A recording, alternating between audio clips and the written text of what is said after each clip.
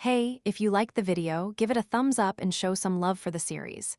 Every like, comment, and share really helps us keep going. Thanks a ton for watching. Chapter 161, We Made a Mistake. 7. There was nobody starting to start something or speaking nonsense. This mood was one where he would not need to waste his time with useless fights. Cal recalled that one time he went to the Roan castle and made the nobles shut their mouths. It's been a while since I've had a mood like this. He subconsciously said that thought out loud. Of course, Cal didn't notice how the complexions of the martial artists oddly changed as he said that and approached Elder Ho. Elder Nim. Why, yes, sir. Cal nonchalantly asked the extremely tense Elder Ho. Who is the leader of the Tang clan? The time has come. Elder Ho's body became extremely tense. Whether it was rebellion or uselessness, young Master Kim was asking the Tang clan as well as all of the orthodox faction members in Sichuan. He was someone who was qualified to get an answer to that question. He was a member of the imperial family and someone that their merciless emperor doted upon. I should have noticed it from the beginning after seeing that Chief Eunuch Y was with him. The Eastern Depot was famous for being even more insidious and brutal than the embroidered uniform guard. They were showing their respects to young Master Kim without being able to even stop bowing at him.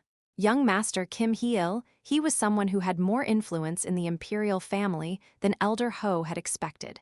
It can't be helped. Elder Ho turned toward the group from the Tang clan. Before he could say anything, young Master Nim. My name is Tang Yu, and I am the matriarch of the Tang clan. A woman who seemed to be in her 50s stepped forward. Poison Empress Tang Yu. She was wearing a green attire, and her skin was slightly green as well. Her pitch-black hair even seemed to look green at times. Mikal flinched a bit after seeing Tang Yu step forward. They called her the living poison dagger, the foundations of the Tang clan's martial arts, poison, and hidden weapons. Tang Yu was extremely well-versed in both aspects, and although it was not at the level of the pinnacle demon, she had almost as much poison on her body as well. People believed that Tang Yu would be an even greater poison expert than the pinnacle demon once she reached the pinnacle demon's age. Martial artists really are vicious. This world was one where a person could not put their guard down because there were all sorts of odd martial arts. Did I act out too much? Cal's face subconsciously stiffened, thinking that he might have acted too relaxed once he arrived in Sichuan. He subconsciously looked around. I should have brought Ron with me. If I brought our vicious old man whose viciousness is incomparable to Tang Yu or the pinnacle demon, whether it is poison, assassination, or daggers, I wouldn't have to worry about anything. He suddenly felt disappointed. If An or Hong were here in such a situation, they would at least detect poison well in place of Ron. Wait a minute. He suddenly had a thought. If this goes well, he looked toward the Tang clan beyond the shoulders of the martial artists. He saw their signboard. The Sichuan Tang clan. His eyes clouded over while looking at that name. The people who were looking at him while holding their breaths gulped. This was especially true for Elder Ho, who was completely pale. My goodness, the Tang matriarch had greeted him, and young Master Kim looked down with a nonchalant gaze, and then his face stiffened. He then looked around before quietly observing the Tang clan's signboard. Anybody would be able to tell that he was thinking whether to erase the Sichuan Tang clan name or leave it alone. I am certain that is what he is debating. However, Elder Ho could not sneer at that contemplation. Young Master Kim Nim has the strength to do that. The government could easily destroy a couple sects or clans if they wanted to do so. However, there were almost no instances of the government openly destroying a sect or clan until now. If they make the wrong move, the entire martial arts world might point their blades at the government. Fearing the government and finding them to be difficult was different from pointing their blades at the government. The triumvirate, despite pointing their weapons at each other, they were all tied together as the martial arts world. If they felt that the government was pressuring and trying to suppress the martial arts world, a faint feeling of solidarity would form to make them avoid the government and hide themselves. This was the reason that the government did not dare to mess with a sect or clan. They simply did things to scare them. But the situation is different now. Young Master Kim was using rebellion as a reason, and the blood cult was going against moral laws with their jiangshis and living jiangshis. Furthermore, the imperial family and the triumvirate were currently sharing a common goal centered around young Master Kim. In such a situation, the imperial family pressuring and destroying a sect or clan of the orthodox faction would be seen by the unorthodox faction and demon cult not as an attack on the martial arts world, but a chance to increase their own strength. I need to stop that from happening. Elder Ho looked toward the Tang matriarch. Make the right judgment. Did his desperate prayer work? Tang Yu bowed her head. We did not notice that the blood cult has laid down its roots in Sichuan. Although I am lacking, as someone versed in the martial arts, as someone with strength, I should have helped the government maintain the peace of the Central Plains. However, I was only focused on looking forward and had no idea about what was happening in my own hometown. As a citizen of the emperor born and raised in Sichuan, this hurts me deeply. Good, Elder Ho clapped internally. The Tang matriarch chose that they had been useless. She also spoke in a way to make sure that she placed the Tang clan beneath the government. One more, this was the first time that Elder Ho was cheering for the Tang matriarch in his life. Furthermore, I wish to apologize for the Tang clan's slip of the tongue. My deepest apologies, young Master Nim. Yes, this was great. The Tang matriarch was admitting that Tang Ho's words had been nonsensical and apologizing. Furthermore, she did not just blame Tang Ho, but said that it was the mistake of the Tang clan. She was saying that the punishment for that slip of the tongue would be faced by the entire Tang clan. This symbolized the will of the entire Tang clan. Elder Ho finally realized that the stiff looks on the faces of the Tang clan's elders were not because they were scared, but because they were ready to accept any and all punishment. Furthermore, the reason Tang Ho's face was so pale and he was shaking was because the weight of the incident he caused was putting a lot of pressure on him. Tang Ho is going to be cast out. Matriarch Tang Yu was even colder toward her own flesh and blood. All that is left now is young Master Kim Nim's decision. Elder Ho looked toward young Master Kim. Young Master Kim, who had been looking at the signboard, was now looking down at Tang Yu. I will see how things go from here. That was all young Master Kim said. He then looked around. The members of the Amei sect and the Qingcheng sect lowered their heads once they made eye contact. Young Master Kim slightly nodded his head as if he was satisfied. He then looked at Tang Yu, who had a slightly brighter look on her face, as he spoke. I wish to get some rest. I will escort you to your lodging right away, young Master Nim. Elder Ho was relieved as he watched. Young Master Kim Nim let it go easier than I expected. He would see how things go from here. Those words were scary, but was he saying that he would ignore this mistake if they do a good job from here on? That alone was enough to be relieved. The people gathered split to either side to make a path for Cal as he followed behind Tang Yu.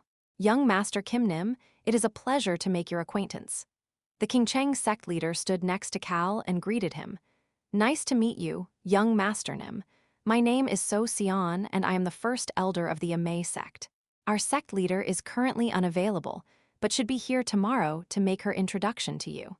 The Amei sect leader was currently not in Sichuan, making First Elder So Xian come as the representative to greet Cal. The mood became a bit lighter. Elder Ho was relieved to see young Master Kim accepting their greetings without any issues. He really is someone who likes peaceful resolutions. It was at that moment. Just as he was about to go past the open gates of the Tang clan, young Master Kim stopped walking and raised his head. He then looked at the signboard and calmly commented, I can feel it after looking at this signboard. I can feel the long history of the Sichuan Tang clan. The smile disappeared a bit from his face as he continued to speak. I hope that this signboard can continue to stay here for a long time. Elder Ho gulped. Although the words that were said were good within those words, work hard if you don't want to see this signboard destroyed. That was probably the meaning behind those words. The atmosphere became tense almost instantly. Thank you for your kind words, young Master Nim. Tang Yu calmly received young Master Kim's words, but Elder Ho felt as if the green tint on her face was turning blue. The Qingcheng sect leader and the first elder of the Amei sect stopped talking. Human, I am hungry. Cal listened to Rayan, who was saying that he was hungry, potentially because he was quite shocked by that dragon tomb they discovered earlier, and started to speak. Would it be possible to eat first to satiate my hunger? Yes, young Master Nim. Of course. Cal smiled with satisfaction at Tang Yu's quick response. The people around them felt fear after hearing the person who created this tense atmosphere calmly saying and looking at if he was hungry. They had learned that this person's planning was beyond anything they could imagine. This should be enough, right? Cal was feeling satisfied as he walked behind Tang Yu. I let things go and even praised their signboard. The Tang clan should look favorably toward me, right? The corners of Cal's lips curled up. I'll need to find an opportunity to get some poison from them later.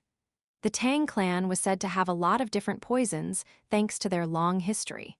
The members learned poison arts starting from their childhood, so all of their poisons were well organized from the weakest poisons to the strongest. Cal had a thought as soon as he recalled that fact. I was debating what to get as a souvenir. Let's give Hong some poison from the Tang clan. Cal had chosen the souvenir for Hong. Since he likes tasting poison, he'll get to taste a lot of different poisons and get stronger as well. It was killing two birds with one stone. Furthermore, the poison in the Central Plains was not available in the Roan Kingdom. Basically, Hong gaining these poisons would give him an extremely useful weapon. Hong was quite bad at fighting compared to Rayon or An. Of course, he was very strong when he was with An, but potentially because of his young age, he was lacking in many aspects. Good. It would be great for Hong to have more weapons to protect himself thanks to this. I'll have to get some poison off the Pinnacle Demon later too. Poison from the unorthodox faction. Poison from the orthodox faction. His plan was to have both. Both sides would probably revolt if he asked for something too strong, so he should be fine as long as he asked for the decent strength poisons that Hong would find useful. I should be able to just ask the matriarch later for some decent strength poisons, right? Cal smiled gently and elegantly toward Tang Yu. While he was doing that, they debated if it was a poison that was making Tang Yu turn so blue. Later, as Cal finished a peaceful dinner and was having tea with the Tang matriarch when it was just the two of them, Matriarch Nim. Yes, young Master Nim. Could you please share some poison with me? Clack. The teacup in Tang Yu's hand slightly shook. I just need a few decent poisons. Cal smiled and spoke peacefully as if it was no big deal. Would that be too difficult? He could see Tang Yu shake her head no without any hesitation. Of course not. As much, yes, we can share as much as you want, young Master Nim. She then immediately stood up. Young Master Nim, I have some matters to attend to, so I must make my leave now. Yes, Mom. I was able to relax well thanks to you today. Please rest well, young Master Nim. Cal couldn't help but smile with satisfaction after seeing Tang Yu agree much easier than he had expected. Tang Yu left young Master Kim's lodging extremely quickly and headed toward the matriarch's residence. She then immediately gathered the elders and the heads of each internal organization. She waited for them to gather at her residence and bit down on her lips. Fuck, he just wants some decent poisons. Young Master Kim was at the nature realm. Most poisons were probably useless against him. She could not fathom how strong a poison he called decent should be. I knew that he was not just going to let things go that easily. Tang Yu clenched her eyes shut. That night, the light remained on in the meeting room within the matriarch's residence. The leaders of the Tang clan stayed up all night vigorously debating. What kind of poison would young Master Kim find to be satisfactory? How much of it would they need to give him? Once dawn arrived, Tang Yu spoke while looking as if she had aged quite a bit overnight. Let's hand over numbers 1, 7, and 8 of the 9 kings. The 9 kings were called the treasures of the Tang clan. They were 9 different poisons. These precious treasures of the clan, they decided to give a portion of 3 of them to young Master Kim. The Tang matriarch wants to see me at dinner time. Yes, Cal Nim. Cal nodded his head at Choi Han and looked at the staircase heading to the basement. Ron approached him. Young Master Nim, we got rid of all of the slate boards and found a frozen lake. The tomb made of a dragon's tear. The story was true. Cal looked to his side. I am ready. Rayon puffed up his chubby stomach. Cal nodded his head and opened his mouth. Let's go. He then took a step onto the stairs. Sniff, sniff. The smell is even better now. He listened to the sky-eating water's excited voice as he walked. Chapter 162, we made a mistake. 8, the last step. Cal stopped there. Wow, Rayon gasped. Human, it really is ice. The monolights that Rayon floated in the air shone brightly in the open area. Cal saw a scene that reminded him of looking at a frozen lake in the middle of a winter night with the stars shining down on it. The ice is black. The half-transparent black ice sparkled like the night sky. "Wait here. I got it, human," Rayon answered energetically. "I understand, Calnim." Choi Han answered with a pure smile on his face. Cal, Rayon, and Choi Han the rest were all doing their own work or waiting at the Sichuan Castle Lord's study upstairs. The dragon said for Rayon and I to split it up, but Cal had no intentions of doing that. "I'll gather everything for now and go back." The 3 items the dragon supposedly has: the ring used by the Dragon Lord in Apitu, the crown used by the first emperor of the last empire in that world, someone who is said to have hunted dragons, the sword used by the guardian knight of the Dragon Lord. The owners for the items have been decided. The ring for Rayon, the crown for Cal, the sword for Choi Han, but I have no intention of handing it over right now. Step. Cal stepped onto the black ice. Only his footsteps echoed through the silence. He organized his thoughts in the darkness that looked as if it was surrounded by starlight. "I'll put the 3 items in my spatial pocket bag right away." Cal made up his mind.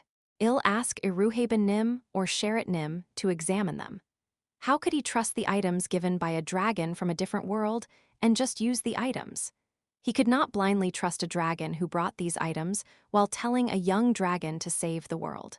He might be okay, but he had no idea what innocent Rayon or pure Choi Han might face while using these items of unknown origins. They both seem smart, but they are quite dense and naive at times. As a result, Cal would take all of the items, but would ask ancient dragon Iruhaben and former dragon lord Sherrit, 2 dragons who had experienced more hardships of the world than anybody else they knew, to examine the items. Cal stopped at the center of the cavity. Should I do it now? He was slightly anxious. Team leader Sui Khan and Choi Young-soo, he recalled a conversation he had with the 2 of them. Even if it is a dragon, for her to have traveled through dimensions, Cal, she does not seem like a regular dragon. I agree with the team leader Nim. Hey, even the hunters have to offer a lot of lives to use that karma to travel through dimensions. It does look like that dragon gave up a significant amount of its life to travel to this dimension, but you shouldn't take that dragon lightly. Cal had then pulled the divine item out of his pocket. He sent messages to the god of death and central plains. For some odd reason, neither of them responded. Something feels off. Having that uneasy feeling was the reason Cal decided to have the ancient dragon inspect these items first. If any variables arise, let's just destroy this basement. Cal had that thought as he exhaled to calm himself. Hoo-woo, slew-up, Cal flinched. "Ah, sorry, I keep drooling." Slurp. The sky-eating water could not stop licking her lips and gulped. "Slew-up, I am hungry." The glutton priestess was showing the same reaction. "You can't even use this power." The sky-eating water retorted back, and the glutton priestess answered, "I am fine just getting a taste." Slurp.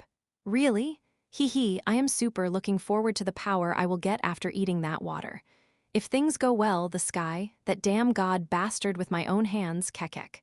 These bastards are not normal either. All of the tension disappeared from Cal's body. "Ha-ha," Cal sighed before nonchalantly commenting. Maxilian.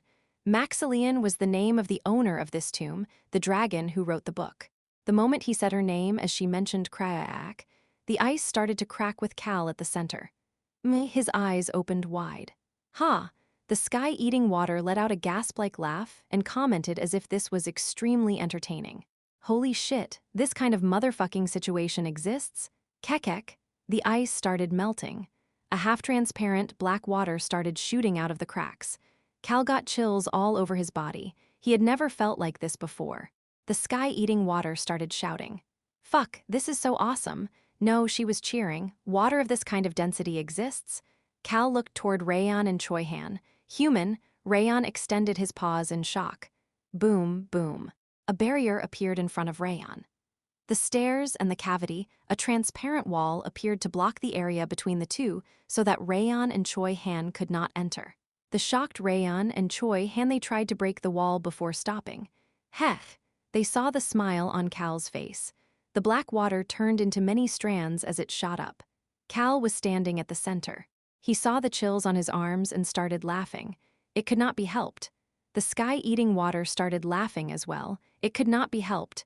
Piwahaha, this is crazy. This water is life itself.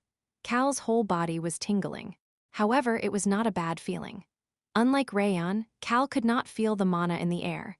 However, he could feel the immense aura filling this area. It felt as if he was inside a lush forest, or at the beach with the cool breeze. Maybe it was the feeling of stepping out of the shadows to feel the warmth of the sun. He could not explain it, but he could feel nature or perhaps life at this moment. Ha! The dragon's mana got mixed into the water. Ahahaha. That's a relief. The water was relieved. As I expected, this is not mana. The dragon's mana, the dragon's corpse, this thing that everything had melted into was just water. If the mana could not mix with the water and existed as a separate entity, it would be very bad for Cal, who was not a mage, to take it in. Kehahaha, it's water, just plain H2O. The flow of time has made the manas will, and the corpses will all disappear and just remain as life force. Kehahaha, the fire of destruction mumbled after hearing the sky-eating water shout.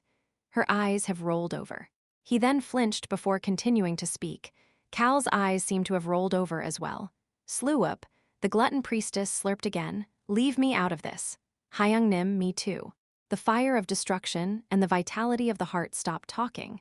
The sky-eating water then shouted. Cal lowered his head after hearing her voice. The water that was shooting up as if it would fill the entire cavity, he could slowly start to see the bottom of the pretty deep lake. 3 altars, 3 items on these altars.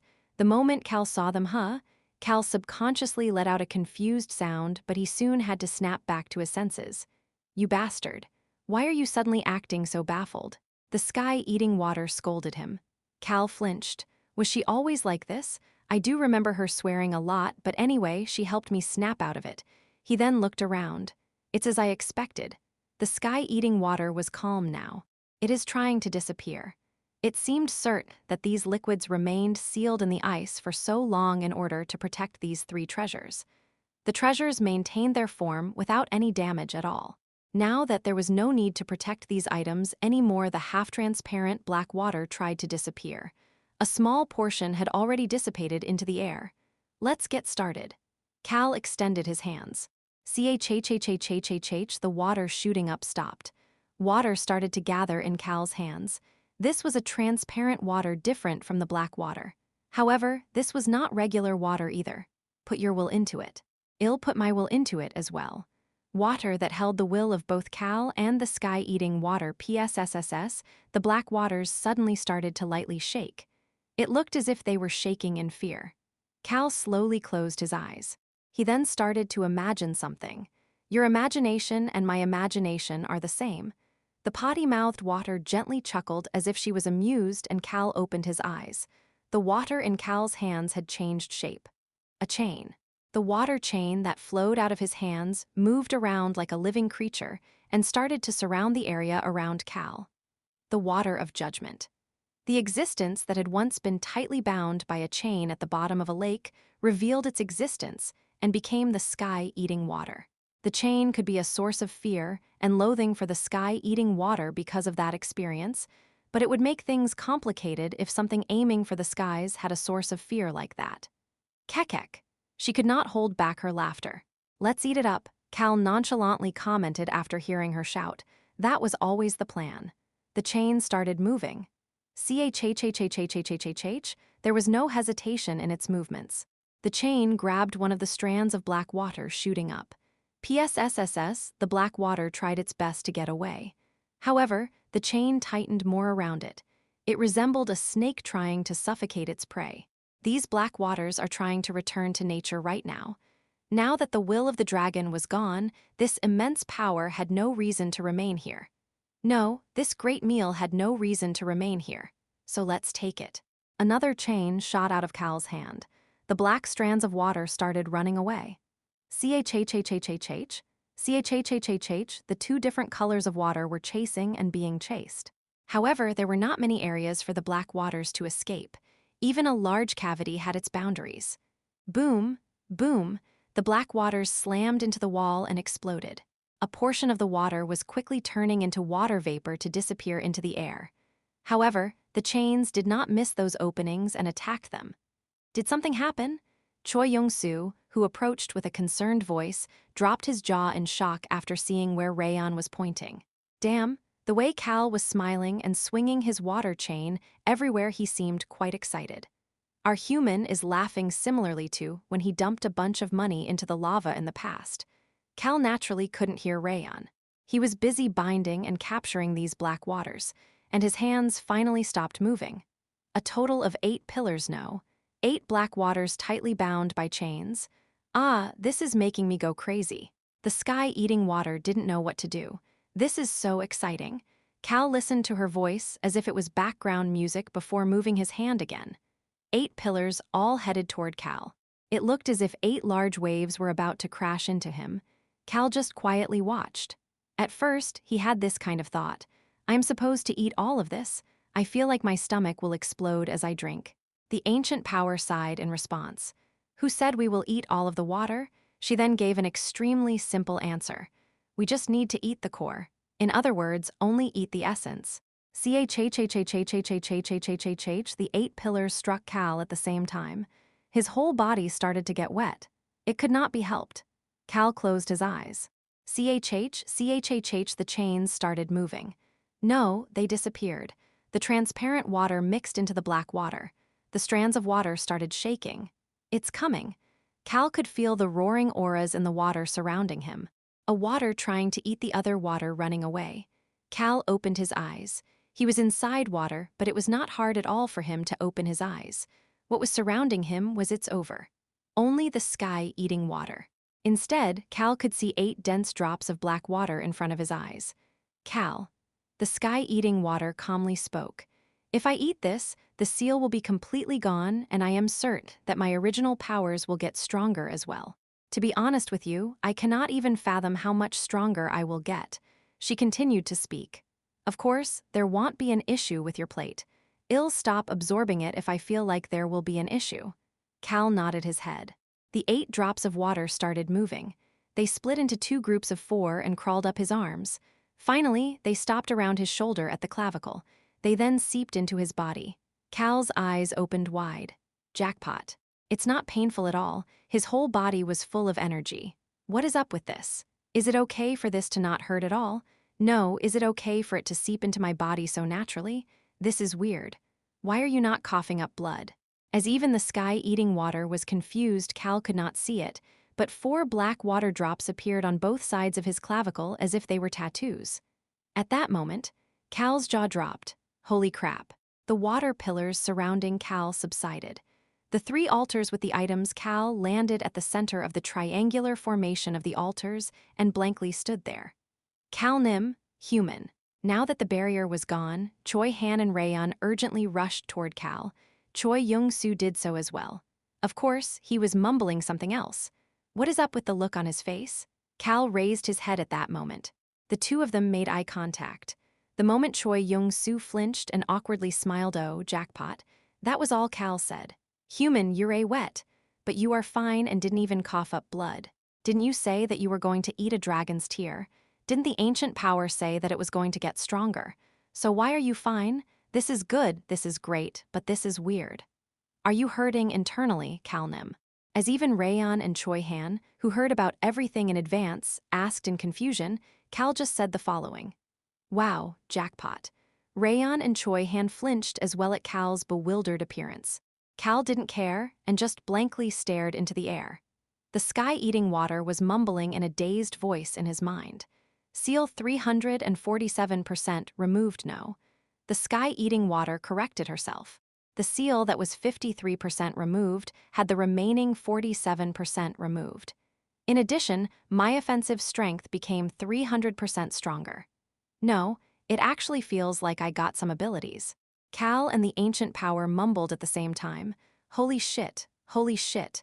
They then commented at the same time. Dragons are great and mighty. Dragons are great and mighty. It had been a long time since Cal got a power without any pain or a single drop of blood. It was similar to when he first gained an ancient power. Naturally, I don't know what is going on, but that's right. Dragons are great and mighty. I, Rayon Muru, am also great and mighty. Cal just quietly nodded his head at Rayon's proud remark. He was fully agreeing with Rayon. Rayon flinched at Cal's reaction, and Choi Han's face became even more confused when Choi Young-soo hesitated before pointing to the 3 altars. Should we pack up the treasures? 3 flashy items were sparkling brightly from the light of Rayon's monolights. Chapter 163, We Made a Mistake. 9. The 3 items on the 3 altars. Ring, crown, and sword. Hold on. Cal raised his hand to stop Choi Young-soo, who suggested getting the treasures. Should we wait? Cal nodded his head at Choi Young-soo's question. He then closed his eyes. Something is weird. There's no issue at all, he asked himself and the ancient powers. Is there no issue with my plate? The fire of destruction responded. Yeah, there isn't. Wow, I guess your plate has gotten quite a bit sturdier now. The vitality of the heart mumbled. Isn't that to be expected? His glass plate that was almost destroyed was connected with an adhesive that is much sturdier than glass. Shouldn't it have become much stronger than his original plate? Plus, he's been coughing up blood left and right, so he should have developed some sort of tolerance to trivial things. Cal ignored the crybaby's comment and asked a different question. The dragon's tear was absorbed properly, right? The liquid that contained everything of a dragon was just called the dragon's tear. Jackpot got super strong. The sky-eating water answered in a dazed voice. I thought you said you might have gotten new abilities too. The sky-eating water said that it seemed to have gotten some new abilities after it absorbed the dragon's tear. But I think I'll need to use them to find out. All 3 seem like attacking abilities though. The sky-eating water had currently gotten a 300% increase to its attacking abilities. But the abilities it got also seemed to be focused on attacking. Wow, Cal was amazed. Cal mainly used the fire of destruction and the scary giant cobblestone to attack until now. He had never used the sky-eating water to its limits before. Nonetheless, that power's attacking prowess was already well known. Now, that power was even stronger and got multiple attacking abilities. Wow, he could only gasp. The fire of destruction nonchalantly commented, wait, purify with fire and destroy everything with water. Then won't it be easy to pummel the blood cult? I know, right? Cal felt his heart suddenly beating wildly. Thump thump. The crybaby old man cautiously commented as his heart beat with excitement. But don't we have to think about the rebound from that power as well?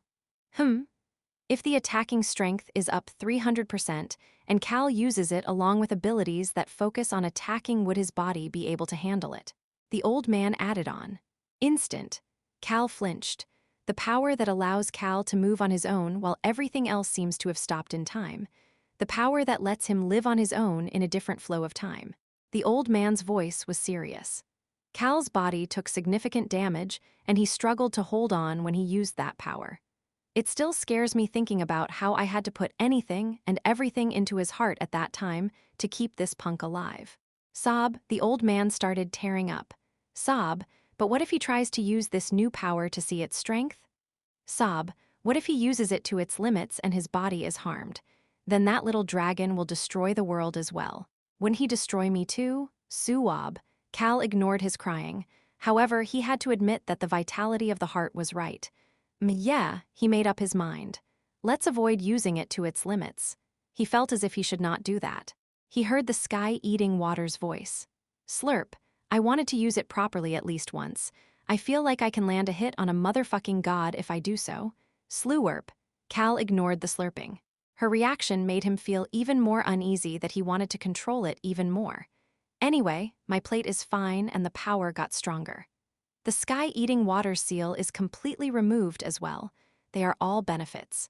Cal had a satisfied smile on his face as he opened his closed eyes. Human, are you really okay? Cal answered Rayon's concerned question without any hesitation. Yeah, I am very good. Rayon's face turned odd at that response. He was happy, but his face looked as if he questioned whether it was okay for him to be this happy. I have an ominous feeling for some reason, human. Let's just say that you are not okay. What? Cal ignored Rayon and headed toward the altar. Choi Young-soo quickly followed behind him. Oh, maybe it is because a dragon gave its body to protect these things, but even the color of these items is no joke. As Choi Young-soo mentioned, these items looked great despite nobody taking care of them for a long time. First was the ring. Human, this looks more like a bracelet than a ring. The ring that supposedly belongs to the Dragon Lord of Apatu was huge. Choi Young-soo added his opinion to Raeon's in a serious tone. I guess an adult dragon's size is between 20–30 meters. If it is a ring that goes on such a dragon's toe, it should be this size. If Raeon is to use it, we probably have to put it around his ankle. Cal walked up and observed the ring. There was a divot in the center of the large ring with a small jewel within it. Cal suddenly flinched. What is going on? This jewel seems weird. Cal urgently moved back. What is it, Cal Nim? What is it? Choi Han and Choi Young-soo approached Cal as if they found his reaction to be weird. Human, what is it? As even Raeon approached and tried to look at the ring, Cal covered Raeon's face with his palms. Poo-woo. Human, what are you doing? Let go of me. Cal ignored Raeon's grumbling and looked at Choi Young-soo as he pointed toward the ring with his chin. Go take a look at that jewel.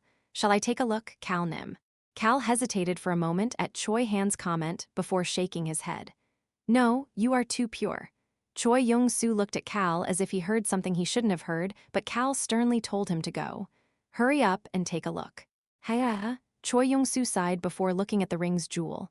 Eek, he moved back in shock. He looked at Cal. Those are eyes, aren't they? Cal asked and Choi Young-soo answered. Yeah, those are eyes. Choi Han tilted his head and Choi Young-soo explained. There are eyes blinking in the jewel. Gulp. He gulped before cautiously continuing to speak. That's definitely a dragon's eyes. Choi Han flinched and looked at Cal, and Raeon stopped his grumbling to look at Cal through the gaps in his fingers. Cal nodded his head after all three of them were looking at him. I agree that it is a dragon's eyes. The moment he stared at the ring, something inside it suddenly blinked. He took a closer look to notice that a pair of eyes was looking at him. Those were definitely dragon eyes. More importantly, they are purple eyes. Choi Young-soo nodded his head at the comment Cal made with a stiff look on his face. Ah, yeah, purple. He suddenly flinched. Choi Han's face was stiff as well. Cal asked Choi Young-soo another question. Did you hear the voice? Voice. Look into it one more time. But do it with your bamboo hat on. Choi Young-soo looked at the ring as if he felt iffy about it before putting the bamboo hat on so that it covered his face and went to look at the jewel again. He then flinched. Eek, he quickly moved back. I heard a voice. What is it saying? Choi Young-soo opened and closed his mouth a few times at Cal's calm question before answering. Where is that? Cal nodded his head. I guess it is different from what I heard. What did it say to you? Cal thought about the situation earlier. The pair of purple eyes in the jewel had glared at Cal and asked, Who are you? That was what it asked. The corners of Cal's lips curled up. He pulled a cloth pouch out of his pocket, approached the ring, and grabbed it without any hesitation. He then looked into the jewel. Who are you? How dare you? A lord's belonging? He heard the voice again. The voice sounded as if it was coming from far away, sunken deep within the deep sea.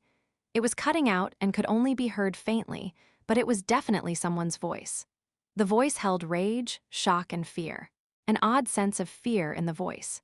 Cal confirmed that his face that was visible to the jewel was the face of young Kim Rok-soo before smiling elegantly. It doesn't look like he can hear my voice. The existence in the jewel did not seem to be able to hear Cal. What are you saying? Hurry, bring that to me based on what the dragon was saying. Cal put the ring into the cloth pouch without any hesitation. He then tightly tied the opening. After that, he nonchalantly commented toward the two Chois and one young dragon looking at him. I think this jewel is connected to a living dragon somewhere. That dragon had told Cal to bring the ring to him while revealing rage, shock, and fear. How many existences like that could exist? Furthermore, this ring was one that belonged to the Dragon Lord. Basically, it was highly likely that the dragon connected to this ring was Apod's Dragon Lord. Cal. Is that dragon perhaps? Choi Young-soo was unable to finish his sentence, but Cal calmly answered. Apod's Dragon Lord. He seems to be our next prey. Apod's Dragon Lord, the dragon suspected of having the time attribute, the Dragon Lord who was only half a Dragon Lord because he did not have the ring. It was also possible that this dragon was the leader of the Purple Bloods. The fact that his eyes are purple makes me believe that is the case. The smile grew bigger on Cal's face. Maxilian, the Giving Dragon. The information she left was recorded in Cal's mind. It will be quite useful if we do it properly. Of course, Cal did not fully believe the information Maxillian left behind. He couldn't trust a dragon that was willing to drag a young dragon in to save her own world. There must be some secrets to this ring that she hid from them. She even hid the fact that it was connected to the current dragon lord. He would go back to Rhone and show this ring to their dragons to accurately figure out how and where to use it. Cal held the pouch with the ring before moving to the next altar. Human, this is a wooden sword. The sword used by the dragon lord's guardian knight. It was made of wood. Choi Yong-soo stared at it before commenting. This one isn't showing any weird reactions. Does it change if you hold it in your hand? Cal, who was pulling out a burlap sack, answered his question. Apparently this sword can only be used properly once it has a master. How is a master determined? Choi Yong-soo was the one to ask, but Choi Han was curious about it as well. Blood, Cal nonchalantly responded before opening the burlap sack.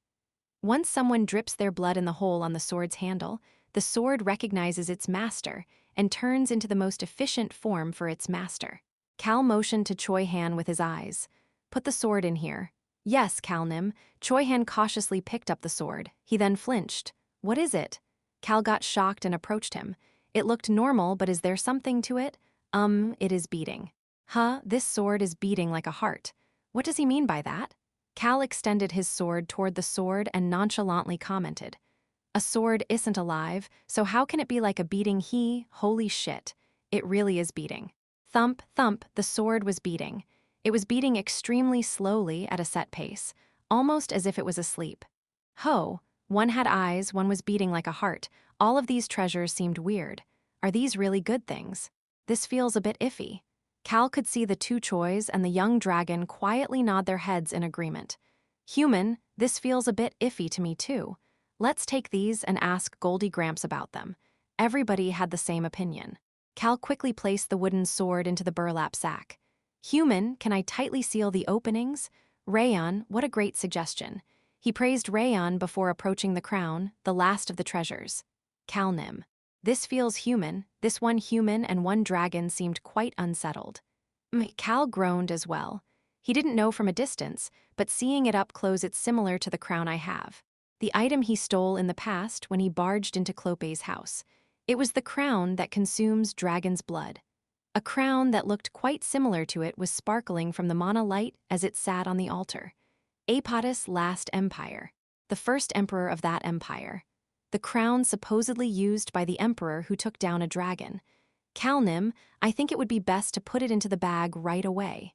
Choi Han is right. Don't look it over and just put it in. Seems that way, right? Cal agreed, pulled out another bag, picked up the crown, and tried to put it inside. Wong he would have if the inside of his shirt suddenly didn't get hot. Cal staggered at the sudden heat and Rayon urgently approached him. Human, is there an issue with this crown? Let's just throw this thing away. It's okay. Cal placed the crown in the bag and tied it up as if there was no issue. He didn't even take a good look at it. He then pulled his spatial pocket bag out of his pocket. Hold on, Rayon's black mana wrapped around the 3 bags and sealed them. All good now. Cal quickly placed the 3 bags into the spatial pocket bag. This was originally used for magic stones, but he had handed the magic stones over to Rayon to use on these items. I'll seal the spatial pocket bag too. Rayon tightly bound this bag with his black mana as well. Only then did Cal finally pull out his own spatial pocket bag. He then put his hand inside. He grabbed the item he wanted. As expected, it was this one. The crown that consumes dragon's blood in Cal's possession. It wasn't heating up as much as earlier, but it was shaking. Is there really some similarities between these crowns? As Cal had such a thought sometimes, 1 + 1 is 100. The dominating aura. He heard that bastard's voice, the owner of the power of bluffing. He chuckled in a solemn voice. Combine the 2 crowns, then put it on your head. Hey, my head. Cal clenched his eyes shut. An aura that would even make dragons kneel in front of you will flow out of you. Let's make even gods cower at least at your presence. That's pretty good. The corners of Cal's lips slowly twitched as they moved up. Chief Eunuch Y walked down to the basement at that moment. Young Master Kim Nim, the Fist King, has arrived. The Fist King had arrived with the elixirs. It was time for round 2. These elixirs were supposedly ones with fire and earth attributes. Will my seal be completely removed? But is that okay? No, I guess Central Plains told us to go wild, then it shouldn't matter. The fire of destruction could not hide his excitement. He then added on, the super rock will probably wake up too. Heth. Cal couldn't help but chuckle either. Chapter 164, We Made a Mistake. 10. Cal walked up the stairs and out of the dragon's tomb, the Sichuan castle lord. He made eye contact with the Fist King as soon as he walked into the now ownerless study. It's been a while, young Master Kim. Yes, sir. Cal flinched. It could not be helped. The Fist King looked like hell right now. Did he go roll around in a pit of dust? He had soot all over his body and was extremely skinny as if the moisture was sucked out of his body. And his great-granddaughter, Ma-Ki. She was blankly standing there as if her soul had been sucked out before bowing toward Cal. They looked like they went and struggled a lot. Especially the 3 embroidered uniform guards who came with the Fist King. Unlike the embroidered uniform guards that Cal had seen until now, their armors had a fancy crest on them. They were obviously high in ranking. They also seemed to be blanking out a bit. How much did they struggle if the people whose job is to protect the Emperor are blanking out like this? Cal looked at the metal container in the Fist King's hand. The thing in there is what turned these swords of the Emperor like this. I am getting a bit anxious. He felt as if he could not take this elixir lightly. But it made sense since the Fist King had to personally move to get this treasure of the imperial family. Will I cough up blood after eating them? The fact that he was fine after consuming the dragon's tear earlier made Cal feel extremely unsettled that something big might happen now. That might explain why Cal's gaze could not move away from the box in the Fist King's hand. The Fist King saw Cal's gaze and gulped. How surprising. The Fist King had already been here and waiting before Chief Eunuch Y could tell Cal that he was here. He chose to wait because he heard that young Master Kim was doing something in the basement. As he was waiting, that was a formidable aura. Underneath the study, he felt an immense aura from the stairs heading to the basement. The intense auras swirling around gave the Fist King such chills that he couldn't even be shocked at the loud banging noises. 2. He could clearly tell that 2 amazing powers were clashing against each other.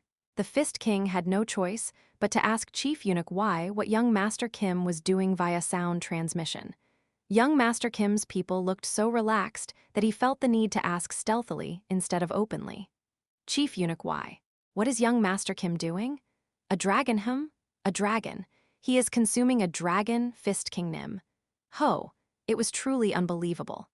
Of course, the next sound transmission explained that young Master Kim was not fighting a dragon, but absorbing everything that a dragon had left behind. But either way, it meant that he was consuming all of a dragon with a human body. Truly, where is young Master Kim's limit? Even thinking about that clash of amazing auras again gave him the chills. The Fist King understood why his great-granddaughter and the embroidered uniform guard were blanking out. The strong auras that started from the basement and created such a shock that this large castle lord's residence shook. It would be difficult to maintain their full consciousness while feeling those auras. Young Master Kim. We have not even glimpsed at his limit yet. He is scary. Kim Hee-il. This person felt scarier the more he got to know him. The imperial family, he had this thought for the first time. Can the imperial family control young Master Kim? Couldn't he destroy the imperial palace as well if he wanted to do so? The Fist King stopped his thoughts there.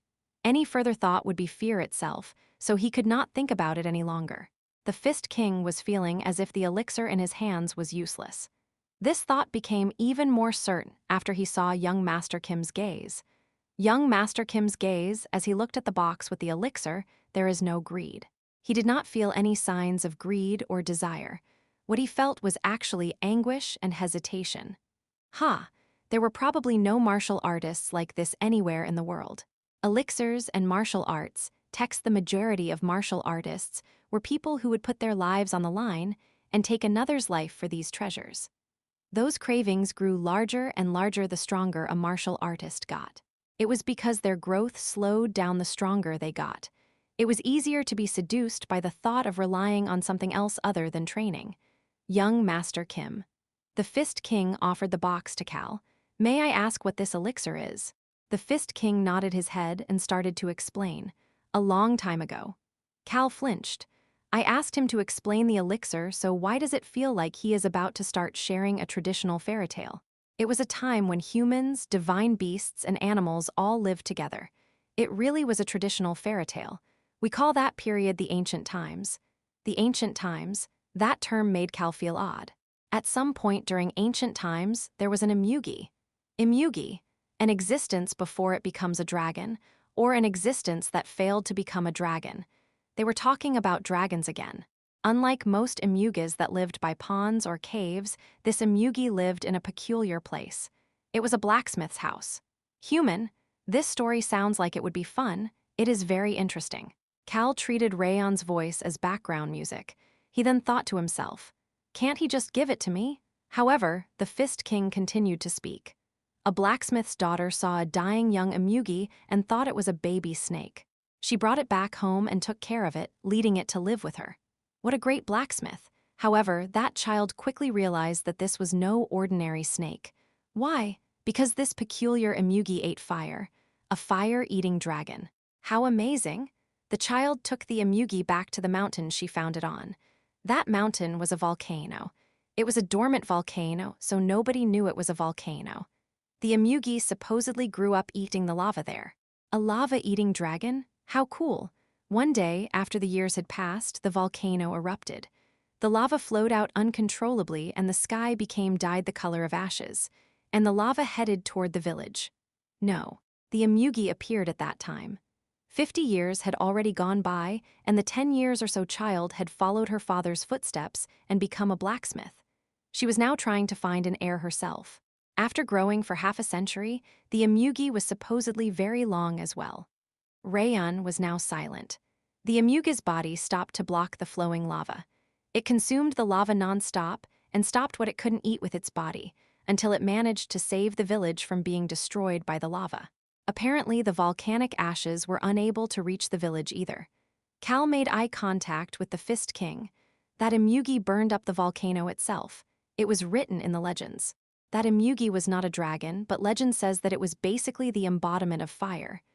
Cal held back a gulp. This was really not an ordinary item. Sniff. Cal flinched. Perhaps sniff, sniff.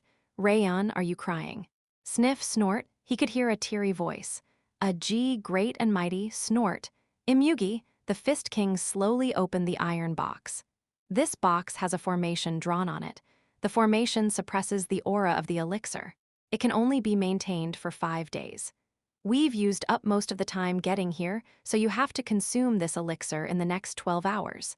Something very small and black was gently placed inside this box with numerous formations on it. The only thing that the imugi left behind. 50 years. That was a long time for humans, but not very long for an imugi. Although its body had grown larger, the still young dragon even burned up the Sintamani, the orb it had gathered its aura to ascend to a dragon in the future, in order to protect the village. But there was one thing that remained without burning. We call this the reverse scale. Reverse scale. It was the only scale of a dragon that was upside down, known for being a dragon's weakness, but also something that would enrage a dragon if it was touched. The black scale. Cal looked at the extremely small scale.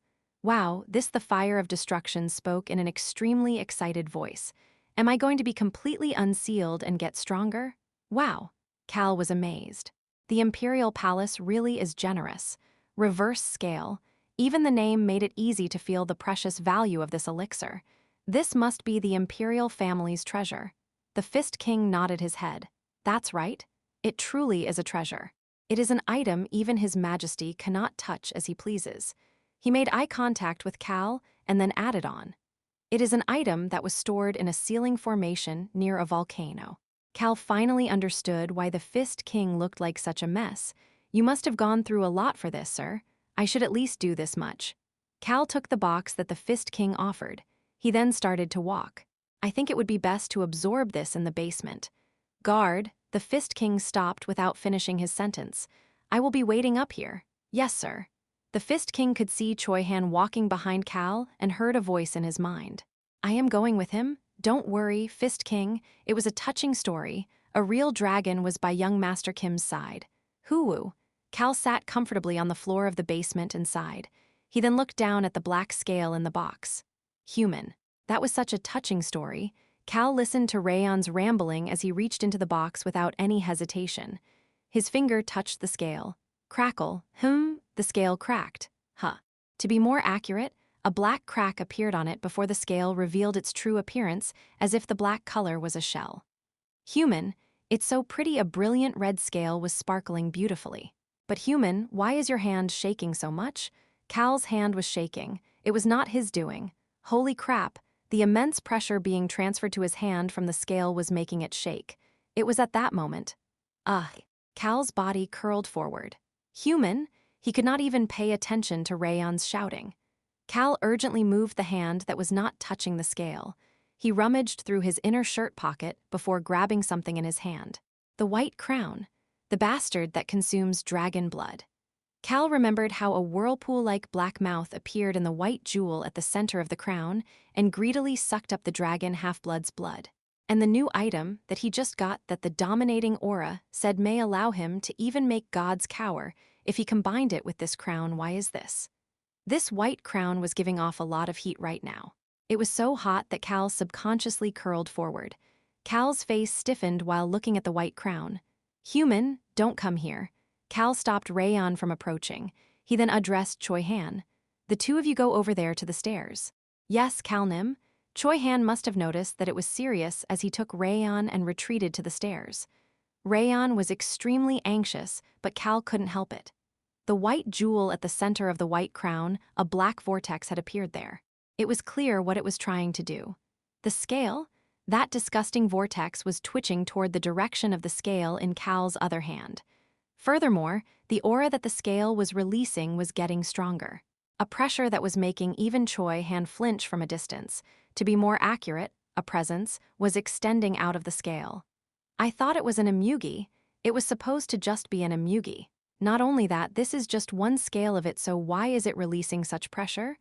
Cal subconsciously started releasing his dominating aura. He could not help it. He needed to get past this. It was at that moment. Cal. It was an imposing voice. The dominating aura. The owner of this power that was great for scamming calmly spoke. That crown reacts to dragon blood. Cal immediately retorted. But this is an emugi and not a dragon? That's correct. This crown is not reacting because it wants dragon's blood or a dragon's byproducts. Then what? Why is it suddenly acting like this? Kehe. The imposing voice let out an odd laugh. I see. I think I understand this emugi's identity. Wang, the scale started vibrating intensely. Cal's eyes opened wide.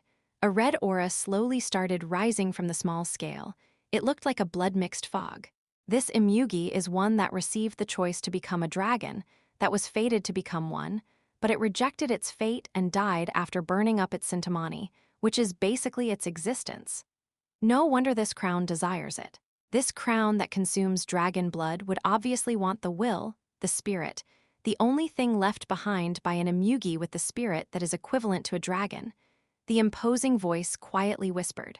Only then can it overcome a dragon. The crown does not like having someone above it. Cal, this crown wants to place that scale where the white jewel is located.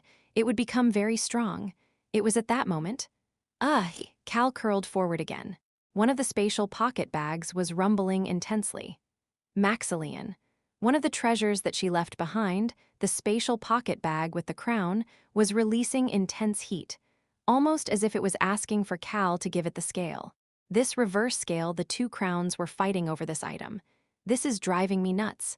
Cal couldn't believe it. Why? I'm going to consume this. Am I going to have it swiped by these crowns? Cal, there is a way, the imposing voice. The dominating aura sounded quite excited as he spoke. You wear the crown. What the hell is he saying? Why is it so hard to consume a single elixir? Cal was annoyed. Chapter 165, we made a mistake. 11, However, being annoyed wasn't the issue right now. Holy crap, the small scale turned red. It resembled a red ruby. The pressure became stronger. Honestly speaking, Cal couldn't really figure out how to express this pressure. It was different from dragon fear. However, it was similar to it. It felt as if an existence that was not human was trying to push Cal down. Fuck. Yes, based on that story, the presence could be intense because it was the only thing left behind by that amazing emugi. It seemed like a stubborn emugi, so it might not want to be consumed by Cal. However, why is it not coming off? The scale showed no signs of getting away from Cal's hand. The scale was stuck to him even when he flailed his hand to get it off. That's odd. This scale was really weird. Cal Nim, should I call the Fist King over? Cal nodded his head at Choi Han's urgent question. Yeah, call him here. Motherfucking Emperor and the motherfucking Fist King, they should have told me if they knew this would act like this. That way, I would have been cautious when absorbing it. Ooh, Wong, seriously? Cal turned his head. The white crown in his other hand, that bastard was shaking and going crazy. It still had that disgusting black vortex in the white jewel and was desperately shaking. Come on, clang, Cal slammed the crown on the floor. See, Cal. The middle-aged voice of the dominating aura was anxious, but Cal didn't care. Cal had already thrown this crown to the ground and stomped on it in the past in the Gorge of Death, when this crown consumed the dragon half-blood's blood and tried to direct its mouth toward Rayon next. Its durability was reliable since it was fine at that time. Clang, clang, clang, he slammed it into the stone floor 3 more times. Oong, but rather than the shaking stopping oong. The shaking grew stronger as if it was resisting. This little punk. Cal's face turned odd. This crown had not wanted something this badly in the past. It was said to consume dragon's blood, but it had never released its presence and desired it like this. In fact, it was a bit interesting that it wanted a small scale that didn't even belong to a dragon this much. Seriously? Cal was about to contemplate something, but he could not do so. The pressure had gotten stronger despite the fact that he was using the dominating aura. His gaze headed toward the hand holding the scale. This looks serious. The red light coming out of the scale became even stronger. It felt as if he was holding a large torch in his hand. Tat-a-tap-tap, he heard some urgent footsteps at that moment. How is that possible? Cal looked toward the Fist King after hearing his anxious voice. Gasp. The Fist King could not breathe properly. Even Choi Han flinched and looked at Rayon. Rayon nodded his head and cast a shield around the Fist King, Choi Han, and himself. The Fist King could finally breathe properly, but he quickly became shocked and started speaking with a look of urgency on his face. This makes no sense. What is that old man saying? The moment that Cal, who was watching this and slowly raising the strength of his dominating aura, was slowly getting more annoyed. I've never seen that scale being red. The scale is black. He seemed completely flabbergasted. What we know about this scale through the books says that it may disappear once it leaves the area around the volcano, so make sure to create a formation before it is used. That is why the formation around it had the power of fire in it as well. The reason I didn't explain this in detail was because young Master Kim has the aura of fire. But for it to release a power like this, Cal realized something after seeing the Fist King unable to speak. This scale, it disappears once it leaves fire. Cal stared at the scale that was releasing such a strong pressure but refusing to get away from him. He then used one of his powers against it. Crackle. The moment the rose gold aura rose from Cal's body, the fire of destruction flinched. Smile. Cal smiled. It decreased. The pressure had decreased a bit. It was like a hungry predator releasing its aura in front of a prey before becoming peaceful after it was a bit satiated. Crackle, crackle. Cal channeled his fire of destruction some more. Clang. Of course, he slammed the shaking crown on the ground one more time. That crown is a bit pitiful. He ignored Rayon's comment. As the rose gold current flowed out of Cal's hand and attacked the torch-like scale crackle. Crack. As Cal watched, his eyes opened wide. The torch-like red light spread out in all directions as if it was exploding. Cal's view instantly turned red. Ugh! Cal subconsciously squinted when he heard a quiet voice in his ear. Emugas suddenly realized that they are born, that they are alive. It was a young voice. It was the voice of a girl who seemed to be around On's age. Cal opened his closed eyes. He saw a small village. The moment he saw a small snake weakly being carried in a girl's arms, Cal realized that this was an illusion, an afterimage left within the scale. It then naturally learns that becoming a dragon is the only way to prove its existence. He also realized that the Emugi was the owner of this voice. It could not be helped. It is because Emugas do not have anything else. They live in nature for a long time without family, friends, or anything. It lives by itself, with nature being the only thing by its side. It lives dreaming of other dragons it will meet as it looks out into nature and continues to gather its aura within its Sintamani. He then saw the Imugi dangling on the young girl's shoulder, observing the smithy. The Imugi roamed around the blacksmith, who sighed while asking the girl if she picked up a snake but patted her head as if it could not be helped. He then consumed the fire. The first emotion I felt was warmth. At first, I thought it was because of the fire. That was why I ate the fire and continued to eat fire. The blacksmith looked amazed, but seemed to have figured out the Imugi's true identity, while the young girl was just excited and happy. The Imugi ate the fire, then spit out fire, as if to entertain the two of them. I thought that fire was what I needed to store in my Sintamani. Of the many things in nature, I thought that fire alone would turn me into a dragon. The Imugi continued to grow larger as it consumed fire. It continued to become friendlier with the young girl and the blacksmith as well, sleeping next to the girl every night and waking up to spend all day with her. It even played with the young girl's friends from time to time. The children had been scared of the Imugi at first, and the adults seemed leery of it, but they all approached it after seeing it spit out fire in the shape of a flower, and chasing away the ferocious beasts that tried to come to the village. I thought that I needed to consume even more fire. Then came time for them to say goodbye. The Imugi left to look for more fires. Cal realized that this illusion was slightly different from the story that the Fist King had told him. It's almost as tall as me. The Imugi was almost as long as Cal when it left. It seemed to have stayed in that village for at least a couple of years. I ate fires after fires. To be more accurate, I ate the lava from the volcano over and over. I still stealthily went down to that village every so often to see how things were. Everybody was living well. The young girl who had picked up the Imugi had followed her father's footsteps to become a blacksmith and was also the village chief. Furthermore, the day that the Imugi first entered the village was now a festival day to celebrate the departed Imugi. The large flame that they started at the center of the village during the festival each year, the Imugi came down and consumed it on the last night of the festival when everybody purposely returned home early. This fire was the most delicious to me. That is how I filled my Sintamani. I was able to fill my Sintamani faster than I had expected. But one day, the Imugi had a realization while it observed nature. I felt the need to gain a bigger fire if I was to become a dragon. I had to leave the village for a bit to find a bigger fire. The Imugi stealthily left a message for the chief and temporarily left the area around the village. At that time, the rear mountain of the village, the volcano, was not in a state to erupt for a while because I had consumed a lot of fire. However, the situation changed.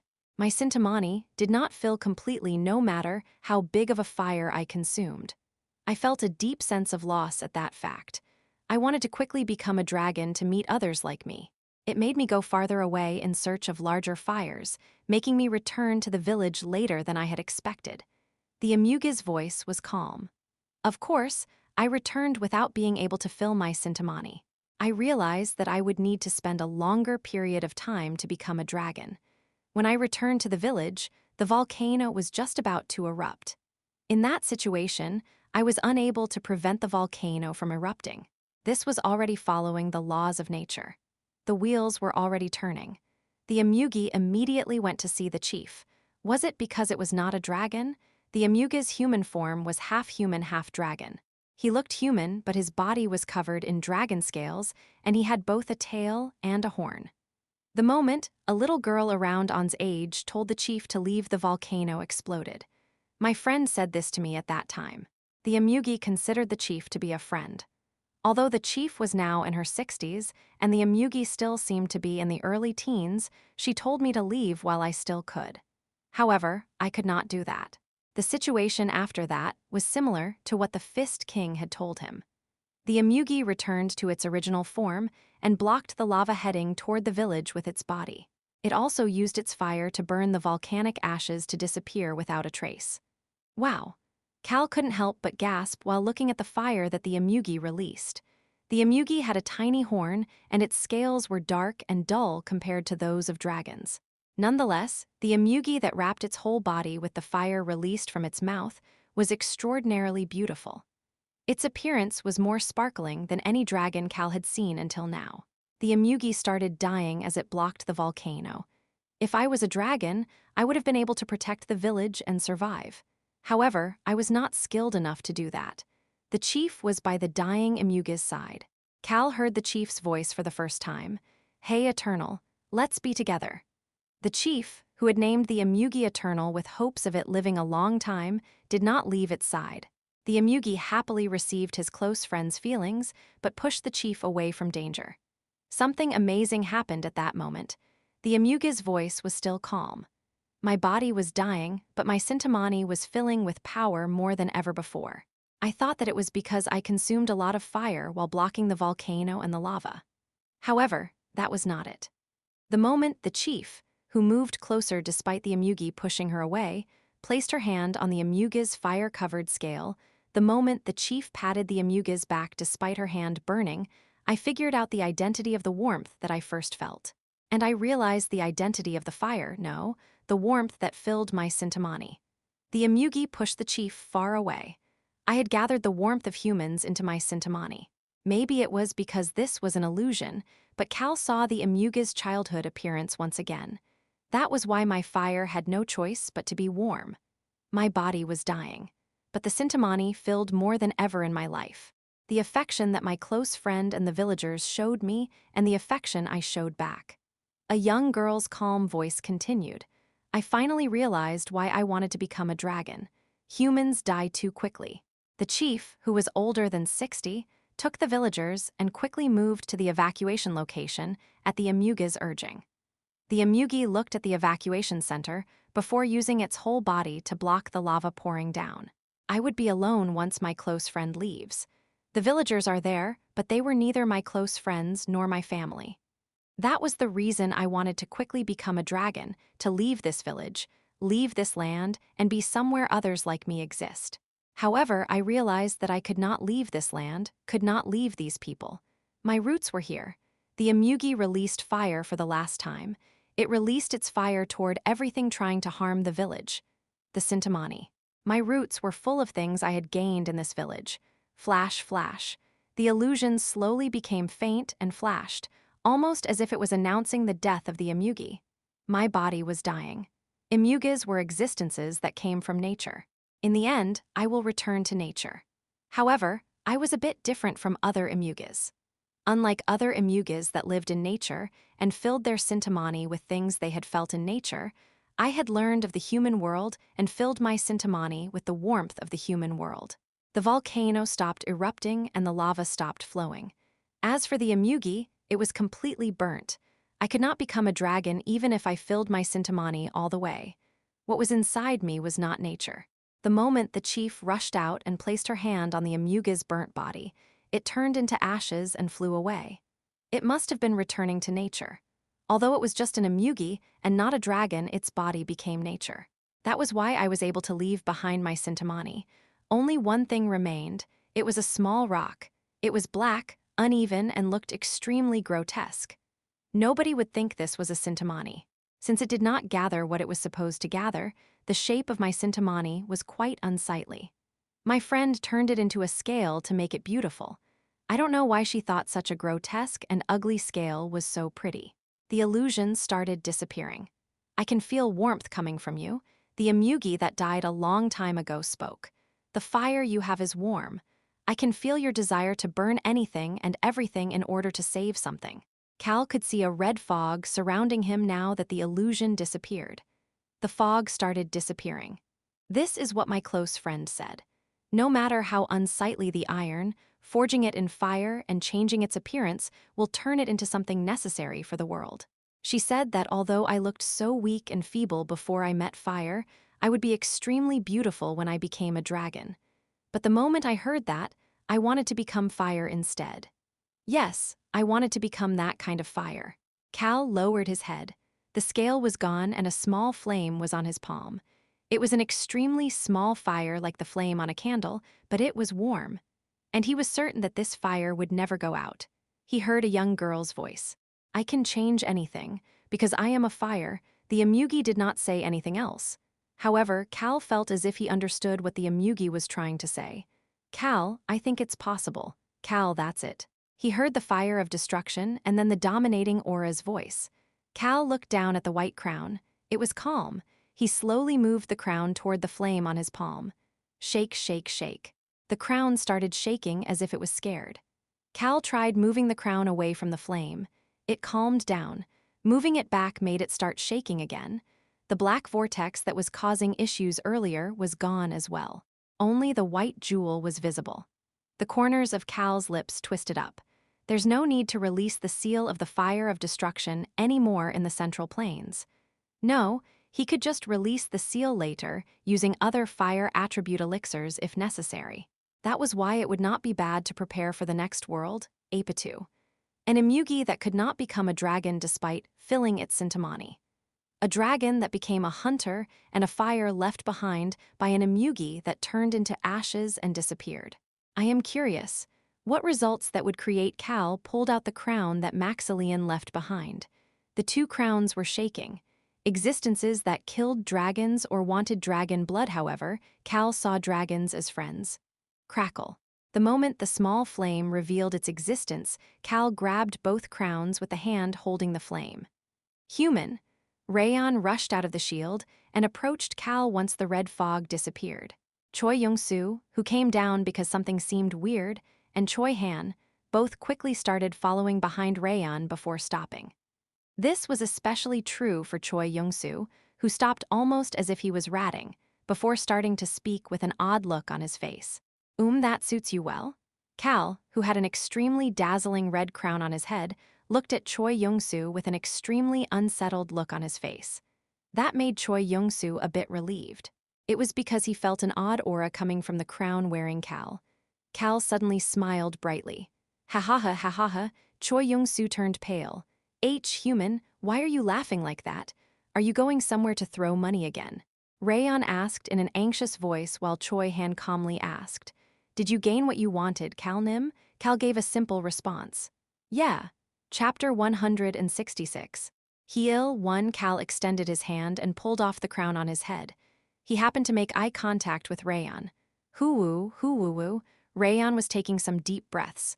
What are you doing? It's nothing. Human, you looked as big as Goldie Gramps for a moment, but I think I was mistaken. That comment made Choi Han and Choi Young-soo's eyes cloud over. Choi Han looked down at his palm. He had asked Cal what he had gotten, and he had expected Cal to say that he got what he had wanted. It's completely covered in sweat.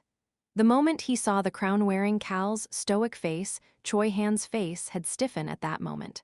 Young-soo doesn't seem to have realized it yet. Choi Han, who had approached closer to Cal with Rayon, had seen the look on Choi Young-soo's face as Choi Young-soo stood a bit farther away. He looked scared. He was certain that Choi Young-soo had been scared of Cal. He looked as if he chickened out from getting any closer. Of course, Choi Young-soo looked as if he would never admit to that. Cal Nim. This was the first time that Choi Han was curious about a power that Cal had gotten. He had never experienced something like this. What is it?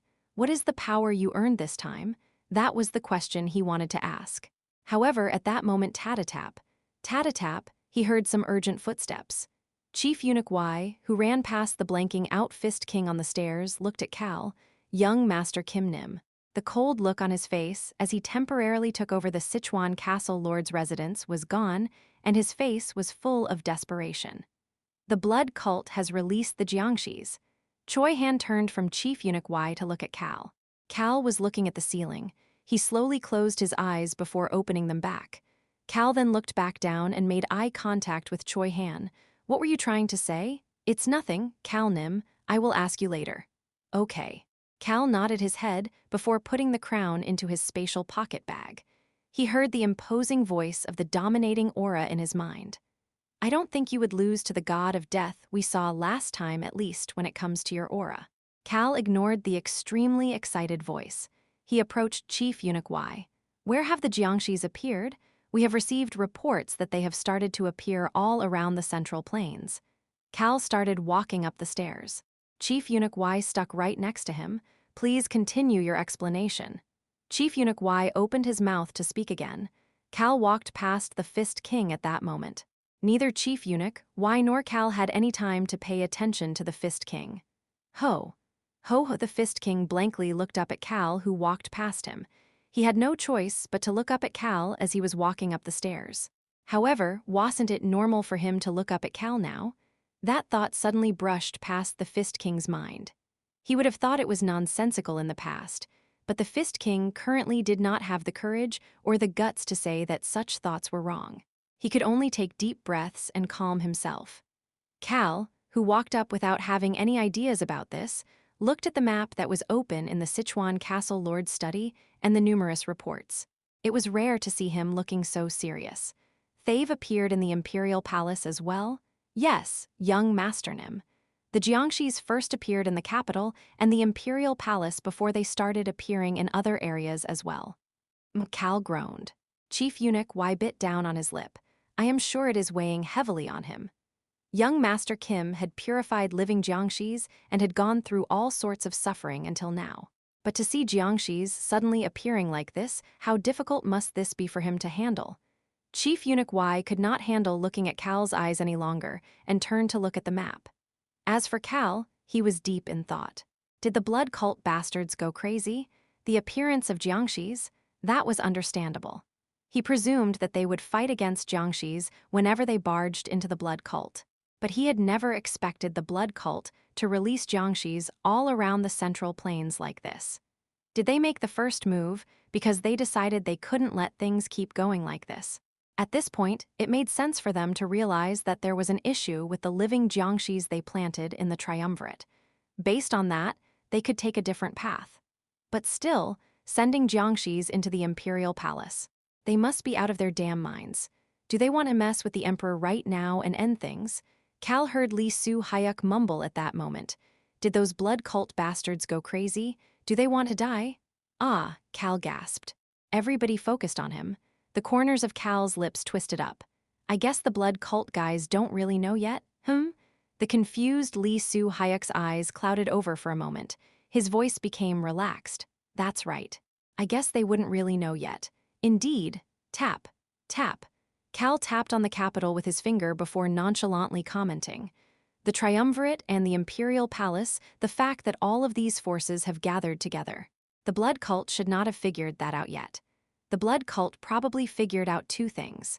Young Master Kim Hee-il, who is a member of the Imperial family, that suspicious individual is poking around the martial arts world. Furthermore, the living Jiangxis planted in the triumvirate have been purified. There was a limit to the conclusions they could come to with that information as background. I moved stealthily in between locations. During the incident in the demon cult, they had killed the spies and the doors of the demon cult had been shut, making it so that no information could leave. Furthermore, going to the Divergent Coalition and purifying the living Jiangxis was basically done in secret. In addition, everything had not happened in a matter of months, it was within days. The Imperial family, young Master Kim, the Orthodox faction, unorthodox faction, and the demon cult. The blood cult should have realized that these groups were trying to create some sort of change. But they would never expect that the triumvirate and the Imperial family were able to come to an agreement within days. They would just think that things would be as usual, the different groups exchanging opinions and trying to cooperate while being wary of each other. The triumvirate has never agreed on anything before.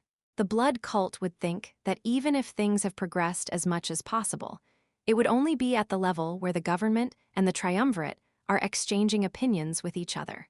Throughout the history of the Central Plains, such discussions have taken extremely long periods of time. The wariness each group held for the others was extremely high. The Fist King and Chief Eunuch Y did not disagree with Cal. That is why the blood cult released the Jiangxis, also why they directed them at the Imperial Palace. Cal looked toward Chief Eunuch Y. In that case, the Imperial Palace would have no choice but to poke around the martial arts world.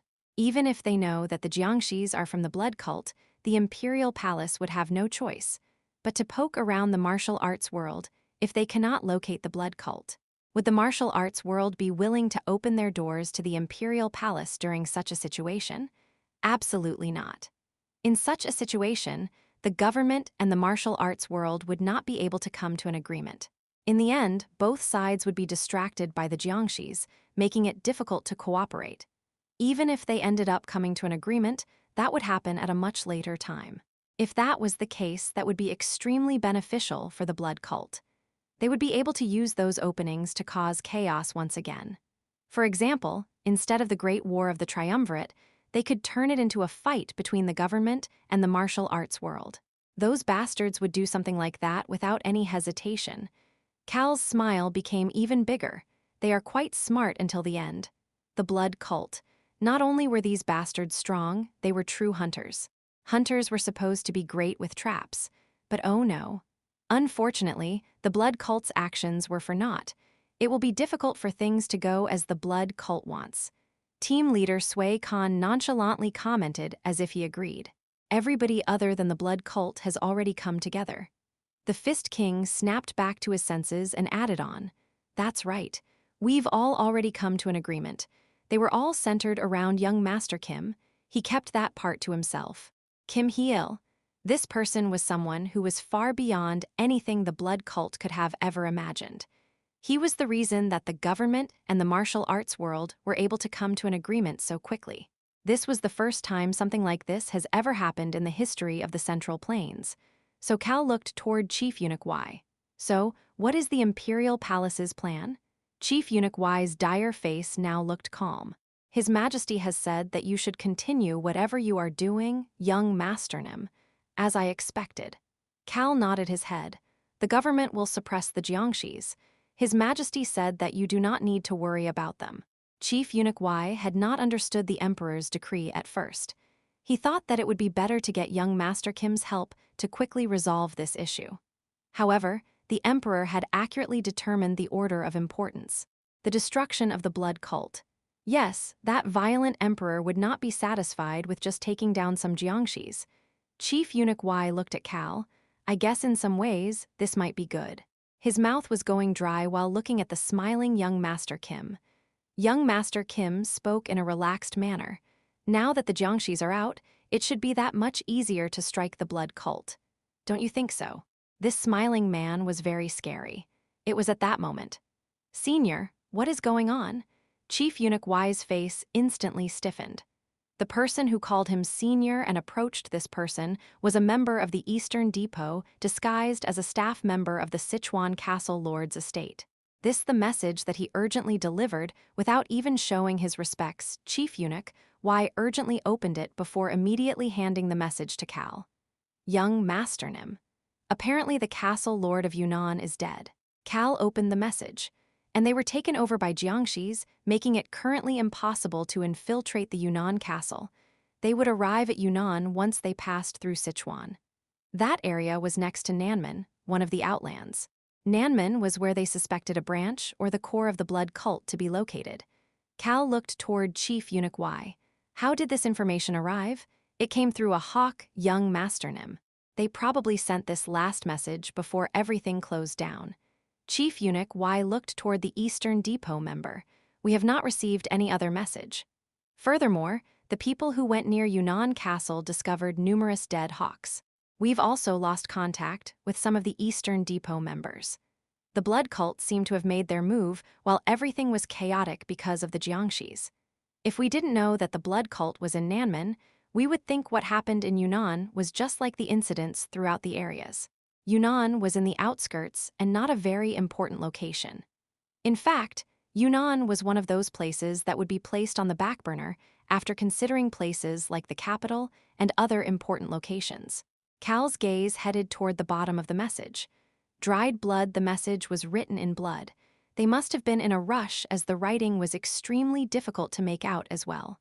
Furthermore, blood was splattered in many areas. However, Cal could see the last phrase clearly. He folded up the message and handed it to Chief Eunuch Y. He then nonchalantly made a comment. We are heading to Yunnan Castle right away.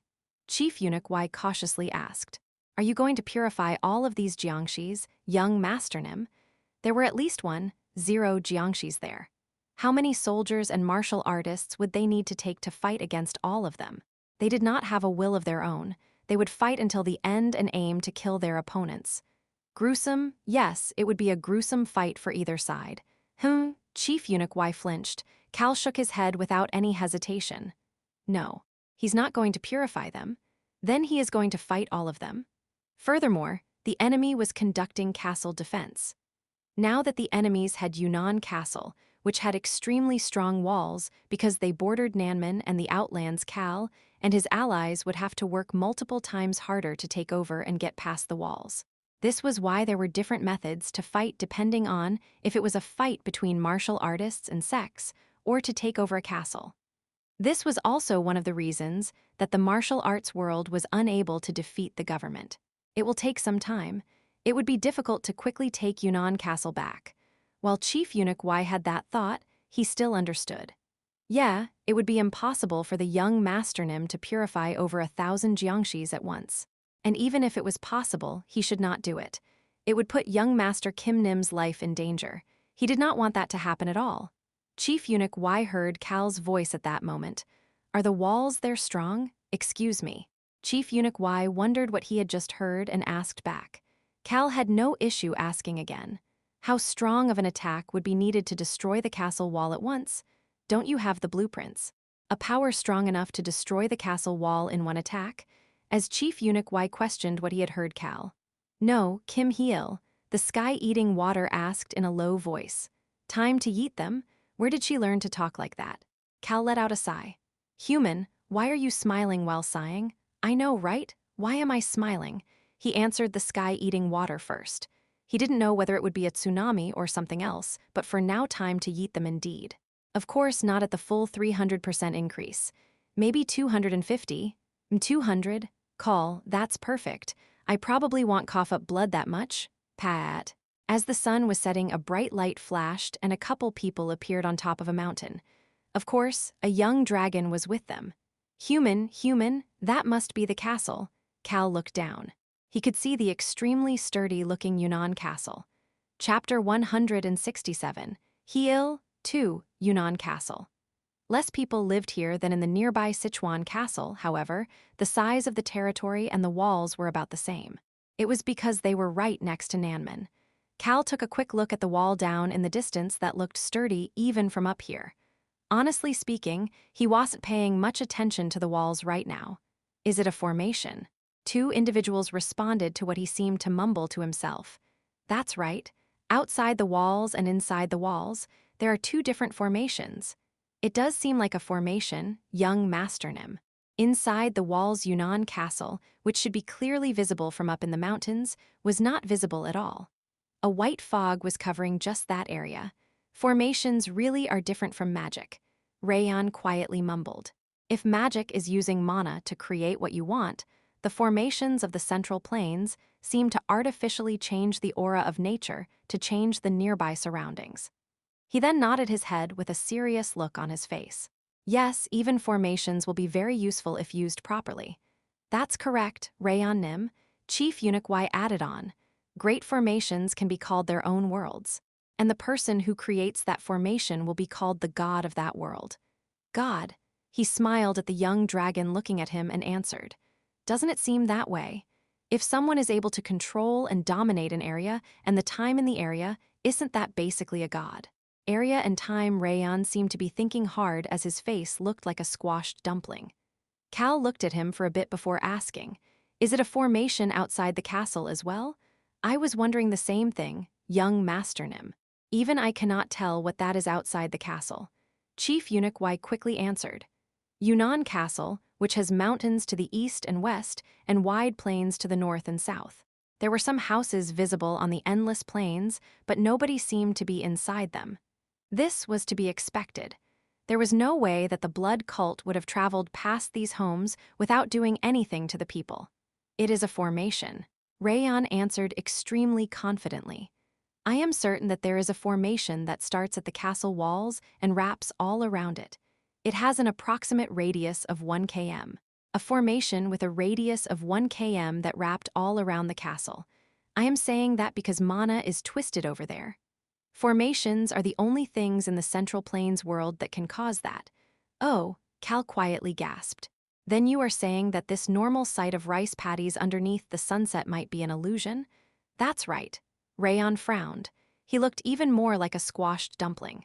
Both formations inside and outside the castle are ones that are difficult for me to figure out at once.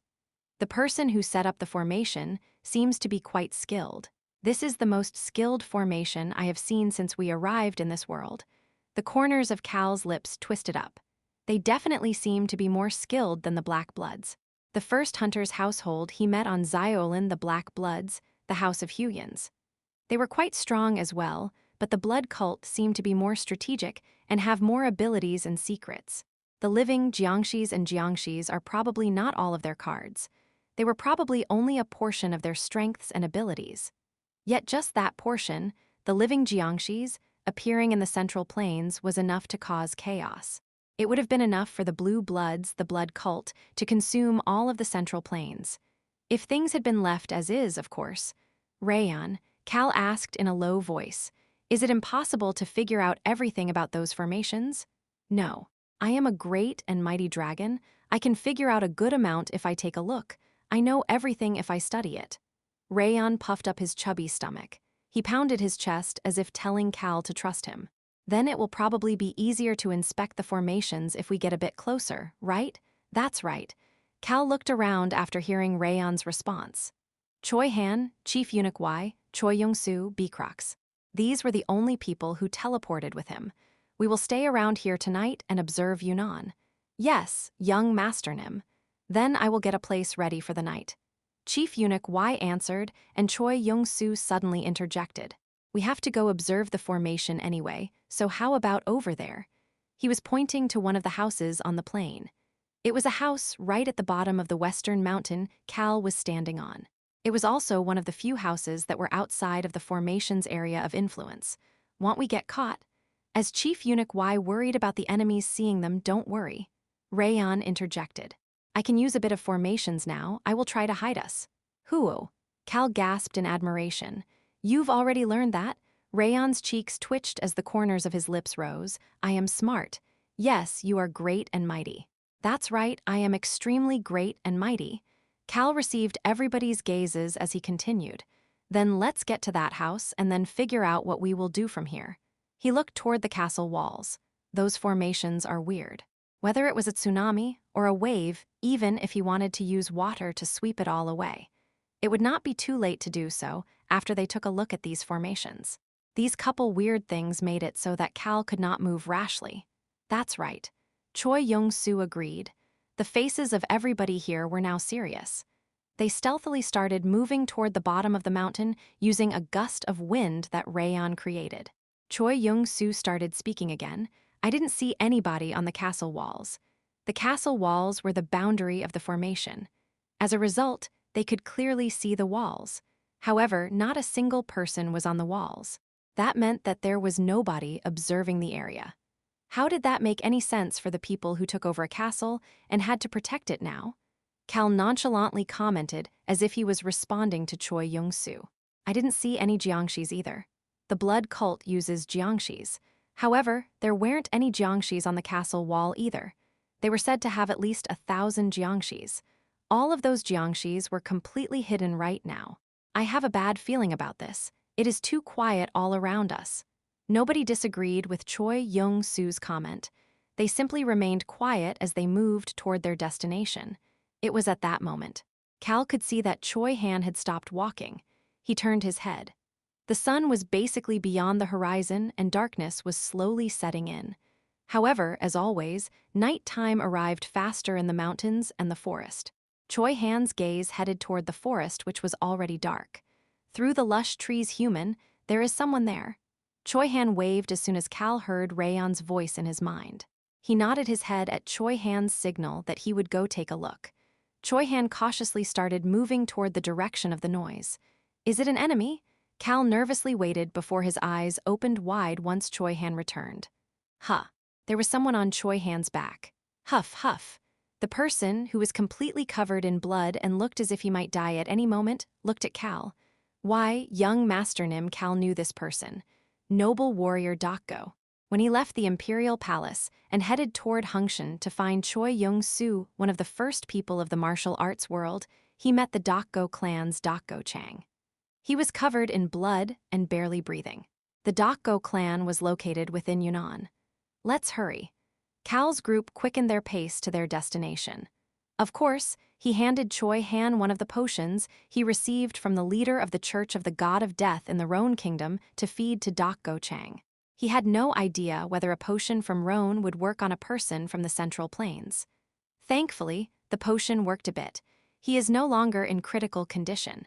Cal was relieved after hearing Chief Eunuch Wai comment as he felt Go Chang's pulse. He then brought over a chair inside this empty house and plopped down. Go Chang had lost consciousness for a bit, but his breathing was at least stable. Thankfully, the house at the bottom of the mountain was empty. Of course, the inside of the house was a mess, as if a giant storm had swept through. There were many traces of people being dragged out. It seemed as if the blood cult dragged the people from these houses into the castle as they went by.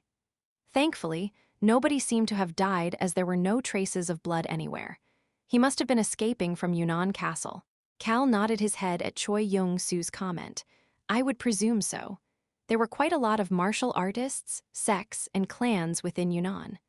The Dakgo clan was one of them, and they had a good amount of power within Yunnan. That probably led them to try to escape from the castle to get reinforcements from outside. Go Chang was one of the experts of the Dakgo clan and had a reliable and loyal personality, making it understandable that he was tasked to be the one to escape. Human, there are no influences of formations around us. I will create our own formation. Cal nodded his head at Rayon's comment without giving it much thought. Can I use whatever ingredients I need? Cal responded as if it wasn't a big deal, as he thought Rayon was talking about magic stones. Yeah, do whatever you want. He turned his head and motioned to Choi Young-soo with his eyes. Choi Young-soo pulled a map out of his pocket and opened it on a table. This map had Yunnan Castle at the center. Choi Young-soo looked down at the map as he spoke. The Heavenly Demon will come first early tomorrow morning? Yeah. The Heavenly Demon would come first with the Sage Demon and the Demon Law's battalion commander. After that, the Demon Cult's forces would slowly gather around Yunnan. After them is the Namgung clan? That's right. He had sent a message to the Sword Saint, who should be on his way to Sichuan, to come directly to Yunnan. The Sword Saint had sent a message saying that he was almost at Sichuan, so he should arrive here soon. The people in Sichuan will come with the team leader soon too. After that, the Divergent Coalition and the Martial Arts Alliance Cal, who was organizing his thoughts while listening to Choi Young-soo, flinched after hearing something. Hey B-Crocs, give me Central Plains, Cal's gaze moved. The statue of the young monk was in Rayon's hand. Rayon must have felt Cal's gaze as he looked at Cal. He then smiled. Human. Formations get much stronger if you set an item as the core. Out of the things from the Central Plains we have, this stone is the strongest, so I will create a formation with Central Plains at the center of it. Then the enemies will absolutely not find this house. Chief Eunuch Wai and Choi Young-soo blankly looked at Rayon. At that moment, wow. Cal commented in admiration. That is a great idea. Who does he take after to be so smart? He was amazed at this dragon's intelligence. Yes, that's just an annoyingly heavy stone. It would be great if it can be useful to us. Cal had contacted Central Plains after getting the new version of the crown, but he received no response. It was the same with the God of Death. The response he got when he contacted the God of Death was quite the spectacle. He had no idea what was going on, but he stopped paying attention after seeing what the God of Death left behind as postscript. He just thought things would resolve themselves.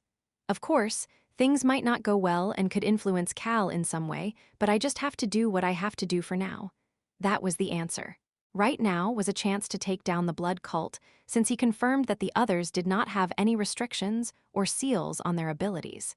He then heard Choi Young-soo's voice. The Imperial Palace said that they'll take care of things in the back. Sounds like we should start at Yunnan and strike hard at once. Cal's gaze turned cold as he looked down at the map.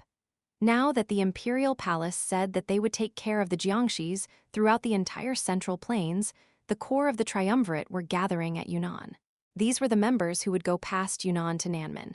Cal, who was deep in thought thinking about the things they would do from here, heard someone calling out to him after a bit of time. He Ilnim. Choi Han and Rayon approached him. The formation has been set, and I think we can go to observe the formation at the castle wall now. It was at that moment. Ooh, they heard Go Chang groaning. His closed eyes were twitching. He looked ready to wake up soon.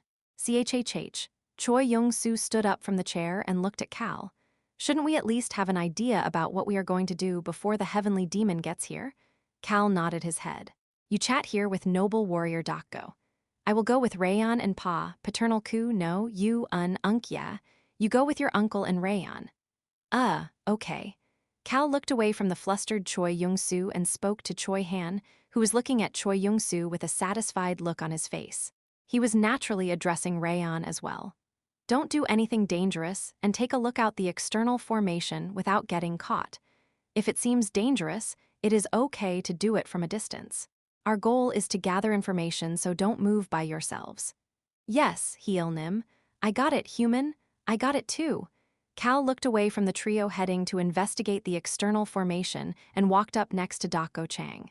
Why, young Master Nim, his eyes were already open, and he was looking at Cal. Cal knew that there was something more important to say to someone like this, rather than asking if they were okay. I came here to save Yunnan Castle. Dakko Chang's eyes lit up and his body relaxed. Young Master, Nim. Dakko Chang's eyes teared up as he struggled to speak. Dakko Chang. A single tear dripped down from that stubborn and usually composed person. He is not crying because we came to save Yunnan. This tear was full of heartbreak and desperation. It was coming from despair that made him unable to handle his emotions. The martial artists are getting captured by the blood cult. Dakko Chang barely answered. Jiangshis. They are going to turn them into Jiangshis to fight. Dakko Chang was not someone the Dakko clan had sent out to get reinforcements. They all got caught and only I managed to escape. He just got lucky and managed to escape. Young Master Nim, please save them. Inside the castle that was covered in fog, the blood cult was trying to create Jiangshis in there.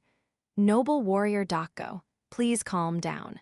The emotional Dakko Chang flinched. An aura that was colder than ever was coming out of young Master Kim. It snapped him right back to his senses. This is not the time for me to be like this. I need to tell them as much as possible. Please tell us everything you know. Only then can we save everybody. Dakko Chang looked into young Master Kim's eyes that looked so firm that it would never crumble and slowly managed to get each word out. After some time passed, click. The door opened. Human, Rayon stopped being invisible and rushed in. Choi Han and Choi Young-soo, who stopped being invisible as well, looked quite stiff. Human, we were looking at the formation, and there was a spot that was weaker than the other areas. We were able to create a hole and look inside. Rayon looked completely shocked. Jiangshis, they were all Jiangshis, Choi Han added on. Inside the formation outside the castle walls it looks like just a field, but actually, it is completely full of Jiangshis. Choi Young-soo spoke with a disgusted tone. It wasn't just 1,000. There was a lot more than that. I know. The three of them all looked at Cal after hearing his calm voice. Cal looked down at Dakko Chang, who was unconscious once again as he spoke. There are at least 10,000. Dakko Chang had noticed at least 10 Jiangshis. It had started with about 1,000 before an endless amount of Jiangshis rushed in. The number might increase as well. He looked out the open door. He looked toward the formation that made it look as if they were looking at an empty field. The blood cult is planning on turning everybody inside Yunnan Castle into Jiangshis. Dakko Chang had told him. They plan on finishing things up today and, tomorrow night, turning everybody into Jiangshis. He received another important piece of information. Dakko Chang had told him this as well. Apparently the young blood demon candidates are here as well. 2 of the candidates for the next generation's blood demon were here as well. A twisted smile appeared on Cal's face. Cal. The sky-eating water was urging him to hurry up and use his powers. Cal heard the sound of water by his ear every time that happened, almost as if there was a downpour, or a tsunami that was headed toward him. Perhaps a storm that was slowly approaching from a distance. This water that was ready to strike at any moment was waiting for Cal's command. Chapter 168, Heil 3, Rayon. Ill need to look in the formation as well. Cal got up and opened the door. He could see the red dirt of the vast plains that had been trampled on. Of course, this too was only faintly visible thanks to the moonlight. Right this way, Heil-nim. Human, follow me. Cal followed Choi Han and Rayon to where they saw the numerous Jiangshis. It was not very far away. It was at the outskirts farthest from the castle wall and looked like a regular plain. I can clearly tell now that I am up close. The castle wall in the distance and everything he was looking at were all lies. It could not be helped. They had used invisibility magic and speed magic to stealthily move here. He could see around him despite it being the middle of the night. They were trampled on. The vast plain responsible for the food of the citizens of Yunnan was destroyed. However, what he was looking at right now showed no signs of being trampled on. It was clearly a lie. Human, over here. Rayon's front paw was no longer invisible, and Cal walked toward where Rayon was pointing. However, he only saw the same thing. Wait a little bit. Black mana that assimilated with the night started moving. It then seeped into the air. I studied formations a lot. I am great and mighty and know formations very well now. SSSSSSSSSSS, there was a sudden gust of wind as if a blocked hole was opened. It was a stiff and sticky breeze. The type that would make someone feel suffocated. Cal could see a hole the size of a palm starting to appear. He knew what he had to do. He looked through the opening, very carefully. Oh, the fire of destruction. The cheapskate gasped. Cal clenched his eyes shut. He could understand why Rayon and Choi Young-soo had returned with such shocked faces that he had not seen in a while. This is crazy. He could not see much through that palm-sized opening. Even that opening was just a crack, giving a faint view of the inside. However, what Cal saw was beyond what he had expected. Underneath the moonlight, although he knew that nobody was walking around despite torches being lit around the walls, there were so many corpses standing there that it was impossible to feel the light of those torches. Yes, these were corpses. They were different from the jiangshis he saw in Xiaolin. Although he was certain that they had used dead mana to create these jiangshis, their appearances showed no signs of darkness. In fact, a gentle blue light was sparkling on them from the moonlight. The Blue Bloods' household. These jiangshis looked as if they would bleed blue to match that name. The blood cult. Just hearing that term would make Cal think of the color red, but starting today, he would only think about blue blood whenever he thought of the blood cult. The jiangshis didn't even blink as they looked forward. They looked like statues. However, they looked completely human, living corpses. That expression was quite an accurate assessment of them. Cal, each of them looked like they would be difficult to handle. As the cheapskate mentioned, all of the jiangshis were properly equipped. The blood cult seemed to have not saved the significant profits they had earned through the pure silver merchant guild, and instead invested for their future. The results of that investment was this endless number of jiangshis all being fully equipped. There seemed to be more than 10,000 of them. Cal bit down on his lips after hearing the cheapskate's comment. The jiangshis were standing extremely tightly next to each other. The formation with a radius of 1 kilometer that surrounded Yunnan Castle, it was not an even circle with exactly 1 kilometer in all directions. Some areas were shorter than that, while the place Cal was looking at was about 3 kilometers long. At that moment, they felt someone's presence behind them. Cal saw the eyes of all of the jiangshis on the other side of the gap turning toward them, toward the direction of the sound. As the gazes instantly headed toward them, I am closing it. Rayon's judgment was accurate. Cal immediately moved back. The opening was closed. In the instant that the opening closed, the jiangshis were still looking toward them, and he could see someone inside the formation approaching them. Let's run away. They needed to run away, as Rayon mentioned. Of course, he grabbed the arm of the individual who suddenly made the noise. He seemed surprised that someone grabbed his arm when nothing seemed to be around him, but he followed without any opposition. I am going to turn the heavenly demon invisible as well. The first to arrive here was the heavenly demon who had arrived much earlier than they had expected. At dawn, their surroundings were slowly getting brighter, but it didn't feel as if the sun was rising. In fact, all they could see was a somber sight that became more visible with the light. From within Yunnan Castle, Dokgo Ryong, the young clan leader of the Dokgo clan, a clan famous for their heavy blade in the orthodox faction despite not being as famous as the Namgung clan, raised her head. She could see ash-colored clouds. Those clouds made everything look so somber. Rage filled Dokgo Ryong's eyes. It was at that moment. Pow, Dokgo Ryong staggered and knelt down. She then lifted her head. There were 2 people looking down at her. Isn't the Dokgo clan a pretty famous clan in Yunnan? That's right. And she's that clan's young clan leader? Why is she so weak? Ha. Orabuni, she's pretty strong if you consider her age. But she's about our age? Dokgo Ryong's eyes opened wide while looking at the man and woman chatting about her. They had blue hair.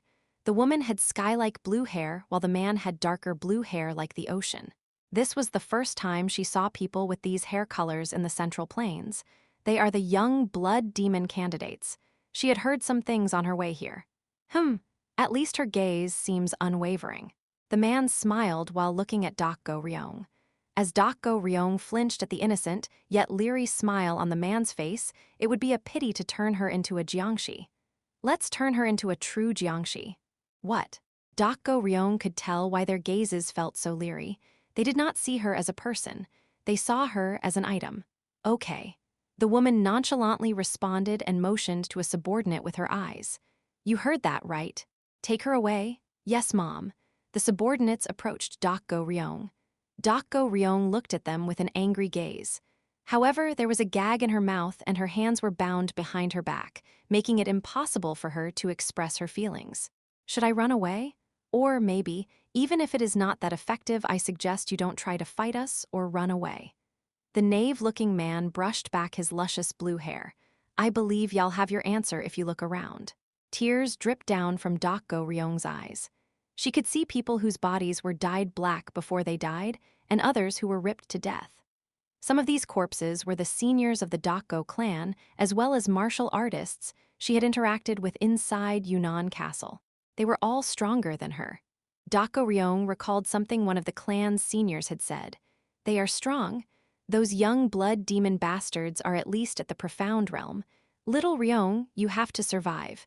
At least you have to survive. He had also said the following. Now that the patriarch Nim has fallen, you have to be safe. That was right.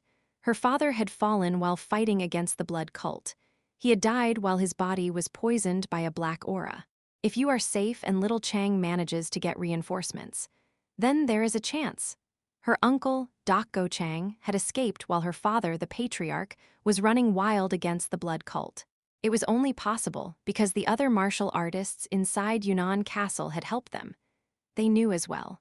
They knew that the Dokgo clan's patriarch and Dokgo Chang were the only ones within Yunnan Castle who were skilled enough to dodge the blood cult and escape.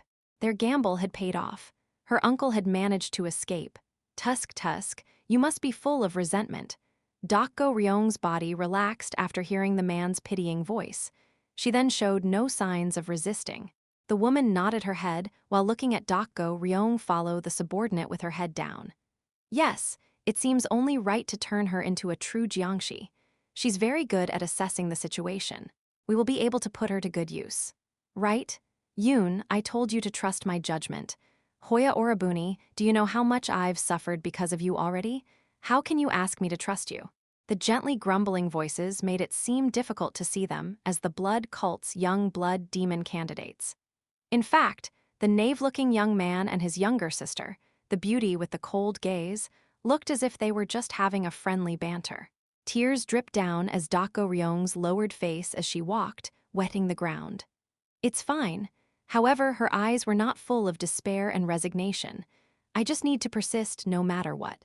The Dokgo clan had recently received a message. The message that had come to Dokgo Ryong had news that she had not expected at all.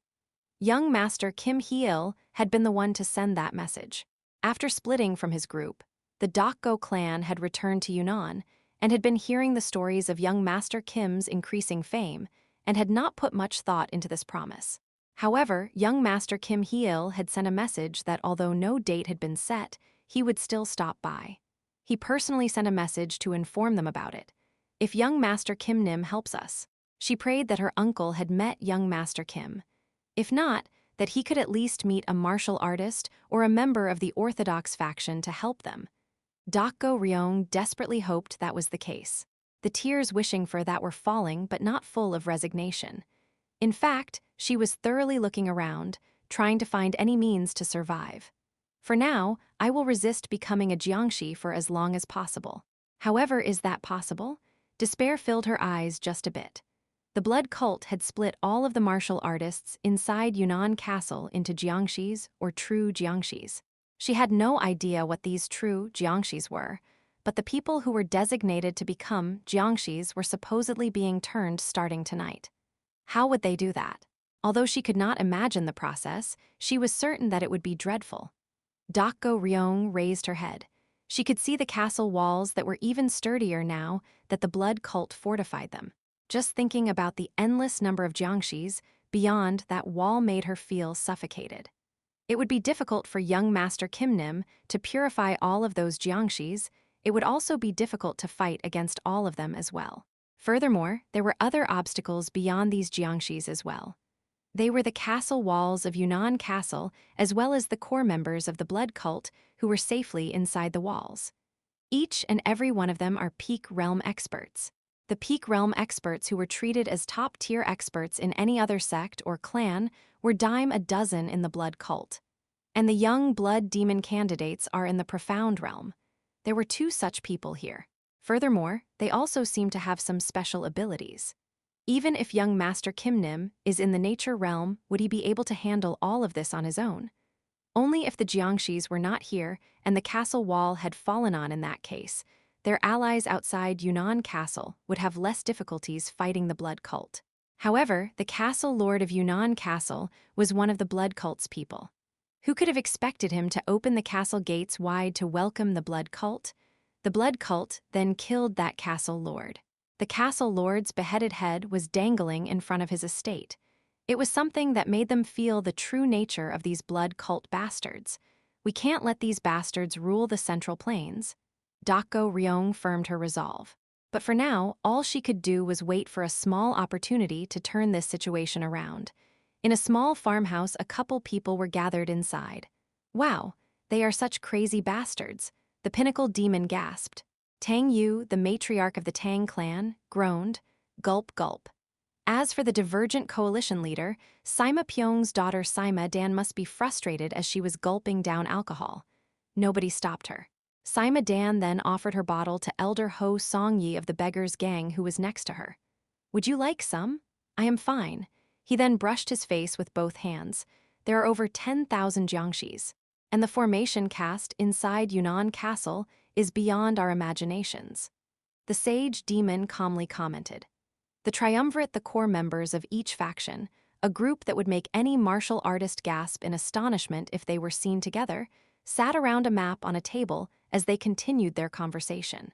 In such a situation, it is difficult to determine whether we can be victorious even if we bring all of the forces that are currently awaiting our instructions. Tang Yu's comment was met with silence as the others agreed.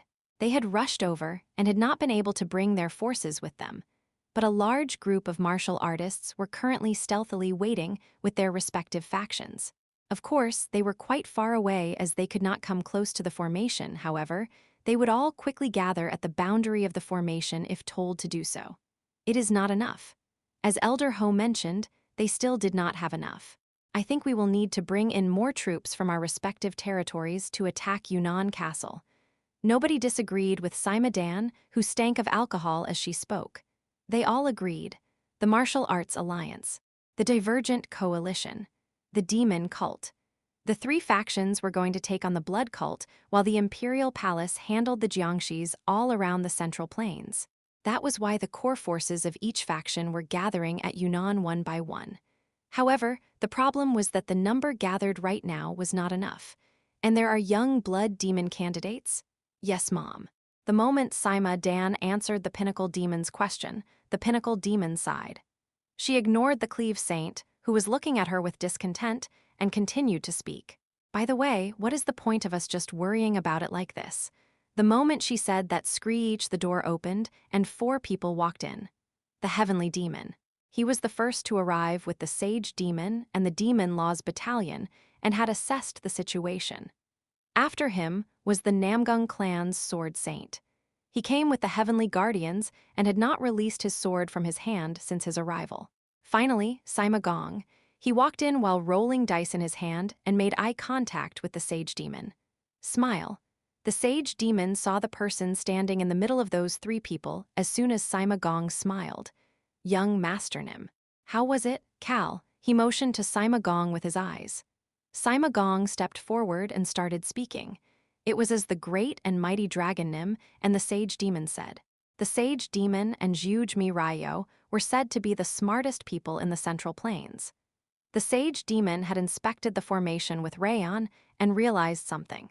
After confirming this, he contacted the youngest of the house of Sima, Sima Gong, as their family was called the unorthodox faction's Zhuge clan. As the smartest of their house, he was tasked with the final verification. Rayon, the sage demon, and Sima Gong. The thing that the three of them had confirmed, Sima Gong started to explain. The core of the formation is the castle wall, the formation. The abilities of the person casting the formation was important, but the formation became more effective based on the quality of the materials used. Yunnan Castle. The long history of these castle walls would impact the level of aura embedded within them. It would definitely help a lot in maintaining the formation. That is why there are two formations with the castle wall at the center, and the castle wall is maintained without any issues. The pinnacle demon nonchalantly commented. Does that mean that destroying the castle walls will make the formation crumble? Yes, Mom. It would definitely do something if the core of the formation was destroyed. Sima Gong licked his lips. Tension that was incomparable to what he felt during gambling seemed to burn away at his body. He looked at Cal with a gaze full of anticipation. The sage demon asked with a stiff expression at that moment. Young Master Nim, are you planning on going through with that plan? Yes, sir, Cal calmly answered. Plan? What plan? The pinnacle demon asked in confusion, and as the others looked confused as well, Cal calmly answered. I will just share the big picture. Since they were planning on creating jiangxis at night time, why wait until then? The plan starts at noon. They might as well move efficiently while the sun was up. Step 1. Mess with the formation outside the castle wall to temporarily get rid of the illusion. Then they should clearly see the jiangxis as well as how it looks outside the castle walls. Step 2. Push the jiangxis aside, attack the castle wall and destroy it. Excuse me? Elder Ho Songye blankly asked, but Cal didn't even pretend to hear him. Step 3. Infiltrate the castle while the castle wall breaks and the formation is shaken. Suppress the blood cult. Tang Yu stuttered as she asked. How do we push the jiangxis aside and destroy the castle wall? Cal thought about the poison he looted was gifted from the Tang clan and happily answered. He had a smile on his face. I will do that. My people and I will take care of that, so please just prepare to enter the castle. Nobody could say anything. Noon arrived. Chapter 169. Heel 4 Noon arrived. Cal spoke to Rayon. Let's get started. I got it, human. He looked forward. He could only see a vast plain and the sturdy castle walls of Yunnan Castle. He naturally could not see the people stationed on top of the castle walls. It was not because they were far away. That was because of the formation as well. Human, I am getting rid of the invisibility. The invisibility spell surrounding Cal disappeared. He started walking. 100 million. That was the distance between the external formation and Cal. His appearance slowly started appearing in the air. Behind him were Choi Han, team leader Sui Khan, Choi Yong-su, the heavenly demon, the sword saint, and the pinnacle demon. Of the triumvirate members who were currently at Yunnan, these were the strongest of each group. Their steps were calm and held no hesitation whatsoever. In fact, it was the people who were watching them who could feel their hearts beating wildly. Gulp, gulp. Young miss, please control yourself. Shut up. Sima Dan, the daughter of the Divergent Coalition's leader, Sima Pyong, was curled up on the mountain unable to take her eyes off of young Master Kim Heel. Boom, boom. Her heart was beating too wildly. Is something like that really possible? Her eyes quickly looked around. The triumvirate were divided into their factions while hidden on the mountain as well as other higher terrain around Yunnan. They would all head toward Yunnan Castle as soon as they received the signal. Hathais is crazy. Sima Dan ignored her subordinate, who was trying to stop her, and drank some more. It was not because she was scared. She felt like she was going to go crazy because her heart was beating so wildly, because she was so full of anticipation. She was certain that what she was about to see was something so phenomenal that it would go down in the history of the martial arts world. Hey, she chuckled. I'm sure everybody is feeling the same way. She looked toward the directions of the demon cult and the orthodox faction. Her thoughts were pretty much correct. The demon cult.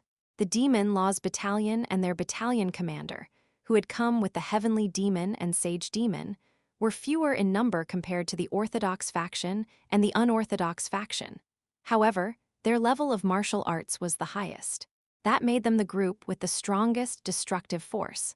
Furthermore, there would be another battalion coming from the demon cult, making them potentially have more people than the other two factions. They were all looking at the heavenly demon and young Master Kim. Nobody was talking, but the heated energy was hotter than ever before. The heavenly demon was the sky of the demon cult. The blood cult had basically turned their god into a puppet to control the demon cult. People who followed the way of the demon could not accept this. They were looking forward to the battle that was to start. The blood cult would have to face their wrath.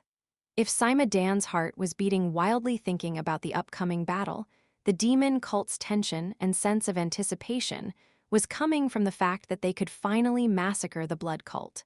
That might explain why that tension was stronger and hotter than the unorthodox faction side. Hoo-woo, the orthodox faction was a bit different. What is wrong? The Tang clan's matriarch, Tang Yu, shook her head at Elder Ho's quiet whisper. It's nothing. It's not nothing. Tell me what is wrong. Tang Yu had no choice but to explain after the Cleve Saint, one of the seniors of the orthodox faction, urged her. I am just wondering if this really makes any sense. There were over 10 jiangshis. Members of the blood cult were also inside the castle. Furthermore, if young blood demon candidates were in there, they themselves would be strong, but the people guarding them would be strong as well. Is it really possible with the small number of people we have? Are we really enough to take them on? I know that more martial artists will soon arrive here, but the Martial Arts Alliance, Divergent Coalition, and Demon Cult, all three of those factions had sent troops here. They were all core members of the factions. The alliance leader of the Martial Arts Alliance was coming. The Divergent Coalition leader, Sima Pyong, was coming. The demon cult already had the heavenly demon here as well as their strongest expert after the heavenly demon. Each organization was coming with their strongest troops.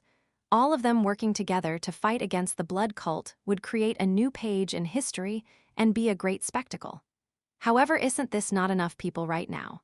We are extremely outnumbered. Tang Yu's mind was a complicated mess. HMPH. She heard the Cleve Saint snort at that moment, Tang matriarch. He then called out to her. Yes, Senior Cleve Saint. Don't worry about useless things. Excuse me? It'll work since young Master Kim said it will work. Excuse me? That sword saint, that stubborn old man, is following young Master Kim without any complaints. Don't you know what that symbolizes? The chief advisor also told us to follow whatever decision young Master Kim makes. You know the meaning behind those words, don't you? I do. That is why it is weird. What kind of person is young Master Kim? What kind of strength does he possess that we are told to just follow whatever he says? Tang Yu was feeling frustrated. However, she could not share those thoughts out loud. Elder Ho quietly commented, as if he understood how she was feeling. You just need to sit back and watch. He heard a noise at that moment. Boom! Something that sounded like drums spread out in all directions. Everybody turned toward the direction of the noise. Cal stopped walking. Human, the sage demon started first. Cal looked toward the west. The sage demon had suddenly appeared and his kai was all around him. There was a long cloth over his shoulder.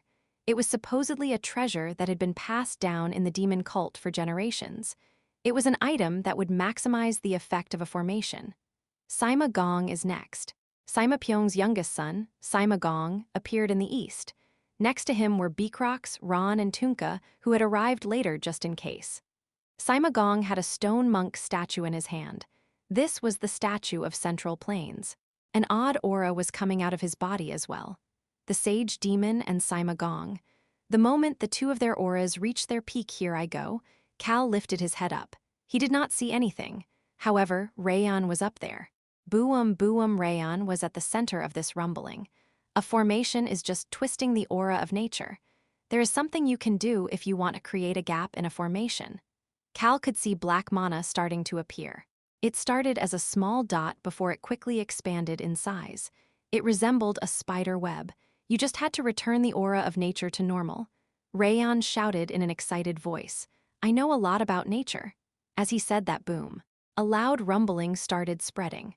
The sage demon, with the staff in his hand, Sima gong with Central Plains statue open. They shouted the same thing and stabbed the items into the ground. It was at that moment. Kagugu, the ground started shaking. Black mana started to disappear. The corners of Cal's lips curled up. The black mana did not disappear by itself. It disappeared while swallowing up the illusions around them. Ho! The pinnacle demon gasped. Noon.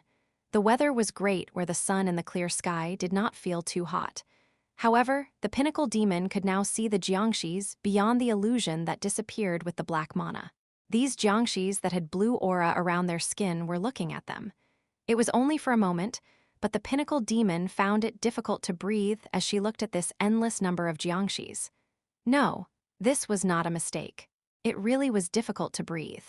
The formation that was forced open, the breeze blowing from behind it, was sticky and stiff. It made it hard to breathe. Young Master Kim quietly mumbled at that moment. I guess it really is difficult to break a formation. Human, I am still a bit rough with formations. You need to understand that. Of course I understand. Cal nodded his head. How scary. He ignored the heavenly demon's relaxed voice behind him. Instead, he looked forward. About a third of the formation had been broken, but even that looked as if it would be restored soon. Ah. Sima Gong and the sage demon, the two of them seemed to be struggling to hold down the east and west. Either way, he needed to hurry. All of the jiangshis were already looking at Cal. It gave him the chills. These corpses were looking at him without ever blinking. However, Cal's gaze headed elsewhere. The inside of Yunnan Castle, the ash-colored cloud above it, still remained. Even the inside of the external formation was not as bright as where Cal was standing. The way that even the air was weird made it seem as if the environment was controlled within the formation for the jiangshis. However, Cal was not looking at things like that. He had already figured all of that out. There are people there. He was looking at something else. Thanks to the width of the destroyed portion of the formation, he could finally take a good look at the top of the castle walls. Although it looked as if nobody was on the castle walls, there were people standing there. Two of them had blue hair. Their hair color was so peculiar that he could see it despite the distance. Young Masternim, the young blood demons, had blue hair. That was information he received from Doc Go Chang, who was still unconscious. Thanks to that, Cal was able to know that they were the young blood demon candidates, and their level of martial arts seemed quite high.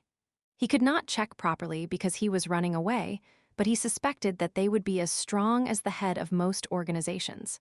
Cal looked at them. He could tell that they were looking at him as well. Hey Yoon, is that guy young Master Kim? Yes, Orabuni, that is correct. He looks as we've been told. That person came as you expected. The young blood demon candidates, Yoon and Hoya, were calmly chatting. The rumors say that he is in the nature realm and is a member of the imperial family. I am sure we will find out once we go up against him.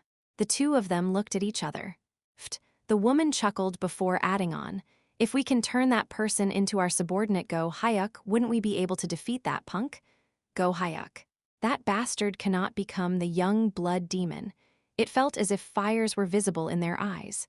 They realized that the two of them agreed about this. A lot of rats seem to have come as well, so let's capture them all. That sounds great, Orabuni. We will capture the useful ones and turn them into true jiangshis. Okay. Hoo-woo-woo. Hoya took a deep breath.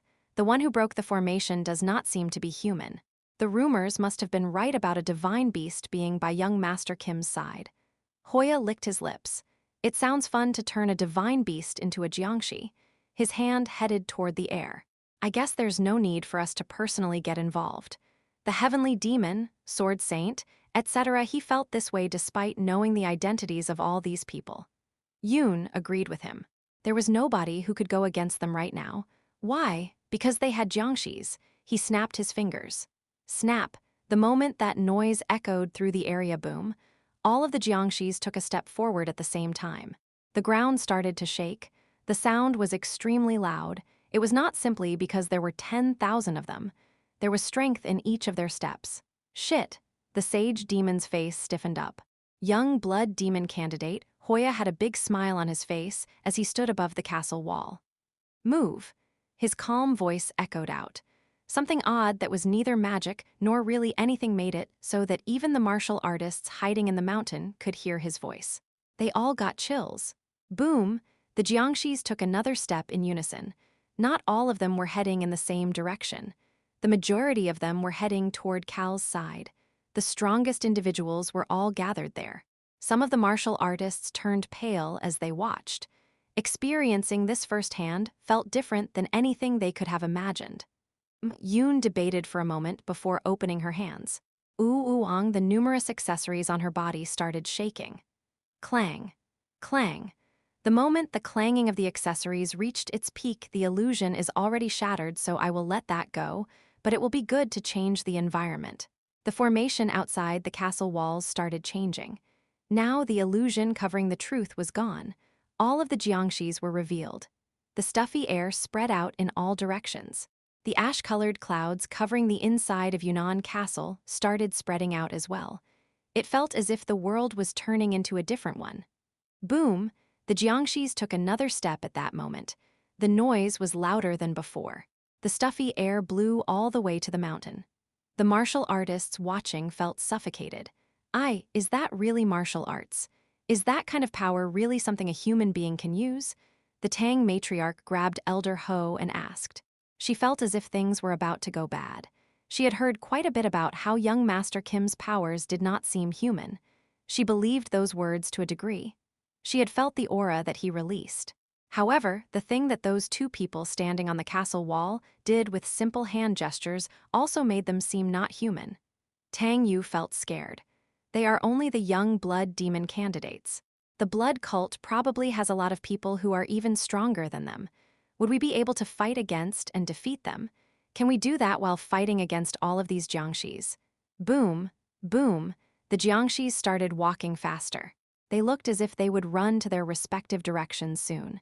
Is it really okay to just stay here like this? She urgently shouted before flinching.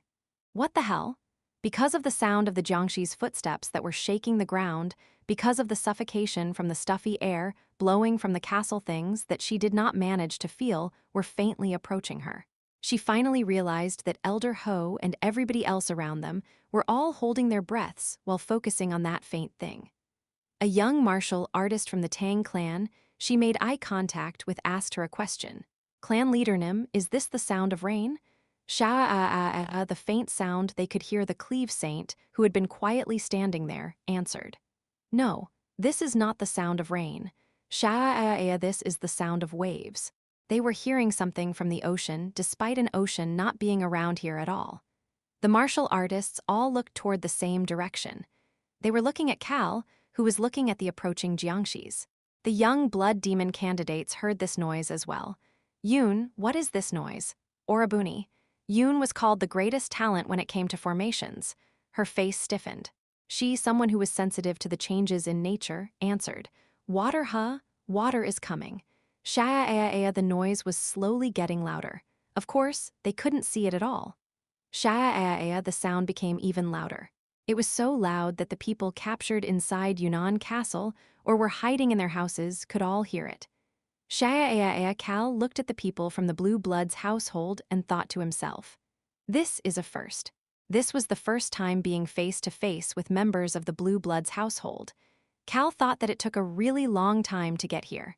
Despite hurrying over, it still took a while. 195. He heard the Sky Eating Water's voice. After seeing the number of Jiangshis, he had renegotiated with the Sky Eating Water. 210. The noise surrounding them became louder. It felt as if they were in the center of a storm. And finally 225. The moment it reached their newly agreed upon level, here I go, Cal nodded his head. At that moment, in front of Cal's eyes, in between the 10,000 plus Jiangshis, a large wall shot up. It was completely made of water. Wow, this is amazing. This looked as if it should reach all the way to the castle walls. Cal was amazed. He then flinched. The water wall shot up endlessly.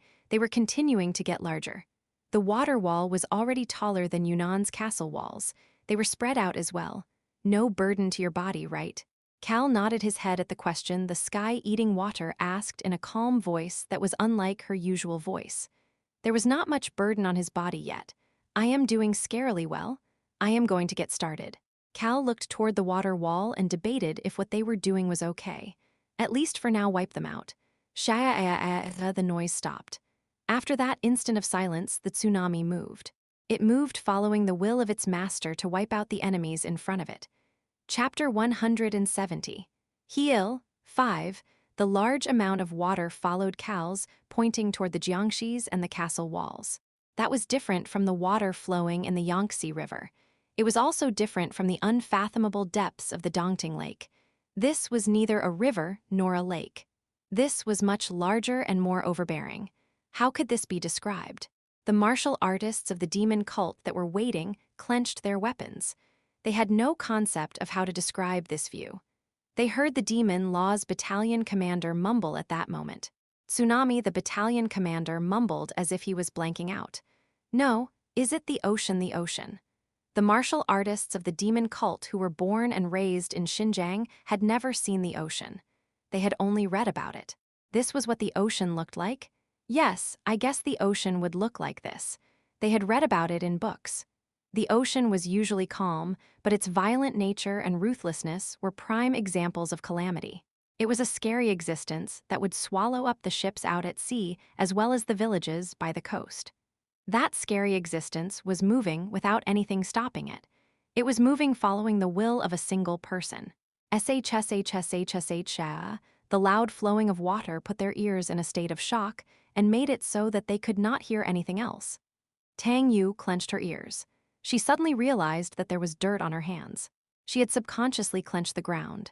She had not even realized that. However, she could not even focus on that fact right now.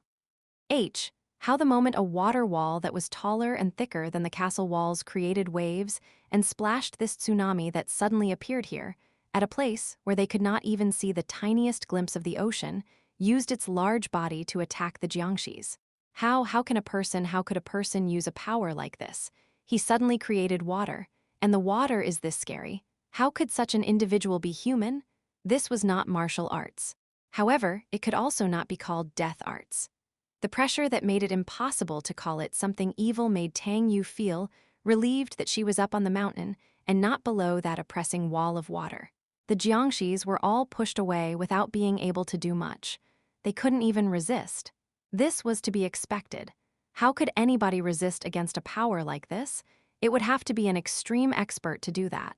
It was impossible for these Jiangxis. She could not even breathe properly. Despite it being used by an ally, Tang Yu found it difficult to move from this overbearing power. However, her gaze slowly moved toward a spot. It was now looking at a person who was standing with a calm expression on his face, looking forward as if nothing was an issue. Kim Hee-il.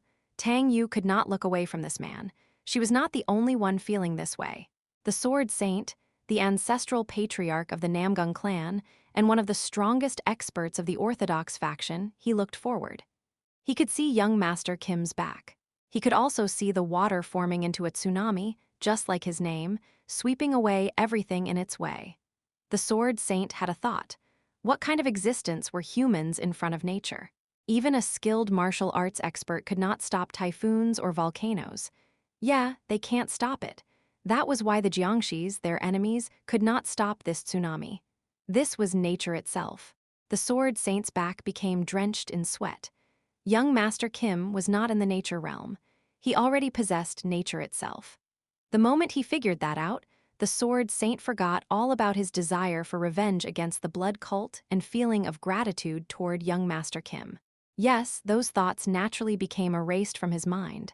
He simply wanted to create the site, the history that this person would create. Martial artists. They were people who trained themselves for all of their lives to reach a higher level. Not only did the Sword Saint have talent, his firm belief in the way of a martial artist helped him reach his current level. That was the reason he could understand. In the end, I am just human. I cannot transcend human limits. However, this young Master Kim in front of him had transcended those human limits. Nature itself was inside of him.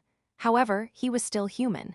He had the compassion, sense of duty, and goodness that a human should have. Ha, ha ha, the sword saint could hear the heavenly demon laughing next to him. He felt as if he could tell why this demon cult bastard was laughing. He also understood the fear he could feel from the pinnacle demon who was shaking uncontrollably. They too should have realized the sense of yearning that he was giving off. The sword saint looked forward. The back that had seemed so small looked extremely large now. The sword saint stared at young Master Kim, who was still standing firmly.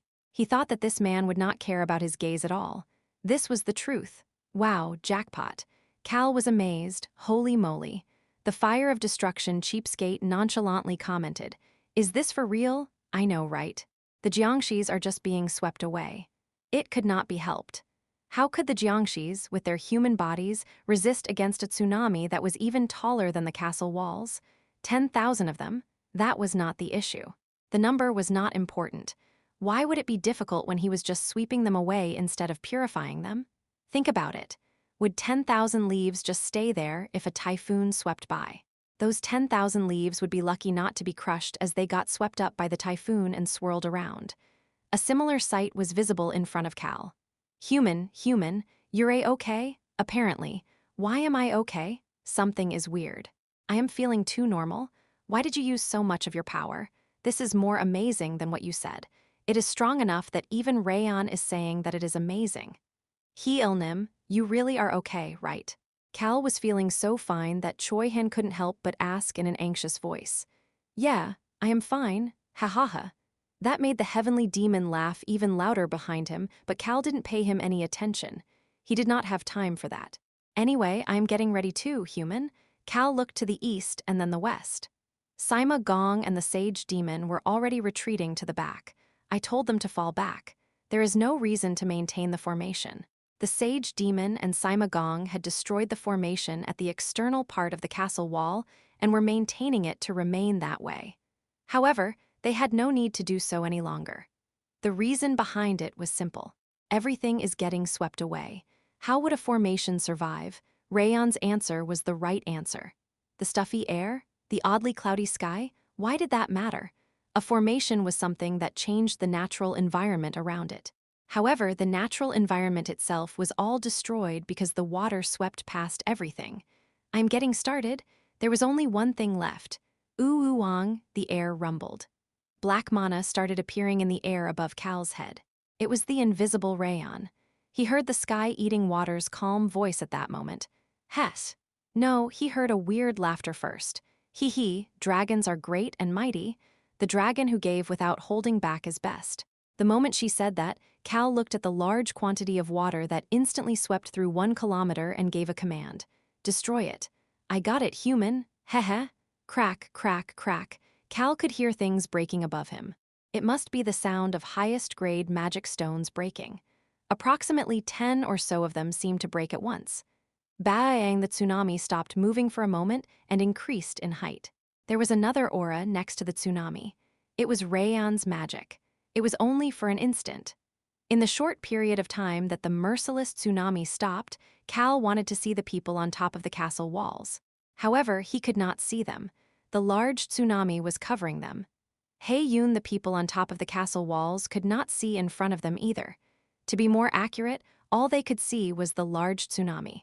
Hoya called out to the other young blood demon candidate, Yoon, clang, clang. The accessories on her body were rumbling vigorously, stronger than ever before. Crack. Yoon started speaking as a portion of those accessories cracked. Orabuni. What is it? Let's run away. The moment they finished that conversation, Cal had also finished chatting with the sky-eating water. Control it well. Make sure to minimize the harm to the people inside the castle. The tsunami started moving again as soon as he said that. Of course, he could not really hear the sky-eating water's voice. Bang! A loud noise was covering all around him. Rayon's magic that had the mana of 10 or so highest-grade magic stones, as well as Cal's 225% power of water, that combined power started moving. It moved cleverly. It was only directed at one spot on the castle wall. Fuck, this was his plan? Yoon couldn't help but swear. The tsunami that looked as if it would attack them was only aiming for a single spot. Boo-boo-boo-boom, the castle wall shook. However, Yoon could only see the breaking castle wall. The castle wall broke into pieces. The aftershock shook the entire castle to the point that it would not be weird if it broke down at any moment. Yoon, the formation, shut up. I know. She ignored Hoya. Yoon could see the formation breaking the instant the castle wall broke. Fuck. Although she was swearing profusely, there were people who were watching this with blank looks on their faces. The residents of Yunnan Castle either curled up tighter as they watched the castle walls and the ground shaking or looked out their windows. These were instinctual responses. The ones who looked out the window saw something they could not believe. The large water that destroyed the castle wall, as they could not fully comprehend if this was real life or just fantasy. The water started floating up into the air drop by drop. Then the ash-colored clouds covering the castle slowly disappeared. It was a weird sight.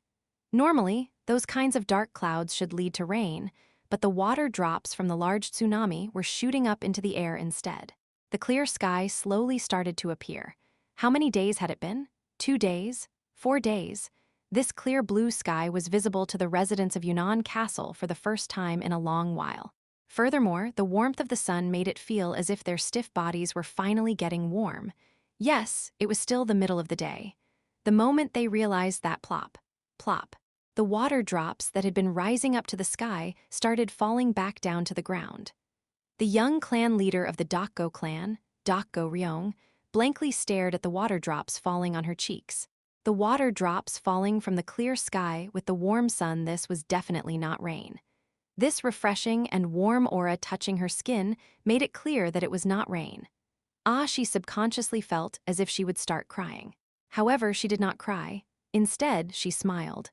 The castle walls had been broken. She knew what that meant. We made it. Yunnan Castle had survived. Light seeped into her eyes. While that was going on, Cal could hear the sky-eating water's voice. It was an extremely stubborn voice. It can't disappear into the sky.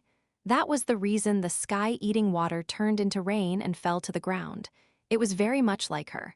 Cal looked around. There were fallen jiangshis all around them. They had been swept through by the water. I can't purify all of them. Cal had no plans on purifying the jiangshis in the first place. Why would I when the members of the blood cult that created the jiangshis, especially young blood demon candidates at that, are here? Shouldn't the people who made the jiangshis also know how to turn them back to corpses? Number 7 knew how to do it as well, but his method took a long time. Since there were many jiangshi-making experts here, they might know an easier way to return jiangshis to normal. These bastards create the issue, so they should resolve it as well. Splash. Cal hesitated as he took a step forward. What's wrong? The heavenly demon asked him a question. Cal nonchalantly answered. The plains have turned into a mess. The jiangshis had already scorched the plains, but it had turned into even more of a mess because of Cal's tsunami. Farming would be difficult this year. Do I need to compensate them for that? The Imperial Palace will probably do it, right? Can't I just threaten them a bit if they say they won't do it? This only happened because the Yunnan Castle Lord was a member of the blood cult. As Cal thought about those answers in his mind, the sword saint suddenly laughed out loud. Cal snapped back to his senses at that laugh, and without even looking at the sword saint, looked up and started speaking. He didn't care whether that old man was laughing or not. Let's send the signal. The first phase was to mess with the formation outside the castle wall to temporarily get rid of the illusions. The second phase was to push the jiangshis aside, attack the castle wall, and destroy it. They had completed phase 1 and 2. Now all that was left was phase 3. Infiltrate the castle as the castle walls break and the formation is shaken, and then suppress the blood cult. Black rays of light shot up into the sky. The moment everybody saw the signal that Cal had sent through Rayon's splash. Cal could see the people who had been behind him walking past him. I guess it is our turn now.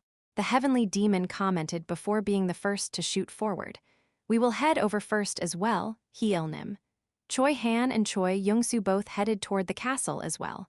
They weren't the only ones. The martial artists of the triumvirate quickly charged toward the castle from the mountain surrounding Yunnan Castle.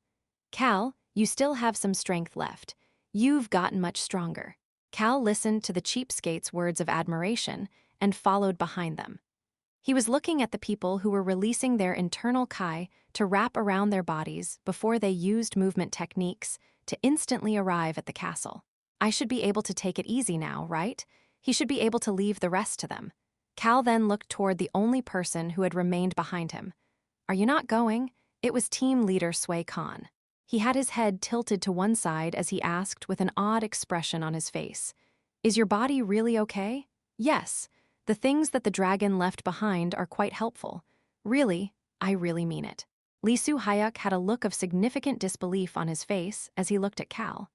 Cal became annoyed at his gaze before commenting with a scowl on his face. Just go and fight. Please use your slash ability to slice up more of the castle walls. The team leader kept his eye on Cal before finally nodding his head and heading toward the castle wall. Of course, he left one comment behind. Hey, Cal. But still, take a thorough look at it, just to be on the safe side. Hey, I got it. Cal just waved Choi Han off before slowly starting to walk. There was no need to rush yet. Hoo-hoo, now all that is left is to swallow a god. He listened to the sky-eating water's solemn voice as he did that. Human, are you really okay? Him nodding his head at Rayon's question was just extra. That was why Cal did not know. His clavicles that were covered by his clothes, until now the 4 dark water drops on each clavicle 6 of the 8 water drops had turned white.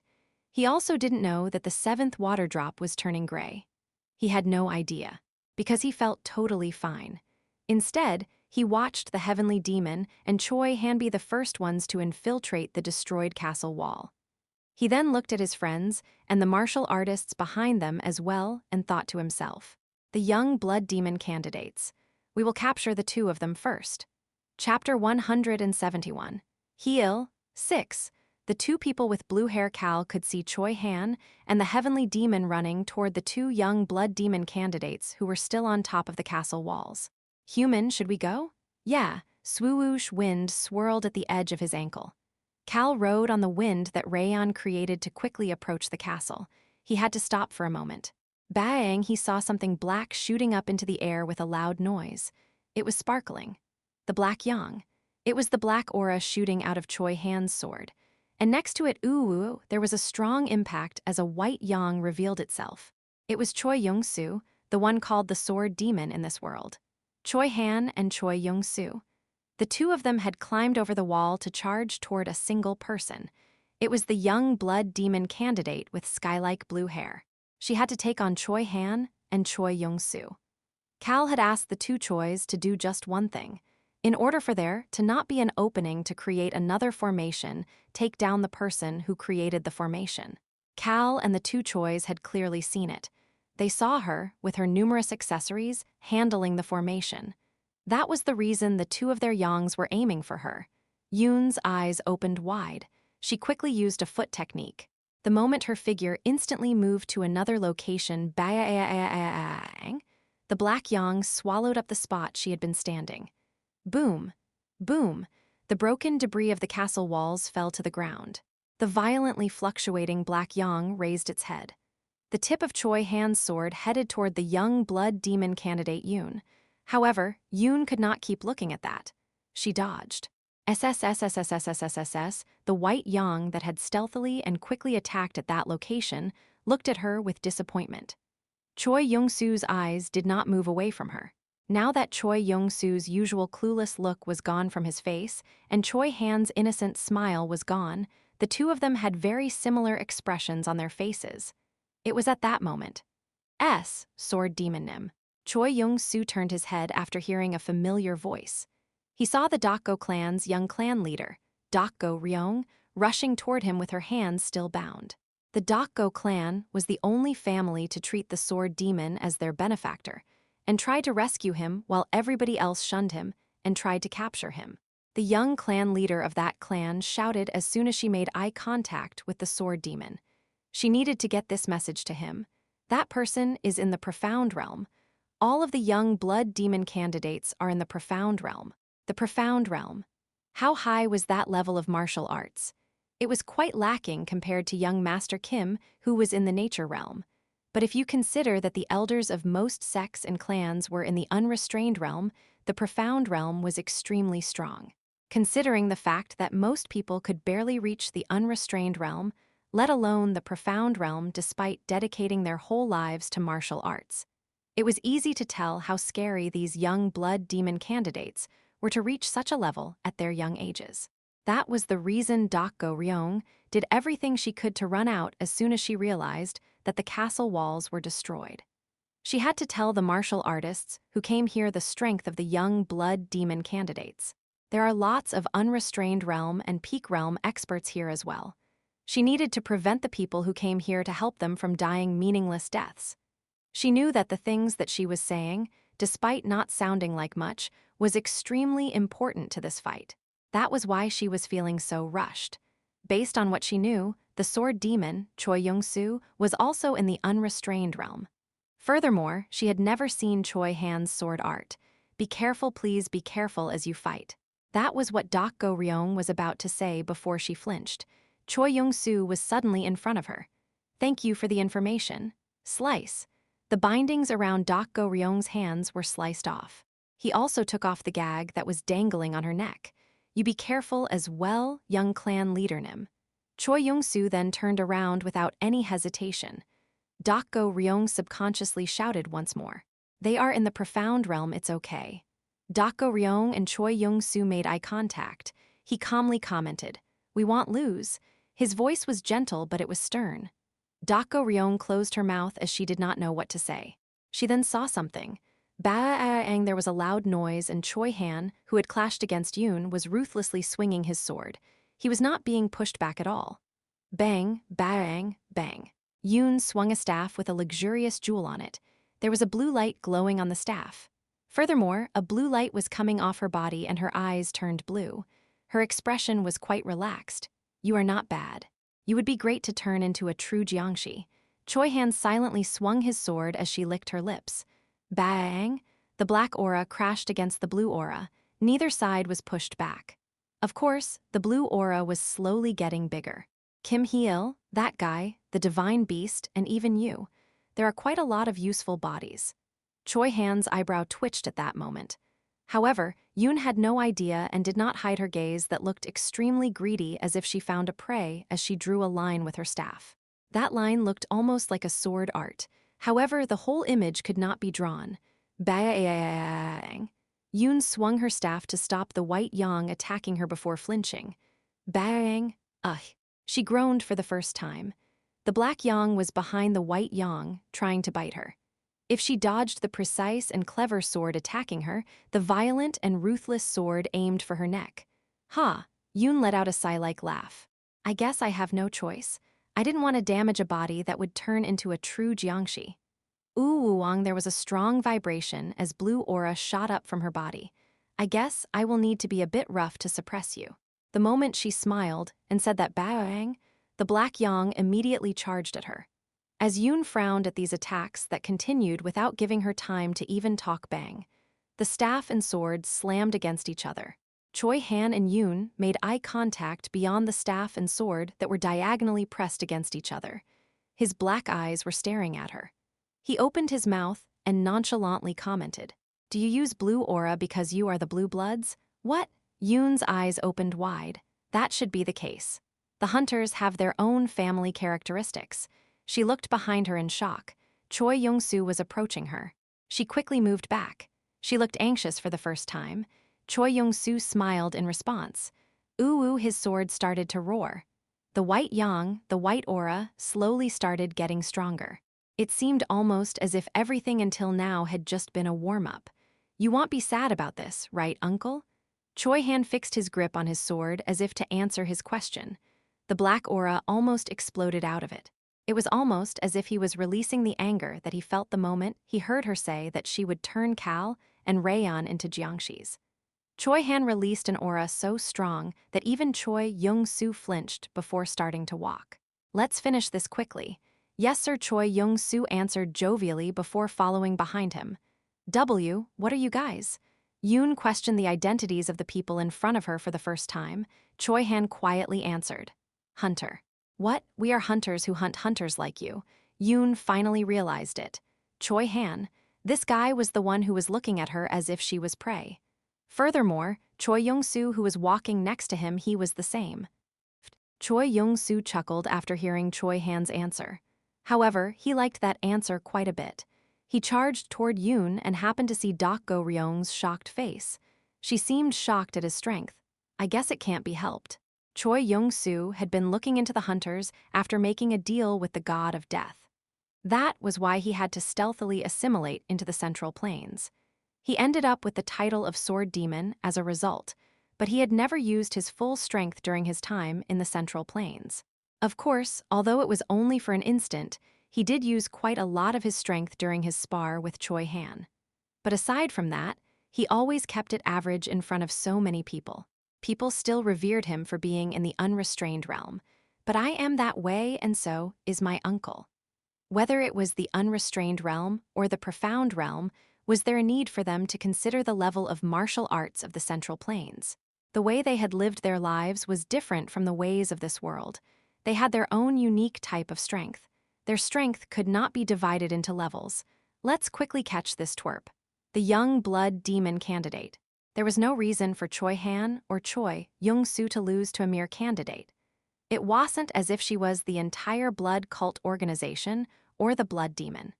Choi Young-soo leisurely mumbled almost as if he was humming as he aimed for Yoon's openings as she dodged Choi Han's attacks. Choi Young-soo had lived much longer than the age he looked.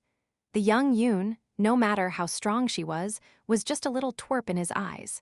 That should be the same for his uncle Choi Han. He was truly someone who had lived a very long life. There was no way that he would leave someone alone when they threatened to turn the new precious people in his life into jiangshis. This was the same for Choi Young-soo. Bang! The two Yangs started running wild. Yoon's face turned pale. There were also others who were looking at them with disbelief. How is that possible? They were the martial artists. The sword demon was this strong. Young Master Kim Nim's group is quite strong as well. The profound realm. The sword demon and Choi Han had no hesitation while fighting against someone in the supreme level of martial arts. They were shocked by this, and some people also got the chills. This was especially true of the martial artists who came from Sichuan. The Tang matriarch bit down on her lips. How is that young Master Kim's powers were shocking, but what about these people's level of strength? They had to move as quickly as possible right now, but she could not even move a step. It was at that moment. Shouldn't you go help the pinnacle demon? They heard a slow and relaxed voice. Lee Soo-hyuk. It was another one of young Master Kim's people. He walked past her and calmly commented, "You should do what you need to do, Mom." Tang Yu could not retort and nodded her head. She was about to turn her head toward the direction he was walking in when she flinched. An aura that made her feel fear touched her. Why did she feel that way? The sudden odd feeling soon disappeared. She saw a person surrounded in dark red aura with his robe fluttering. The sky of the demon cult the heavenly demon. He was currently fighting against the other young blood demon candidate. Crack, crack. Each of his steps made everything crack and break around him. Tang Yu recalled the single word the Orthodox faction used to discuss the heavenly demon and the demon cult. Calamity. Yes, they called these people calamities. It was because they fought violently without looking back. However, she had not felt that way while looking at the current generation's heavenly demon. The reason was simple. He gave off dignity and power, but, for some odd reason, he did not seem that scary.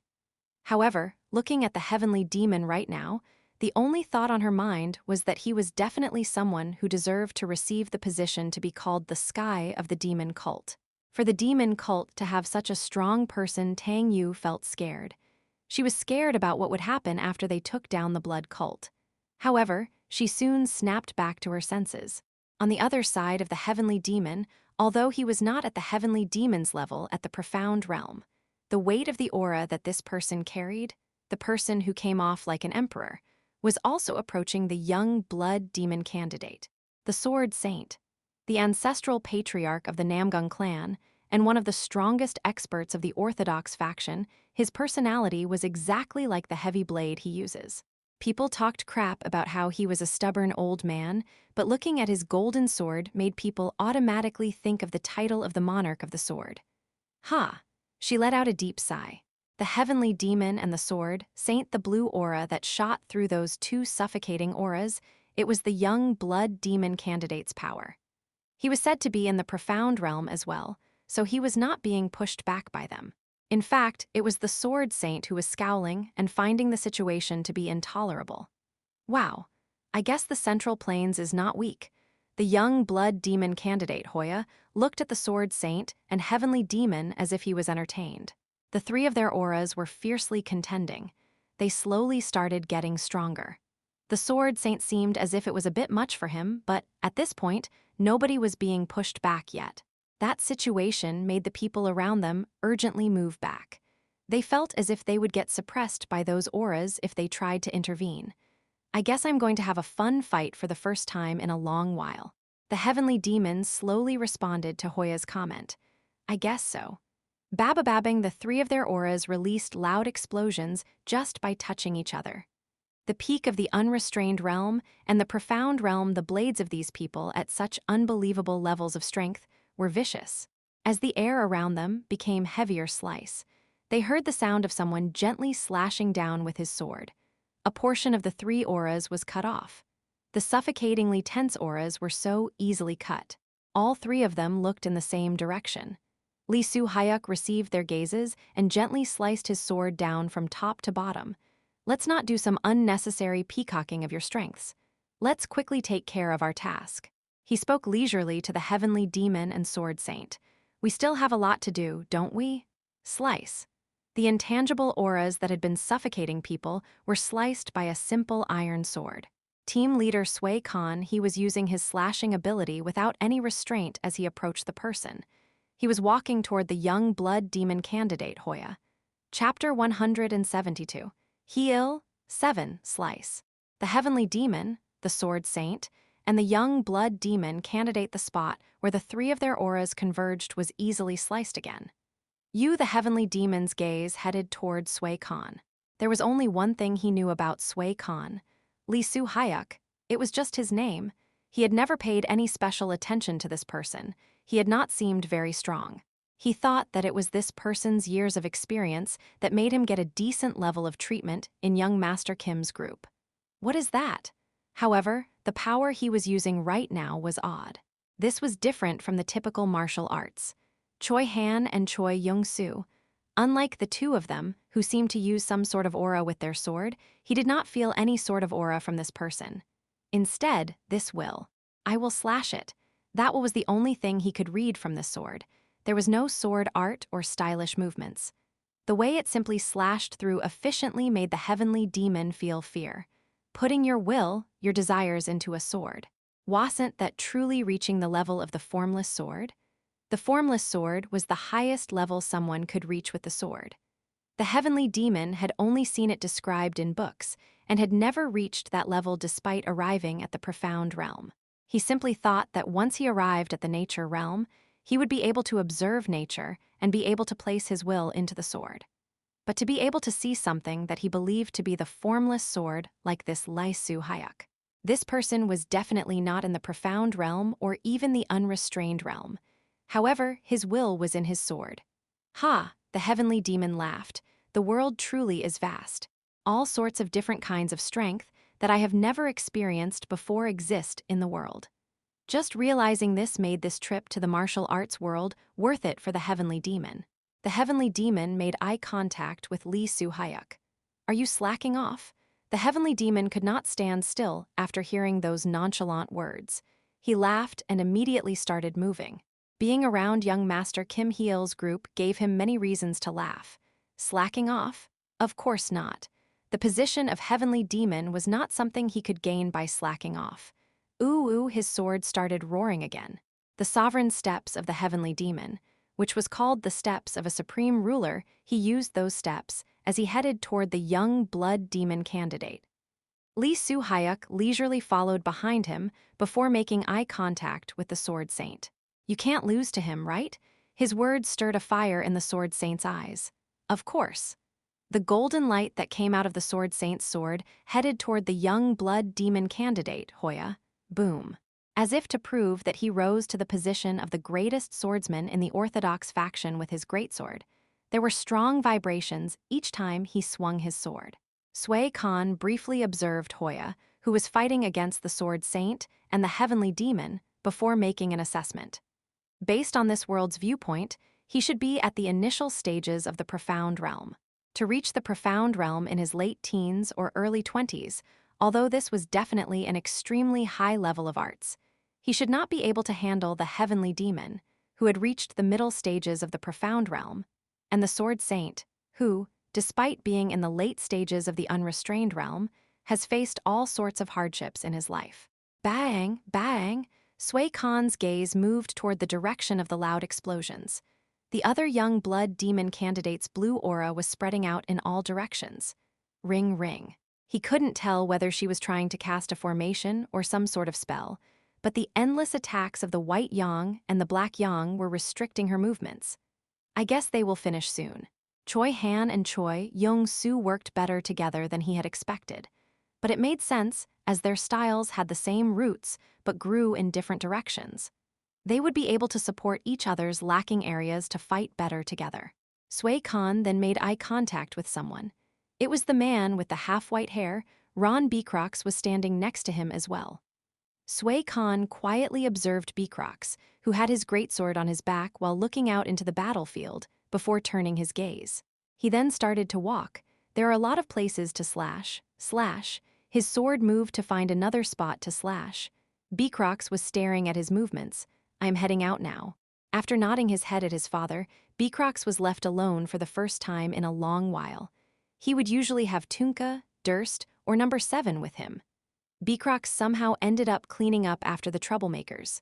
However, Tunka was not here yet, and Durst was coming with the rear group, because he thought that he might throw up and faint because of all of the Jiangxis.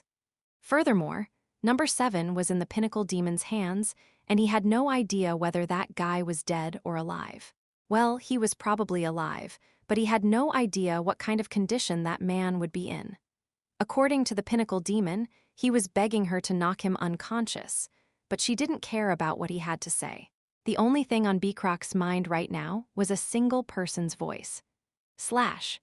Choi Han, who was still slashing the auras of the martial artists, his voice was echoing in Beecrox's ears. "My original plan was to ask Little Han what he thought, but I think it would suit you well. Beecrox, do you want to learn how to use my sword?"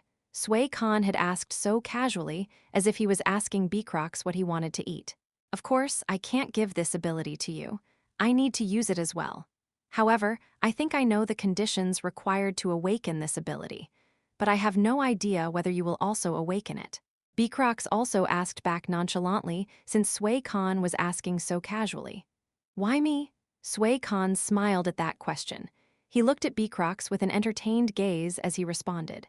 "Rather than Choi Han, who knows how to look around, I think it is right for you. In my opinion, of everybody here, you are the most." He trailed off for a bit before answering without any hesitation. "You look the most stubborn." Choi Han said that Beecrox seemed to be the most stubborn in the group. "I used to be quite the stubborn person. You resemble how I used to be." Choi Han then told him to think about it and never brought it up again. However, Beecrox knew that the offer was still on the table. He also knew that he should give him an answer soon. What should he do? His contemplative gaze noticed the blue aura that was brutally being ripped apart by a black aura. They got her. He could see that Choi Han had one of the young blood demon candidates by the collar. Beecrox looked at him and thought to himself, "Either way, I can't just stay as is." He needed to do something. The others were all geniuses whose growth speed was much faster than his own. Of course, he thought that he was also quite skilled. However, if he was said to have a brilliant mind, these people were geniuses. That fact didn't make him feel a sense of inferiority. However, it did not fit his personality to do nothing like this. That was all. That was the reason Beecrox decided to chat with Choi Han about this. "He's here." His body moved. Cal Henitus, he had entered the castle. Wind was wrapped around his legs. Beecrox was certain that this was the invisible Rayon's magic. The seal on Cal's wind power had yet to be released. Beecrox stopped for a moment. This is weird. Young Master Cal Henitus. Is it okay for him to be feeling this normal? Shouldn't he have coughed up some blood after using so much of his strength? Beecrox looked unsettled. He subconsciously felt that something big was about to happen. However, he could not just open his mouth to ask about it. Either way, things were progressing well right now. However, Cal flinched. As he leisurely entered into Yunnan Castle, once he walked past the broken castle wall, Cal tried to take a look around. He him, but he couldn't do that. Choi Han walked toward him. He was holding Yoon by the collar, dragging her on the ground. Us. The young blood demon candidate could not fully maintain her consciousness. She had a deep cut on her side, and quite a bit of the accessories on her body were destroyed. Choi Han nonchalantly dragged her over and placed her in front of Cal. Us. The young blood demon candidate let out a pain-filled groan. He doesn't usually treat people so crudely. He was surprised at Choi Han acting so harshly, but he soon accepted it. Well, she probably ran her mouth off and made Choi Han angry. There must be a reason for this innocent punk to get so angry. Furthermore, Cal didn't really care since she was the enemy anyway. She was one of the people who tried to turn the residents of Yunnan Castle into Jiangxis. Choi Young-soo came over at that moment and opened his mouth. Hey, this girl said that she was going to turn Rayon into a Jiangxi. What? Cal was silent for a moment and then responded. Choi Young-soo flinched after seeing Cal's gaze. That's what she said. I definitely heard it. My uncle heard it too. He then quickly disappeared, saying that he would go help the others. Human, I want turn into a Jiangxi. I am great and mighty. But why is Choi Young-soo suddenly running away like that? Did he do something wrong? He let Rayon's comments in one ear and out the other. Instead, Cal crouched down to look down at the young blood demon candidate who was groaning and unable to fully maintain her consciousness. Pat, pat, he patted her cheek. Ugh. That action made Yoon barely open her eyes. She was currently full of rage. The pain from having her side cut was not that bad for her. They dare. How could they do such things to someone who might become the master of the great blue bloods? The two swordsmen had leisurely attacked her as if they were fighting against a child. Yoon could not release her anger after feeling like she had ended up as the prey.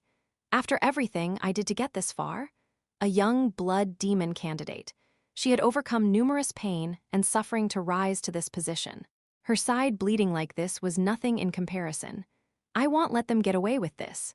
She got swept up in an attack and lost consciousness, which allowed her collar to get caught by the enemy, but there was still a chance.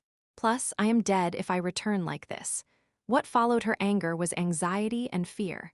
There was only one result for young blood demon candidates who failed. She did not want to meet such an ending. I still have enough strength. Half of her accessories were destroyed, but she could use the other half to cast a spell and a formation. She would then retreat before aiming for another opportunity. She let out a fake groan before raising up her eyelids, which she had struggled to lift, a little more. She wanted to see what kind of situation she was in right now. She then made eye contact. Those dark brown eyes looking down at her Yoon suddenly felt an immense aura overwhelming her.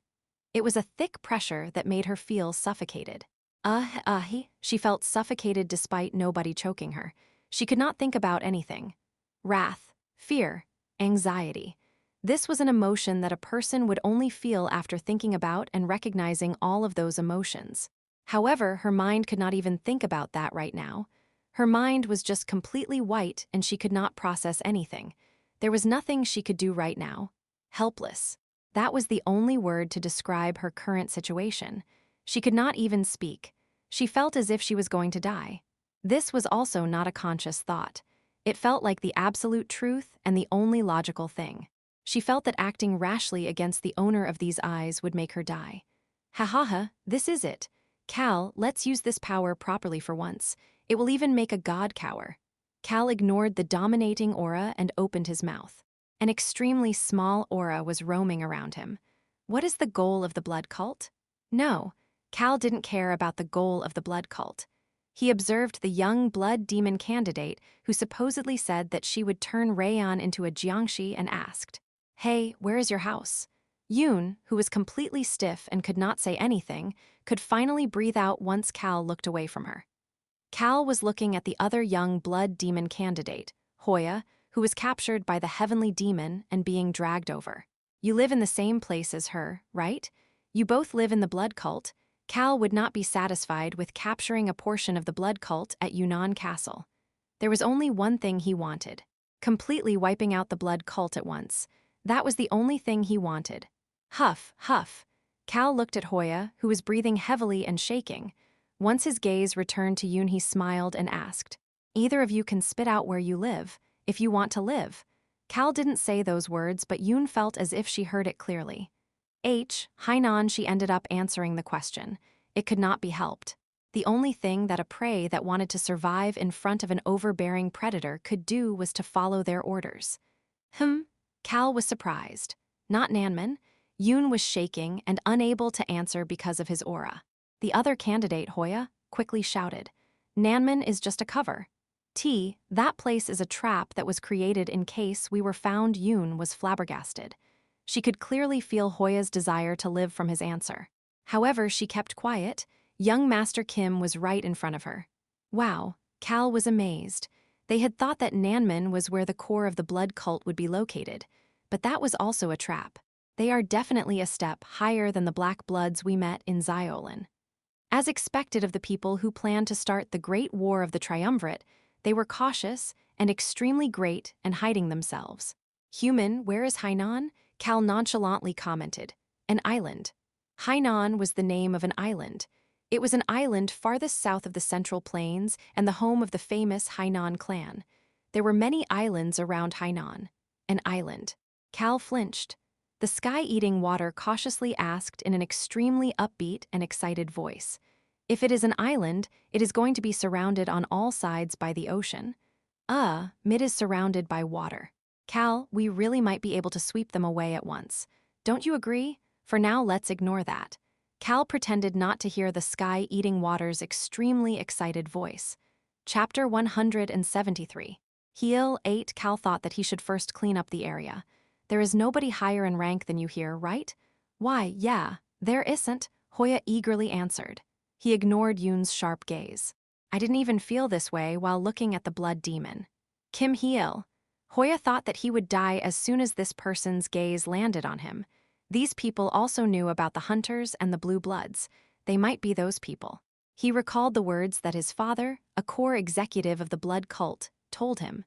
That person was someone who provided information to Hoya, dreaming of having power in the future. One of the hunter houses has perished. The Black Blood's household. Apparently they were destroyed. A group of people were responsible for it. He heard that it was difficult for the hunters to even approach that Xiolin planet now. Kim Heel. He might be that group. Although Hoya liked to laugh, he might be even more shrewd than Yoon. Most important thing is to survive. He gulped and awkwardly smiled toward young Master Kim Heel. This expression was planned. He was purposely showing that he was shaking in fear. He really was scared. Kim Heel's head tilted to one side. As Hoya was about to get tense, Cal nonchalantly commented, "You're talking so informally to me." Holy flinched before avoiding his gaze and responding, I am sorry, sir." He could hear Yoon sneering. "What's so funny?" Young Master Kim asked Yoon, "And I am sorry, sir." Yoon took a deep breath and barely managed to apologize. However, Hoya could not sneer back at her. Young Master Kim Heel's aura was too overbearing. Cal looked away from the now quiet young blood demon candidates and addressed someone who walked up. "Please take care of things around here." "Yes, young Master Nim." Chief Eunuch Y cautiously answered. He let out a deep breath after seeing Cal walk away with his people and the two young blood demon candidates. What a relief. He was relieved that young Master Kim Nim was someone who would leave soon. This was the first time he had such a thought. He was truly touched and full of respect for young Master Kim until now because of his personality, strength, and accomplishments throughout the Central Plains. However, after seeing the tsunami he created today, Chief Eunuch Y's thoughts had changed. It is clear that the imperial family would lose their power if the young Master Nim was a person of this world. The emperor's authority could not be greater than a natural disaster. He peeked to the side.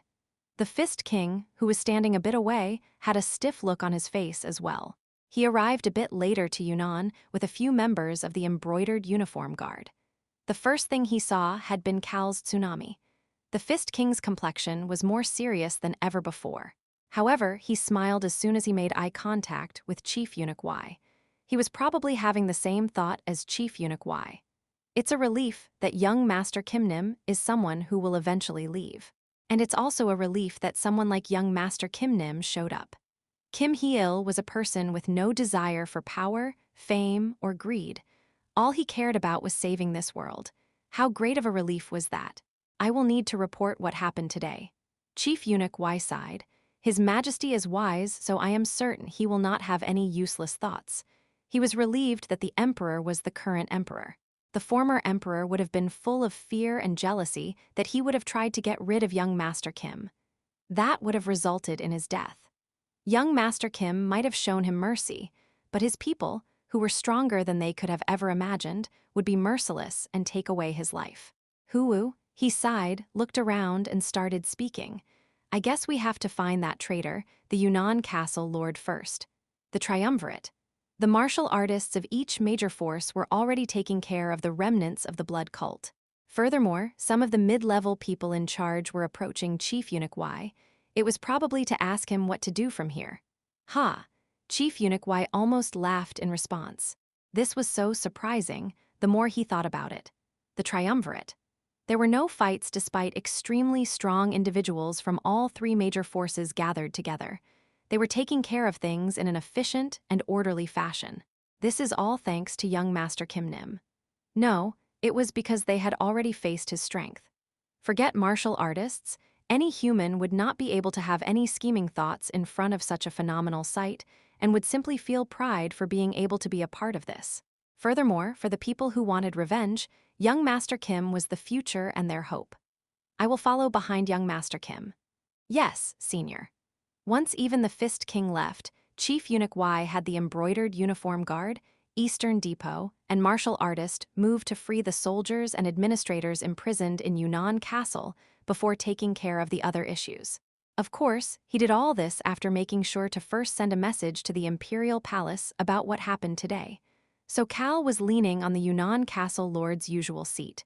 Nobody tried to stop him. He looked down. Hainan is your base and Nanman is a trap? Why, yes, sir. Hoya urgently responded. His hands and feet were bound and he was currently kneeling, looking up at Cal. It was the same for Yoon next to him. Cal did not have any of the dominating aura surrounding him right now, but the two of them did not dare to relax. I guess that's not an aura they can easily forget. The dominating aura said that it was an aura that might even make gods cower.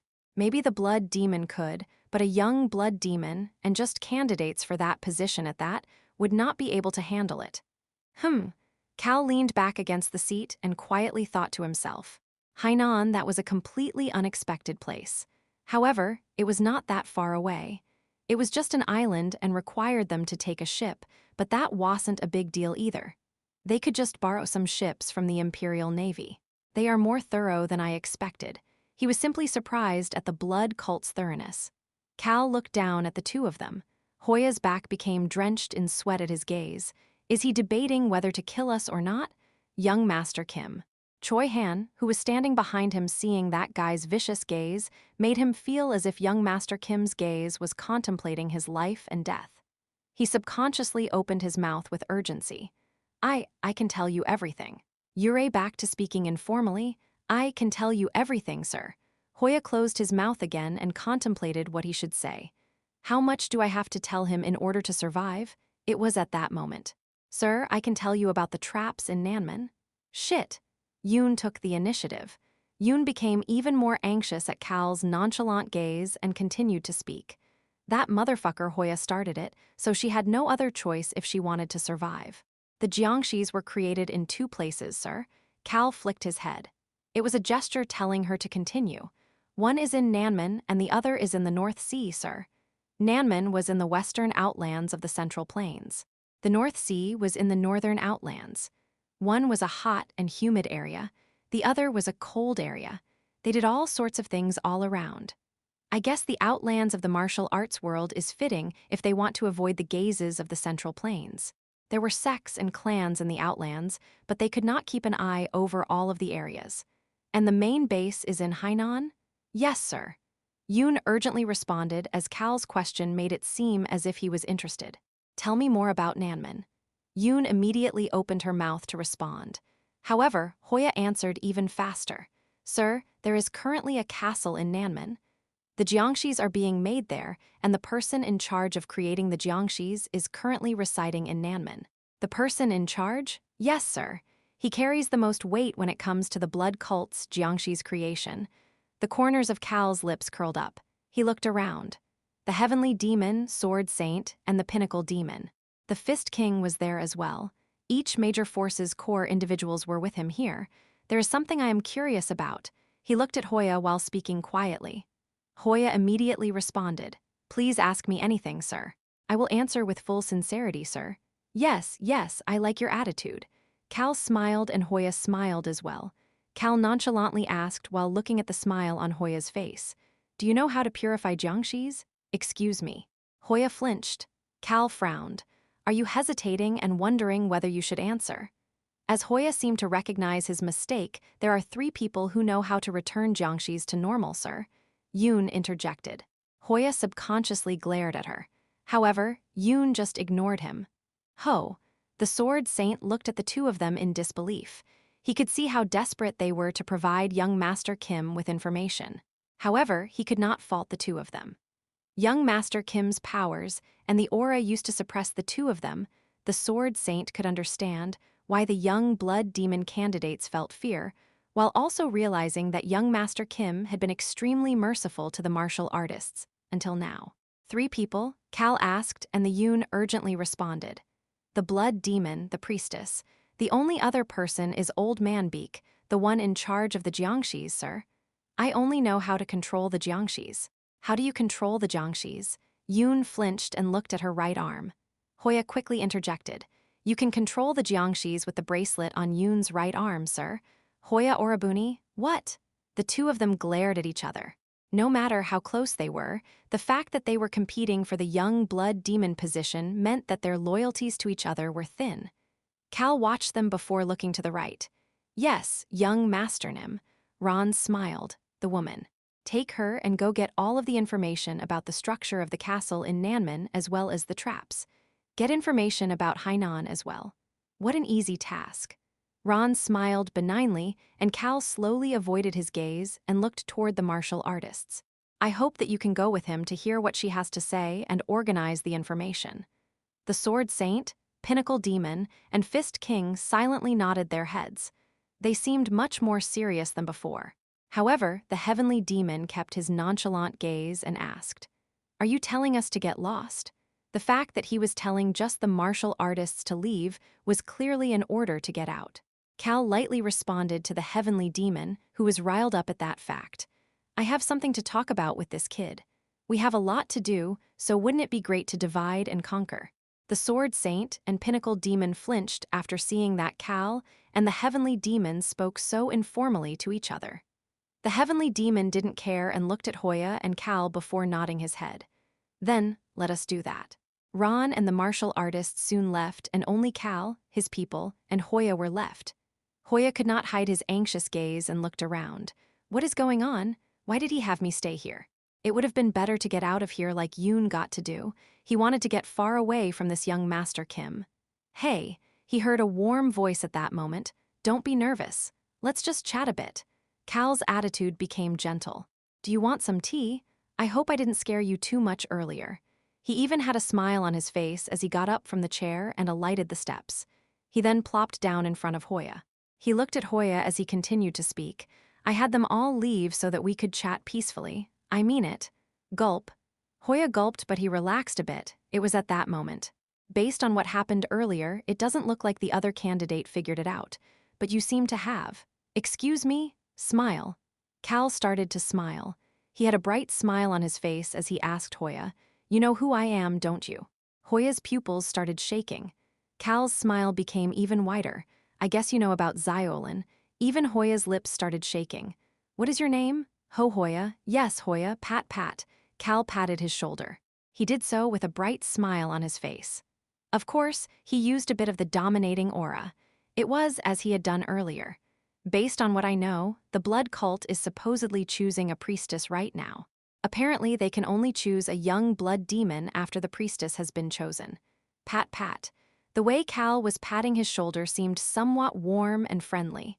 But Hoya, how is it that a young blood demon candidate like you is running wild in the Central Plains like this? Pat pat. What is going on with the blood cult right now? Hoya's pupils were shaking nonstop. They were like boats lost at sea after being swept away by the waves. Hoya, can you please tell me?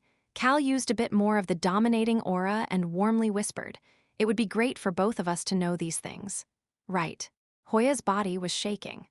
Organizing the information, Choi Young-soo looked at Cal and continued to speak.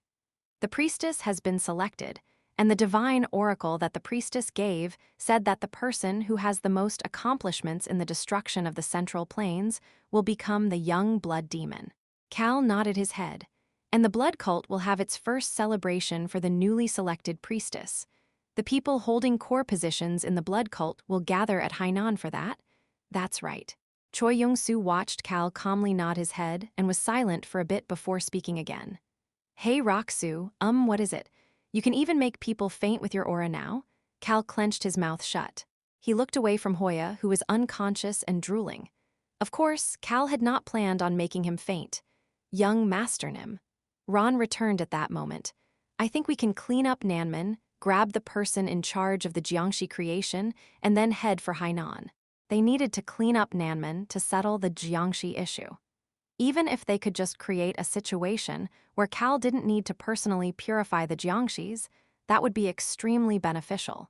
Human, we will smash the Nanman castle, smash the blood cult in Hainan, and then we can go home. How exciting. I guess we can go home in about 10 nights. Probably, maybe a little longer than that. Cleaning up Nanman should take a few days at most. They would then go through Guangxi and Guangdong into Hainan to immediately strike the blood cult. That should not take too long. Cal was organizing the plans for the future when the sky-eating water whispered. The ocean? He naturally ignored that voice. Waves, tsunami? Yes, just ignore. Ah, I am getting so excited, fuck. Ignoring her was the answer. The 8 black water drops on Cal's clavicles, 6 had turned white, and the 7th one had been turning gray. Only one remained black. However, the 7th water drop that was gray had returned to black. 6 white water drops and 2 black water drops. Of course, Cal had no idea about this. Chapter 174. Heil 9 Jiujmi Ryo, the person said to have the most brilliant brain in the Orthodox faction and the chief advisor of the Martial Arts Alliance. She slammed the message in her hand onto the table. The message detailed what had happened at Yunnan Castle. Alliance leader Nim, we can't just let things be. The Alliance leader, someone known for being one of the Orthodox faction's strongest when it came to internal Kai, clenched his eyes shut. He groaned before starting to speak. Do you think that what is written there is true? One corner of Jiujmi Ryo's lips curled up. Creating a large tsunami to destroy the Yunnan castle walls and defeat 10,000 Jiangxis was the work of one person. Not the blood cult's blood demon or young blood demon, but 2 mere young blood demon candidates have reached the profound realm, and young Master Kim's people easily took them down. Does all of this sound like lies? Alliance leader Nim. Haya, the Alliance leader sighed before shaking his head. No, it is so absurd that it sounds like the truth. Furthermore, we have no choice but to believe it because Elder Ho, the Cleve Saint, and everybody else reported the same thing. Alliance leader Nim, we must focus. Jiujmi Ryo's eyes sank low. When I learned that the heavenly demon had reached the middle of the profound realm, I was worried, but it was not too much. She was certain that there would be an old expert of past generations, secluded away in the Orthodox faction, who had also reached the profound realm. There were definitely strong individuals who did not usually reveal themselves. The triumvirate.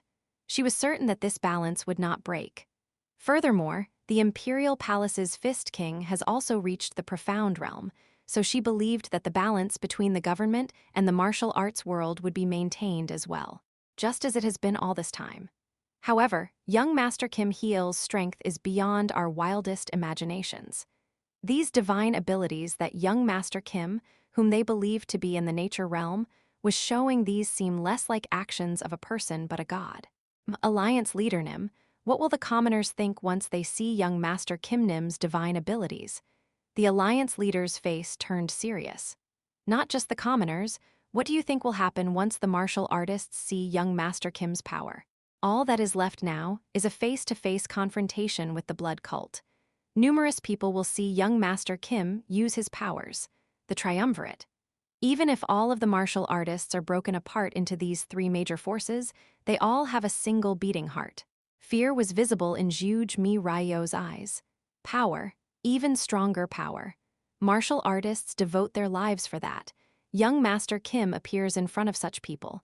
Everything he does would seem like a chapter out of a myth. Then naturally, they will worship him.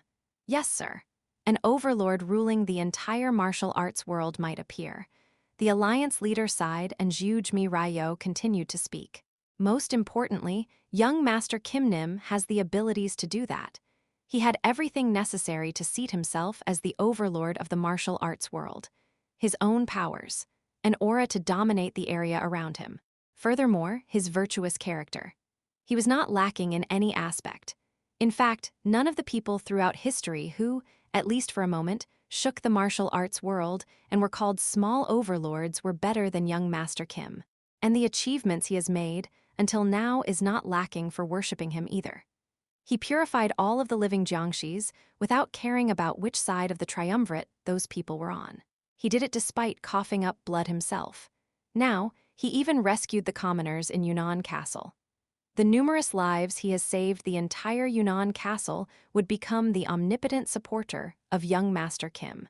Furthermore, Yunnan Castle did not have an especially talented sect of clan that held it down. That made it perfect to be young Master Kim's backing. I am sure that young Master Kim Nim has not planned all of this. He just moved in the most sensible way. He is someone who does not want fame or power. That is why it is scary. Yes, sir, that is scary. Fear was even more visible in Zhuge Mi Ryo's eyes. Doesn't it feel like the world is trying to turn this person, Kim Hee-il, into the god of the martial arts world? The alliance leader clenched his eyes shut. However, the chief advisor opened her eyes even wider. However, this cannot be. She had avoided conflicts as much as possible while in the chief advisor position. The reason behind it was simple. The martial arts world cannot be at the mercy of a single person. Yes, Hainan, I will go there. She looked at the wall with a map of the Central Plains. Sima Pyong is probably also urgently gathering his subordinates to head toward Hainan as well. The heavenly demon was truly wise. He had given a laughable reason of going on a tour of the martial arts world to follow young Master Kim. She had not considered it to be a big deal, but looking at it now, the heavenly demon had used such a laughable excuse to hide his true intentions. Since the heavenly demon has reached the profound realm, he has probably clearly felt young Master Kim's true powers. And by being by his side, he probably figured out that it was the only way to deal with the situation as best as possible. Zhuge Mi did not say that part out loud. This was not the time to sit aloof in a high position and observe the changing field. She needed to quickly get to the scene as quickly as possible. History was being written out there. I will leave behind a group to prepare for emergencies, but take everybody else to Hainan. I will allow it. Zhuge Mi Ryo quickly packed up and immediately headed toward Guangdong. She would meet young Master Kim in Guangdong before they got on a ship to head out to Hainan Island. While that was going on, hoo-hoo. As expected, my master and his close friends are truly different. The divergent coalition leader, Sima Pyong, was already heading toward Hainan. Next to him was the trashy son of his, Sima Yung and Tunka, noble warrior Dukang in this world. Sima Pyong had gathered any and all strong individuals of the divergent coalition. Hoo. He was gently chuckling, but his gaze was cold. He spoke to his subordinates. We need to kill as many of the blood cult as possible. That is the only way for us to survive. His cold voice made the members of the divergent coalition cheer. Tunka watched this and scratched his head before not thinking much about it. I guess I can properly fight now. Tunka was just happy about that. Cal handed a candied fruit to Rayon and asked Chief Eunuch why. Has a decision been made about what to do? The decision is as you asked, young Master Nim. Chief Eunuch Y looked at Rayon, who suddenly appeared in the air, took the candied fruit, and was eating it all cutely, and then continued to speak. We will stealthily send most of the forces to Hainan, while a portion of the forces will openly start moving toward Nanmen. Nanmen was a trap by the blood cult.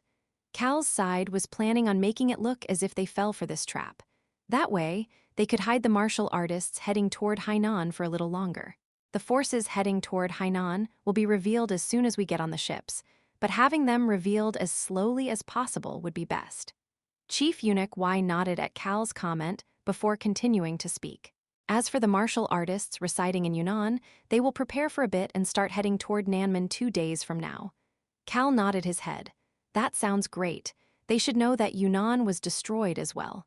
Yes, young Master Nim. Cal looked around. Then we should already be at Nanmen by the time the other martial artists start heading there. A smile appeared on his face. We are heading there right now. By the time the blood cultists in Nanmen look at the movement of the other martial artists and prepare to respond, Cal's group should already be at the Nanmen castle. A core element of Cal's plan this time was to smack them in the back while they were less prepared. The people who received his gaze slightly nodded their heads and responded in agreement. It's great to move in small numbers. There were no martial artists with them this time. It was only Cal's group. Of course, the Pinnacle Demon, Sword Saint, Heavenly Demon, Tang Yu, Sage Demon, and others were going to lead the other martial artists over, but it had been a while since their group had moved on their own. Human, are we heading off on our own to destroy a castle? Destroy it? Cal shook his head. Destroy it? We are just going for a visit. A smile appeared on his face. Human, you are smiling like the Crown Prince again. Of course, it wasn't just Cal's group who was going. He moved his gaze. The young blood demon candidate, Hoya, was shaking as he avoided Cal's gaze. His reaction made the other candidate, Yoon, bite down on her lips and lower her head. Hey Hoya, Yoon, please take good care of us. The young blood demon candidates could not respond. Keek. Cal looked at Choi Young-soo, who was letting out a weird laugh. Choi Young-soo slowly avoided his gaze. Cal, Choi Han, Rayon, Ron, Beekrox, Choi, and Sway Khan, everybody other than Tunka and Durst, who had to stay behind because of all the retching, stealthily headed toward Nanmen. They naturally used teleportation magic. Why would they need to use less efficient means when nobody from the Central Plains was with them? And it really is nice because you guys know magic. The Blue Bloods did not use magic, but they were quite knowledgeable about it. We arrived right away thanks to you. Cal looked at the bottom of the mountain. The lush forest that was covered in a slightly humid and hot air, they could see a man-made barren wasteland with a castle through the trees. It was more like a large manor than a castle. Cal smacked the shoulder of the person next to him. Hoya, what kind of person is Old Man Beak again? Wah. Hoya let out a weird noise before answering. His enunciation and speech was clear despite the fact that he was shaking. This seemed as if he was trying to do things right as he was wary of Cal. Old Man Beak is the heir of a family who has been in charge of creating the Jiangxis for generations. He has an eccentric temperament. No, not things like that. You said that he doesn't like to have people around him? Yes, sir. He does not like people. He cherishes basically everything except people. He only keeps Jiangxis by his side, sir. Old Man Beak, the person who knew how to purify Jiangxis. His actual name is Beak Ga Iok. Choi Han, who had been silent, walked up and asked, "Is it different from the Jiangxi purification method that number 7 knows, Cal Nim?" Number 7, whom they had caught back in Ziolan Planet, also knew a way to purify the Jiangxis created from dead mana. It was just that the method he knew took a very long time. Yeah, he said that Old Man Beak's method is much easier and can purify a large number at once. Choi Han's expression brightened up. He spoke in a calm voice. It sounds like he is someone we must capture alive. Right, I will make sure to capture him alive, Cal Nim. Cal thought that the words Choi Han was saying with the bright expression on his face were very pure but oddly vicious. He just thought he was mistaking it and looked toward Yoon, who was warily looking at him. Smile. He then smiled. What is up with him? Yoon's pupils were shaking. Hoya Orabuni didn't even bow in front of the blood demon. But even he is completely scared of this person. She had watched as an unconscious Hoya was dragged out. She also became scared and did not dare to avoid Cal's gaze. I heard from Hoya. Yoon, you created the formation guarding that manor? Cal spoke so warmly toward her. He then patted Yoon's shoulder. Hey Yoon, you can create a small entrance for us to sneak in, right? Something like that is easy for you, right?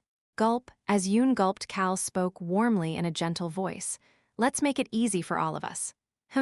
Let's not waste our strength. We just need to quietly go in and capture Old Man Beak.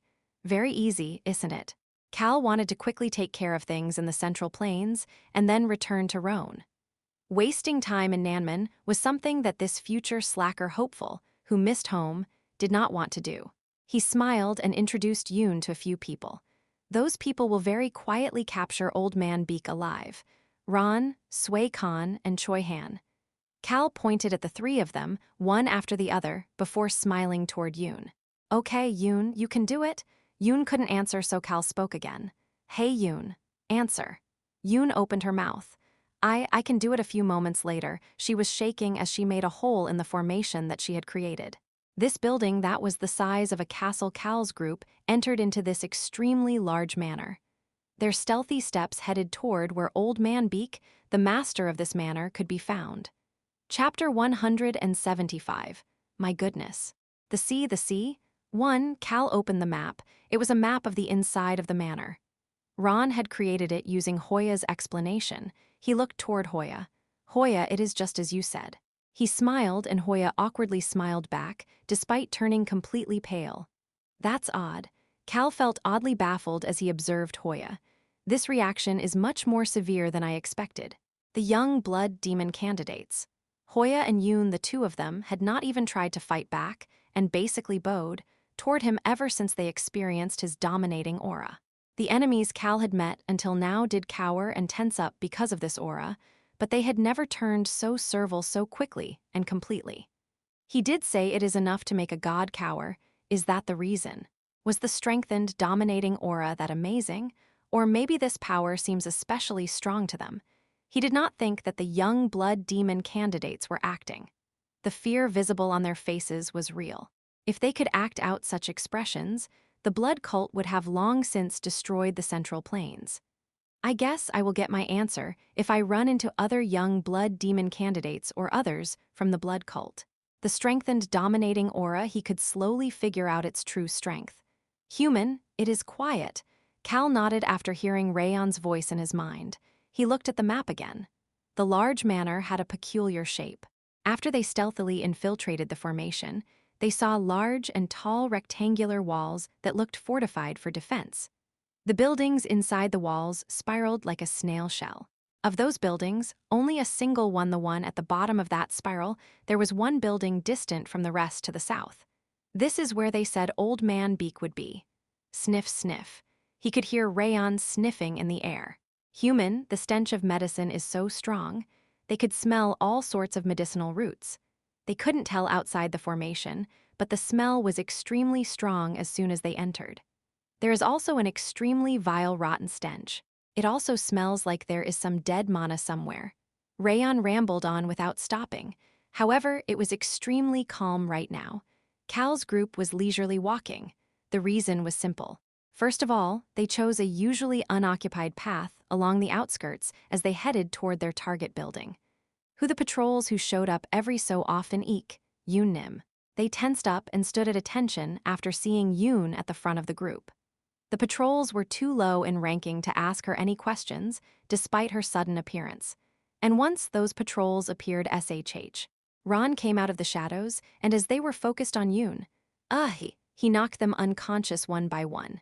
Cal walked without anything stopping him, as if he was water flowing down a stream. It wasn't loud, nobody was making a fuss, he was out for a nice walk. That was the feeling as they walked. Of course, Hoya and Yoon's faces became gloomier as they walked, but Cal didn't care. He asked Hoya a question. Jiangxi's had grades? He asked as soon as they arrived at the spot marked on the map. Step. Cal stopped walking. This place had an especially cold air roaming around it. He looked at the wall of the building. There were small windows at the top. There were some at the bottom as well. Choi Young-soo moved stealthily to look through one of the small windows by his feet. He could see numerous feet. There were quite a lot of feet stuffed into a small area. They were Jiangxi feet. This was one of the many Jiangxi storage containers. Yes, sir, they have different grades. Hoya answered with a nervous look on his face. Jiangxi, living Jiangxi, true Jiangxi.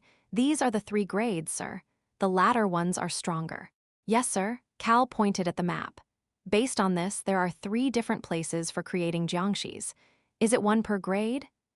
That is correct, sir. This is the most external one, so the ones in here should be your regular jiangshis. Yes, yes, sir. Hoya didn't even think and just answered as soon as he thought of the answer. It was because Cal's gaze was slowly getting colder. It looks like there are jiangshis being stored in the basement as well. The building next to Cal was 3 stories high and had those same small windows. Around how many jiangshis are inside this manor? All of them together. Hoya urgently responded after seeing his cold gaze.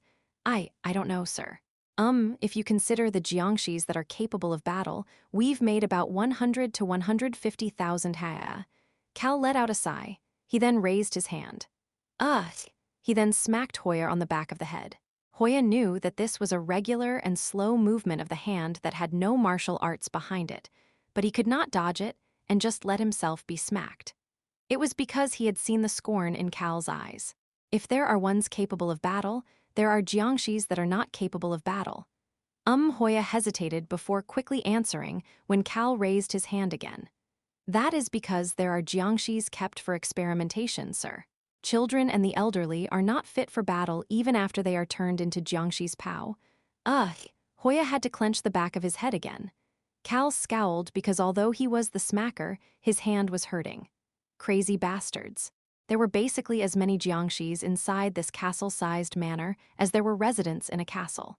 Of course, it might be obvious that there were a lot of jiangshis here because this place, just like in the North Sea, was a core area where jiangshis were created. But human, there are too many. Cal could not react to Rayon's comment. He had already seen the faces of his people instantly stiffen. Choi Han opened his mouth at that moment. How were you able to create so many jiangshis? His anger-filled gaze headed toward Hoya. Hoya scowled at that gaze. It was as if he was not happy that someone who was not Cal, merely one of Cal's subordinates, was sending him such a gaze. However, he seemed to peek to see Cal's reaction before answering. How would I know? We've been making these jiangshis for decades. Excuse me? I mean, seriously, think about it. Gathering the people to become jiangshis is the work of underlings. I don't need to deal with such trivial tasks. Maybe for true jiangshis, but still. Ha! Choi Han scoffed in disbelief. He was at a loss for words. Based on what he had just heard, they did not care if the person was male, female, young, or old. They just gathered a bunch of people and turned them into jiangshis. How could he feel no sense of responsibility toward that? His hand automatically tensed. Sui Khan mumbled in a low voice at that moment. Decades do jiangshis not decompose. As long as you take care of them properly, they don't. If such a number of jiangshis were created at once, the imperial palace and the other major forces would have realized something was wrong. However, it could be difficult to notice if they spent decades slowly abducting people to turn them into jiangshis. The Central Plains was filled with small battles between martial artists and sects on a daily basis, so they tended to not care about dead people. He had also heard that the administration had been a mess during the previous emperor's reign. Since the current emperor has not been in power for very long, it was probably difficult to know what has happened until now. Furthermore, the civil war probably gave the blood cult lots of favorable situations. Choi Yong-soo sighed. If you include the North Sea, there are probably at least 200 to 300,000 jiangshis. There's a bit less in the North Sea. There are only about 70,000 because it is so cold over there, Hoya answered before he saw Cal's gaze and shut up. Cal ignored Hoya and started walking again. Even if we purify those jiangshis, if they were not living jiangshis, they would only return to being corpses.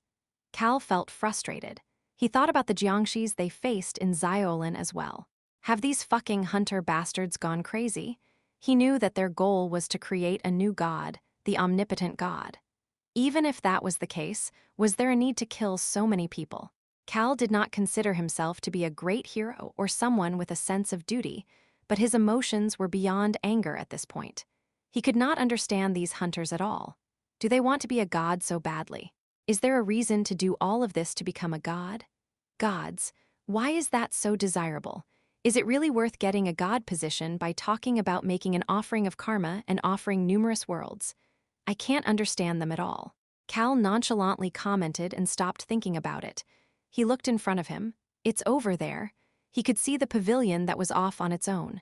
He did not see anybody around it.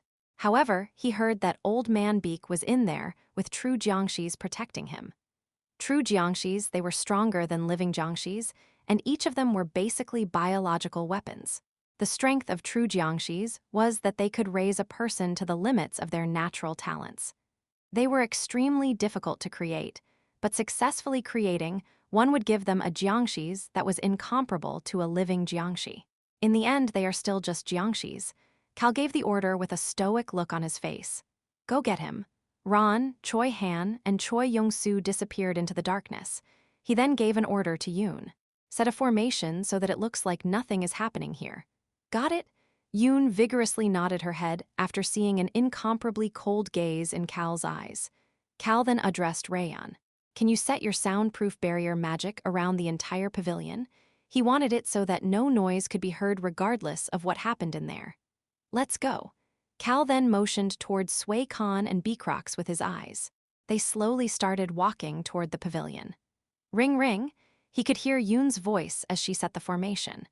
Ooh, ooh, ooh, ooh, he could see Rayon's spell creating a half-transparent black barrier around the pavilion. Cal slowly headed toward the pavilion. He was hoping that most of the things would be resolved by the time he arrived there. This was to be expected. To my knowledge, the true jiangxis are 1 at the profound realm and 3 at the unrestrained realm, sir. The level of true jiangxis protecting Old Man Beak were easy for Choi Han, Choi Young-soo, and Ron to handle. Furthermore, Cal had not told them to deal with the true jiangxis. An Old Man Beak has not learned martial arts. Just quickly bang, the pavilion broke. A black yang and then a white yang ran amok through the pavilion. Cal stepped into the pavilion that was turning into a mess and saw someone appear through the dust clouds. Young Master Nim. Ron had an extremely benign smile on his face. I have returned with the captive. He simply told them to quickly return with Old Man Beak. That was the reason he sent Ron to make the move while the 2 Chois handled the true jiangxis. Ooh, ooh, ooh, ooh, Cal looked at Old Man Beak with his dominating aura activated as he did against the young blood demon candidates. You motherfucking human bastards. You humans dare to come into my house? You loathsome creatures. An extremely skinny old man was being held up by Ron as he flailed and shouted to get away. He must have then felt an odd aura as he looked toward Cal. He then flinched. He commented while looking at Cal. Why, you are not human? Cal instantly scowled. What the hell is this crazy old man saying? Old Man Beak didn't care and his face lit up. No, it relaxed. His jaw dropped with a blank look on his face and he could not look away from Cal. He then commented. Beautiful Cal commented. He's nuts. This old man was nuts. Then should I kill him? Of course, he flinched at Ron's gentle and warm comment. Old Man Beak extended his hand toward Cal. A king's successor, there's another god's plate. What plate? As Cal looked confused, Hoya suddenly gasped and curled up in fear. He then looked at Cal and mumbled. No way, there is another existence than the esteemed? Unbelievable. What the fuck are they talking about? Cal scowled and then flinched. Ron clenched his hand around Old Man Beak's neck. Please calm down and slowly answer our young Master Nim's questions. And pow, Beecrox smacked the back of Hoya's head with his greatsword still in its scabbard. Speak so we can understand. He stoically added that comment. Forget gods of whatever, Cal was more scared of this father-son duo. He gulped as Ron let go of Old Man Beak's neck and spoke to him. He is still alive, and he is now quiet. How wonderful. This vicious old man. Just as Cal clearly recognized the existence of the Malin father-son duo, once again Old Man Beak was a strong person. He ignored Ron's warning and ran toward Cal. His eyes were rolled back and he was drooling. I'll turn you into a god. His crazed eyes that were full of desire were only focused on Cal. Chapter 176. My goodness, the sea. 2, what is up with this guy? Cal stepped back with an unsettled look on his face. Human. This guy's condition is the most serious of any humans I have seen until now. He's so crazy his head has spun 450. No, I have no idea how many degrees it has spun. Even Clope can't beat this guy in craziness. This guy, his gaze, I know, right? This is real. Those eyes. Cal ended up releasing his dominating aura. He had it directed only at Old Man Beak. Of course, he did not use much of it. This person has not learned any martial arts, so this should be enough to suppress him. Gasp. Who? Hoya and Yoon flinched despite the aura not being directed at them. I am certain of it now. These two were especially sensitive toward this strengthened, dominating aura. What was the reason for that? Old Man Beak groaned at that moment. I guess I can finally chat with him. Cal turned his gaze. He thought that Old Man Beak would have calmed down by now. However, Cal was truly surprised. Ooh. Old Man Beak was clenching his chest because of the suppression of Cal's aura, but still raised his head to look at Cal. His eyes were bloodshot and red, and he was foaming at the mouth and drooling. Let's really become a god. A god, Wow, Cal and Rayon wowed at the same time. I have to give him credit for this. Seriously? Choi Young-soo, who was fighting against a true Jiangshi, gasped in admiration and clapped. Bang! Of course, the attack was still going as he did that. The true Jiangshis continued to attack the two Chois. Cal wanted to get a good look at the true Jiangshi, but you're being too loud. Old Man Beak annoyedly twisted his body and clapped despite finding it hard to move because of Cal's aura. Clap! The true Jiangshi stopped. Wow! Choi Young-soo gasped in admiration again. Old Man Beak, who was still being suppressed by the dominating aura, glared at Choi Young-soo. Humans, shut the hell up. Otherwise, I will rip apart your damn mouth. Humans are terrible. Those shitheads have created all of the sins in the world and are destroying everything. Humans need to disappear. I hate them so much. I hate humans so much. Choi Young-soo flinched. Cal did as well. Choi Young-soo quietly mumbled. This guy is seriously crazy. Human, I agree with Choi Young-soo. Cal's group quietly watched Old Man Beak, who was twisting his body as he shared his annoyance. Of course, Ron and Sway Khan had their usual calm expressions. Cal nonchalantly asked Old Man Beak, who was on the ground like a child throwing a tantrum. Is the god you guys are talking about the omnipotent god? Old Man Beak stopped moving. He was suffering under the pressure but still raised his head to look at Cal. Drip. He was drooling. You know about that? Old Man Beak's eyes clouded over as he said that one sentence. He quickly got off the ground and sat down. Cal looked at the old man and recalled something from his memories. The hunters' households, which started as 7, the 5 remaining households were currently protecting the king's successor and were working to fulfill the grand vision of that successor. Cal was about 50% certain that this grand vision was the creation of the omnipotent god. The omnipotent god, the team leader said that this omnipotent god did not exist yet. He said that a title of omnipotent could not exist in the world of gods. If the king's successor is to become the omnipotent god, then I guess it makes sense to call that successor the god's plate. Cal chuckled. Old Man Beak. Are you saying that I am a god's plate like that successor of yours? Yes. Cal shook his head. What fucking bullshit. If they wanted to talk about Cal's plate, while it was quite large now, it was barely held together right now and would be difficult to fix if it was to break again. That was the reason Cal was trying to fight without his plate breaking, but such a plate is a god's plate. Something like that was unbelievable. Kahahahaha. Old Man Beak suddenly started laughing. You don't know, do you? He snickered while looking at Cal. You have no idea that you are turning into a god's plate.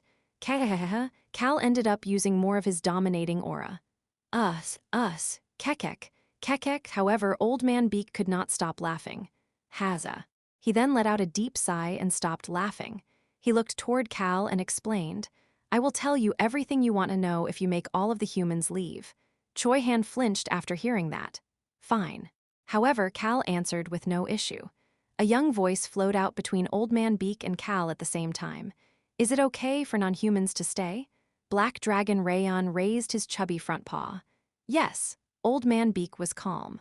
He looked completely relaxed, as if he already knew about Rayon's existence. How could an old man who has not trained in magic or martial arts be like this? Let's go talk in my room. Old Man Beak got up and energetically walked into the house that was now a mess. Cal followed behind him without any hesitation. Nim. He waved to the concerned Choi Han as he walked. Of course, Choi Han didn't say anything after seeing Rayon sticking to Cal's back. Please take care of things here. He started moving with the others to do as Cal commanded. There was a simple reason Cal followed Old Man Beak. He had a lot of things he was curious about. However, would you like some tea? Old Man Beak looked too normal. Honestly speaking, his appearance did fit this demeanor. He had white clothes that gave off a scholarly vibe, and his hair was neat and tiny. He was extremely skinny, but his appearance and demeanor were fitting that of an intellectual. Of course, he was just a crazy bastard who made jiangshis no thanks. Then I will just make some for myself. Egu. Old Man Beak brewed some tea without any regards for Cal's look of disbelief, and then sat down on the seat across from Cal. It is great now that no humans are here. The smile on his face was peaceful. That human is weird. He's also human, so why is he like this?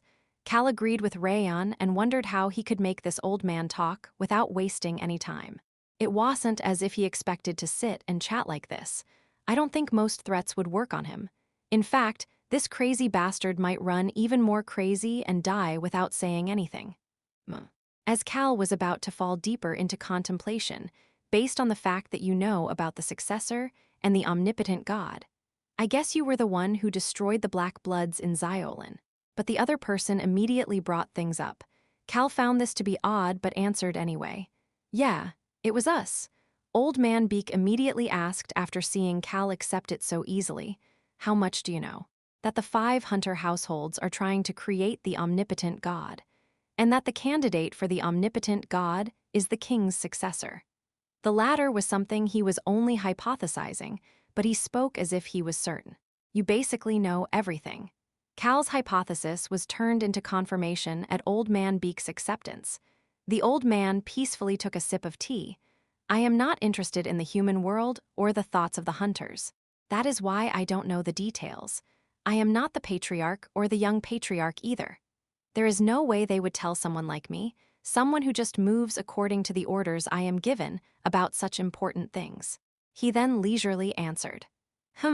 Of course, this was not a good answer for Cal, who wanted the important information. He does not seem to be lying. As Rayon mentioned, Old Man Beak did not seem to be making this up. Cal's posture became stiff. If this guy didn't know anything, all that this crazy jiangshi creator was useful for was the jiangshi purification. As he decided that he didn't need to waste any more time with this guy, should I say that I can see what is inside humans? Or maybe that I can see their limits? I was born with a peculiar set of eyes. I guess it would be correct to say that I can see their true nature. Anyway, that is why I hate humans. They are terrible. Old Man Beak continued without stopping. Anyway, when I was very young, I once participated in a celebration held by the Transparent Bloods. Cal looked toward the old man. I was able to see the king's successor despite it being very far away. His face was covered in cloth, and the king's successor must have been young as well, as his small figure was covered by an extremely long cape, but I could still see it. I could see his true nature. The old man's eyes filled with an eccentric look of desire. It seemed to resemble the delight of adventurers who found a new continent. His gaze also seemed to show that he had respected this person for his whole life. That was definitely a god's plate. What the hell is a god's plate? Cal did not ask it out loud. He felt as if the old man would explain. The king's successor already had a world within him. His small body was full of all sorts of things. He looked at his own eyes through the tea. His voice was calm, as if he was savoring that moment, but it slowly became faster. Numerous despair, delight, joy, sadness, good and evil. It was full of their screams. That was definitely not something a human could hold as he lives. The old man looked at Cal. It is the same with you. Of course, you are different from the king's successor. The size of your plate is too small compared to the successor. It is also weak. It wouldn't be weird if your plate was to break at any moment. Cal's face became unsettled. This plate was already an enlarged plate. Although it was weak, the size of Cal's plate was not something that would lose out to most people. He nonchalantly commented, "Then why did you call it a god's plate? I told you that I could see true nature, right?" Old Man Beak's face was bright. Too bright. Although the things within your plate are different from the king's successor, the things within you are also the components of a world. To be more accurate, it is similar to a world being created. What did he mean by that? As Cal had that thought, nature is inside you. That was true, as the ancient powers were representative attributes of nature. Also, you have powers gained from numerous time and space. Kim Rock-Soo and Cal Henetus. He had the powers of both people. There was also power he earned in the Central Plains. Powers he gained through different times and spaces. Basically, you have nature, time, and space within you. You've also recorded those things. Cal flinched. You've recorded yourself and your worlds. The foundations to create a world exist within you. Old Man Beak's voice slowed down again. He looked almost as if he was savoring alcohol. Of course, your world is still not balanced. Water is overflowing and fire is sweeping over the earth. Cal chose to remain silent as this man accurately assessed his situation. But it is beautiful. It is like the process of the creation of a world. Nature is sparkling as it creates the foundation. Numerous records are flowing like the river, gathering and releasing everything.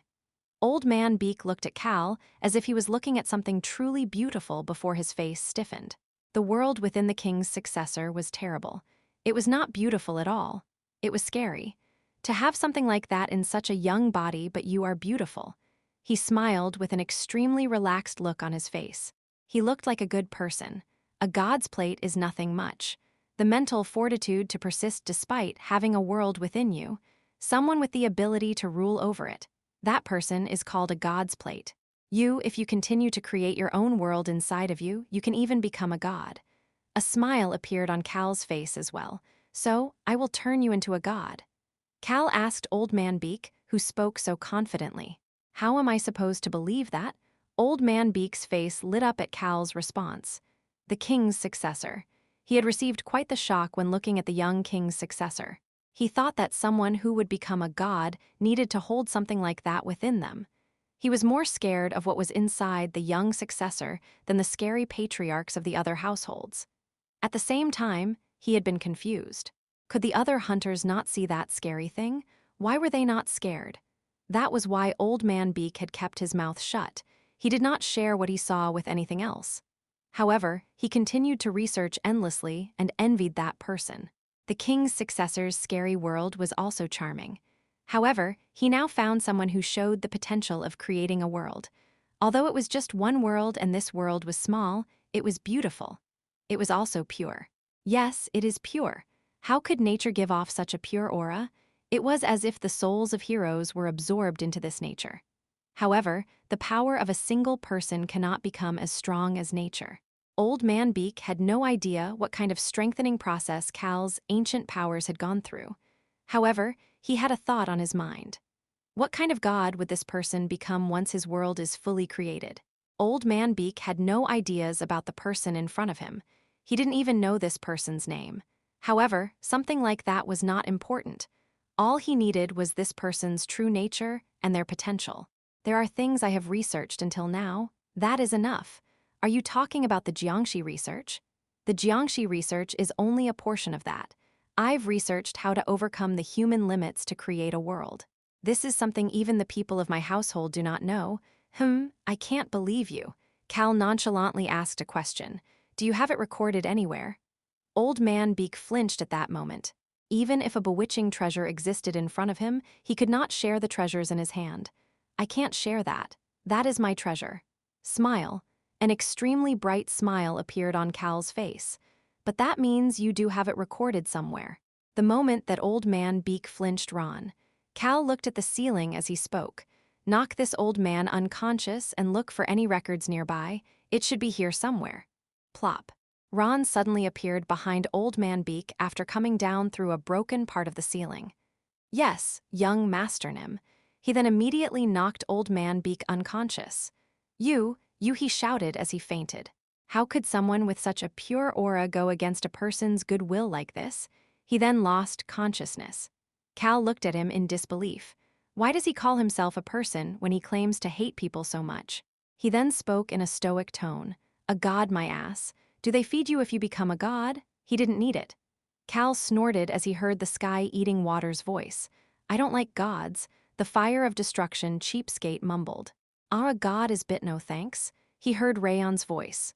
Human, based on what I've seen of the god of death, I think y'all be even busier if you become a god. Is that okay? You won't get to play. I know, right? Cal did not like gods either. No thank you. Ding. He heard the alarm from the mirror for the first time in a long while. Ding! Cal saw 2 messages that came for him.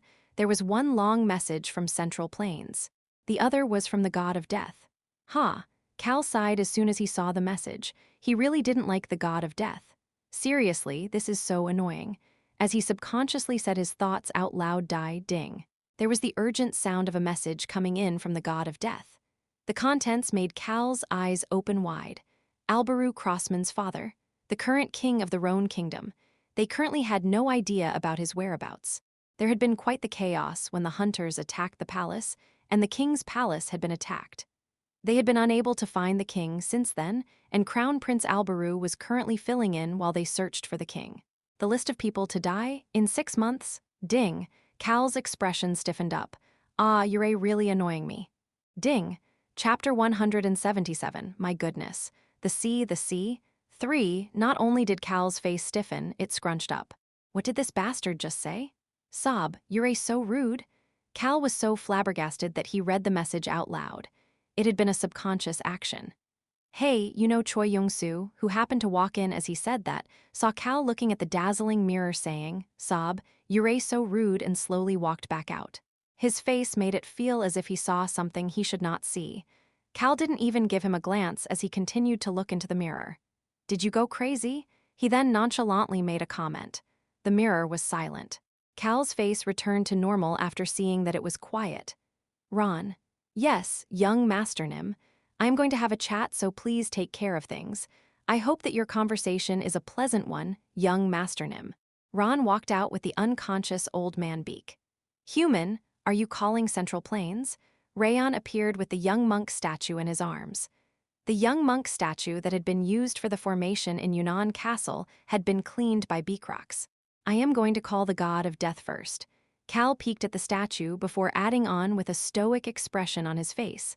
I think Central Plains did a good job with something. Oh.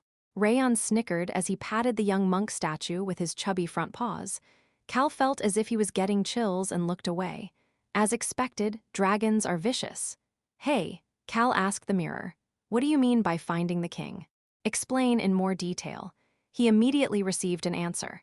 Does the time and place of their death appear? Where does it say he is right now? The god of death said that it felt as if the king was being dragged around.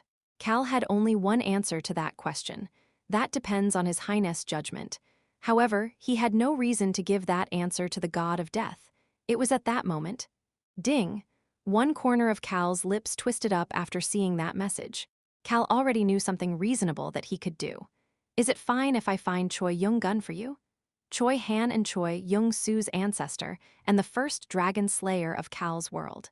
Furthermore, he was also a single lifer and a wanderer, helping the god of death with his work. Ding! I very much hate that you and I can communicate so easily. Cal looked at the god of death's message with a stoic gaze. The god of death. Although this existence was acting so casually right now, he was no joke of an individual.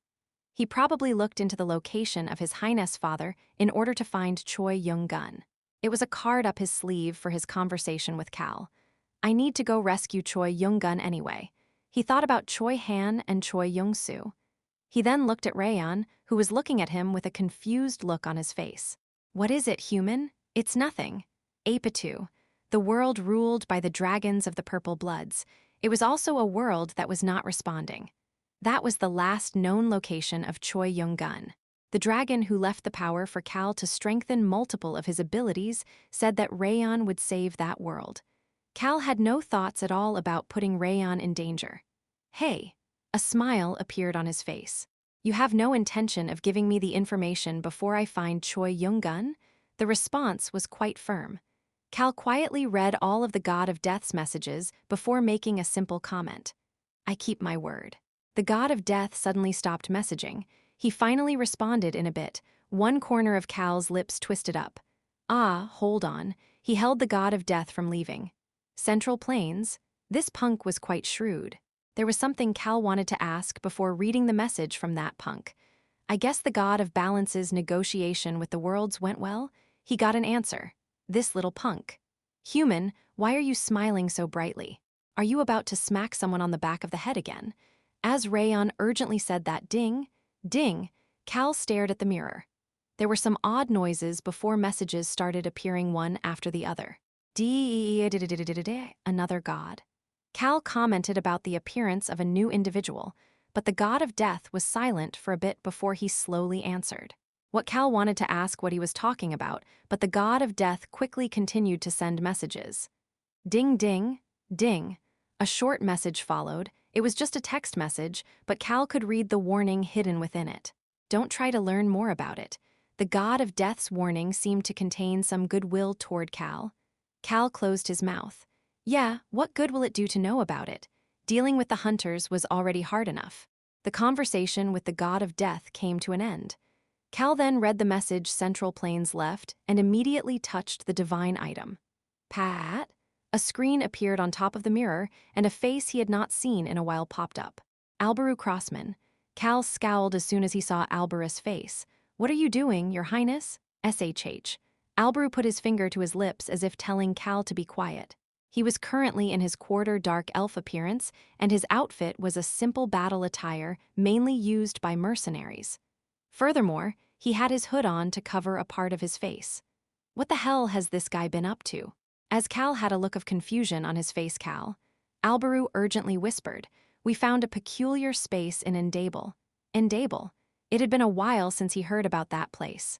Although the White Star once ruled over it, it was now being ruled by the vampire, Duke Frito, as a partnership with the Roan Kingdom.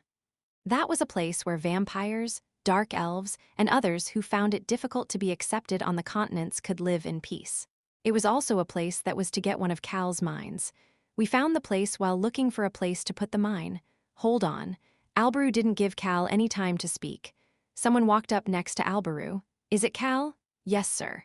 There were not many individuals Albaru would speak so respectfully toward. It's Goldie Gramps. Rayon's face lit up. Cal also felt happy after seeing the ancient dragon's face for the first time in a long while and opened his mouth. SHH, be quiet. However, Iruhaben also told Rayon to be quiet. Cal closed his mouth as well. Is something there? Iruhaben, who should be in the Forest of Darkness protecting the Roan Kingdom, was in Iruhaben. His actions were quite cautious as well. He was certain that something had happened. Cal subconsciously became nervous. Iruhaben started speaking at that moment. Within the White Star's palace, we found a weird place deep in the basement. There seems to be traces of going through to a different dimension here. I would not have noticed it without having experienced going through different dimensions through the Church of the God of Death. Traces of going through dimensions. There is also the aura of a god in those traces. Iruhaben continued to speak. Duke Frito and I will investigate the details. It is not that dangerous of a place and only has traces, so I don't think you need to worry. He then handed Albaru the video communication device. He then disappeared into a dark cave with Duke Frito, probably heading to the basement. Cal finally noticed a few vampires that looked like Duke Frito's subordinates. Once they all headed down as well, he finally heard Albaru's voice. The fact that I am here is a secret. Albaru smiled. Cal stared at Albaru, who seemed quite relaxed, and asked, "May I speak now?" "Yeah." Albaru quickly looked around before climbing up a tall tree and leaning back. This way, nobody should be able to hear. I see. I think that I will find His Majesty soon. I think I will be able to find your father, Hyung Nim. Huh? Despite the confused comment, Albaru's eyes instantly clouded over.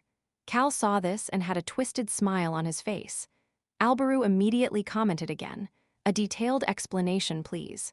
Cal immediately told him about his conversation with the god of death. He also gave a concise detail about Choi Young-gun, Apatu, and everything he had faced until now. So many things have happened. Albaru's face subtly changed. It looked as if he had a lot that he wanted to say, but was debating whether it was okay to say them. Cal completely ignored it and said what he needed to say. I will quickly take care of things and return to Roan, so please leave the traces in Endable alone. I want to investigate them too, Your Highness. Cal saw Albaru looking at him and continued to speak. I've seen someone with a connection to a god in Endable before. Endable. As Duke Frito had told him before, that was a place that the gazes of gods could not reach. As a result, unless the gate to the demon world opened, gods had no way of finding out even if the demonic race appeared there. I also thought that the White Star was trying to become a member of the demonic race. He recalled those fiery moments with the gate to the demon world, the divine world, and the world of the gods. That was when Cal had seen someone with a connection to a god in Indable. The believers who treated the White Star as the same existence as the demonic race, the deputy chief priest who was mixed in with them, this was what she had said. Those who serve the god of war always hide themselves in the midst of wherever there is a war. Cal explained to Albaru, Deputy Chief Priest Cotton, let's locate her. She had left with mercenary King Bud, but where was she now? He had an ominous feeling for some reason. Deputy Chief Priest Cotton. She was someone who served the god of war, and she was the reason that his people and Bud's group were able to find a safe place in Indable while Cal was stuck in the Black Orb, becoming Kim Rok-Soo and meeting Lee Soo-hyuk. She was someone who knew to create a space to protect the weak during a war. She said that they would hide themselves in the midst of wherever there is a war. The god of war Clope Seka. The watering can he found in that bastard's house was this god's item, and I guess we can discuss the details later, Your Highness. Yeah, I'll go give Deputy Chief Priest Cotton a visit. Cal quietly stared at the blank mirror before speaking again. Hey, nobody answered. Do you not have anything to say? There was silence for a moment before Cal heard a voice in his mind. What is it? The voice sounded subtly uncomfortable and reluctant. The owner of the voice had once been given a name by the god of war. That name was the Water of Judgment. However, she chucked a resignation letter at the god of war and named herself the Retrogressive Water before eventually calling herself the Sky-Eating Water. I don't really know. This was the first time the Sky-Eating Water was talking about the god of war since joining Cal. I thought that he was a good person, but he's a bit cold. He tends to be that way. Thinking about it now, he made her become revered by people as an envoy of a god. However, it also made people envious of her, leading to them repressing her. He cherished her and doted on her, but also made it so that she could not use her powers as she pleased to live a free life. It was different from what the god of death did to Cage. The god of death truly cherished the excommunicated priestess, Cage. Cal could at least admit that much. Cage still had the powers from the god of death while freely living as she pleased. Cage and the Sky-Eating Water, both of them had been cherished by gods, but the results were extremely different. Cal recalled how the Water of Judgment had been tied down by chains. I'll go confirm this once I go back to Roan. He then gently asked the Sky-Eating Water, could you please cooperate with me? Human, it is scary hearing you talk like that. He ignored Rayon's comment. Yes. He smiled with satisfaction at the unsettled response of the Sky-Eating Water. Sha'a, this was the second day of the reign. Jiujmi Ryo, the chief advisor of the Martial Arts Alliance, raised her head at the rain that was even covering the moonlight. She could not see anything in the dark sky. Even the stars were not visible, making her unable to read the will of the heavens. Sha'a Jiujmi Ryo suddenly flinched and turned her head. Clack, clack. A carriage was leisurely entering the Guangdong Castle Lord's residence. Click, the window of the carriage slowly opened. Light poured out from inside. Jiujmi Ryo walked out into the rain without any hesitation after seeing the shadowed face behind the light. However, someone had moved faster than her. Master. Welcome, Sima Pyong, the Divergent Coalition leader. He opened the carriage door with a smile on his face. Cal looked down at him and asked, the rain and wind are quite severe. Will we be able to set the boats out? Hainan. They needed to get on boats to get to that island, leading Cal to ask this question as soon as he arrived at the Guangdong coast where Hainan was visible. Sha'a'ea Cal's group had arrived so close to their destination in the middle of the night. Chapter 178. My goodness. The sea, the sea? 4. It will be difficult to set out on the boats tonight, young Master Nim. The waves are too rough. As Sima Pyong mentioned, the conditions in the sea were not suitable to set out on the boats right now. The waves were extremely high and rough to the point that all of the boats at the dock had to be tightly tied down. Cal got off the carriage and entered a small pavilion. He brushed the rain off his shoulders as he started speaking. Coalition Leader Nim and Chief Advisor Nim. Why do you think that is the case?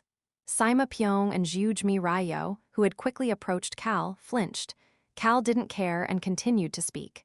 I received a report that the rain and wind started hitting this port village yesterday. I heard that all of the paths toward Hainan have been cut off. Young Master Nim. He handed Ron the robe around his shoulders. He then sat down on a nearby chair. Chief Eunuch Y started heading toward the inside of the pavilion to bring out some tea.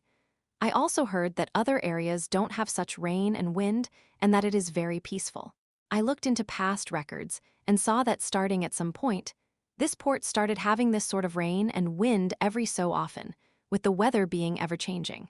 The sea and the weather becomes so terrible that Hainan ends up isolated. Tap, tap. Cal tapped on the table with his finger. What do you think is the answer? He looked toward Sima Pyong and Zhuge Mi Ryo. Zhuge Mi Ryo felt her mouth go dry. Young Master Kim, whom she was seeing for the first time in a long while, felt slightly different from before. He felt gentle before, but he felt like a sharpened blade now. The young master's people's demeanors feel sharp too. However, it wasn't that they made her feel anxious. There was definitely a slightly relaxed mood between them. However, it was the sort of relaxation felt from someone with a blade they could swing at any moment. I do not believe it is a natural phenomenon, young Master Nim. She heard Sima Pyong answer next to her. Young Master Kim looked toward Zhuge Mi Ryo. She answered without any hesitation. I am certain it is a formation, young Master Nim. She then added on. I have never seen a regular formation affect the weather and the sea of a specific area. Using my abilities as reference, I would say that something like that is impossible. At least that was the case according to her logic. However, according to the records of the great formation experts of the past, they were said to create changes that encompassed mountains, fields, and the sea. She had considered them to be legends or folk tales. However, those stories could be talking about facts from a different era. Zhuge Mi Ryo started having those thoughts after seeing young Master Kim's course of actions. Is that the correct answer, young Master Nim? She asked young Master Kim Hiel. I heard that you have a young blood demon candidate, one who is skilled in formations, with you, young Master Nim. I believe that you would have an answer about this phenomenon. Are you satisfied with our answers? The corners of Cal's lips curled up a bit. That is correct, Chief Advisor Nim. Half of this is based on formations. Then, what is the remaining half? It was at that moment, I will explain. A black dragon suddenly appeared from nowhere and puffed up his chubby belly. Huo, is it perhaps Magic Master? Sima Pyong's eyes sparkled as he asked Rayon. Master. Zhuge Mi Ryo's eyes became flustered. He's created a master-disciple relationship with a dragon? Rayon started talking as she subconsciously bit down on her lips. No. This is not magic. It is a formation. However, the ingredients are not from this world. What do you mean, Master? Cal saw Sima Pyong's reaction and explained. To keep it simple, they used ingredients they received from other dragons like Rayon over here to create this formation. They also received the help of those dragons when they created the formation, making it in a way they could activate it like a mechanical device. Ho Zhuge Mi Ryo was silent while Sima Pyong gasped. Both of them seemed to be thinking about the meaning behind Cal's words. Cal looked at them as he recalled the information he received from Old Man Beak and the young blood demon candidates. Yoon had said the following.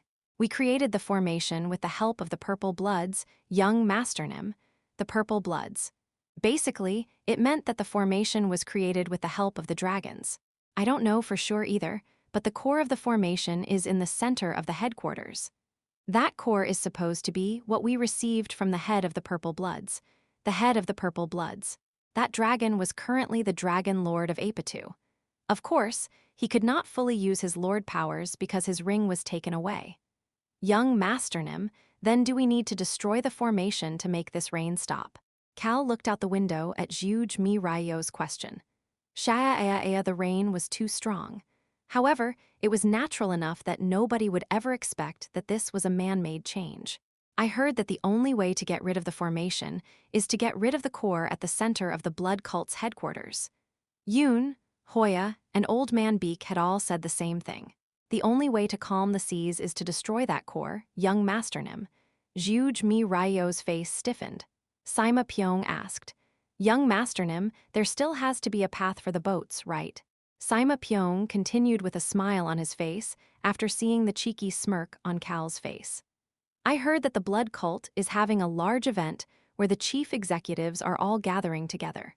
There must be a lot of people, which is why they cut off the paths of the boats in order to hide their movements. That should also mean that the blood cult has a path of their own that will safely get them to Hainan, does it not?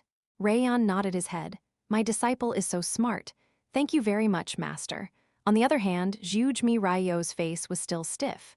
She looked at Cal and asked, but will we be able to use that path as well, young Master Nim? She looked toward the map that was open on another table. We are sending our forces as stealthily as possible from all over the Central Plains to Hainan. The entire triumvirate is involved. I am certain that while the path used by the blood cult is safe, it is unable to handle large numbers. If it was capable of that, someone would have noticed it already. She saw Cal's gaze that seemed to be telling her to continue and added on. The basic framework of our plan is for everyone to infiltrate Hainan at once to sweep the blood cult out. As such, we must hide our movements as much as possible, keeping the blood cult focused on Yunnan and Nanmen. That is correct. Sima Pyong crossed his arms and agreed with her. Zhujmi Ryo stopped talking and looked at young Master Kim. The most effective method we can choose here, she stopped again, and Cal asked. What do you think it is, Chief Advisor Nim? Is to have a small group infiltrate the blood cult to destroy the core of the formation, and then have everybody else infiltrate Hainan once they receive the signal.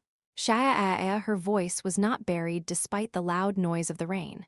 According to the information I received, the blood cult's headquarters are in Hainan, but most of the people in Hainan are regular people.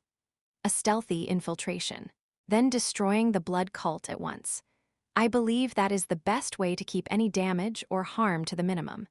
This was the way to keep the time spent fighting to a minimum, harming the regular citizens as little as possible.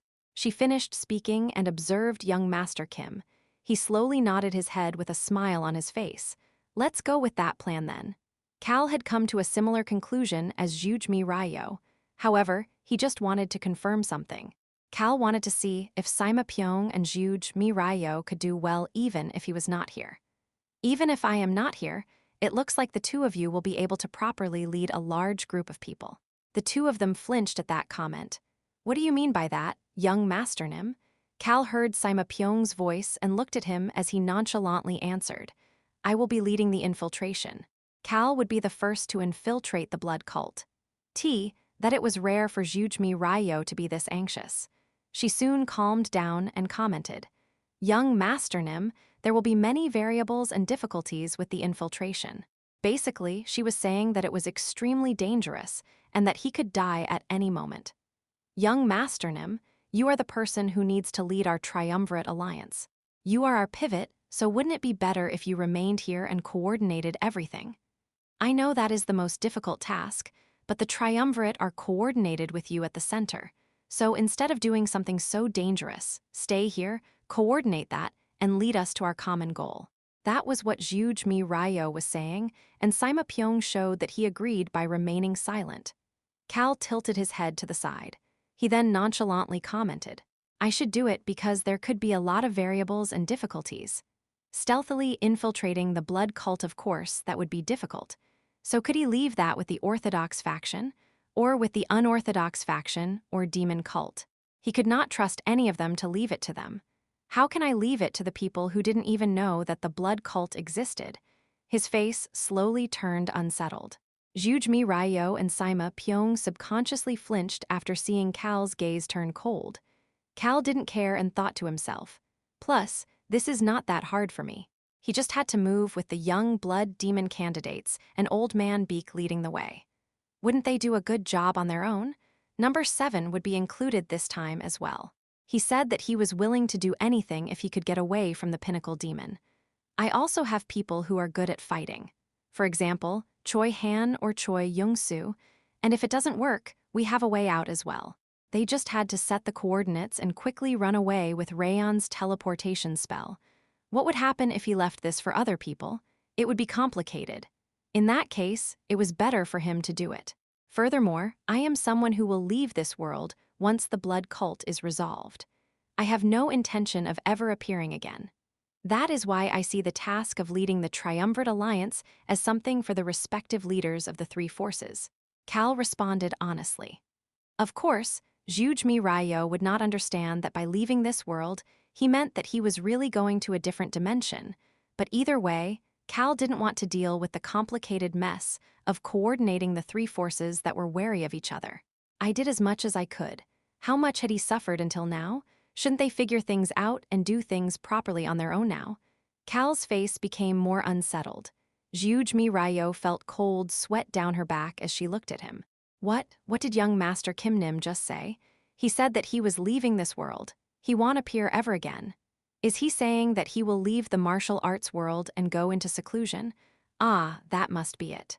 It made sense, as young Master Kim had never shown himself in the world until now despite his abilities. Ho Jiuj Mi Ryo felt as if all strength was leaving her body. What have I been thinking about until now? She had told the alliance leader that she needed to personally go to Hainan, and that they needed to be wary of young Master Kim, who could gather the entire martial arts world into one and rule over it. However, that person had basically taken care of things on his own to gather all three forces together, rejected the position of leading the group, and was stepping up to do the most dangerous and difficult task himself. Oh, Mi Ryo. This was the first time in her life that she felt that her plate was so small. Furthermore, she also realized how thoughtful and gracious young Master Kim was as a person. There is no way that he does not know. This intelligent person must know that he could easily unite the martial arts world and rule over it.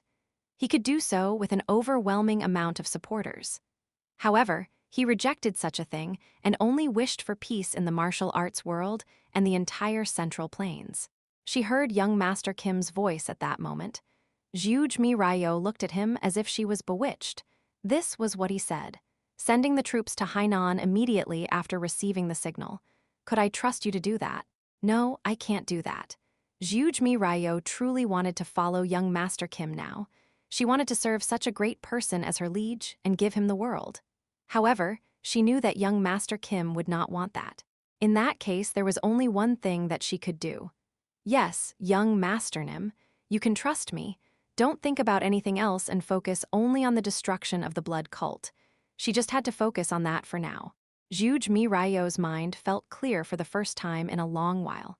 Cal nodded his head after seeing her sparkling gaze and Sima Pyong's serious gaze.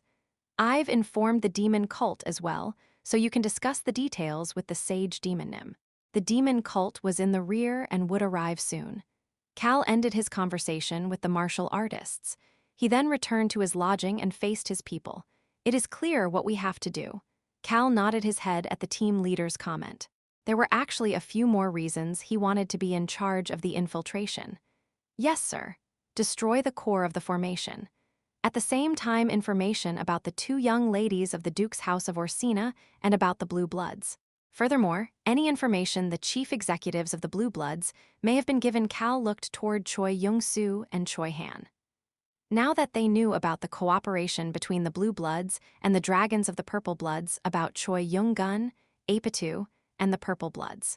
Shaya Cal looked at the pouring rain as he spoke. Let's get moving right away. There was no need to drag things out. Furthermore, Cal wanted and needed to quickly return to Rhone. A single boat set out into the sea with the rough waves, pouring rain, and gusty winds. As for the 8 water drops on Cal's clavicles, 4 of them had returned to their original black color. The other 4 still remained white. Chapter 179. My goodness. The sea. 5. Cal touched the top of his clavicle. He could feel the texture of the soft silk. Fuck. He realized it after noticing the changes to the emblems on his clavicle as he washed off. It has to be a charging type. Maxillian. He was certain that the power he got from that dragon was one that required charging. Cal was extremely relieved after figuring that out. It was because he understood, at least to a degree, about how his body works. He was certain that should these 8 black water drops all turn white, he would either cough up blood, faint, or have something extraordinary happen. Of course, the vitality of the heart that was now within the indestructible shield would work hard and quickly help Cal recover, but it still won't be good. Rayon might really destroy Central Plains sculpture this time. Cal knew to a degree now. He knew how his friends reacted whenever he coughed up blood or fainted. That was why he was planning on controlling himself as much as possible. That had been the reason he had not used the sky-eating water at 300%. I'll be careful this time too. He didn't want to cough up blood and cause some annoying chain of events.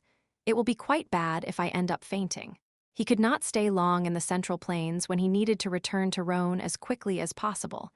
Against the blood cult this time, Cal was planning on staying to the rear, fighting only as necessary. Yes, this can be done easily.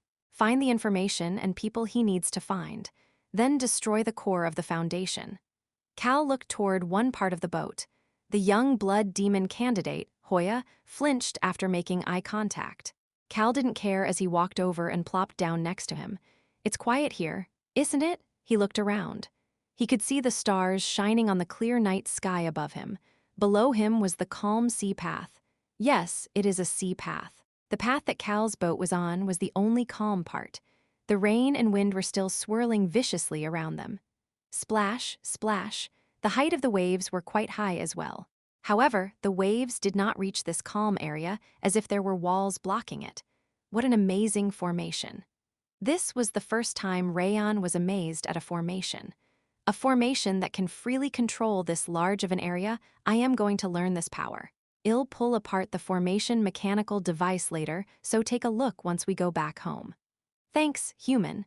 Cal finished his short conversation with Rayon and asked, "You're certain that we can disembark without getting noticed?" Hoya flinched at Cal's nonchalant voice but still answered. His voice sounded a bit less scared than earlier. A small amount of peace had returned to his heart as Cal had not used the dominating aura for a while. "Yes, sir, it is possible. Of course, we will need to go through a bit of the rain and wind to do that." In a little bit, just as they start to see the lights on the island, Cal's group would immediately leave this safe path and go into the storm. They were planning on docking their boat in a stealthy place where the patrol and even the lights of the island could not reach. Right now is the best time for it, sir. It was currently midnight. This is the time the priestess goes to pray, so nobody in the blood cult uses boats during this time to enter the island. Someone suddenly interjected, as if adding to Hoya's comment. By the way, who is the priestess praying to? It was Choi Young-soo. He seemed quite curious. Is she praying to the blood demon? Similar to how the heavenly demon was the revered of the demon cult, he seemed curious to know if the blood cult was the same way. Someone else answered instead. "Keha, you must think the prayer is that kind of prayer." It was Old Man Beak. He had followed Cal without any issues once he became conscious again. In fact, he begged Cal to take him. Furthermore, he also told Cal whether Hoya and Yoon were telling the truth. As a result, Hoya and Yoon had no choice but to be very specific with everything they said. Hoya viciously glared at Old Man Beak. Old Man Beak didn't even glance at him. Then what kind of prayer is it? Old Man Beak answered Cal's question. "God, it is a prayer to a god, but there isn't one." It was at that moment. "No, there is one." It was Yoon. She flinched at Cal's gaze and fixed what she said. "There is one, sir. They said that there definitely is one." On the other hand, Hoya smiled bitterly. Old Man Beak smirked in response. Hoya seems to know the truth. But it looks like Yoon does not know yet. "What do you mean?" Yoon felt anxious after seeing Hoya's reaction and looked toward Old Man Beak. Old Man Beak smiled even bigger after seeing her gaze. He seemed to be sneering. The blood cult has served an existence called a god for generations. The priestess has led the cult to do so. "What god?" Choi Young-soo, who had been listening with curiosity, asked, and Old Man Beak shook his shoulders as if his arms, which were tied behind his back, were a bit uncomfortable. Yoon answered, "A god is a god. We don't put a what to a unique existence." A unique existence. Was there such an existence among the gods? Cal said the words that came to his mind as soon as he heard that. The omnipotent god. Old Man Beak smiled brightly. "That's right. You really are smart. Do you want to be a god?"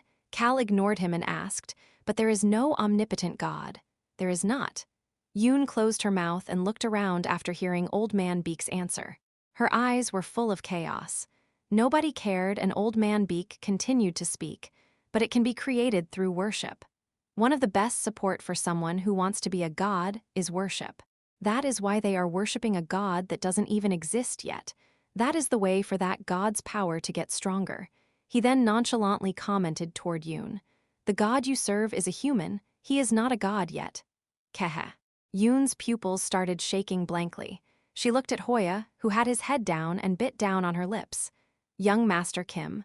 Old Man Beak continued to speak. Most of the hunters in the blood cult do not know that they are hunters. They simply think that they are blood cultists. They live as hunters without even knowing about it. They think that is the way of life for blood cultists. He looked like a scholar, but the way he smiled made him look extremely insidious. Anyway, the blood demon really wants for this priestess prayer time to be thoroughly kept and unhindered. The goal of the hunter household patriarchs was to create the omnipotent God, so things that help that cause would be the most important. So you can disembark without worry. Cal could see a light in the distance as soon as he heard that. The three blood cultists had said the following: there is a formation all around Hainan Island. There are two regions, one belonging to the blood cult and the other not. Half of Hainan was the blood cult's headquarters. However, the people living there and outsiders could not notice it. The formation on the island showed them illusions, making them feel as if the half they lived on was the entirety of Hainan Island. This is also thanks to the mechanical device created from the core given by the dragon. That was why destroying that core would reveal the true environment of Hainan and calm the sea, making it easier to attack the blood cult from the outside. Furthermore, Cal was currently heading toward the northern part of Hainan. It was a direct path to the blood cult's headquarters. Cal was determining the timing as he watched the slowly approaching light when he started speaking. You said there are 5 young blood demon candidates? Yes, sir. Cal organized his thoughts after hearing Hoya's answer. The blood demon. There's also the 5 young blood demon candidates. And the new priestess face has been covered by a cloth until now, but will be revealed during this celebration. Would young lady Orsina be the priestess? Or maybe it was the abducted youngest young lady? As numerous thoughts and hypotheses flew around in Cal's mind now. Cal raised his hand as Old Man Beak said that. Chief Eunuch Y nodded his head. This boat had Cal's group, the blood cultists, and 3 others. Chief Eunuch Y, the Fist King. And you remember the route? Yes, Senior. Get started. Yes, sir. The person steering the ship. He was a middle-aged naval officer. Furthermore, the boat that Cal was on right now was a Navy boat, one that was used for stealthy operations. The body of it was black, and it was very sturdy despite being small. Everybody, please hold on tight. The ship changed directions with the captain's warning. Sway Khan, who had gone out to the deck, and everybody else as well came inside. Sha-ea-ea, the rain knocked on the boat. The splashing waves shook it. Human, I will cast the shield. Rayon's shield surrounded the boat. Cal crossed his arms and observed the sea, which was covered by such strong rain and gusts that the lights from the island were faint and not very visible. He could not tell which part was water and which part was the night sky. In this darkness, the boat turned off all lights as it efficiently and stealthily headed toward the island. The path was rough, but the experienced captain was able to thoroughly stay on course to their destination. Of course, Rayon did help him out with that. The boat was shaking too intensely. It was so bad that Cal flinched. Cal. The sky-eating water whispered at that moment. Should I calm the sea? She sounded extremely excited. Cal subconsciously touched the top of his clavicle. He could only feel the cloth. Fuck. He sternly shook his head. Tusk. He heard her clicking her tongue in disappointment, but he ignored it. Cal was still calm. It's enough. The boat should still be able to reach the island. It was not very far. In fact, the issue was that it was too close. I think we made it. The captain finally commented and the boat slowly stopped. Cal walked outside. He stood on the deck. He saw the calm sea now that the rain and gusts had stopped. However, the lights from the island could not reach this area, making it so that he could only see a rough cliff. Old Man Beak was brought out with Ron holding him by the neck and his chin pointed to a direction. The cave over there. He could see a small cave in between the rough cliffs. You can use that to go up. Nobody will see you. He snickered. That's where we threw away the useless failures from our first Jiangxi experiments. Nobody goes there. Cal wanted to smack the smiling Old Man Beak on the back of his head. Beacrox hit him. Beacrox just nodded his head after sensing Ron's gaze, and then picked Old Man Beak up in Ron's place. The 2 young blood demon candidates then walked out with their hands bound. Next to Choi Han was number 7, who had a completely pale but relaxed look on his face. Number 7 was not resisting in any way despite not having his hands and feet bound. He simply looked at Choi Han's hand every so often and flinched. "Let's go." The group got off at Cal's order. The Fist King and the captain remained on the boat. They would wait for Cal's group to return. "Chief Eunuch Wynim, you remember what needs to be done, right?" "Yes, young Master Nim." Chief Eunuch Y went a different way in the middle. He had something he needed to do after finding the administrator who was stationed out in Hainan. "Russell." Cal walked down to the ground before entering the cave without any hesitation. "I'll turn on a light," he heard the invisible Rayon's voice. No, Cal was about to tell him not to turn on a light, but closed his mouth after seeing that it was already lit. Rayon did not say anything either. Everybody silently looked at the cave. There were countless white skeletons inside the cave. These were the lives that were all sacrificed during the initial Jiangxi experiments. This sight made Cal recall the alchemy lab in the Maguru Empire's basement. Cal raised his head. There was a giant opening on top of the cave. These corpses had simply fallen from up there. There was only one thing Cal could say right now. "Let's go up." Rayon used flight magic to lift everybody up. Cal could slowly start seeing outside the ceiling of the cave. He could see lights in the distance. At the center of those lights, there were extremely beautiful and dazzling blue buildings that could not be found on his map of Hainan, sparkling as if it was the middle of the day. It felt as if a city underwater had returned to the surface. "Human," Rayon quietly whispered. His invisible front paw appeared and pointed somewhere. "I can feel something over there. It is the aura of a dragon." A beautiful blue building that seemed to be higher than 10 stories. Rayon was pointing at it. Cal looked at Old Man Beak. "That's right. That is where the core is located. That is also where the priestess resides. We call that place the Stairway to Heaven." Stairway to Heaven, a place to head toward the blue sky. Cal nonchalantly commented, "This is good. Both the core of the formation from the dragons and the priestess would be there. Let's go." Cal headed toward the little city sparkling in blue, the blood cult. Hoya and Yoon made eye contact with each other at that moment. The two of them soon stopped making eye contact, but their blue hair seemed to be sparkling more than earlier. Choi Han was watching the two of them. He recalled what Cal had said to him. No matter how scared they are likely to forget about that fear when they return home to their territory. Cal had given Choi Han an order, so keep a close watch. Pay attention to the two of them. Choi Han looked up and slightly nodded his head. Human. Choi Han sent the signal. Cal, who was standing in the front of the group, started smirking. He thought about the items in his spatial pocket bag. This was an item he received as a reward from Xiolin. It was an item used by the first person from Xiolin who became a god. Cal had not used it until now because it could put him in an awkward situation. However, he was planning on using it if he had no other option. It was because Cal had an ancient power he could use without coughing up blood or having any other side effects. "Are you talking about me?" Hoo, the dominating aura. He had not coughed up any blood no matter how much he had used this ancient power in the past. At least that had been his experience. It was strengthened in this world, but based on his experiences until now, he could conclude that this power did not burden his body no matter how much he used it. Cal thought about one of the Cape of the Sun's effects. This was an amazing divine rank treasure. The explanation for the effects of this item had been all over the place. Furthermore, it was awkward to use. Cal thought to himself while recalling one of the effects. If I use this with the dominating aura, wouldn't everybody cower? "Ah," the dominating aura gasped with joy in an imposing voice. Cal ignored it. However, he had to consider a situation where he would need to use this cape. Tusk. He ignored the sky-eating water's voice again. He couldn't let himself faint. That was the one thing he wanted to avoid. Cal wanted to quickly go back home. Chapter 180, My Goodness. The sea. 6. Cal's face slowly turned odd as he got closer to the place where the blue lights were rising up. Basically, nobody is sleeping. Cal, who was hiding behind a bush on a hill and looking down, could see people coming and going. Human, they really are all wearing masks.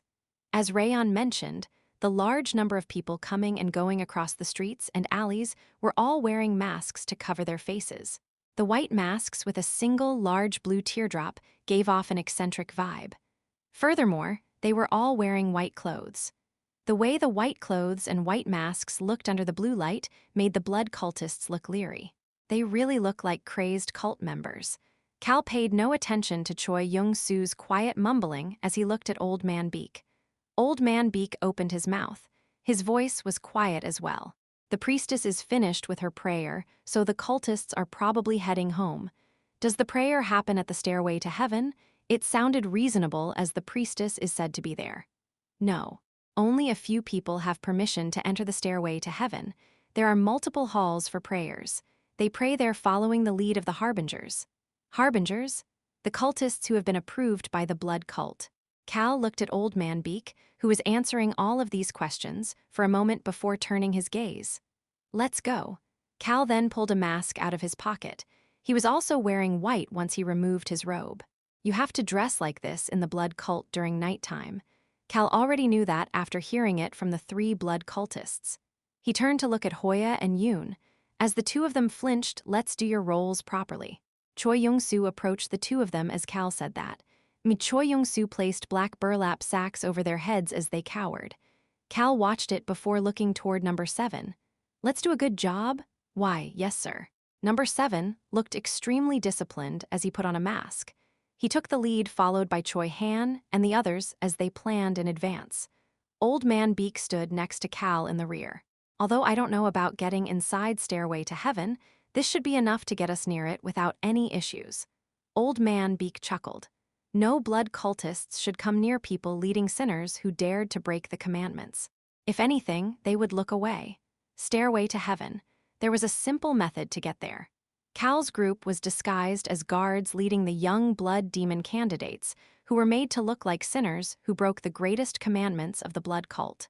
They would then split up and have a team waiting outside Stairway to Heaven, while the other team used Rayon's invisibility spell to stealthily infiltrate the building and destroy the core of the formation.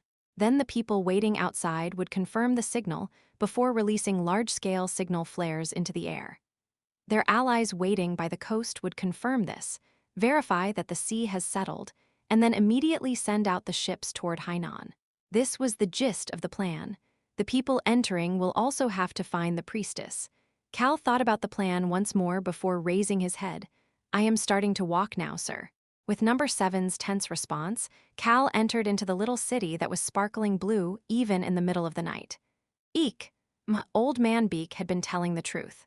Anybody who saw the 2 young blood demon candidates who had their heads covered in black burlap sacks all moved out of the way or turned around. They also did their best not to make eye contact with Cal's group. Human. These people are not that strong, but all of them look as if they have at least learned basic martial arts. Cal's group listened to the information from the invisible Rayon as they moved quickly, but not so quickly that they looked rushed toward Stairway to Heaven. Of course, they did not use the major roads and used the streets that were best to avoid people's gazes. It was all thanks to Old Man Beak and number 7. By the way, human, those blue lights are a bit weird. They are neither magic nor formations. They feel a bit dreary. Cal looked at the blue light seeping into his white clothes before raising his head. The blue lights were hanging on long poles lighting the area, reminding him of the street lamps in Korea. There was nowhere on the street that the blue lights did not reach. Even the small allies had the blue lights. I don't really like them. Cal turned his head as quietly looking at them made him start to feel weird. It was probably just a feeling. Human, we are almost there. As Rayon mentioned, they would soon arrive at the small plaza where Stairway to Heaven was located. I should tell them to speed up a bit. As a dreary feeling made Cal come to that decision, number 7 stopped walking. SHH. It was because Choi Han had placed his hand on number 7's shoulder. Huh. Cal's face then stiffened. The team leader, Choi Young-soo, Ron, and Beacrox all placed their hands on the handles of their weapons. Human, something is weird. The atmosphere around them had changed. The number of people with weapons has increased. Furthermore, he could see a lot of people walking in coordination in this small plaza. They looked as if they were going out on patrol or to search for something. Furthermore, the people leading them seemed to be high-ranking individuals. We were found out. Old Man Beak flinched after subconsciously mumbling those words. It was because Cal's extremely cold gaze turned toward him. No, he's not looking at me. As Old Man Beak realized that Cal's gaze was not at him, but above his head at the lights giving off the blue light, Cal's hand moved. Ugh, Hoya groaned. Cal didn't care and pushed him against the wall of the alley. Ugh. He then pulled the bandana off Hoya's head. The moment his blue hair appeared under the blue light, Cal let out a chuckle. The corners of his lips twisted up. Hoya's blue hair had turned black. It was black despite being under blue light. Hoya and Cal made eye contact.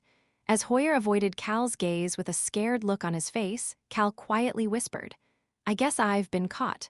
Blue Blood Fort. This was where the Blood Demon, the most dignified individual of the Blood cult, resided. Mayung, yes, mother. Young Blood Demon candidate Mayung was kneeling with her head bowed down. Nobody was allowed to make eye contact with the Blood Demon without her permission. You said that Hoya and Yoon have returned? Yes, mother. We have detected the two of their auras. I heard that they were defeated in Yunnan. Do you think that those two children managed to escape and return, or that they returned as hostages? Mayung bowed her head even lower. This was not for her to answer. The Blood Demon would give the answer. The answer is already there. I am sure that Hoya and Yoon would not have chosen to run. Mayung, what about the priestess Nim? I immediately had her escorted to another location as soon as we detected Yoon and Hoya's auras. Yoon and Beak.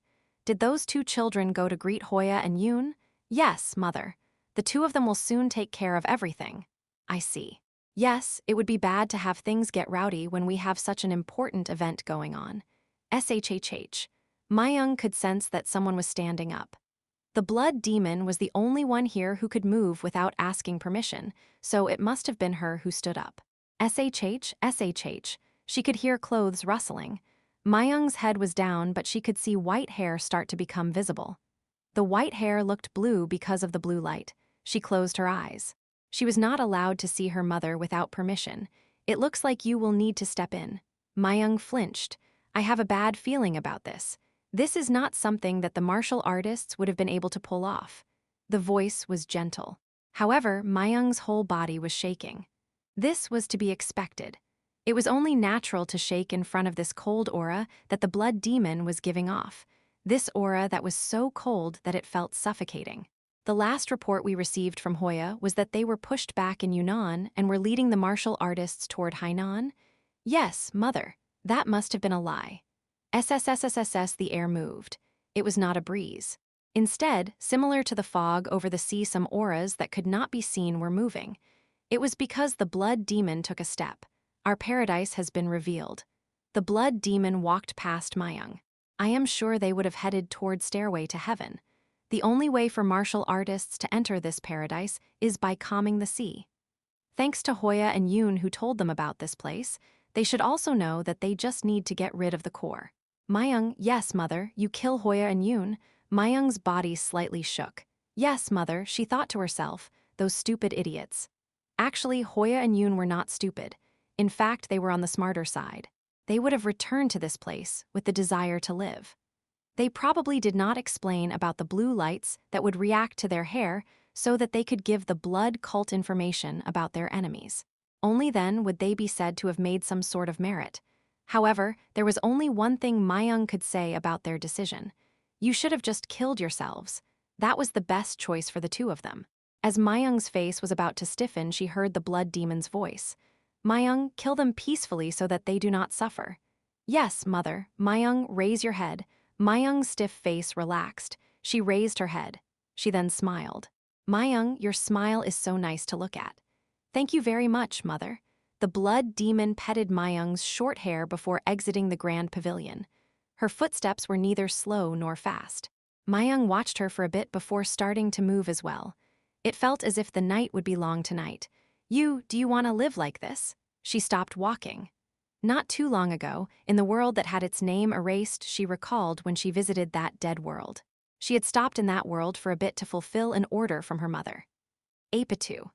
The man she had met in that world, do you trust the dragons? The person with the fishy smile, the person who seemed more like a child than a young man, but also more like a young man than a child you don't like where you are associated with right now, do you? Mayung thought about the person who had shaken her mind that was already chaotic. Who are you to say such things to me? Mayung had been annoyed and grumbled at the person who mischievously smiled at her. Me, that's right. Why are you saying such things to me without even telling me who you are? You also do not look like someone from here. Don't you know that you will die if I capture you like this? Do you want to know who I am? The person pretended to contemplate it before describing himself like this. I am a dragon hunter. She recalled his relaxed smile. I am a dragon slayer. In fact, I am the first ever dragon slayer. Mayung soon brushed away her thoughts. He was someone whom she had met for a moment but could never see again because he had disappeared like the wind. Hoo-woo. She took a deep breath and started walking. She could see the blue light. She could not get out of this place. Since the moment she was born all the way until now, all she could do was to follow this light. It was at that moment. Bang! She heard a loud explosion. She saw something that looked like a black dragon shooting up into the sky and destroying the roofs of the nearby buildings. What is going on? Isn't this too fast? She started quickly walking toward the direction of the noise. There was only one thing Cal's group could do after realizing that they were noticed. Choi Han. Choi Han grabbed Hoya by the neck. Choi Young-soo stood next to him, number 7 as well. Ron.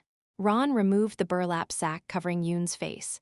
Cal could see Yoon, who was clearly scared but still had a smile on her face. However, Yoon soon groaned. Ron was clenching the back of her neck. Beecrox and Sway Khan were by his side. Scatter. The two groups centered around Choi Han and Ron moved in different directions. One moved west while the other moved east. Cal laughed at the same time. It was because he saw Choi Han swinging his sword. Bang! The aura in the shape of a black yang destroyed a building. Human, as expected, Choi Han is doing great. I know, right? He knows exactly what he needs to do. He was doing great drawing attention. Bang! He destroyed something again. Bang! Again, bang! And again. Human, is it okay to do this? I don't know. Cal just looked away from Choi Han running wild. He was looking toward Stairway to Heaven. Shall we go? Rayon responded to Cal's comment. Sounds great. The only ones left were Cal, Rayon, and Old Man Beak. Chapter 181, My Goodness. The Sea. 7, this group of 3 was enough for Cal. He had his omnipotent dragon, Rayon. Old Man Beak flinched. He could see his body becoming invisible. Furthermore, he could also feel his feet getting off the ground, making him slowly float up. Rayon, let's head to the roof. Human, I got it. It's been a while since the two of us looted a place. Hee. Rayon, whose comment completely ignored the fact that Old Man Beak was there as well, answered in an excited voice before immediately casting his flight magic. A bit faster. He made it very fast as Cal requested. Thanks to that, Cal was able to quickly get closer to the 10-sided roof on top of the 10-story stairway to heaven. However, Cal still felt as if this was not fast enough. I have a bad feeling. The back of his head was oddly extremely cold. Something always happened when he felt like this. No, maybe it has already happened. He looked down to see people who looked like martial artists popping out of different places. There were quite a lot of them, but how disgusting. The biggest thing was that the fact that their battle attires were white and that they still had masks on made them look extremely eye-catching. It was at that moment. Bang! Choi Han is breaking more things. Bang! Team leader Lee Soo-hyuk, he's breaking things too. In the east and the west, the two teams were destroying everything as if they were announcing the path they were taking. Human. They are destroying everything. Cal ignored Rayon's oddly excited voice. It could not be helped. For some odd reason, Cal was feeling uncomfortable. However, he did not have the time to continue paying attention to this feeling. A situation has already happened. The blood cult has noticed their infiltration. It would not be weird for the blood demon to show up at any moment. I am sure the blood demon will soon appear. Although it was possible that the blood demon would say that this was not at her level and send her subordinates either way, the blood cult's current reaction made it obvious that they would not treat this situation lightly. They were planning on having a big celebration soon. In such a situation, Cal's infiltration had been noticed, and if things went wrong, his identity might be revealed. In that case, if things are already like this, he then started to smile. Let's create chaos first. What he needed to do for this was simple. Time to call in the martial artists, the triumvirate. Dispatch the core members of all 3 major forces to this city and the sea. Then chaos will automatically create itself. The battle would not be contained in this large, but still pretty small city. It would extend out to the water. It would be more advantageous for the martial artists the more that the blood cult had to spread their troops. There is only one thing I have to do for that to happen. He had to destroy the core of formation right away. There is nothing wrong with that assessment. He could stealthily move to find the priestess and the young ladies of the House of Orsina once the chaos has started. Yes, let's do that. Cal's battlefields had always been chaotic. Thinking about that made the discomfort inside Cal calm down quite a bit. Of course, there was still one thing that worried him. I wonder how strong the blood demon is. The blood demon and the blood cult. He predicted that they would be quite strong compared to the black bloods of Xiolin.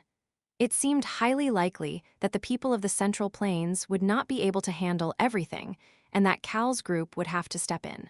Well, let's think about that after destroying the core of the formation. Tap.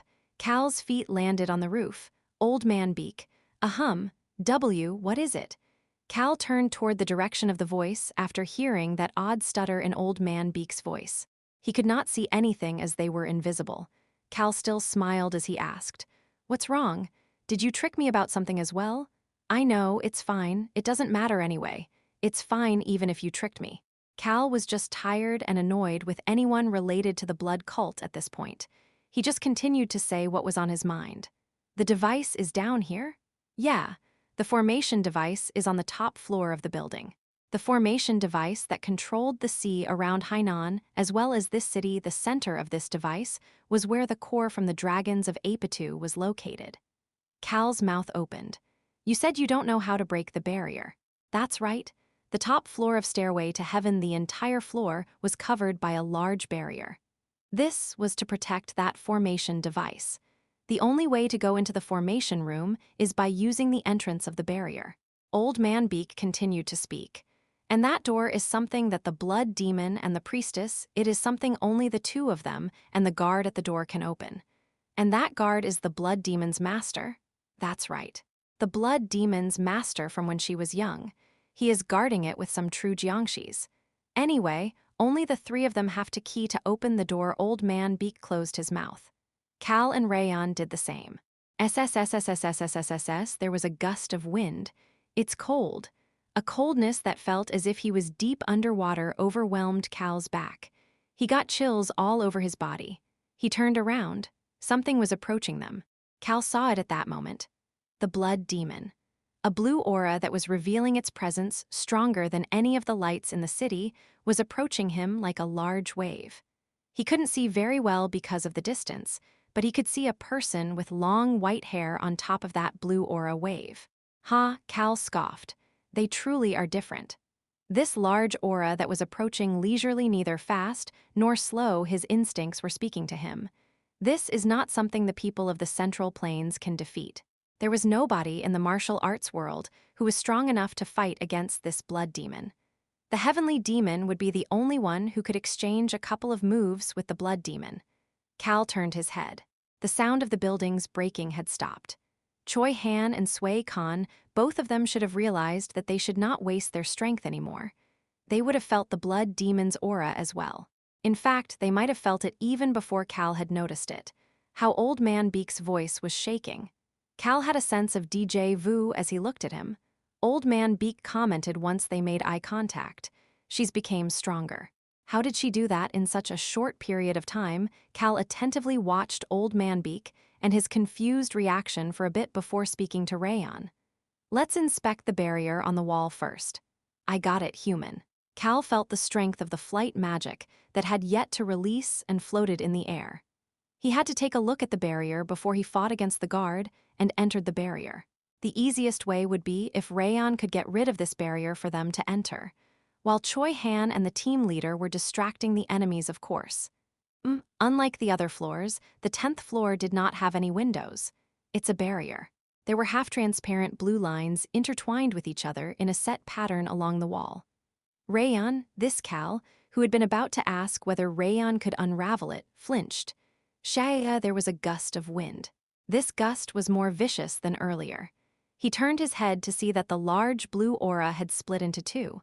Those two auras were heading respectively toward Choi Han and the team leader. What the hell? As for the blood demon, she was heading toward him. She was accurately flying straight for Stairway to Heaven. Her speed was getting faster. Fuck, can she see us? There's no way.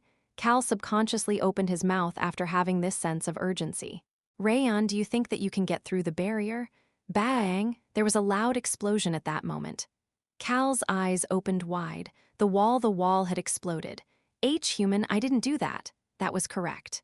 Rayon, Cal, and Old Man Beak, none of them had done anything. The wall had been destroyed from the inside. It seemed to be possible to destroy it from the inside as the wall was within the barrier. An old man who had a long white beard that came down to his stomach leaned his body out of the opening in the wall. He then tilted his head in confusion. However, his voice sounded cold. We have some intruders. He then looked up into the air. You're definitely there, but you are not visible. In that case, I do have a method. Ho-ho, the blood demon's master and the guard of this formation room. This person, who was in the latter stages of the profound realm, was the first to notice Cal's group. All sides were blocked by walls, so how did he notice Cal outside? Cal was confused, but there was only one thing for him to do. Old Man Beak, get rid of the invisibility. The guard turned to look toward the direction of the voice. I got it, human, and in that spot shit. Old Man Beak was no longer invisible. As for Cal, he was still invisible and pushed Old Man Beak from behind him. He pushed him toward the guard. Old Man Beak's eyes opened wide. Betrayal, anger, and many different emotions were visible in his eyes for a moment, but Cal didn't care. What good would it do him to know the feelings of a bastard who turned hundreds of thousands of people into jiangshis? Who?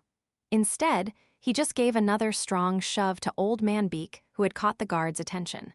Human, should I help you? Rayon helped him as well. Old Man Beak was quickly sent flying toward the guard. Oh dear. Little Beak, are you siding with the enemies as well? No, senior. Old Man Beak's face looked contemplative. However, the force that pushed him had been so strong for him to stop. A blue aura roamed around the guard's hand. Clang! He pulled out his sword. Old Man Beak turned pale and shouted after seeing the sword. I was simply a hostage. Senior, I have not done anything. The corners of Cal's lips twisted up. He, who was planning on finding a way to move as Old Man Beak bought him some time like this, immediately moved in the opposite direction of the chaos. Rayon would figure it out and follow him. It was at that moment.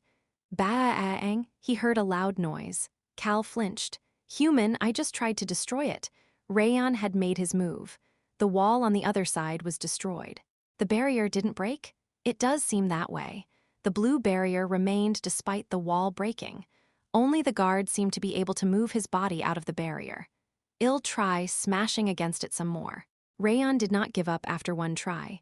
Bang, bang, he destroyed all of the walls of the 10th floor. Yeah, since things are already like this, let's just be loud. Cal gave up moving quietly and observed the situation on the other side. As expected, Old Man Beak was still floating in the air while pointing his blades at the guard. He was controlling the true jiangshis in the formation room to surround the guard. Bang, bang, bang, the 10 sides of the wall were breaking one after the other. Thanks to Rayon. Human, I had no choice. We have to quickly do it before the blood demon gets here. I'll first get rid of the walls and then I'll inspect the barrier. I need to find the weakness of the barrier. Oh right, the blood demon was getting closer. She would be here soon. Cal approached the barrier that appeared after the walls were destroyed. He then flinched. Bang!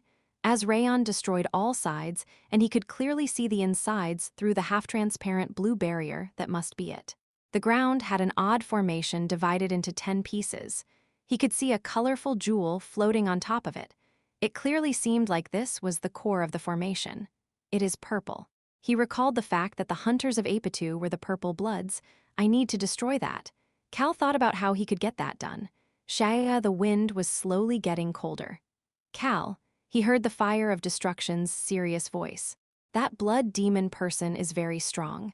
The current me cannot defeat her. Cal bit down on his lips. He heard Old Man Beak scream at that moment. He wanted to see what had happened, but he did not have time to do that. He needed to first pierce through this barrier. If I can't, I need to fight the guard. No, maybe it would be faster to fight the guard and take the key away. Rayon and I, the two of us, should be able to handle him. But what if the blood demon arrives as we are doing that? Will Choi Han and the team leader fight her? Cal continued to observe the barrier despite his mind getting convoluted. He then came to a conclusion.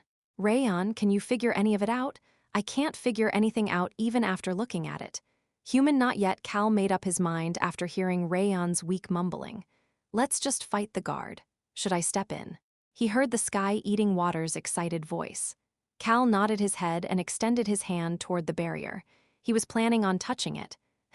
Cal flinched. My hand is going through the barrier. Cal moved closer toward it. His whole arm entered the barrier. What is going on?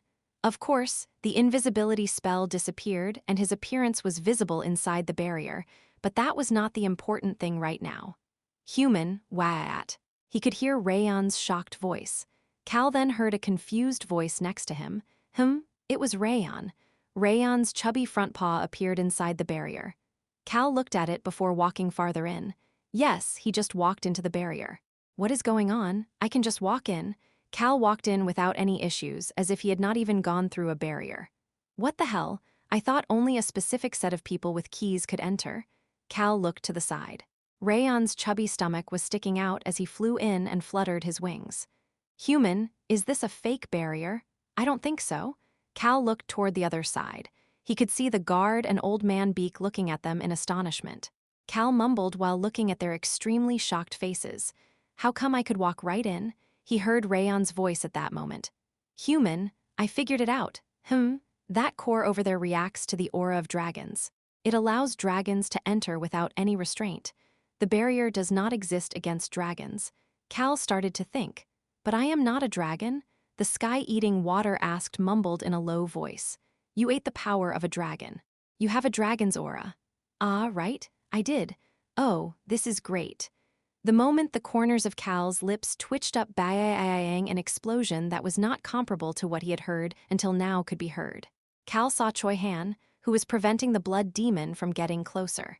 Cal motioned to Rayon at that moment, and the two of them used magic to quickly move 10 steps to appear right in front of the formation core. You dare. They then heard the shocked guard's voice, but Cal had no reason to hesitate. Ooh, the moment Rayon's half-transparent black barrier appeared to block the guard, those few seconds were enough. For Cal to grab the formation core, screech for the formation that was functioning with this core at the center to make an odd noise, and for all 10 stories of Stairway to Heaven to slowly start shaking a few seconds, was all it took for all of that to happen. The moment Cal grabbed the core and exited the area of the formation, now I just have to break it. The moment he made up his mind to destroy the item in his hand, he suddenly heard the sky-eating water's excited voice. I think you can charge up with this thing. This jewel should be able to turn the water drops that turned white back to black. Oh, Cal looked at the purple core in his hand with an odd gaze. Chapter 182. My goodness. The sea. 8. The Martial Arts Alliance's chief advisor, Jujmi Ryo, was getting drenched under the swirling winds and the rain underneath the clouds that were dark enough to cover the stars and the moon. She reached out her hand. The rain has stopped. She raised her head. The clouds were scattering. The bright moonlight was cutting through the dark clouds and starting to reveal itself. She then looked down. Underneath the cliff, the sea has calmed as well. The violent waves and the vicious wind and rain had disappeared. She could see Hainan in the distance. She could see the true appearance of Hainan with half of the island glowing blue. It was at that moment. A white flame shot up into the sky. There is the signal. She turned around with her back to the sea. The divergent coalition leader, Sima Pyong, leisurely folded up his umbrella. His gaze followed Jujmi Ryo to a certain person. The heavenly demon, who had been seated on a boulder, stood up. An odd feeling of heat could be felt from this person, the only person who was not wet from the rain at all. He looked toward the island as he spoke. Let's go. The hundreds of small and large ships that were docked at shore, battleships, merchant ships, fishing boats, the hundreds of ships they had borrowed from the navy, merchants, fishermen, and basically anybody they could find, all set out into the sea. They were moving very fast, as expected of my master. Sima Pyong chuckled as he looked at the thing in his hand. Sima Pyong had gotten on the largest ship at the back of the group. Wind swirled from his ship to make the ships in front of his go even faster. there was a magic circle that filled the entirety of the ship's deck. Sima Pyong was continuously putting the magic stones in his hand onto the center of the magic circle.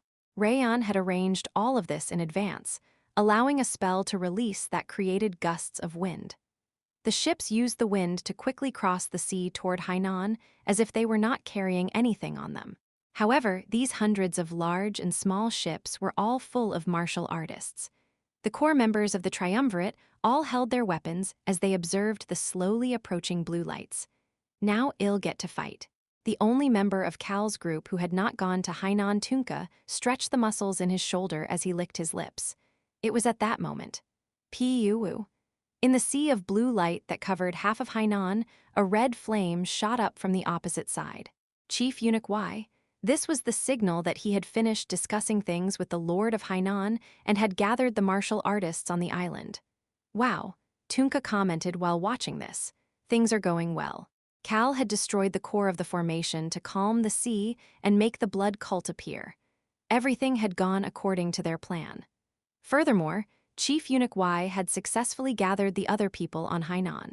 The martial artists of the triumvirate were headed toward Hainan as well. Things were going well. Cal felt this and subconsciously commented, "It is weird that things are going so well." He was shocked by what he had just said. That's true. It is so weird that things are going this well. He stopped talking for a moment. He then thought to himself, whatever, all that matters is that I get to fight. Tunka stopped trying to think deeply about the matter. However, he still felt that something was off. He had not accompanied Cal Henitus too many times, but every time he had been with Cal, things went differently from what they had planned and issues also got much bigger. After having those experiences, Tunka couldn't help but have a single thought. This feels so small-scale. The trash of the unorthodox faction, Sima Yung, looked at Tunka as if he was speaking nonsense, but Tunka was serious. Well, I am sure it'll be fine. Of course, Tunka stopped thinking about it because it was annoying to think. Instead, he raised his voice. Let's increase the speed even more. We need to hurry up so we can fight. Kahahaha. Tunka just wanted to fight. A smile soon appeared on his face. They ran fast. Ships with blue lights were slowly appearing from Hainan. These would be members of the blood cult. The battle had already started, just as Tunka had wanted.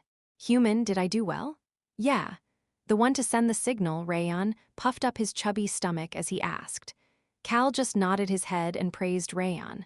Of course, he looked away from the roof that now had a large hole because Rayon had sent up the signal.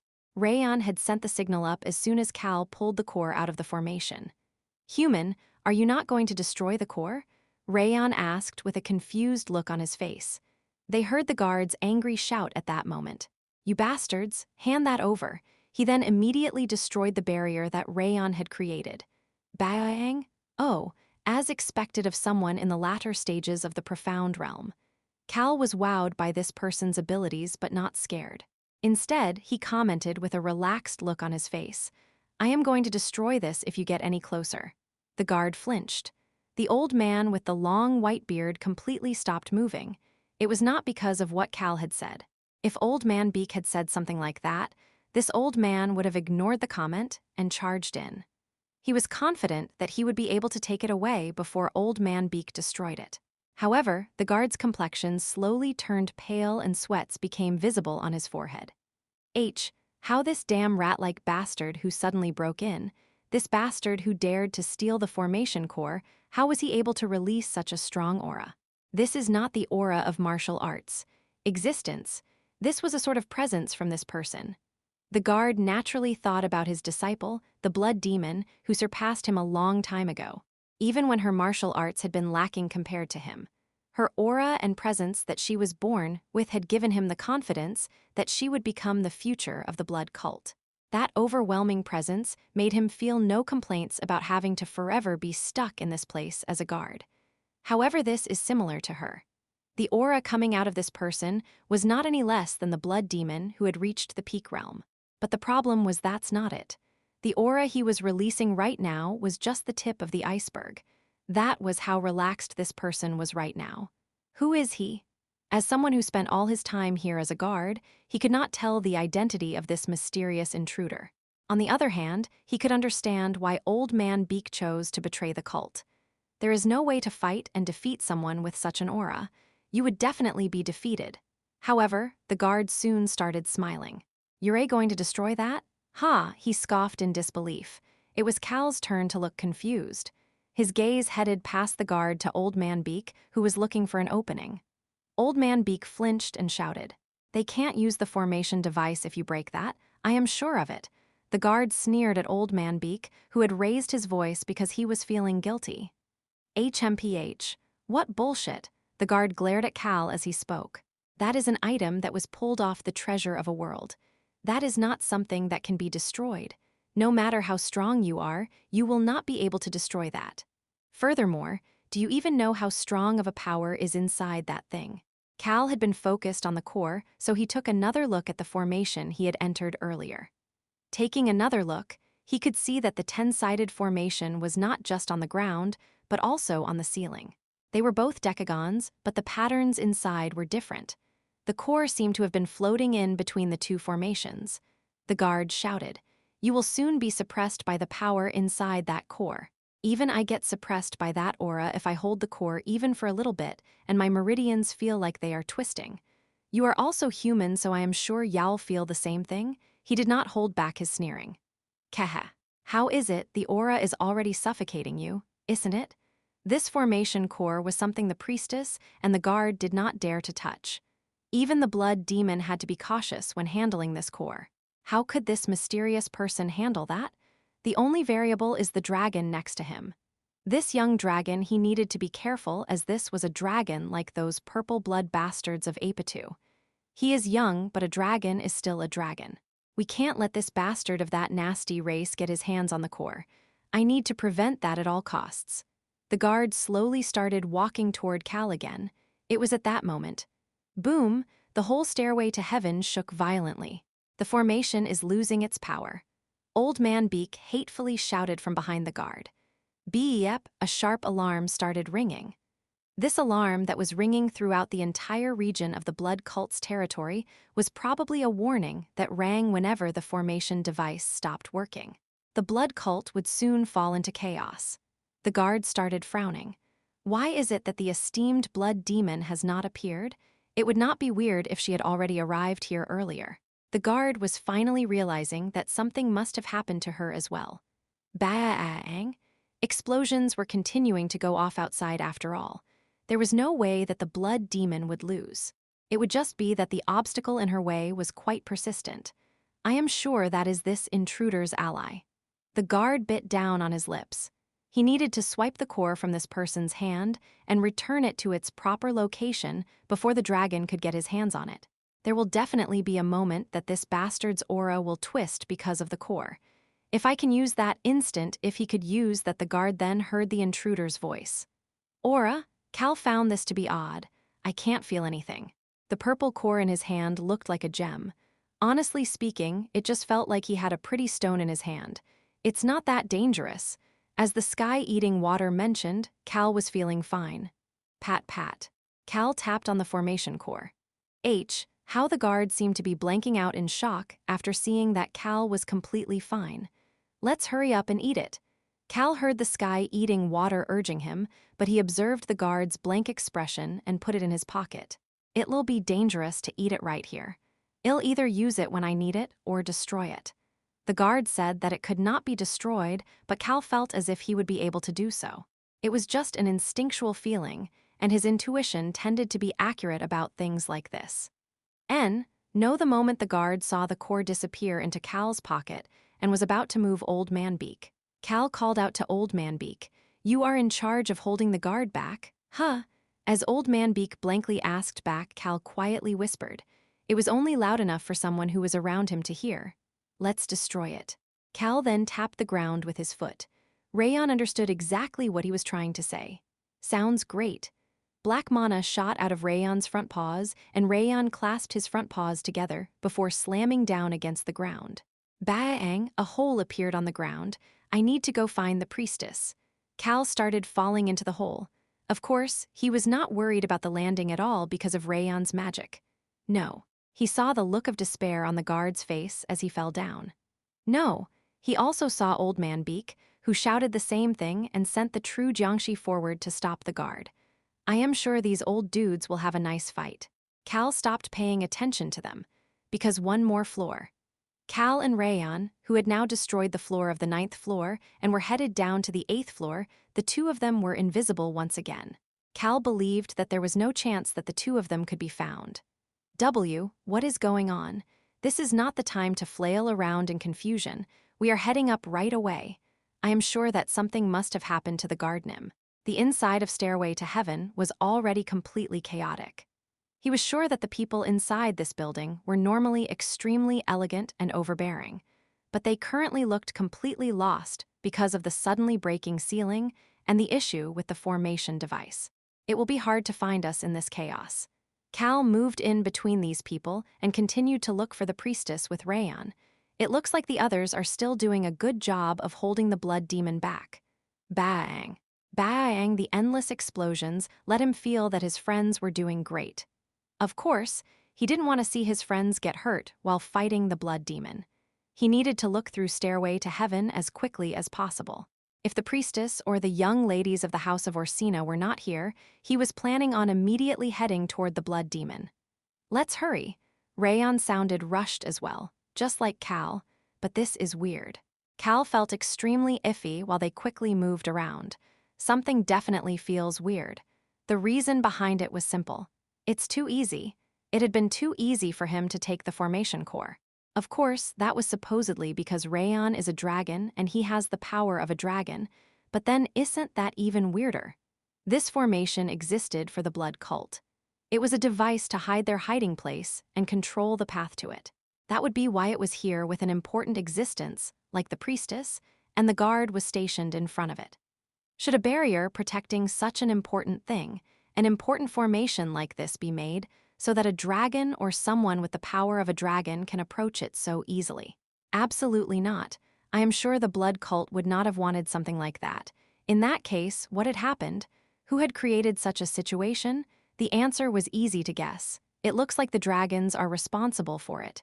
Apitu. The purple bloods of that world, the dragons of that hunter household, must have made the formation and barrier like this. The core of the formation is something the dragons gave them. Since this formation device was created with the dragons helping them, it was highly likely that it was the dragons who had messed with it. Cal subconsciously stopped walking. Human, are you not going? He could hear Rayan urging him on, but Cal could not easily move. It was because he had a thought on his mind. The different hunter households cooperate with each other, but are in competition with one another as well. The hunters were negatively affecting numerous worlds in order to create the omnipotent god. They cooperated with each other, but oddly felt wary of one another as well, working hard to have more achievements than the other households. The way the House of Huyans had talked about the blood cult and the others during his time in Xiolin was enough to confirm this. But the dragons of the purple bloods helped out the blood cult, the blue bloods. They even gave them such a precious core. It could have been a trade, but the purple bloods were believed to have made a whole world disappear. Would such a group do something that would benefit their competitors? This, very much I have a bad feeling about this. It was at that moment. Boom Stairway to Heaven violently shook once more. He had been thinking that this was because the formation device had stopped, but for some reason, he felt as if this vibration was shooting up from deep underground. I guess I have no choice. I'll need to check again. Cal's face slowly stiffened. We are on the 6th floor right now. Let's quickly check on the priestess before looking at the formation again. Of course, I need to check to make sure the others are okay as well. It's soon. The priestess resides on the 5th floor. Cal, who was using the information Old Man Beak gave him as reference, flinched after arriving on the 5th floor. He raised his head. Bang, bang, he could hear something breaking on the upper floors. The sound was slowly getting closer. Did the guard manage to get past Old Man Beak and is heading down? The enemies were chasing him. Cal felt annoyed and thought to himself after realizing that fact. Would the 10th floor have been empty? Is it okay for there to be nobody guarding it? Let's just do the things I have to do in order first. The moment he stepped down onto the 5th floor human, it's blue hair. Cal looked at the new young blood demon candidate at the entrance. We greet Lord Mayung. Cal flinched after seeing the blood cultists greeting the young blood demon candidate. This young blood demon candidate named my young human, I think we've been noticed. Although he was invisible, Cal was certain that he had made eye contact with that person. While that was going on, boom, as Stairway to Heaven violently rumbling once more on the top floor SSSSSSSSSS. An extremely faint purple aura roamed around the formations on the ground and the ceiling, while other martial artists were guarding the formation as the guard had chased after Cal the ground. And the ceiling, the formation with different patterns in the two places, was slowly changing. The pattern on the ceiling was moving to the ground and the pattern on the ground up to the ceiling. The top and the bottom were slowly changing. Crack, and the border encapsulating these patterns started to crack. This was happening extremely slowly as well. Chapter 183, my goodness. The sea. 9, the young blood demon candidate Myung. Cal recalled the information about her. They said she was the first. The blood demon had a total of 5 young blood demon candidates. 4 of them, including Yoon and Hoya, were from quite powerful families within the blood cult. All of them were at least from middle-grade families and had powers to support them. However, the first young blood demon candidate, Myung, was different. She did not have any powerful support behind her, as the blood demons simply came back with her one day. She was the person who had been supporting the blood demon by her side the longest, as well as the person who received the most affection from her. Human, I really do think that she saw us. Myung was currently looking right in the direction of the invisible Cal and Rayon. They were certain that they had made eye contact and that they were looking at each other right now. Myung Nim. One of her subordinates looked at her and cautiously called out. However, he shut up once she raised her hand. Human, this is weird. How can she see us? She doesn't even seem that strong. In fact, she is weaker than Hoya. Is that so? The moment that Cal's eyes clouded over, Myung's serious demeanor made her subordinates anxious, but they could not say anything and simply continued to look at her. Myung was the only one among this group of masked blood cultists who had revealed her face. She finally opened her mouth. She did so while looking directly in Cal's direction. Cal had a pretty good idea as to what she would say. She would either say something about how the enemies were right here and to capture them, or to protect the priestess. As Cal was about to say something to react to her fuck, he flinched after hearing the words that came out of Myung's mouth. She was scowling. I knew those motherfucking dragons were behind this. Fuck. Rayon reacted to that. Human, is that young blood demon candidate cursing the dragons right now? Is she talking shit about me? Her subordinates started reacting one by one. Myung Nim? What do you mean by that? Myung Nim, did you just say dragons? Why are dragons? Suddenly it was at that moment. Boom! The building intensely shook. Everybody stiffened up as this shaking was stronger than before. Myung was the only one who was not paying any attention to the shaking. Clang. She pulled her sword out instead. Myung Nim, shut up. She was now calm. She pointed her sword toward a direction as she gave an order. Go immediately and protect the priestess Nims. Also, inform the blood demon Nim. Myung's eyes were full of vigilance. Let her know that those bastards with purple blood have betrayed us. Huo. Cal quietly gasped in admiration. Human, what is that young blood demon candidate talking about? I know, right?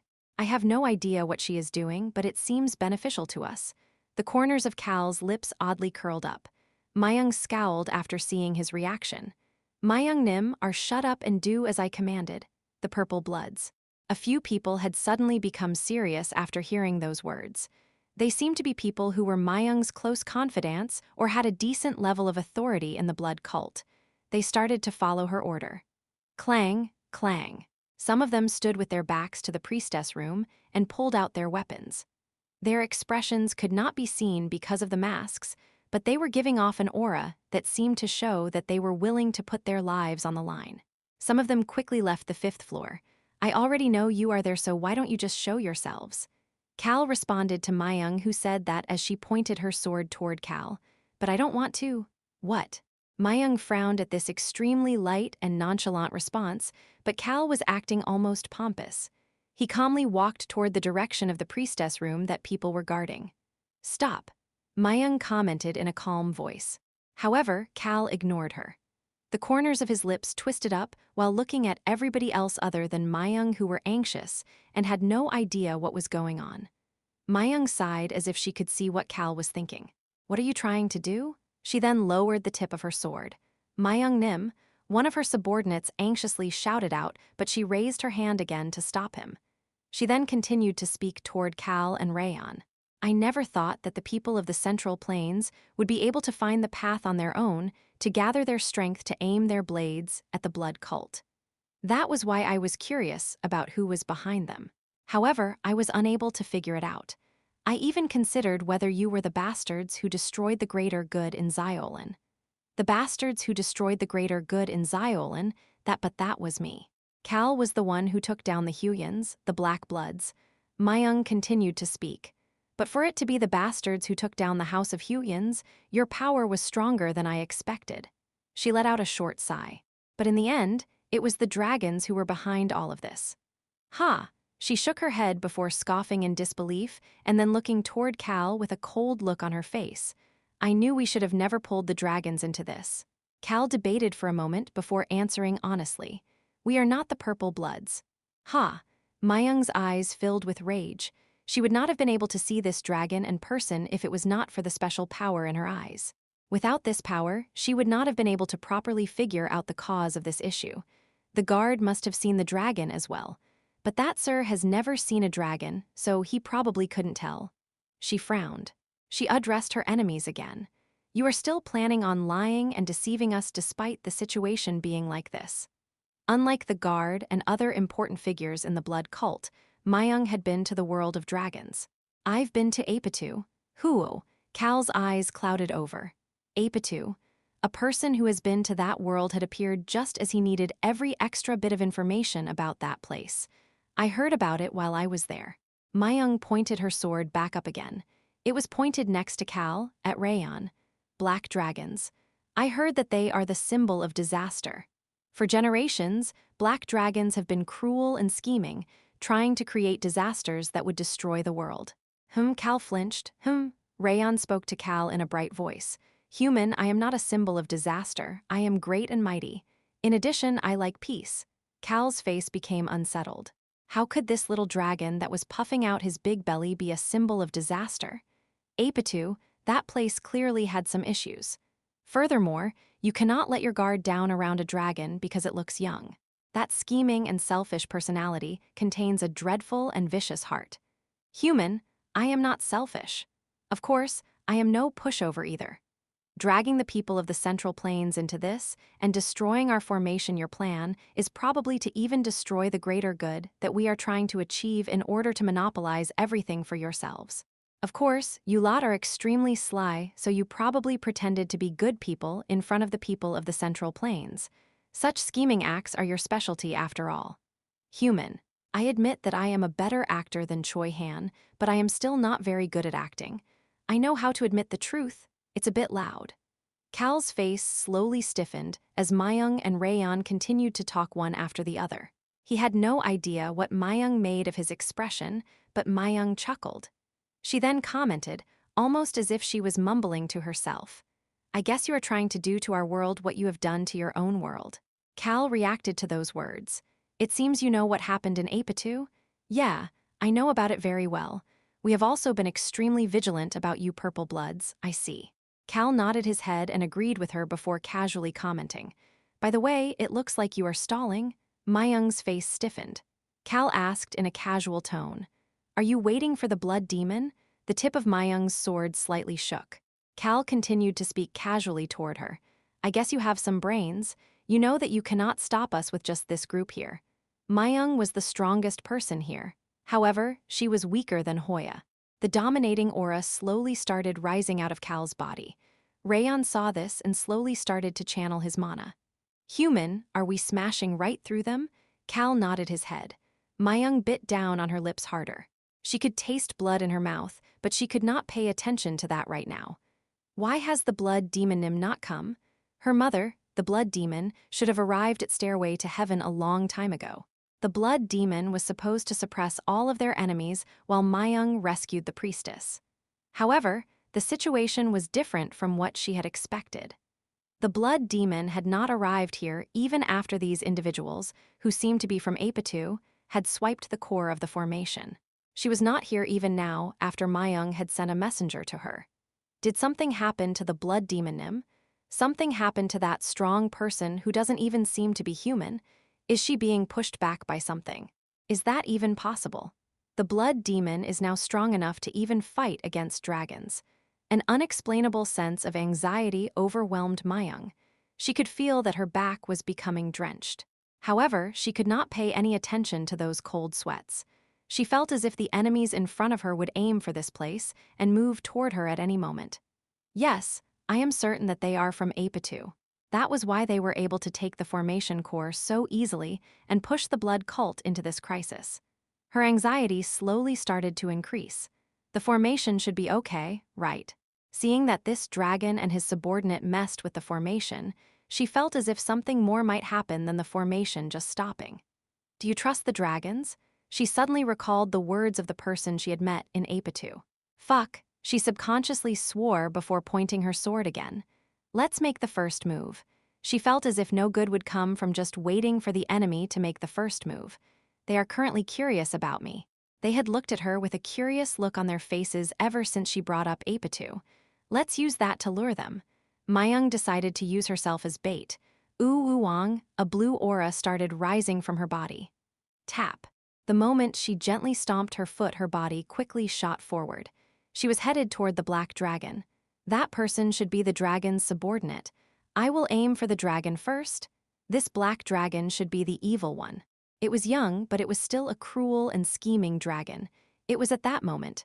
Ba-ang, she heard a loud explosion. Mayung had to stop for a moment to balance herself. She then turned her head toward the direction of the noise. Her eyes opened wide. The wall broke and something flew in. She moved her body back. Bang! The something that smashed through the wall slammed against the opposite wall. Dust clouds filled the area. Agu. Cal looked at the person smashed against the wall in disbelief. Haha, it was because the bastard who was smashed against the wall was laughing as if he was happy. Cal watched the person brush the debris from the wall off himself and asked, Hey, are you okay? Yeah, this is nothing. It feels refreshing to be hit like this for the first time in a long while. Choi Young-soo lightly brushed the dust off his hair. He then put on an extremely bright smile. However, Cal had already confirmed that there were no injuries on Choi Young-soo's body and was looking elsewhere. He could see a 5-story building through the hole in the wall. On top of the building, that was close to Stairway to Heaven, a black yang was shooting up from the building against a blue wave. Choi Han and the blood demon looked ready to charge toward each other at any moment. Cal watched this and nonchalantly asked, Do we need to go there? Haha, Choi Young-soo laughed as if this was funny. Hey, Choi Young-soo and Cal made eye contact. You are in the rear. The vanguard has always been ours. Choi Young-soo flicked his chin toward the outside. Cal turned his head also, and a slightly relaxed smile appeared on his face. Choi Han, the person who had always been at the vanguard of their group, he could see team leader Sway Khan standing in front of him. Against them was the blood demon's blue aura that pushed forward like a large wave that was ready to sweep away everything in front of her. Sway Khan pulled out his sword. There was no noise at all. However, the blue aura was slashed by the sword and scattered in the air. Choi Young-soo mumbled as if this was to be expected. As expected, that guy has gotten stronger as well. Apparently, Choi Han, Choi Young-soo, and the team leader had all gotten stronger than Cal had expected. I guess that is to be expected with everything they have experienced. Cal realized that unlike in Xiaolin or against the Jiangxis where dead mana was a major factor, it had been a long time since they were in a battlefield like this, where it was simply a battle of strength against strength. That's true, it had been a long time since they were on a battlefield where these guys could run wild. The moment that Cal realized this, team leader Sway Khan let out a deep sigh and lowered his sword. He looked a bit tired. He was showing an opening. However, that did not matter. There was someone who moved forward past the team leader. Now that this obstacle, the blue wave, was no longer hindering Choi Han, he charged toward the blood demon with this sparkling rough black aura wrapped around him. Bang! The explosion rang out like a roaring black yang. The black aura struck the black swamp. The blood demons supposedly could fight against the hunter dragons, but there was a reason that she could not get to Stairway to Heaven until now. I am heading back as well. Choi Han, Sui Khan, and Choi Young-soo, the three of them were holding the blood demon back. Choi Young-soo put on an extremely bright smile. We will capture her soon. Just wait. Cal felt really odd right now. After such a long time, it felt like he was back in the battlefield of his past as Kim Rock-soo. It was at that moment. Wah, he heard shouting from somewhere. No, the shouts were coming from all around. Cal could feel that Chief Eunuch Y had entered the blood cult's territory with the martial artists of Hainan, and that the martial artists of the Triumvirate had almost reached the island. Chapter 184. My goodness. The sea? 10 Kehahaha, we've finally reached land. Boom. The ground shook around. Someone with a large physique jumped off the ship onto the ground. That person was Tunka. Some of the martial artists looked at him with looks of disgust. Herculean strength to jump over to enemy ships when they got close to create holes on the decks. And the way he suppressed the enemies and chucked them into the sea, his toughness that would not break even if hundreds of enemies charged at him furthermore. His crazy mental fortitude to laugh and charge toward the enemies as if he knew their secrets, it automatically made them think that Tunka was a crazy bastard. However, Tunka did not pay any attention to them. Bang, bang, the sea behind his back was still full of large and small battles, but that was also none of this business.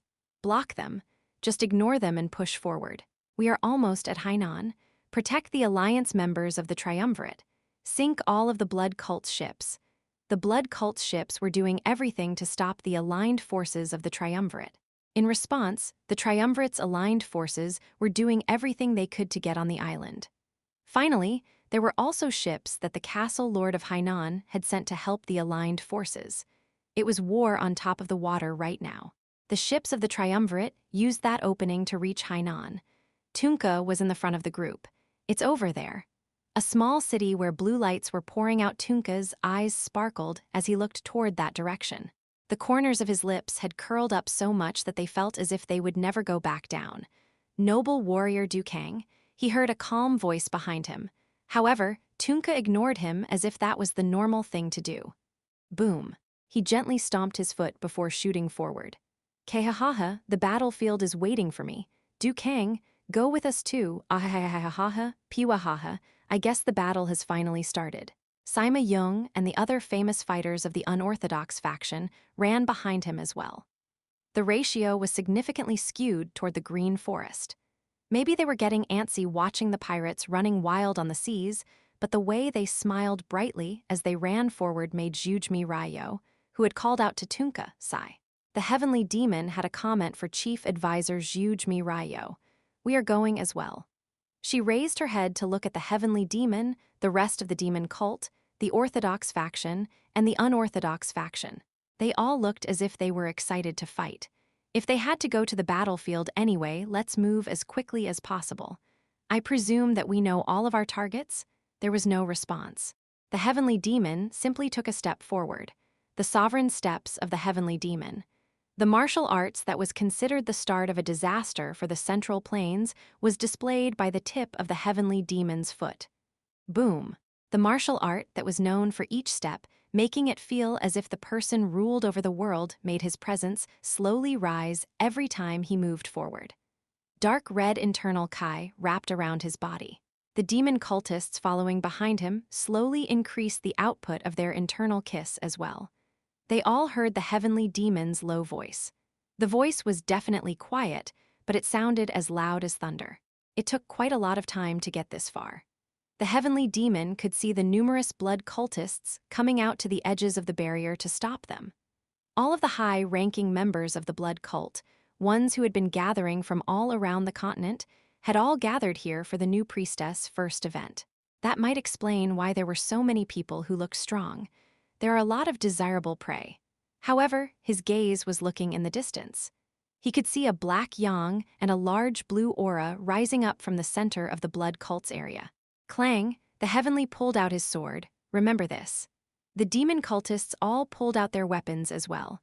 The blood cult will fall before the sun comes up. All of the demon cultists, the core members who were standing behind the heavenly demon, shouted in unison. Destroy the blood cult? Their voices were full of fervor. The blood cult had dared to plant spies in the demon cult and tried to take down the sky of the demon cult, the heavenly demon. The wrath the demon cultists felt toward them was violent. They finally arrived at the place where they could release all of their wrath. They were ready to go into that battlefield. The heavenly demon swung his sword. Splash! The blood of the blood cultists rushing toward them splashed into the air. However, the heavenly demon did not pay them any attention and just raised his speed. He was still far from his desired destination. Kim Hee-il. He would head to where that punk was at right now. That would be the center of the battlefield. The blood demon. The heavenly demon wanted to fight her as well as others who were as strong as her. As he charged through, the demon cultists seeped into the bloody battlefield around them. The blood cultists were wearing white masks. One of the demon cultists looking at them shouted as if they were enjoying themselves. "Let's dye those masks red." The demon cultists started running wild with nothing holding them back. As they did that, there were people who were watching them. Ho, I knew that these demons were crazy. Elder Ho Song-ye sighed as he mumbled to himself. However, a mallet, which was basically a symbol of the beggars' gang, was already in his hand. The person standing in front of the group started speaking. This was the Sword Saint, one of the major figures in the Orthodox faction. You all figure out how to deal with the small fries.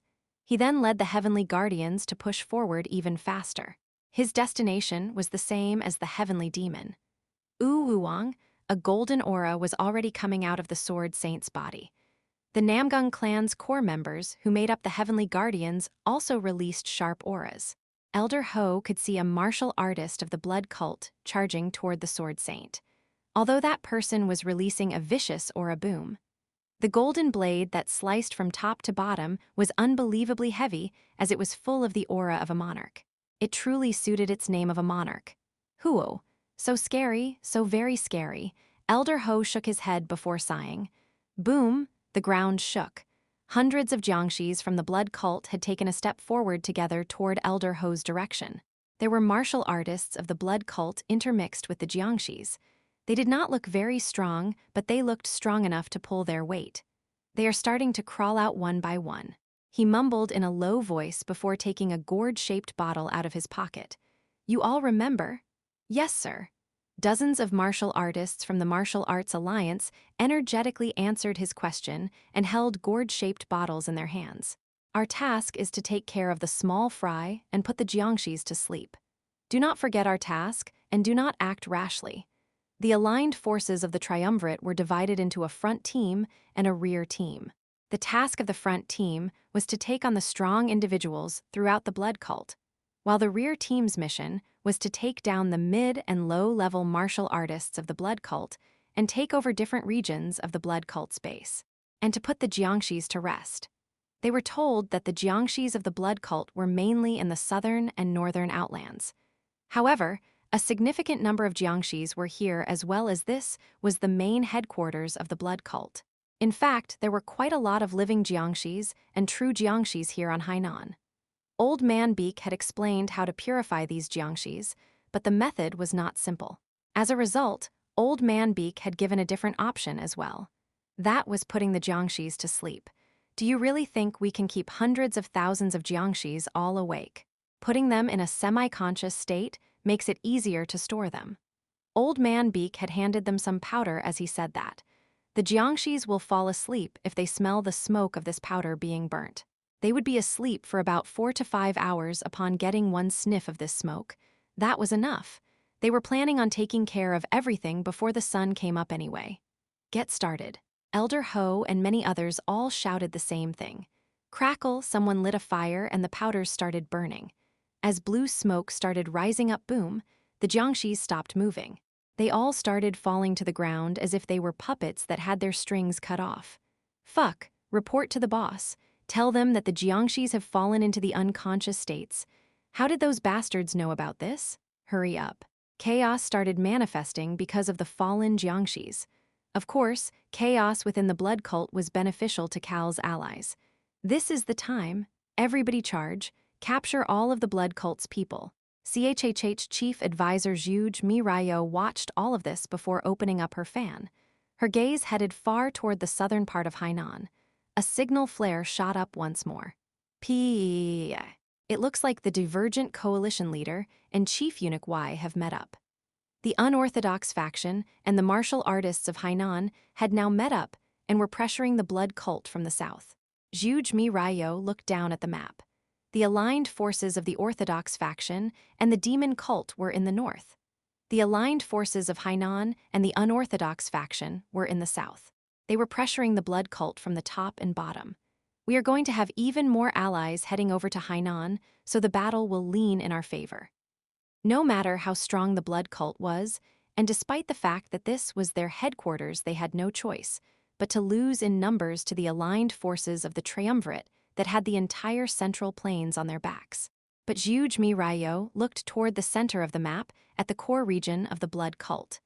The deciding factor for all of these battles will be determined in the center. Now that the formation had been rendered useless, all that was left was to capture the blood demon. Her gaze moved past the map to the distance. Baang, she was looking toward a spot where endless explosions were coming from. Choi Han slightly relaxed the sword in his hand. Grind, grind. He kept his gaze forward as the odd sound continued. The blood demon's white hair fluttered from the breeze coming from the night sea. Grind, grind. The odd sound echoed even louder every time the blood demon's finger moved rhythmically. The blue aura flowing around her filled the area around her as she did that. She's strong. It had been a while since Choi Han thought such a thing about an enemy. The blood demon. She was not using dead mana at all. In fact, the blue aura that she was using was overflowing with life force. Like the ocean that embraces everything, like the vitality created by the numerous creatures living inside it. This cold and chilling aura was full of beautiful life force. It allowed Choi Han to fight against the blood demon without worrying about being poisoned by dead mana, but it made him feel leery. It's clean. The power that the blood demon was using was too pure and clean. It did not seem like the power of someone who had turned countless people into jiangshis and was trying to take over the Central Plains. You guys truly are not martial artists. The blood demon spoke for the first time. Her voice was cold but oddly gentle at the same time. Grind, grind. The blue aura was still fluctuating around her. The blood demon was still calm despite exchanging blows a few times. I wondered if Apatu betrayed us because you guys managed to destroy the formation, but that doesn't seem to be it. The blood demon and Choi Han, the two of them, were quite far away from each other with a building in between them. Nonetheless, Choi Han could clearly hear the blood demon as if she was speaking right next to him. I can see the answer. The blood demon gently commented, "You guys must be the ones who saved Xiaolin from the Black Bloods." Choi Han quietly observed the blood demon without reacting in any way. However, his inner thoughts were quite complicated. The blood demon had white hair and blue eyes. Her choice of words were oddly confusing. Did she just say we were the ones who saved Xiaolin? The Black Blood's household. Similar to the House of Huyans with Xiaolin, the blood cult and their leader, the blood demon, were trying to destroy the Central Plains. For such a person to say that they saved Xiaolin did not sound like she was putting it in a positive way. It led to Choi Han answering her for the first time. Yeah, we came to save the Central Plains in the same way. The blood demon must have heard him despite the distance as she slightly smiled. As Choi Han slightly scowled in response, something is weird. He heard Sui Khan's voice. Sui Khan, who looked as if he had been a bit tired, was back to his usual self as he stood next to Choi Han and commented, "The blood demon's aura is too clean." Choi Han couldn't help but look at Sui Khan, who had the same thought as him. Choi Han had been quite unsettled about that already. How could a person who handles jiangshis have such a pure power? Did she do so with martial arts? The blood demon was clearly a regular human. That was the reason Choi Han was slightly amazed by her strength despite her being an enemy. Although she was the enemy, the blood demon's power was completely clean without the tiniest speck of darkness. She could only reach such a level of strength while maintaining this clean aura by working her ass off. As Choi Han was about to admit that he had to credit her for her efforts despite her being the enemy blood demon, Sui Khan stepped forward. A regular sword was in his hand. Slash. He slashed a portion of the blue aura as he leisurely spoke. Creating hundreds of thousands of jiangxis would have resulted in quite a bit of dead mana. Then you would have used that dead mana to create even more jiangxis. He nodded his head as if he figured something out. Yes, the blood cult, and you have killed countless number of people. Grind, grind. Choi Han calmly looked at the blue aura that was taking over its surroundings. Your clean power, that is not yours, you stole it. Choi Han flinched. Choi Han made eye contact with the blood demon. The purest and cleanest aura that a person has, their life force, you stole it. The life force that a person was born with. Unlike the auras that were gathered and developed throughout their lives, that initial life force was extremely likely to be pure and clean. To find something similar in the central plains, it would probably be the spirit blood. That is how you got strong. The life force of hundreds of thousands of people who were turned into jiangxis. This blue aura was the life force she had absorbed from them. The blue blood's household. Blue blood could be referring to the blood inside the body, however, it was talking about this blue aura, a person's life force. They heard a shout down below at that moment. Mother, mother, we are here. It was the other two young blood demon candidates, Yoon and Beak. They had come with a group of strong individuals to help the blood demon. Choi Han did not hide his sneer at the fact that they called the blood demon mother. They are calling you mother? Blood demon, you especially took a lot of life force from children. Isn't that right? The purest life force would have been with the children. He heard someone gasp at that moment. Wow. Choi Young-soo, who had returned, was holding his sword in his hand as he looked at the blood demon and commented. She's totally trash, isn't she? Yes, Choi Han agreed with him before looking at something in the distance. The heavenly demon and other martial artists were approaching. I guess we only have to handle the blood demon. His voice was calm. Slash her. Choi Han and Choi Young-soo moved right behind Choi Han and got ready. So, the two of you capture the blood demon. The tip of his regular sword pointed toward the blood demon. He then nonchalantly asked, how's the other side doing? As Choi Young-soo was about to speak bang, a loud explosion came from Stairway to Heaven. Choi Young-soo chuckled at Choi Han and the team leader who looked at him. I guess they must have captured the priestess. The instant Mayung was hit by Rayon's spell and flew back, Cal spoke to Rayon. Break it? I got it. Bang! The wall to the room with the priestess was destroyed. Rayon was destroying things left and right today. I'll destroy everything. Cal listened to Rayon's cheery voice as he walked past the destroyed wall. He then smiled. Found you. He finally found the priestess. Chapter 185, my goodness, the sea? 11 ha. Cal let out a short sigh internally. Cal saw dozens of people as soon as he entered the priestess room. They were surrounding and protecting the bed at the center as if they were walls. These people, who had not even groaned as the wall crumbled, also had masks on their faces as they observed Cal. It was as if they could not forgive an enemy who was aiming for the priestesses. Cal looked at the bed behind them. It really wasn't just one person. Mayung had given this order when they first saw her. Go immediately and protect the priestess Nims. Also, inform the blood demon Nim. She had said priestess Nims, plural. Human, are there two priestesses? Yeah, I guess so. There were two women on the bed. To be more specific, there was a woman who seemed to be old and a young girl. The old woman glared at Cal. Cal nonchalantly commented after seeing her gaze. You must be the priestess of the last generation? Hoya and Yoon had said that a new priestess had been selected, not multiple new priestesses. That meant that the answer was obvious. One was the last generation's priestess. The other person was the one who became a priestess this time. The old woman kept her mouth shut while continuing to stare at Cal. Cal did not pay much attention to this woman who did not answer. Instead, he looked toward the other person. It's a familiar face. One of the important noble houses in the Roan Kingdom's capital, the Duke's House of Orsina. That place was burned to the ground. Most of the people had lost their lives, and the person who was suspected of being the culprit, the eldest young lady Orsina, was missing. Furthermore, the youngest young lady of the House of Orsina, the only one to survive, had been abducted by the hunters who had attacked the Roan Palace. Human, it is the youngest young lady Orsina. That youngest young lady was in front of them as the new priestess.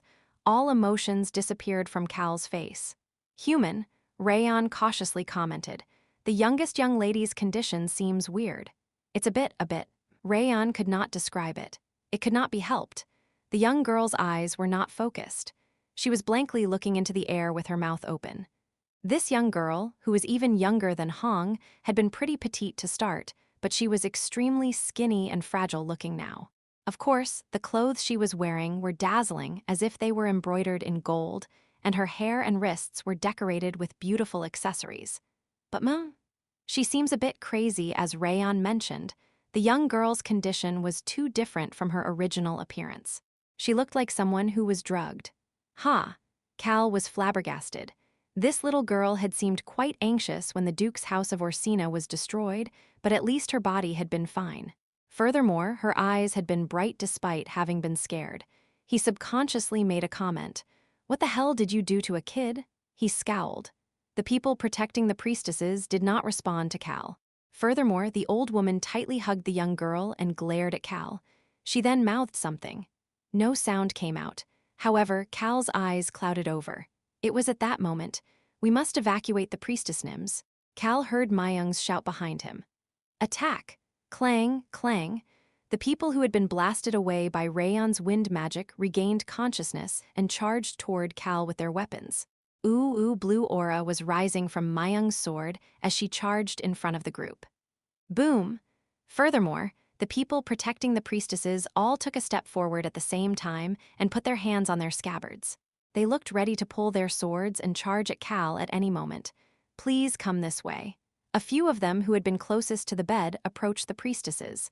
They looked ready to run whenever they saw an opportunity. Mayung shouted, "Capture the enemies. Buy us some time. Focus only on that." In order to buy the priestesses some time to escape, they were going to attack Cal, with that being their only goal. Dozens of people charged toward or aimed their swords at Rayan and Cal. That was not all. Boom, "I found you," the guard. He had reappeared. He had dozens of his subordinates behind him. Of course, he did not look normal. His whole body was covered in blood. Boom, boom, boom, they could hear rumbling in the distance. "Tusk." The guard clicked his tongue as he shouted, "We need to finish it before Old Man Beak gets here. Capture that bastard right now.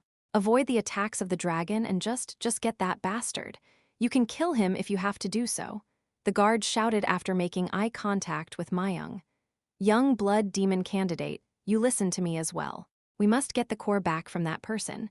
That is the top priority." Mayung shouted as well. "We must also save the priestess Nims, sir. It'll all be resolved if we just kill that bastard. Wouldn't it make sense to take care of the dragon first, since that is his backer?" The two of their opinions seemed a bit different. However, they did not say anything else. They realized that everything would end if they just captured their enemies. Attack. Mayung and the guard, the 100 or so people they were leading, all charged toward Cal. Of course, the guard and Mayung were in the front of the pack. Rayan. Rayan moved in front of Cal after hearing Cal call his name in a calm voice. "Don't worry, human. I will destroy everything." A solemn aura swirled around Rayan. Rayan had made up his mind to be Cal's shield and his feet, as he knew that Cal could not use his shield or wind powers right now. Rayan then heard a nonchalant voice before a rugged hand landed on his head. "Why would we fight?" Cal and Rayan made eye contact. Cal whispered at that moment, "Let's take the priestesses and run." He then snickered. Rayan smirked as well. Destroying everything was fun, but smacking their enemies on the back of their heads and running away was even more entertaining. Rayan's wings fluttered. Sounds great. Nothing else needed to be said. Swoosh, a gust of wind shot Rayan and Cal up into the air. The gust then quickly charged the two of them toward the bed. "No, attack!" Someone threw a sword, a blue aura flew toward Cal, then there were some spears and daggers thrown at them as well, but although it was quite chaotic, bang, nothing could pierce through Rayan's shield. On Rayan's chubby front paws were holding magic stones. The highest grade magic stone sparkles. Cal and Rayan then stopped on top of the bed. Protect the priestess Nims, the person closest to the priestesses, opened her mouth before she flinched. She let out a deep groan. She started sweating bullets and her hand that was holding the sword started shaking. She was not the only one feeling this way. The people who had created the wall around the priestesses, the eyes that were staring at Cal through the masks, were all shaking. Eek! Even Mayung gasped and flinched. Ooh, this eccentric aura that instantly spread out as if it was taking over the area. The aura coming out of Cal started dominating everything. This aura was so strong that even the guard, who had experienced this twice, got scared again for an instant. Cal released only enough of the dominating aura so that he remained relaxed. The sudden release of this aura that dominated the area made it so that nobody dared to move. Bang! Ugh. Actually, a portion of the people around him dropped their weapons and covered their necks. They were all succumbing to the aura and finding it difficult. They couldn't help but be anxious and scared about this aura that seemed to be suffocating them and wanted to even dominate their breathing. How can he have such aura? Mayang, who was experiencing this aura for the first time, barely managed to hold her weapon with her shaking hand as she looked at Cal. No, she couldn't even look at him properly. Her whole body was shaking and she felt as if she would be dominated to death. Had she felt such an aura from the blood demon? No, this was even worse. Than a dragon, it made her think of an existence. Dragon Lord. That individual's aura had definitely been like this. That's right. It felt like it would dominate everything as if the aura was enough to kill a person. No, Mayang shook her head. It was different. This person's aura was different from the Dragon Lord. It was a bit more, how can I describe this? It was definitely different from a Dragon Lord, but made her feel suffocated the same way. What do I do? Could she kill? No, could she go against this person? Mayang's back started filling with sweat. It was at that moment. Let's go. Cal moved down and extended his hand. No, Mayang subconsciously shouted. Her voice was shaky as well, but it could not be helped. The priestess grabbed Cal's extended hand. The old woman held the young girl in her arm as she grabbed Cal's hand with the other. Mayang watched this and barely managed to react. Stop them so that they cannot escape. Throw your bodies at them if you have to. The people protecting the priestesses started moving. However, it was not easy to do so. Cal's aura made it so that they even feared lifting their heads. Fuck! Mayang had to charge forward again. She bit down hard on her lips and they were bleeding. She had to do that so that she could find the strength to oppose this overwhelming aura. However, she soon stopped moving.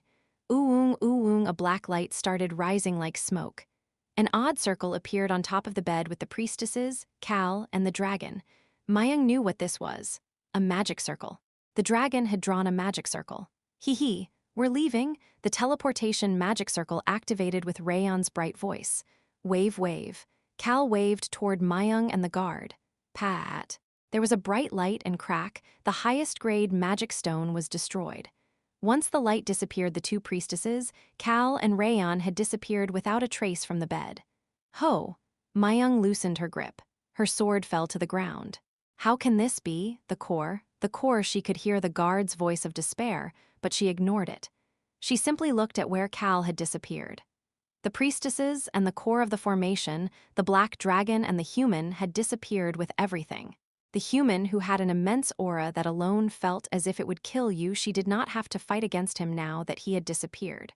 But Mayang, who had lost everything now that Cal had left, simply stood there with a blank look on her face. This was not just her, but everybody in this place. Boom. Old Man Beak appeared with the true Jiangshis at that moment. He also looked like a mess. Did they leave without me? It was just extra that his face filled with despair after realizing the situation. Pat. There was a bright light and Cal blinked his eyes. His sight soon returned to normal. Young Master Kim? The Fist King was the one to greet them. The Fist King was the only person left on the ship with the captain. Cal and Rayon had appeared with the two priestesses in front of them. Human, I set this place as the coordinates. I thought that inside the island would be better. Good job. Cal gave Rayon a compliment and let go of the priestess hand. He then looked at her. You asked me to save you, didn't you? The priestess, who was still holding onto youngest young lady Orsina as if she was her lifeline, slowly nodded her head. The priestess had mouthed something earlier. She had mouthed the same thing over and over. Save me. Cal had somehow managed to understand what she was mouthing, allowing him to extend his hand toward her. Cal looked at the hand he had let go and asked, You're young, aren't you? Although she had white hair and her face and neck were full of wrinkles, the priestess' hand was smooth without any wrinkles. In fact, it was a young hand that never seemed to have struggled in life. He could clearly see her the moment he recognized that. Unlike her old appearance, an odd aura was wrapped around her. Nod, the priestess nodded her head. She then pointed at her neck and shook her head. You can't talk? Nod. The priestess nodded her head again. She then continued to warily look at Cal. She seemed scared that Cal would throw her away. It seemed quite different from how she had glared at him earlier. Cal nonchalantly commented, I guess it would be difficult to talk about this right now. For now, Cal suddenly stopped talking. Bang! They heard a loud noise from a distance. The direction was toward the blood cult. Take a look. Rayon shot up into the air before subconsciously shouting. Human, stairway to heaven is crumbling. What? Stairway to heaven, the place with the formation and the priestess. Cal's eyes opened wide after hearing that the building he had just been inside was crumbling. We've only been here for a few minutes. What the hell happened there? As Cal looked confused he groaned. Human, what is it? Young Master Kim, did something happen?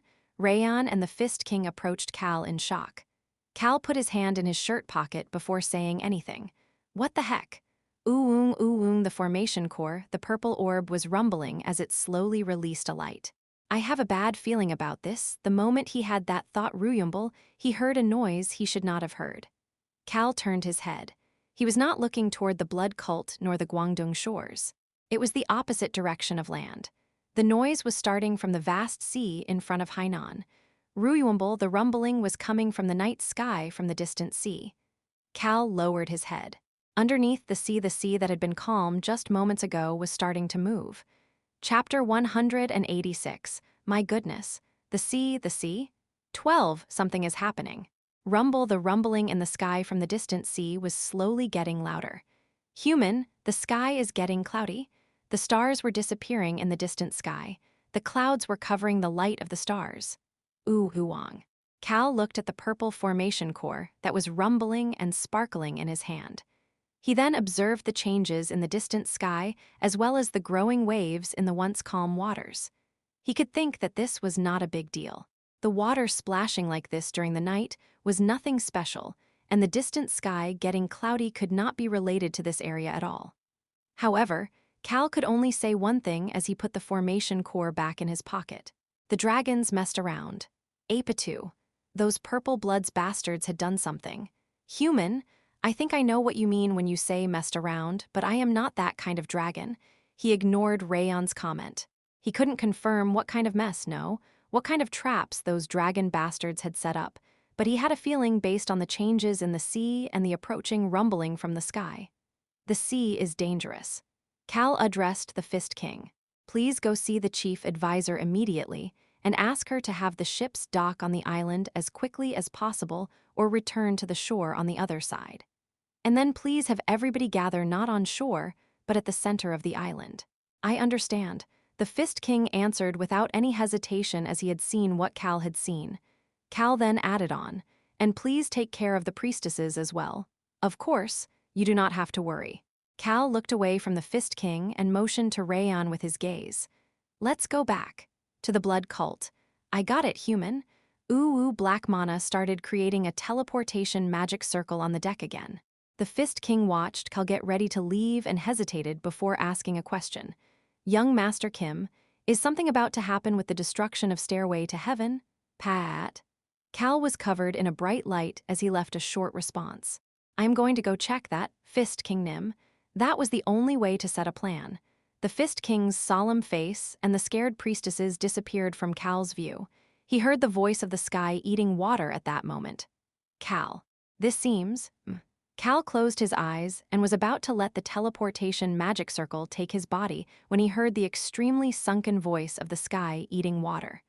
It looks like both the sky and the sea will charge at us. Fuck, Cal swore as he opened his eyes to see that he was in the plaza right in front of Stairway to Heaven. It was at that moment. Twitch. His heart felt numb. He heard Rayon's groan at the same time. Cal immediately extended his hand. He could see Rayon with his wings and body curled up. Cal immediately hugged Rayon after seeing that Rayon's wings were shaking. He then looked around. Huff, huff. Nobody had pointed their swords at Cal despite his teleporting to the center of the plaza.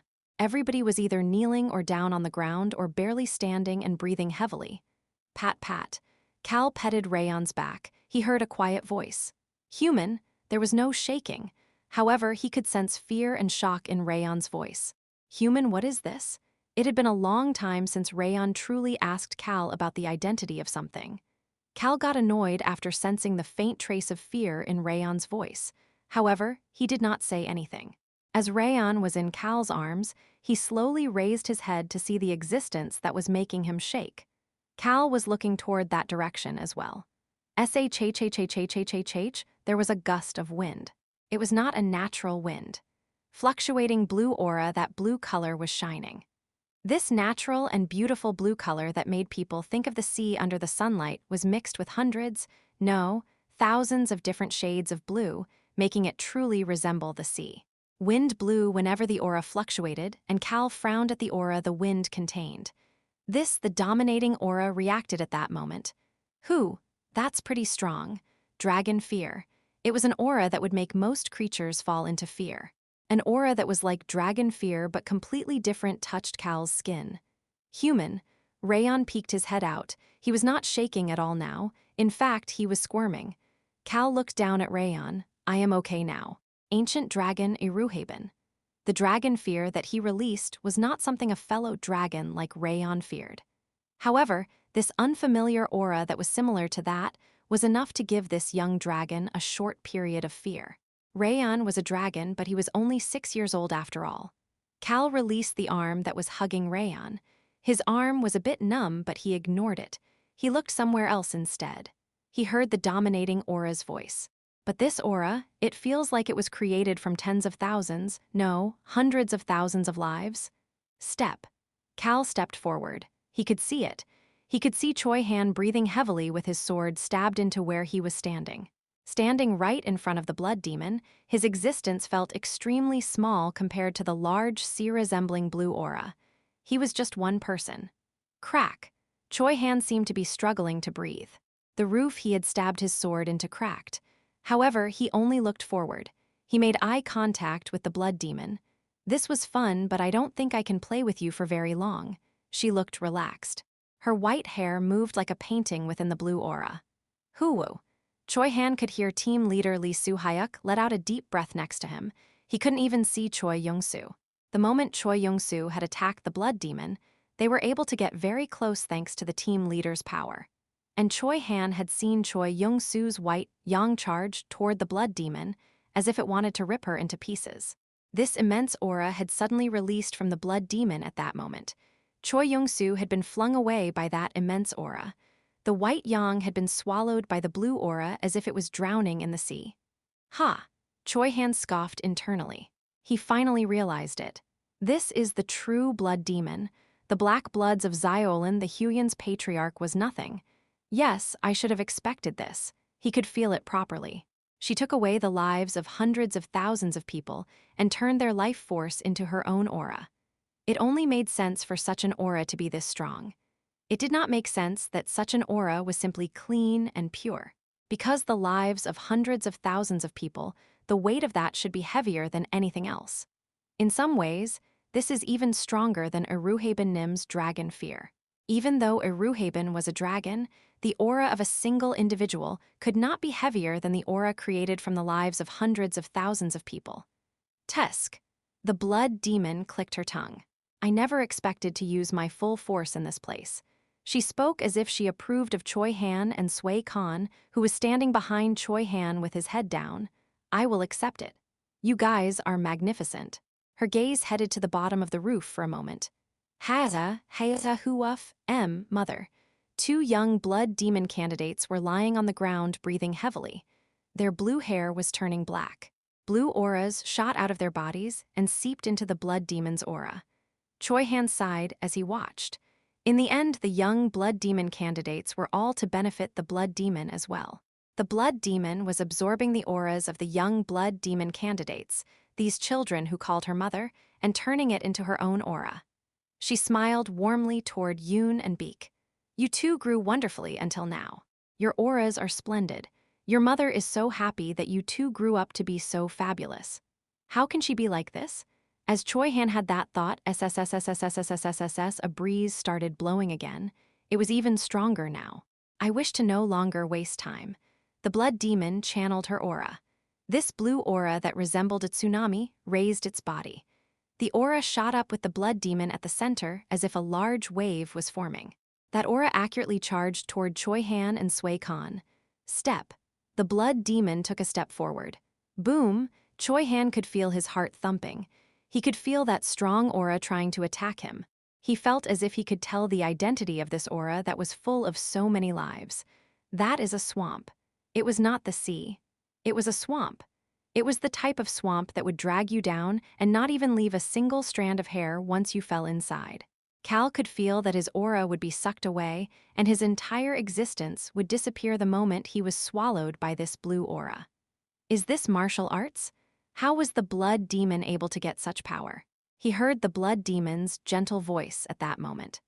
Something seems to have happened to Stairway to Heaven, so after quickly taking care of you, I will need to resolve the issue that you all and those bastards from Apatu have created. SSSSSSSSSSS, the blue aura rose even higher. The sword saint of the Namgung clan was barely able to remain standing in front of that aura. It was good enough that he was not showing an embarrassing sight in front of it. The martial artists of his clan were unable to breathe properly in front of this strong aura. It's like yes, it's like that. The sword saint had a thought as he looked at this large blue aura. Yunnan Castle. Young Master Kim's tsunami that had destroyed the castle walls there, the sword saint was feeling the same sensation he had felt when he first saw that tsunami. No, this is even stronger than that. The blood demon is at an even higher level. The sword saint felt as if all of his strength was leaving his body at that fact. Who could stop this aura? The sword saint felt suffocated for a different reason. He couldn't breathe properly at his own uselessness. Step. That led him to take a step forward. He felt as if he could not stop here. However, it was not easy to take that step forward. An instinctual fear was binding his body down, yet he took another step. The heavenly demon in front of him, that guy, was already walking forward. He could not lose to this guy.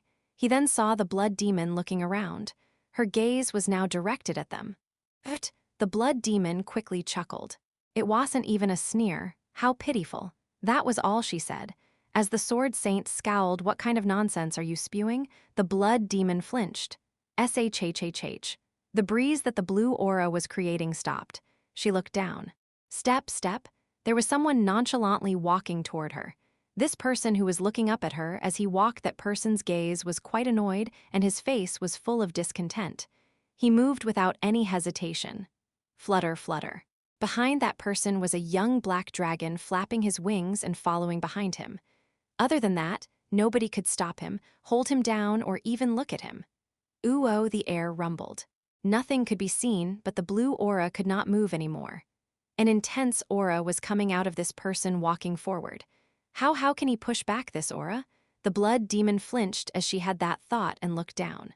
She looked at her arms. She had goosebumps. She bit down on her lips. How could I, after everything I did to get this far? She could not say that out loud, but as her relaxed face wrinkled for the first time, blood demon. This person who looked up at her with an annoyed gaze, Cal Henitus, looked at the blood demon and nonchalantly asked, "Why are you imitating a dragon?" Rayon had said the following to Cal. "Human, that aura is very different from dragon fear, but, for some odd reason, it is very similar as well. I feel like this aura was created by basing it on dragon fear. Although the aura's fundamentals were different, the way the aura was used was the same as dragon fear. It is difficult for me to explain dragon fear, but something feels similar to dragon fear for sure." Cal felt as if he could understand what Rayon meant. Dragon fear. Similar to how that was used to let others know that they were the only noble existences in the world.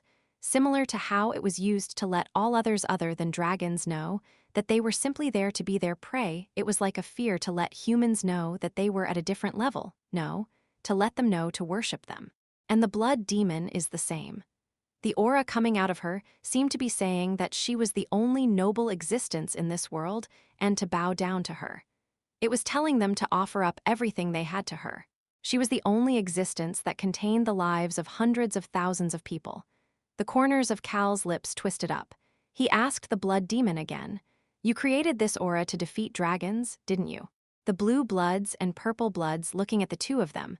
The formation protecting the blood cult, the core at the center of this important and precious formation, was given by the dragons of the purple bloods. It could not be created without the dragons. Basically, the blood cult owed a debt to the dragons of Apatu. There could even be a superior and subordinate relationship they did not know about. That was why Cal was probing. He then got his answer. Cal started to smile. I guess I was right? Cal chuckled after seeing the scowl on the blood demon's face. The blood demon opened her mouth after seeing Cal's reaction. You dare? The blood demon looked down at Cal and moved her aura. SSSS, the blue aura started moving again. The large blue wave charged toward Cal. Like that instant when Cal's wave was just about to strike the walls of Yunnan Castle, as Cal quietly looked up at it, someone reacted. You dare? The dominating aura. He scoffed in disbelief. Does she think she's a damn god? Cal laughed at that response. He thought it took skill for such an imposing voice to speak so frivolously. Cal, we won't lose when it comes to bluffing. Cal nodded his head. He then gently stomped his foot. Boom, however, the air rumbled. The blood demon's eyes opened wide. The blue wave stopped. It could not move. Gasp. The blood demon clenched her neck with her hands. As Cal looked at her, the air around him fluctuated. How she could not move her body. She felt something she had never felt before in her life. Something extremely fearsome and scary that felt as if it would kill her. The blood demon wondered what could make her so scared. However, she figured it out almost as if it was instinctual. It was something she had never faced in her life, or even learned about. It was a fearsome monster that could not even be imagined or explained in her mind. A monster that would consume her was in front of her. This man, this skinny human, was that monster. The blood demon felt as if her body and her life was being dominated. The dominating aura spoke in Cal's mind. A punk who steals other people's lives and pretends that they are her own is just a coward. Even if it is just bluffing, an aura developed on your own is better than an aura that required the lives of hundreds of thousands of lives to be worshipped. Beyond the stiffened blood demon's shoulders see. There is no reason for a true predator to cower in front of a coward. Cal made eye contact with Choi Han and the team leader. The two of them looked totally fine. He had bought them time so that they could recover, and the rest was up to them. Cal nodded his head. The instant he had the blood demon tied down, the two of them moved. By the way, Cal, I've never used my full strength yet. Cal just watched as he heard the dominating auras bluffing. This should be the end of the blood demon. Chapter 187. My goodness. The sea. 13 / The team leader moved first. His iron sword cut off the edges of the blue aura. It then dug into the gap and created a path to the blood demon. The blood demon felt this more sensitively than any others. Her body had been tied down and she could not even breathe properly because of Cal's aura. She still felt that way. However, she could not just sit here and do nothing. To think that she could not do anything because she was suppressed by this feeble person's aura, that absolutely makes no sense. Grind. The blood demon clenched her teeth. Blood dripped over her lip. Some injuries appeared inside her cheek and started bleeding as well. Her blood looked somewhat blue. The blood demon could feel the footsteps of the person who was slowly slashing away her aura and getting closer. However, her body was still in fear, all because of a single man who was looking up at her. The blood demon raised her hand. Cal saw this and flinched. The blue blood scattered in the air. The blood demon channeled her aura into her fingertips and scratched at her arm. 5 thin scratches were in her left arm, but that was not the end. She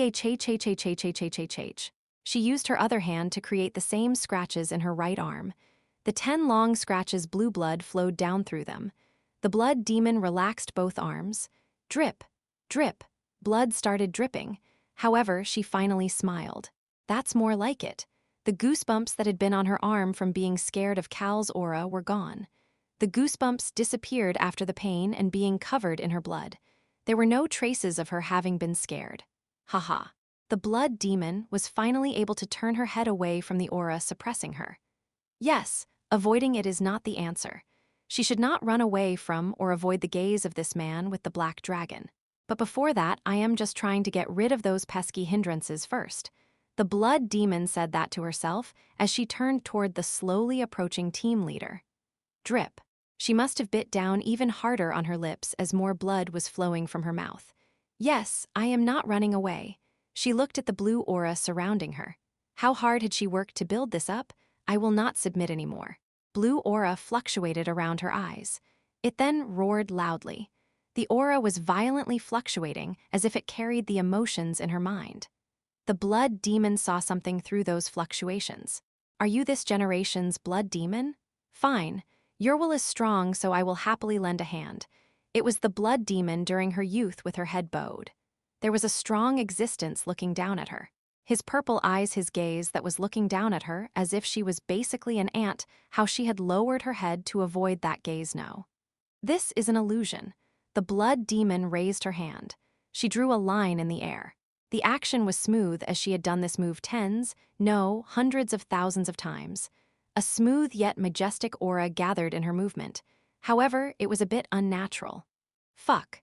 The blood demon's body was finding it a bit awkward to move her aura because she had not managed to completely get rid of the fear of this strong aura binding her. However, the blood demon ignored it. How hard had she worked to stand in front of a dragon to fight against them? She released as much strength as possible based on how much of this fear she managed to overcome. Yes, I can win. I will not submit. A gust of wind gathered around her fingertips again. The blue aura started getting carried by that gust of wind. The blue aura that resembled the sea or a swamp instantly flew toward the illusion and the team leader behind it.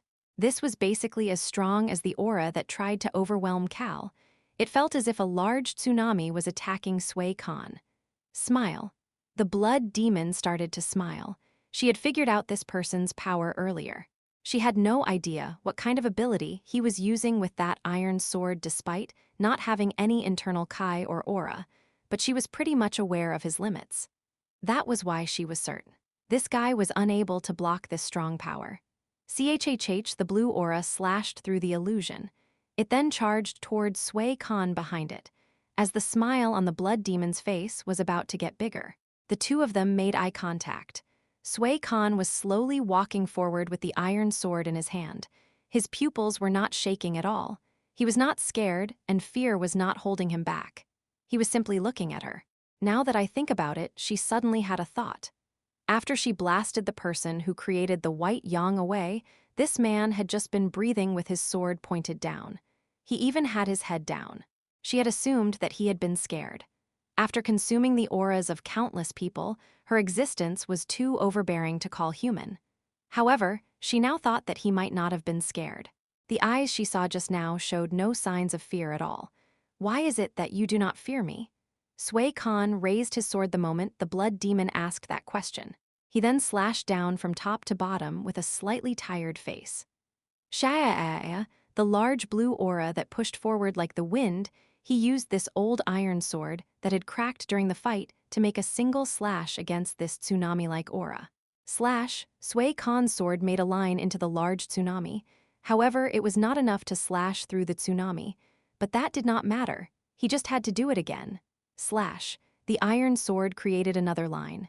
Slash, slash. And again, without any rest. A line appeared on top of the line before that, and then another one on top of that. The speed of his sword was quick without any hesitation. Chhh, the more lines he made on top of each other, every time he swung the sword, the line became deeper. As if it was creating its own surface, the line created its own surface as it sliced through the blue aura. How? Choi Han heard the blood demon's voice again. Her voice, which was louder than earlier, was full of confusion and desperation. Choi Han chuckled. I worked next to a god. Why would I be scared at this level of power? She did not answer the blood demon's question out loud. There was no need for him to resolve his enemy's curiosity. Instead, he said the following. Hey Han. He felt a presence behind him. You do the attacking. Choi Han clenched his sword after hearing that. Choi Han had created a large line cutting through the blue aura. That line had turned into a surface and was creating a path. A path cutting through this large tsunami would soon be created. Choi Han thought to himself, I need to follow that path. It was his responsibility to attack the blood demon. He could not ruin the path that Sui Khan worked so hard to create. However, Choi Han had to think for a bit after seeing the blood demon on the other side of the path. A large amount of blue aura was still surrounding her.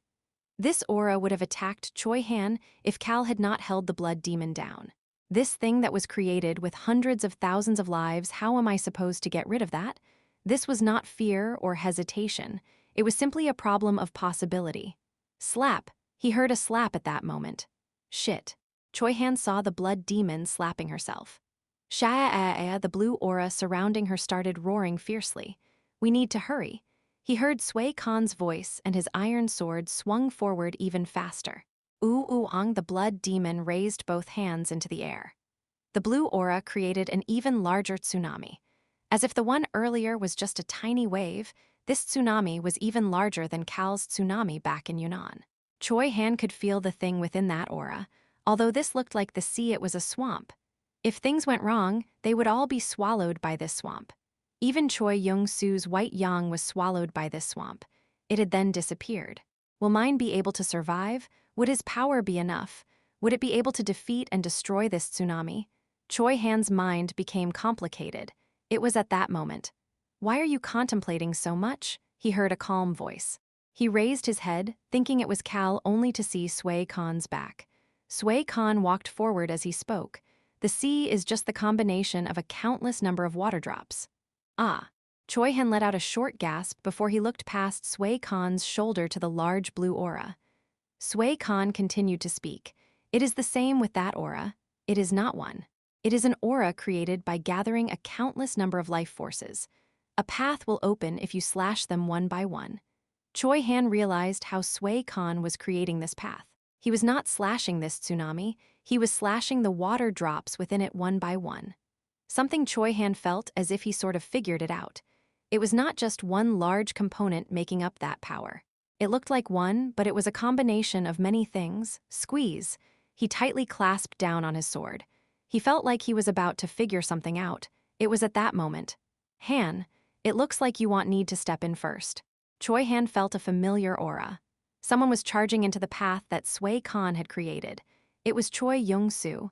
Choi Young-soo's whole body was covered in dust, but he seemed fine. Is he just tenacious? Choi Han chuckled. He then made eye contact with Choi Young-soo, who turned around. Uncle, are you not coming? Choi Han immediately started walking as if he was responding to that. He walked past Sui Khan and ran into the path that had been created. That path had cut through all of the blue tsunami, reaching all the way to the blood demon who was creating another tsunami. Choi Han was behind Choi Young-soo and could hear his voice. Uncle, I will block that aura, so please use that time to attack the blood demon. He would stop that other blue tsunami for a moment, so use that moment to attack. Choi Han stared at Choi Young-soo's back after hearing that. It was because blocking that aura would be the harder task. Had he noticed his aura? That's the right thing to do. Your attack is the strongest out of the three of us, Uncle. Choi Young-soo raised his sword as he said that. Shh, a white aura shot up, and a white yang started appearing at the tip of his sword. The white yang was slowly getting more detailed. Choi Han watched for a bit before quickly channeling his own aura. Ha! You are coming at me again? The blood demon sneered, and Choi Young-soo's white yang charged into the aura in front of the blood demon.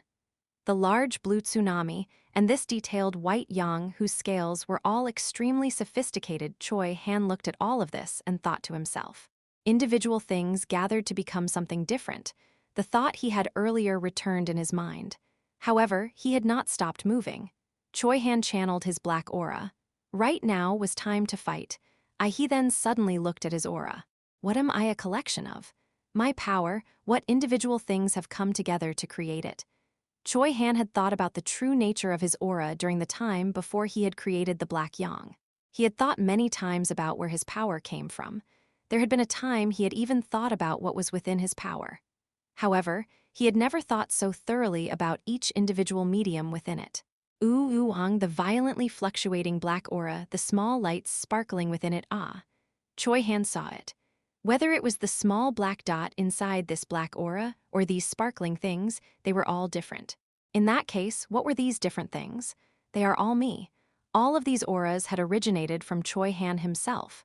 That meant that this was created with the different things I have experienced in my life. He had realized this last time as well. His lived experiences, the things he hoped for, were being channeled into his sword. However, he realized something more this time. They are stacking higher. He finally realized it. The reason that his black aura was stronger than before, the sparkling lights within the aura had increased in number, part of it is because I trained a lot and got stronger. But that is not all. Each and every one of these small things are all the path that I have walked, the time I have spent. In the end, my power stacks up as high as the path I walk. In that case, Choi Han felt as if his mind was clearing up.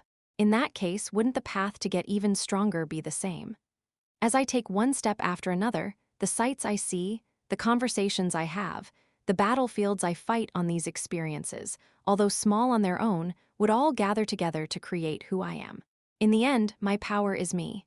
Choi Han looked at his power that was rising from his sword, the black aura. This was the black path that was created by the time he spent in the forest of darkness. That was why it was violent and ruthless. If that path has become my personality, my nature, the things sparkling within it are hope. They are the milestones. The numerous sparkling experiences I have faced end up turning into hope, into my future. And that milestone will be the path I have passed or will soon pass. That was how he had lived. He had experienced one thing after another since meeting Kalnim and the others. Choi Han let out a short laugh. The traces of how he had swung his sword to protect things and people that were important to him, or to give himself hope, were all within his power. And they were all paths he had already walked. Wang, a yang shot out of Choi Han's sword. This black yang was violent but still had sparkling balls of light within it. That black yang started to transform. The rough body became a bit more detailed. Still, its appearance was still rough and violent. However, that was not the end. Wang, the black yang, and even Choi Han, the black aura, with the balls of light started from the yang and started swirling around Choi Han. This was not like his usual aura. It was similar to the blood demon's blue aura. No, it was similar to Cal's invisible and formless aura. Of course, what was contained within it was different. This presence surrounding Choi Han and his sword was still faint, making it difficult to clearly feel what was within it. However, one thing could clearly be felt. Sui Khan subconsciously stopped slashing his sword and commented, "It's firm." This small aura was firm. As if no exterior aura could break him, it was small but firm. Furthermore, it was stable. It was in complete balance. Choi Han raised his sword. He realized something. I am creating me, I am creating my life. The paths I have passed were all me. I have already stacked a lot of paths along my journey.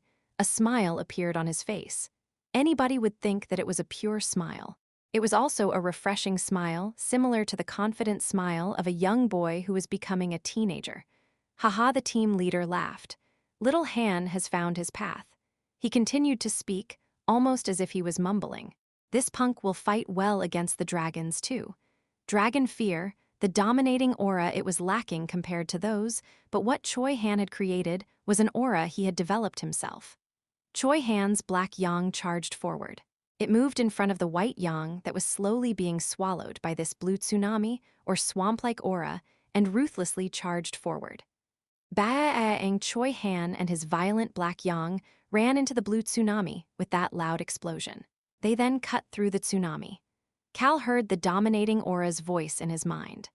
An aura that was forcibly combined by a cowardly thief who stole from others can never defeat the confirmation, the will that a person has firmly developed through his own life experiences. The black yang and Choi Han looked like a small dot inside that large tsunami. However, the ruthlessly charging black dot finally pierced through the tsunami. It then crashed into the blood demon. Bang! There was a loud noise with the explosion. The blue aura and black aura swirled together as they shot up. Cal was watching as the dominating aura spoke in a serious voice again. Cal, that child, Choi Han has developed an aura like yours as well.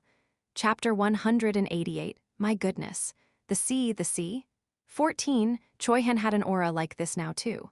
This was different from his sword aura, mana, or internal kai. The blood demon felt this stronger than anybody else. How is it, no? How did you? She had sneered while looking at the black yang and Choi Han jump into the vast blue aura. She thought that this black yang, which resembled the white yang that had been gobbled up earlier, would suffer the same fate in this blue aura. This aura is created from the life force of hundreds of thousands of people. The pure lives that had died such wrongful deaths turned this like a swamp. It sucked up anything that jumped into it, giving anything and everything the same suffering they had gone through. This was because all of the lives within it felt wronged and cheated with their deaths. A human cannot escape once they are within this aura. One person could not defeat hundreds of thousands of people. That was simple logic. How was it that such logic was being crushed in front of her very eyes? The blood demon could not believe what she was seeing. The images of what was going on that happened in an instant in other people's point of views were moving in slow motion for her. Bayaang charging forward with the black yang, Choi Han looked like a tiny dot in front of this large tsunami-like blue aura. However, that black dot managed to cross through the tsunami. It traveled slowly at first, but eventually sped up. How is this the blood demon could see it? Pure life force. Pure life force was the reason that those existences that suffered through such wrongful deaths raged and sucked in other lives in this swamp-like aura. At first, those existences had attacked Choi Han. Now, they were withdrawing. No, they were running away. This aura looked large, but it was made up of countless small life forces. They were unable to defeat Choi Han. How is that possible? The blood demon was basically screeching. Her eyes were full of rage. This small black dot, to be more specific, the black aura surrounding the black yang, and Choi Han, she was certain that this was created by Choi Han. However, the aura flowing out of him made her think of something. Dragon. This was extremely unsightly and minuscule compared to a dragon's aura, but there were definitely some similarities. They were both auras that released their presence. Unbelievable, her relaxed face scowled to make her look like a devil. She extended her hand toward Choi Han, who had crossed the tsunami and was quickly approaching her. Blue blood was still dripping down her arm. The blood demon had been burdened with the grudges and karma of tens of thousands of people as she took their life forces into her body. Her blood had turned from red to blue. It resembled the tears of hundreds of thousands of souls. Choi Han cut through the tsunami and appeared. He then approached the blood demon. Chilling blue aura fluctuated on her arms. They then took the form of a sword. The blood demon was crying blue tears, but she didn't care. Boom, boom, her heart, her whole body felt as if it was thumping wildly. Hundreds of thousands of life forces. It was not easy to carry all of that inside a single person's body. However, it was something she needed to do. It was the only way for her to defeat a dragon. She looked at Choi Han and shouted, "How is it that you are able to imitate that of a dragon?" The first time she went to Apitu and lowered her head in front of a dragon, the blood demon had to kneel despite being a fellow leader of a hunter household. It was not out of her own will. Dragon fear. She could not defeat the aura that Apodus Dragon Lord was releasing, forcing her to face such indignity as she bowed her head. The blood demon had contemplated for a very long time as to how she could overcome that humiliation. She had trained and trained some more. She continued to persevere with the hope that getting stronger would allow her to overcome a dragon's aura. However, she had to face the humiliation of bowing her head to the Dragon Lord multiple times after that. That was when the blood demon realized it. Humans can never defeat dragons. Unfortunately, she was human. In that case, what could she do? She saw the Jiangxis being created and figured it out. If one person was not enough, couldn't she defeat a dragon with hundreds of people? That thought led her to absorb the life forces of all those people. Piling on the purest of auras would one day put her on a similar level as a dragon. Wouldn't that naturally allow her to release an aura like that of a dragon? That decision had been correct. After she had absorbed the life forces of 10,000 people, she started releasing this blue aura. After absorbing tens of thousands, her hair turned white, and she started hearing the screams of the people who had been wronged, but her aura became even stronger. After absorbing hundreds of thousands of people, her blood turned blue, but she thought that it was enough.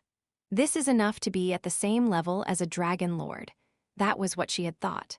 So why did you come to possess such a power?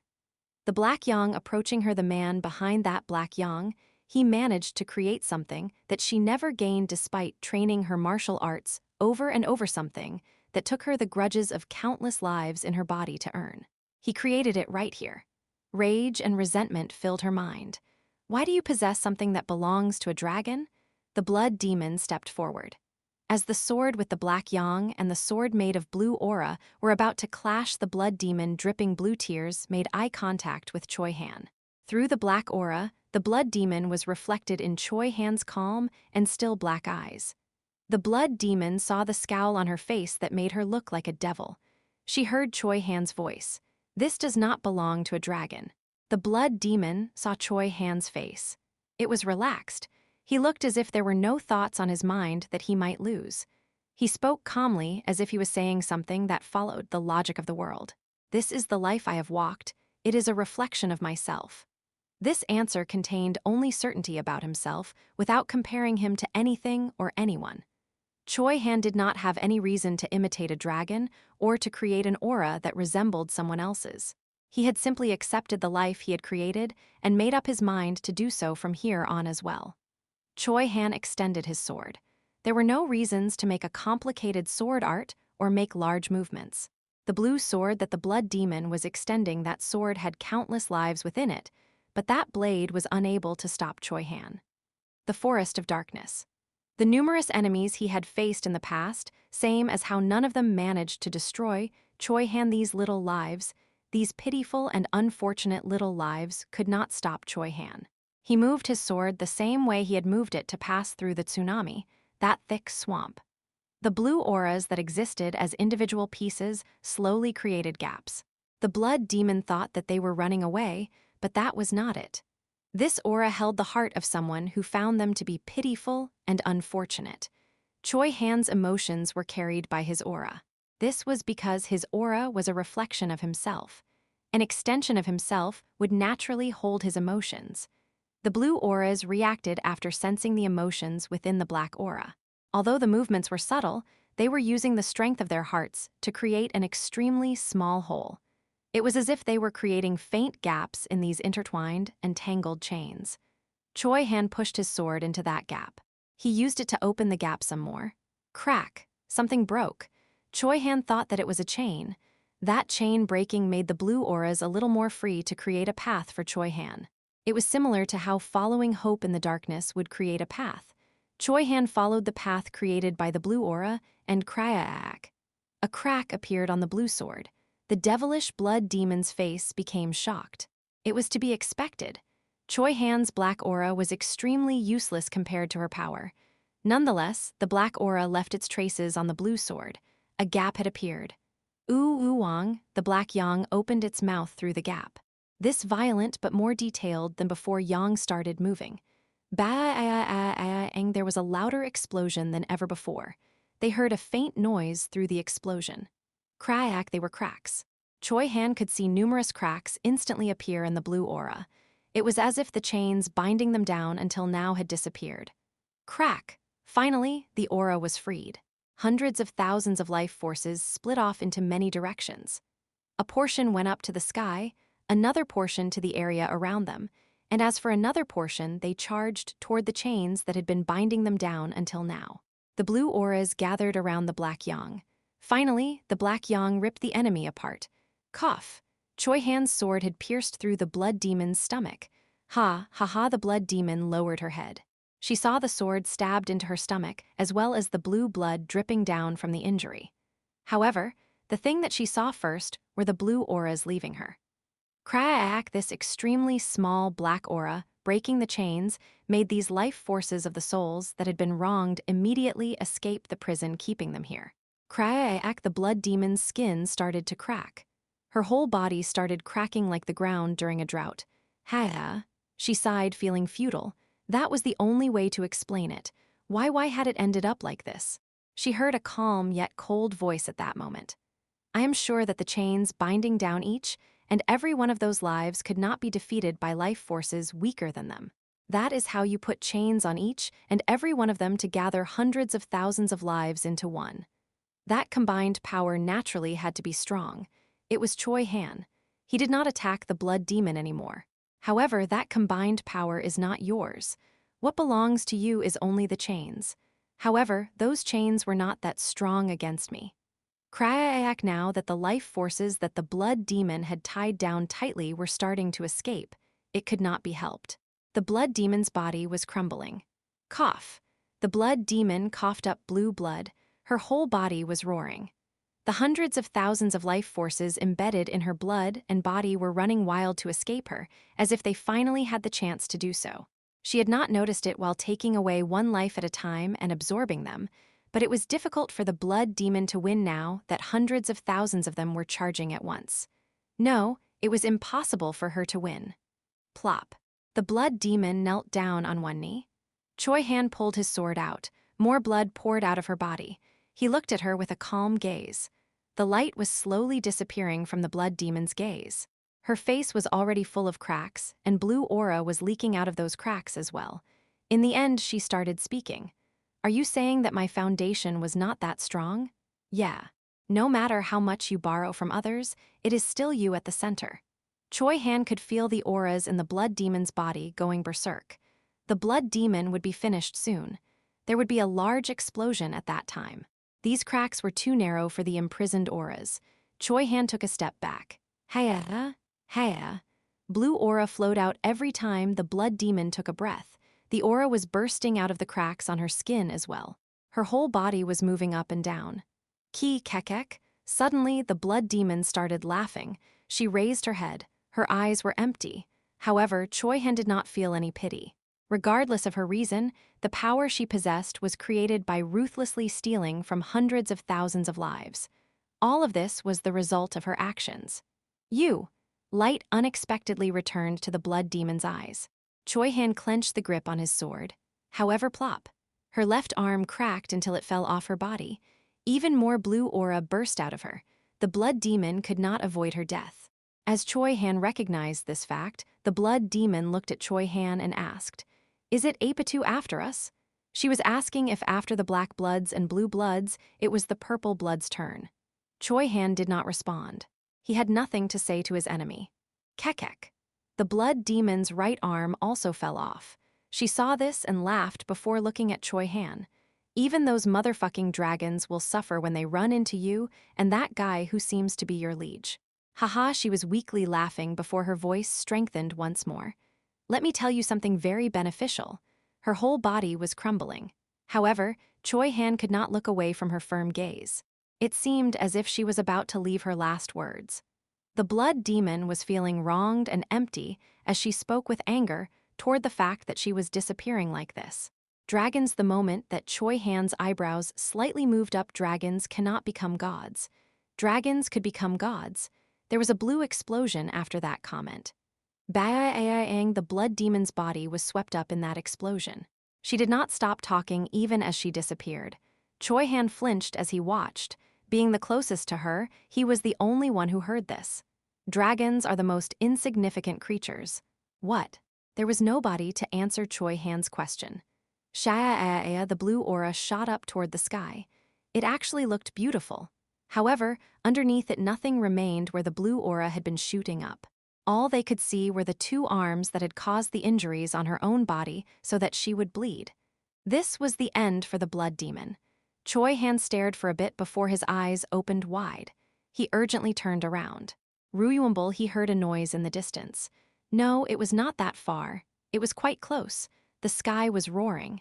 The wind was getting rougher. The sky above the sea was now completely dark. It felt as if the darkness was pushing this way as if it was water. What is this? Choi Han subconsciously turned his head. His eyes were looking for Cal. Fuck. Cal was swearing as he quickly headed toward the destroyed stairway to heaven. His gaze was focused on an empty spot in the air above the destroyed stairway to heaven. The 10th floor of stairway to heaven, the 10-sided formations, on the ceiling and ground of the floor, that thing was releasing purple light in the air and disappearing. Cal couldn't help but swear while looking at that formation. Rayon, flight magic, his body floated up.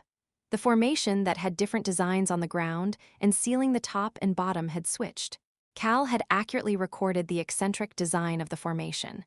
They had been symbolic, but he had been able to tell, to a degree, what they were representing. The formation on the ground showed the ground, mountains, and the sea. The formation on the ceiling showed sky, rain, and clouds. Now the top and bottom have been switched. Basically, the sky and the ground had been flipped. Ruyumble, Cal got more cold sweats on his back as the rumbling in the sky got louder. Something big was about to happen. He needed to stop it no matter what it took. He heard an awkward voice at that moment. "Cal, it looks like we will need to calm the sea." It was the voice of the sky eating water. However, for some odd reason, her voice was awkward but excited. Fuck, Cal couldn't help but swear after hearing that. Chapter 189, My Goodness. The Sea, the Sea. 15, the blue aura shooting up into the sky and disappearing was truly beautiful. The heavenly demon could hear the old man behind him failing to hide his gasping. It looks like an emugi rising up to the heavens. It was the sword saint. The heavenly demon didn't look back as he had already known that the old man was there. He did not want to let this old man see his current gaze. The blood demon and Choi Han's battle, the heavenly demon had quietly watched all of it. Honestly speaking, he tried to jump into the battle. Choi Young-soo, Choi Han, Lee Soo-hyuk, he wanted to get involved in their battlefield, but had not been able to do so. It was not because of that formidable aura that the blood demon had released. The first time he faced that aura, he almost forgot about his position as the heavenly demon and almost knelt down with his head bowed. However, he managed to resist until he slowly became able to stand up straight despite the aura. That might have been because the formidable aura had not been directly aiming for the heavenly demon, but either way, it was bearable. On the other hand, Kim Hee-il, the moment that his aura had blocked the blood demon, the heavenly demon even forgot that he had to fight and blanked out for a bit. That Kim Hee-il had released his aura in front of him before, but it was incomparable. If last time was like a handful of sand, this time he felt like a vast field of sand. He suddenly had a thought once he realized that. What is his limit? Kim Hee-il. This guy did not seem to be using his full strength. The heavenly demon had learned a bit about nature after rising to the profound realm. He could also slightly feel the foundation of Kim Hee-il's aura. To be more specific, he could just barely look into it. It's not there. Nature was not present in this guy's aura. He could only feel something so vast that he could not see its end. In that case, what is within it? The heavenly demon had not been able to answer that question at that time. However, he soon figured it out. Choi Han. That guy's body started releasing an aura similar to the blood demon and Kim Hee-il. It was extremely small compared to the other two, but he was sure that the aura was not internal Kai nor the power Choi Han had used until that point. Once he felt the smallest bit of that aura, the heavenly demon figured it out. Both Choi Han and Kim Hee-il, what was inside them was not nature. It's human. What they were releasing was something they had as humans. That made the blood demons seem different. What the blood demon had was a prison created from a countless number of people. Boom. Boom. The heavenly demon's heart beat wildly. He did not want anybody to see his face. Because it's been a while. Because he was excited. He found a different path to get stronger. From the unrestrained realm to the profound realm, and then the nature realm was coined that way because it was said that you become like nature. However, he realized it after seeing these two people. He became certain of it the moment he saw Choi Han. He became certain of his path. There is no need to become nature. Humans, you can open a path forward as a human. It would be a path just for him, a path different from all others. This is driving me nuts. He was so excited. Today, he found the direction for his future path. Choi Han, let's use him as a reference. Kim Hee-il already had nature inside of him, so he was not well suited with the heavenly demon. But Choi Han was similar to the heavenly demon. He had already said in the past that Choi Han's aura was similar to his. The nature realm. Let's forget about that realm. Let's just stand firm as myself. That is the right way. The heavenly demon's heart was beating wildly, and he felt as if he was about to grasp onto something. He wanted to grab his sword and go practice his sword art in seclusion. The corners of his lips slowly curled up more. The middle of the profound realm. The heavenly demon, the person who could call himself the strongest of all martial artists in the Central Plains right now, had figured out his path. If one day I can release my own path as an aura as well, if he could do that, I want to have some fun. Especially with Choi Han. Looking where the blood demon had disappeared, looking at Choi, Han standing there alone, filled the heavenly demon with a competitive spirit and a desire to defeat him. It was at that moment the heavenly demon flinched. He looked far toward the distant sea. He heard urgent footsteps and a dire voice behind him. Everybody must gather up. It was Chief Advisor Zhuge Ryo. Wasn't she supposed to be leading everything from the shore? The heavenly demon's stiff gaze turned toward her. The Fist King was standing next to the chief advisor. It seems like something happened with the formation. The heavenly demon immediately started moving as soon as he heard that. Zhuge Ryo and Sima Pyong were with him as well. Sima Pyong spoke once the three of them gathered together. Let's head over to young Master Kim Nim first. The three representatives of the triumvirate quickly moved.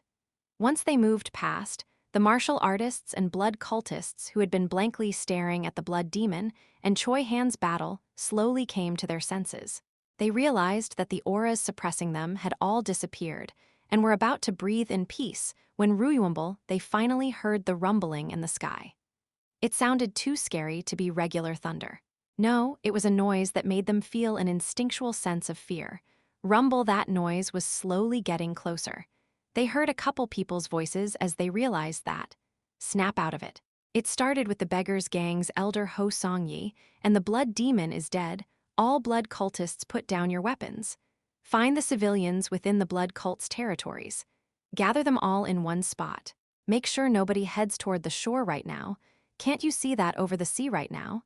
We need to figure out how many people there are before we can release the ships. Fighting is not the issue right now. Experts of the Orthodox faction, Unorthodox faction, and Demon cult were organizing the area as the chief advisor had ordered. The sky roared once again. Someone mumbled in a scared voice. We hear the thunder, so why are there no thunderbolts? And why is it so dark? The sky that roared as it approached turned the surrounding area completely dark. And the people running toward the center of the island from the shore could slowly start to hear it. Splash! They could hear the shouting of the sea slowly become rougher. They slowly started to feel anxious. They could no longer see the clear stars in the night sky either. That distant darkness looked as if it would sweep over them soon. One person who had been observing the darkness, Cal, opened his mouth to speak. Explain it to them. Yes, young Master Nim.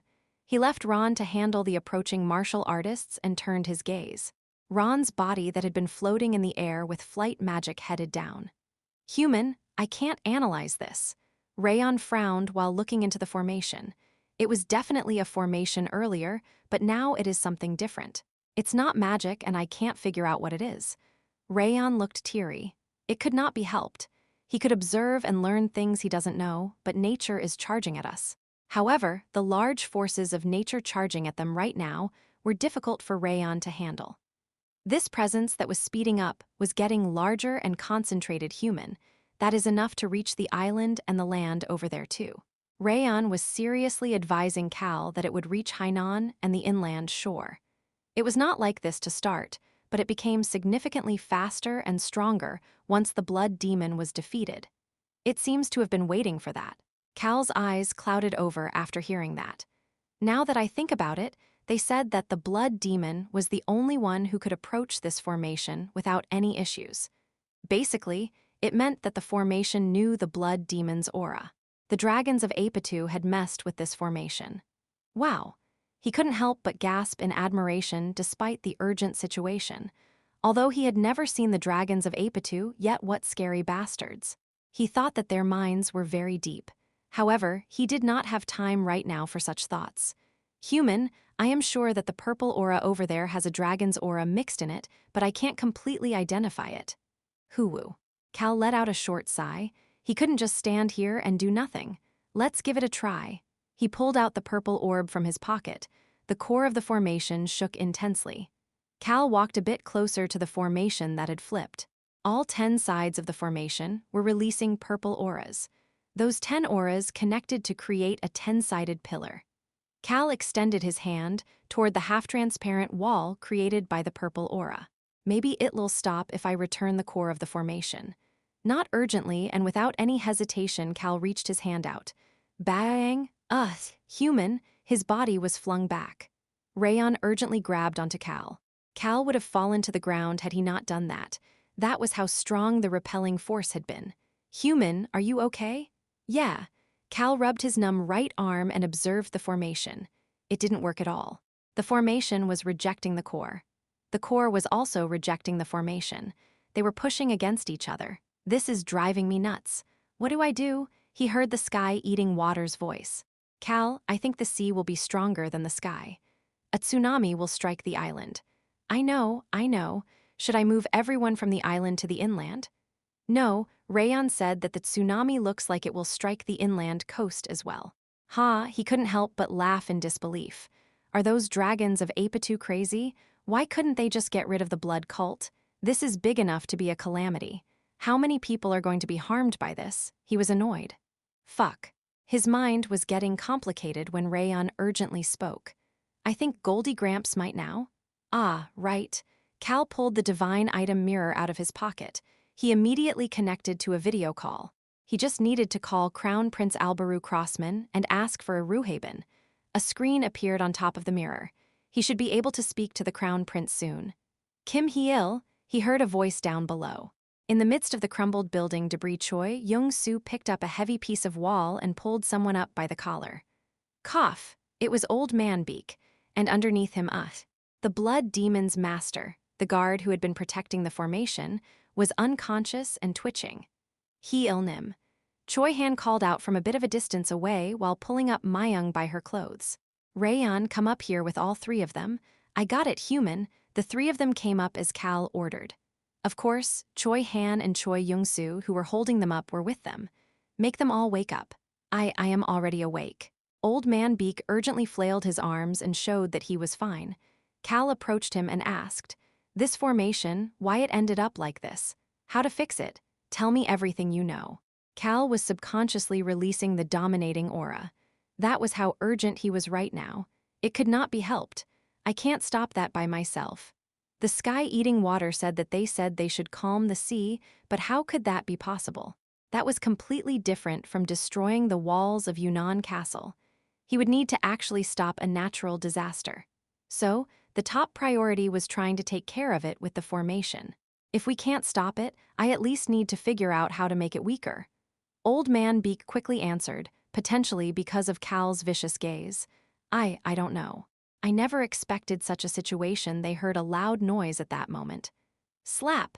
They turned their heads to see Choi Young-soo slapping the guard in the face. He then nonchalantly made a comment. I already know that you are awake. The guard scowled. If you know, then why the guard was about to ask why he was slapped when he saw Cal right in front of him and flinched. Do you know anything? I don't know either. I wasn't even allowed to be near it when the formation was created. Cal looked behind him. Myung was breathing heavily. I don't know either. The moment Cal clenched his eyes shut, what is going on? He heard Albaru Crossman's voice. He heard another voice as well. Cal immediately opened his eyes. The divine item that was floating in the air, thanks to Rayon's magic Albaru Crossman, was visible on the screen above it. He looked extremely tired, as did a Ruhaben next to him. Ruhaben Nim, Cal walked up to the screen. He then showed the formation. What is wrong? Ruhaben flinched after seeing Cal's urgent face before looking at the formation and closing his mouth. He soon commented. That Cal subconsciously urged Ruhaben on after seeing that Ruhaben noticed something. Ruhaben Nim, can you tell what that is? What is that? Can you please tell me? No, an aura flowing like this. Cal asked once more as Ruhaben hesitated. What is it? Please just tell me everything you know. Forget coughing blood or fainting. I might just die if I need to stop this tsunami on my own. But it wasn't like the others could stop this. He couldn't make little Rayon cough up blood. That is a power that shouldn't be able to exist like that. Come on, so what is it? Cal was subconsciously speaking disrespectfully. What, why, you should know as well? Ruhaben seemed flustered as he looked at Cal with a bewildered look on his face. That is the power used by the world trees, but then he added on as if something was weird. But why are the auras of dragons stuck to the power of a world tree? The world tree, an existence that potentially guarded a world longer than the dragons. Cal suddenly recalled an explanation he had heard about this core. The guard had said the following, that is an item that was pulled off the treasure of a world. Cal looked toward the guard. Hey, you, the guard flinched. Cal didn't care and asked his question. You said that the core is an item that was pulled off the treasure of a world. Do you know what that treasure is? That is just what I heard from the dragons. The treasure of a world. The world tree. It was a perfect combination. And if dragon auras were mixed in with the power of a world tree, it was understandable why Rayon was experiencing it for the first time and couldn't figure it out. Rayon had never felt the power of a world tree. Iruhaben Nim, is there a way to get rid of or at least make this aura weaker? Cal nervously looked at the contemplating ancient dragon. The ancient dragon responded, "It should be fine if you seal it. But you would need a strong enough sacrifice to handle the world tree and the dragon auras to seal it, and to suddenly find something like that." Cal's eyes clouded over. Rayon jumped in at that moment.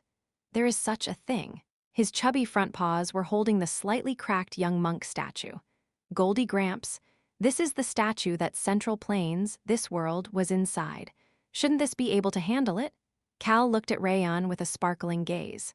Cal gently patted Rayon's head as he commented, "I had the same thought." It was at that moment. Ruyumble, the roar of the sky, was extremely close. Cal turned his head. The nearby sea, the sea that only felt dark because it was covered by the rain clouds, was now visible. A large wall was headed toward them. It was the tsunami. This large wall that looked as if it would swallow this island, and everything beyond it was pushing toward them. He closed his eyes for a moment before opening them back and adding on, "Iruhaben Nim, will it be fine if Rayon seals it?" "Yeah. It has the auras of dragons, so it should be the easiest for Rayon to do it.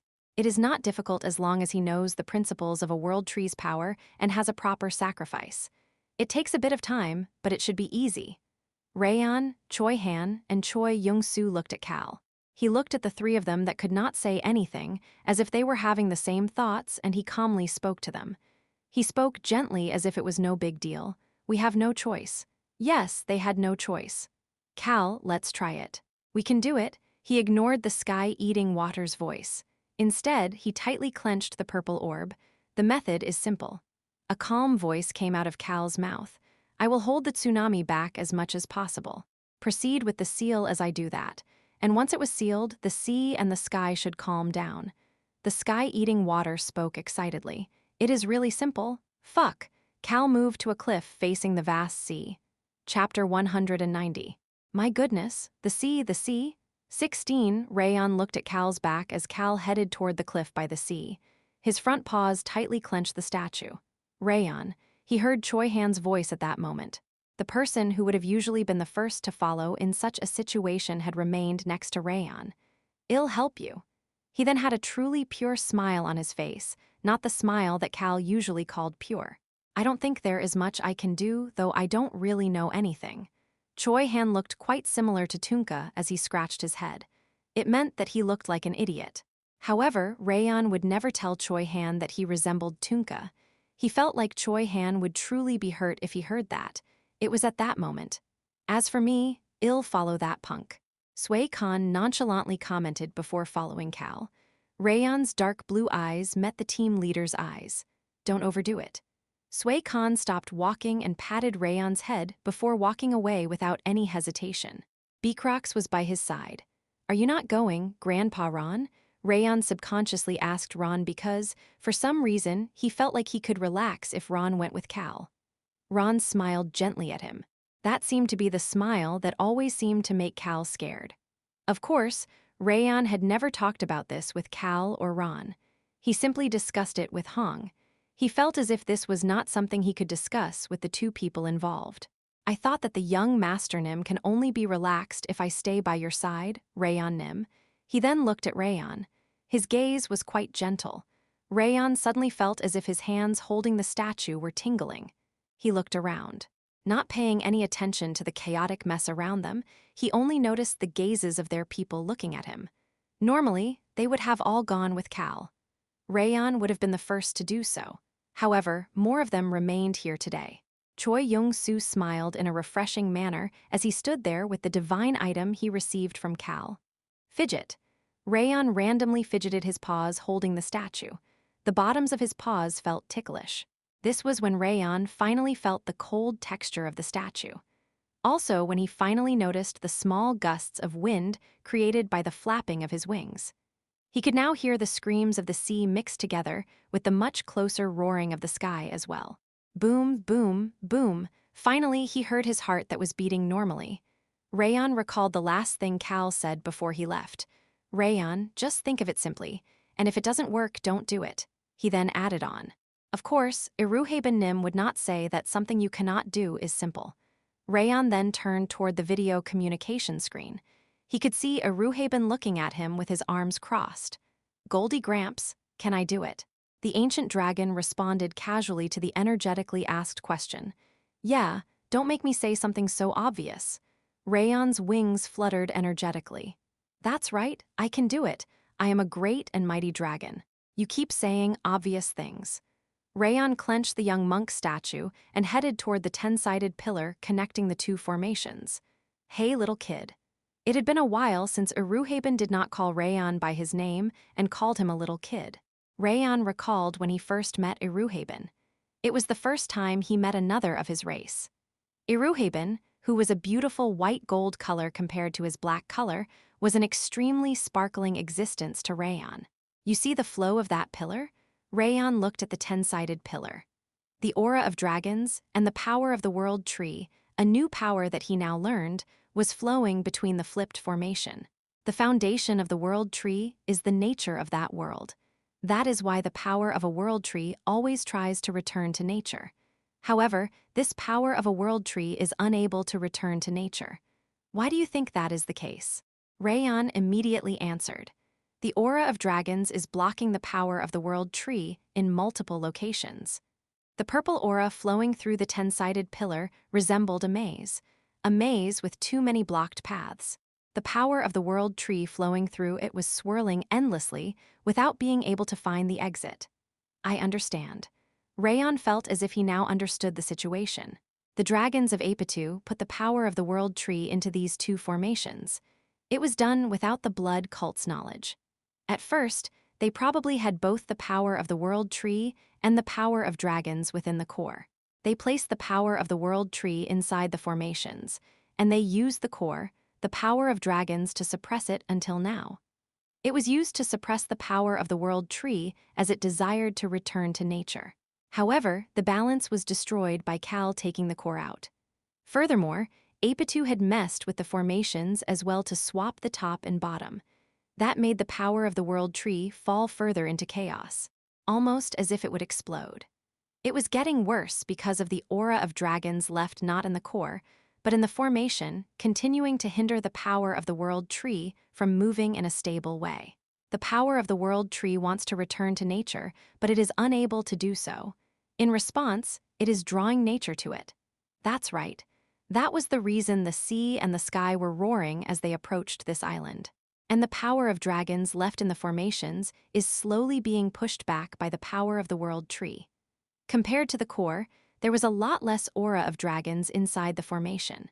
The power of the world tree that was unable to find the exit was slowly getting more violent, ready to destroy something. Rayon shouted out his answer. This is basically a time bomb. It was drawing the sky and the sea toward it, and the formation would eventually explode. The result would be this island is going to be blasted away. This place will be destroyed. Rayon looked at Iruhaben, who had the same answer. The gold dragon asked with a relaxed look on his face. Do you know what you need to do? Rayon felt as he had felt in the past while he was learning from Iruhaben.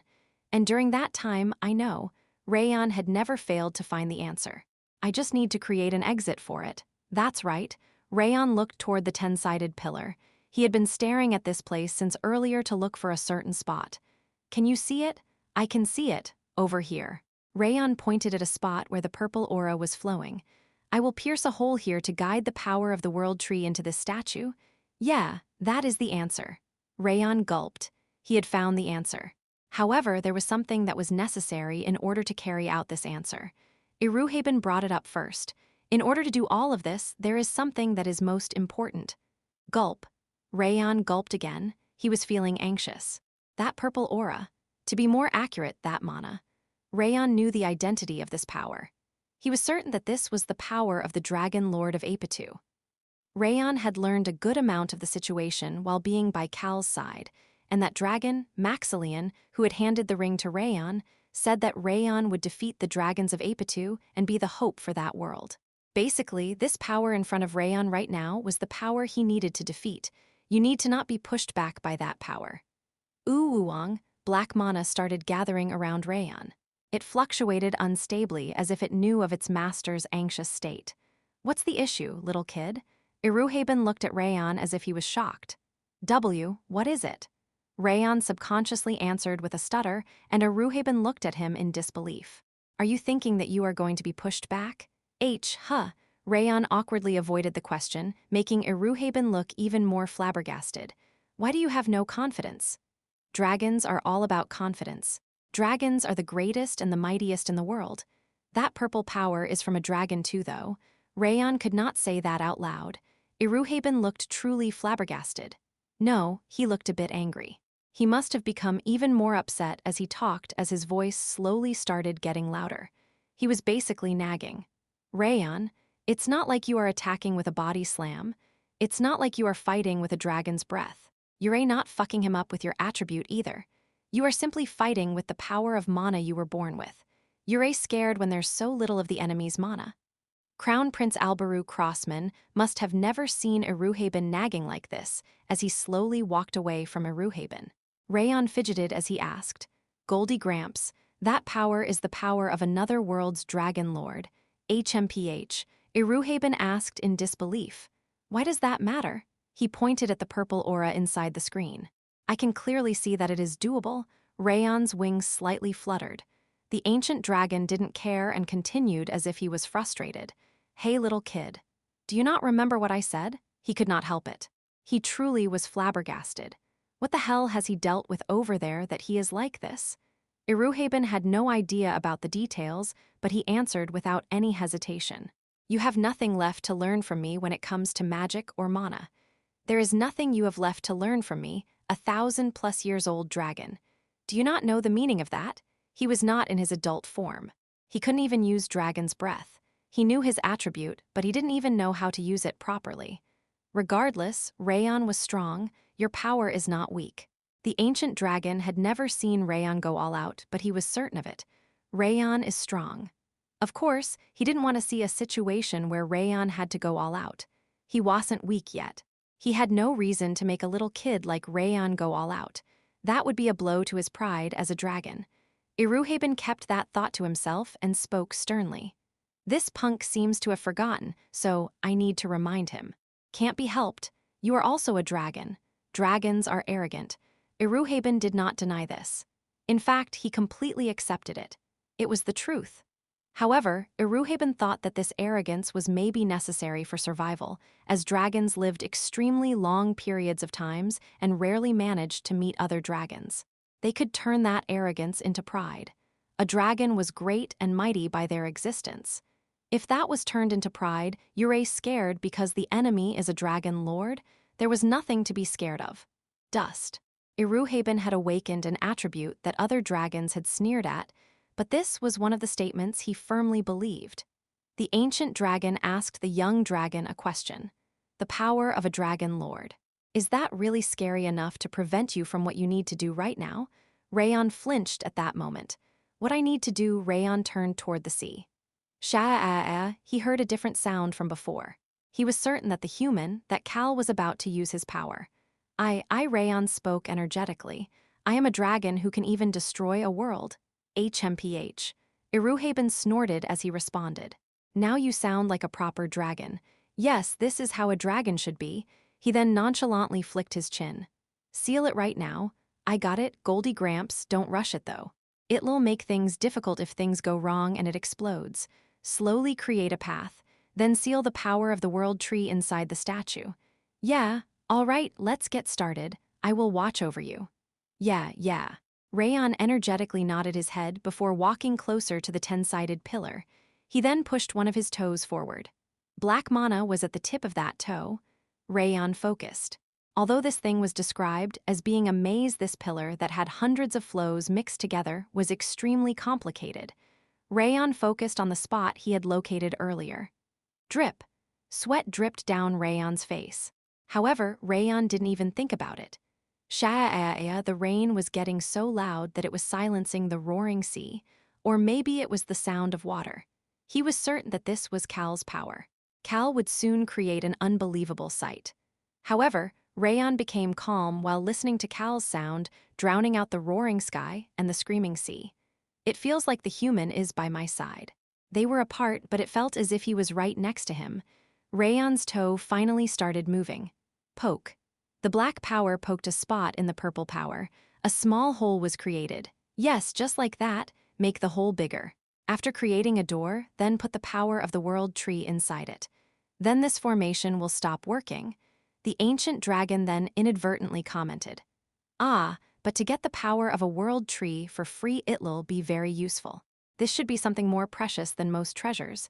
Rayon's eyes sparkled. Oh, the young black dragon's eyes sparkled. Rayon received the ancient dragon's cheering and advice as he slowly did what he needed to do. He did it while desperately hoping that Cal would be okay. Sha'a'aya, it was not raining, but they could hear the rain. The rain was so strong that it could swallow the noises of everything around them. The martial artists who had followed behind Cal, Choi Han and Bikrox, the heavenly demon, and some others kept their mouths shut. They had chills all over their bodies, almost at the limit. The sky-eating water commented in a gentle voice. "How much has been used?" "About 150. After the battle at Yunnan Castle, Cal had realized that the power of water that had become 300% strong at its max capacity was a charging type. It had recovered a bit after that time, making Cal's current limit 150. However, this was not the end. It was not enough to stop that tsunami. Ooh-wong, the purple orb in Cal's hand, shook intensely. "You know the way." "Hoo-oo," Cal let out a sigh before putting the orb up to his mouth. He then swallowed it. "You ate the super rock before, so this should be no issue. Don't you think so?" Cal ignored the excited voice of the sky eating water. "I had to eat that cobblestone in the past, and now I have to eat something like this. What the hell, what is it?" Cal commented while looking at the large tsunami that was suddenly very close to him. "It's delicious." "Huh." The sky-eating water asked back in confusion as if this was not expected. Cal was honest in his response. It was decently sweet, and a flavorful taste swirled in his mouth. It then ended on a refreshing note. "Compared to the desserts I have eaten until now, this was the most delicious." That's good. It's a taste that I want to keep eating." Cal subconsciously licked his lips. Cal nonchalantly asked as he undid his half-done shirt. "How many of them are black?" Choi Han answered. "Hold on." The 7 white water drops and 1 gray water drop tattoo slowly started changing. It happened very quickly. Lee Soo-hyuk was able to answer Cal's question soon. 5 are black and 1 is gray. 5 of them had returned to being black. "All right, I can use another 200. Hess." Cal couldn't help but chuckle. Now it was worth trying. Chapter 191, My Goodness. The Sea, the Sea. 17. The sea increased its size and stood up to swallow the island. No, everything in its way. Sha'a'aya, the heavenly demon, listened to the sound of rain, despite there being no rain, and recalled something from his youth. Xinjiang, the place he was born and raised, the location of the demon cult, did not touch the sea. As a result, the first time he witnessed the sea was in a book.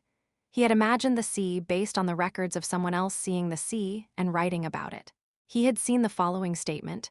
The heavenly demon thought that the statement was quite accurate. The sea he had seen had indeed been colorful. However, this was his current assessment of it. How dreadful. This thing approaching them was black without giving off any light at all. It made him recall that dead mana that had turned him into a living jiangshi and tortured him. However, this was definitely the sea. It was clearly an appearance of nature. Yet it was disgusting. It filled him with repulsion. The reason behind it was simple. Because I fear it. It looked as if a mountain made of water was about to sweep over them. Had there ever been a disaster in this form? The heavenly demon had never seen one. And there is an existence that intentionally created this. He truly had never heard of individuals who could create this dreadful disaster approaching them. He couldn't even imagine such an existence. He felt as if he should run away from this disaster. Any thoughts about whether there was a place to run would be pushed aside, and he would just run. However, The heavenly demon did not run. Sha-a-a, the sound of rain slowly became louder. Sima Pyong was speaking next to him, but he couldn't hear it. Sima Pyong seemed to have realized it as he stopped talking. Sima Pyong then turned to look at someone. The heavenly demon also looked at the back of the person. This small-framed man, Kim Hee-il. He could see that Kim Hee-il had relaxed his arms down. Sha-a-a, the large tsunami he had created back in Yunnan Castle, a tsunami thicker and longer than that was rushing toward them. Would this man be able to stop this? It's impossible to get rid of it. Instead, I plan on blocking it as much as possible. That was what young Master Kim had said before adding on. As I do that, everything will end. My friends will take care of it. The heavenly demon closed his eyes before opening them back. He could still see that small back. It was the back of someone who approached everything without fear. 160. Cal was slowly starting to use more of his power. I am going to continue using more. Cal was about to nod his head at the sky-eating water when he flinched. As Sui Khan found it odd that Cal slightly flinched, it's so cold. Cal closed the clothes that were undone a bit to show his clavicles. Is it because there is so much wind? It's cold. I might catch a cold like this. He didn't know about the shocked look on the team leader's face as he shrugged his shoulders to get rid of this feeling of coldness. It was at that moment. Pat. A robe was placed over his shoulders. He turned his head to see Beecrox looking at him with a nonchalant gaze that seemed to be asking why Cal was looking at him. Never mind. Cal wanted to ask where Beecrox got such a robe and where he was carrying it, but he did not have time for that. Cal, we need to hurry. He knew the situation they were in right now. He nonchalantly commented, keep going until I tell you to stop. Cal didn't know Beecrox and Sui Khan flinched as he raised both hands and slowly extended both hands forward. It was toward the large black wall of water heading toward them. That wall would attack and destroy everything. I need to stop it. No, I need to persist. There are only two powers I can use in this situation. One was the sky-eating water, while the other was the indestructible shield. The shield seal was currently 73% released. However, he could not use both of them at the same time. It's dangerous. The glutton priestess slowly said in a relaxed voice, if you use me while using the water to its limit, your heart will not be able to bear it, nor your plate. It'll probably make it so that before you can stop that tsunami, boom, your body would explode. The glutton was saying such vicious things as if it was nothing. Cal did not want such an ending, making him decide to only use the sky-eating water. 200. Finally, 225. He was starting to go past the level he used at Yunnan Castle. Flap. Flap. Cal's clothes started fluttering as if he was in a strong gust of wind. The robe that had been on his shoulders had already fallen to the ground. However, nobody paid any attention to it. 250. The noise of rain was slowly getting louder. The tsunami was now at the coast. 275. Cal closed his eyes. His limit was approximately 356. You can't faint this time. The cheapskate commented. Cal, if you fall, this entire island will be destroyed by water. Cal knew that. That was why Cal had to make sure to set a limit as he fought. That was why his limit was 350. He would do everything to persist at that level. 300. The sky-eating water's voice slowly became calmer. On the other hand, the voice was flowing out faster. 310, 320. Cal slowly opened his eyes. 330, and finally 335. He started speaking. Stop. The tsunami had reached a good spot as well. Considering the aftershock from the tsunami created by the dragons of Apitu crashing into Cal's tsunami, taking that into consideration, this is enough. This much was enough. It was enough to crash into the black tsunami. Sha, the sound of rain, made it so that Cal could not hear anything else. Even his voice was probably not reaching Sui Khan very well despite standing right next to him. Cal didn't care and opened his mouth. Let's go. The one to hear him was not in existence outside. Yeah, let's do this. The moment he heard the sky-eating water's energetic voice Sha, the sound of rain stopped. The sea that had been gently fluctuating in front of the dark sky and the tsunami pushing toward it suddenly calmed down. And finally, boo-woo-woo-woo-woo-woo, another large wall started appearing. It happened in an instant. Another tsunami suddenly appearing made people watch with blank looks on their faces. Despite not coming to the cliffs, the people gathered on high grounds couldn't miss it. Two tsunamis shooting up underneath the night sky. Both of them were dark, they were both black. However, there was definitely a difference. While one side contained extremely thick darkness, the other one was transparent. The two were both tsunamis, but they were still different. Ryumbul, the sky started roaring again. It was because the sound of rain had stopped. However, nobody could let out their breaths. They could not even imagine what was about to happen. It was at that moment. SSSS, a breeze blew by. The breeze slowly started to sound more and more like water. Sha'a'aya, they then heard the sound of rain again. Once the roaring of the sky was buried, once more people were cert. It's now. And this became reality. Ba'a'a'a'a'a'a'ang, there was a loud explosion that swallowed all of the other noises. The tsunami and the tsunami, the two walls started crashing into each other. They would not believe this sight had they not seen it with their own eyes.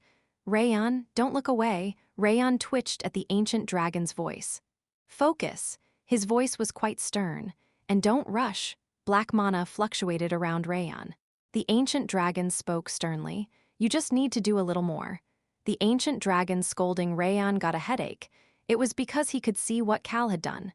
It was the same for Cal. His mind was a complicated mess. Fuck.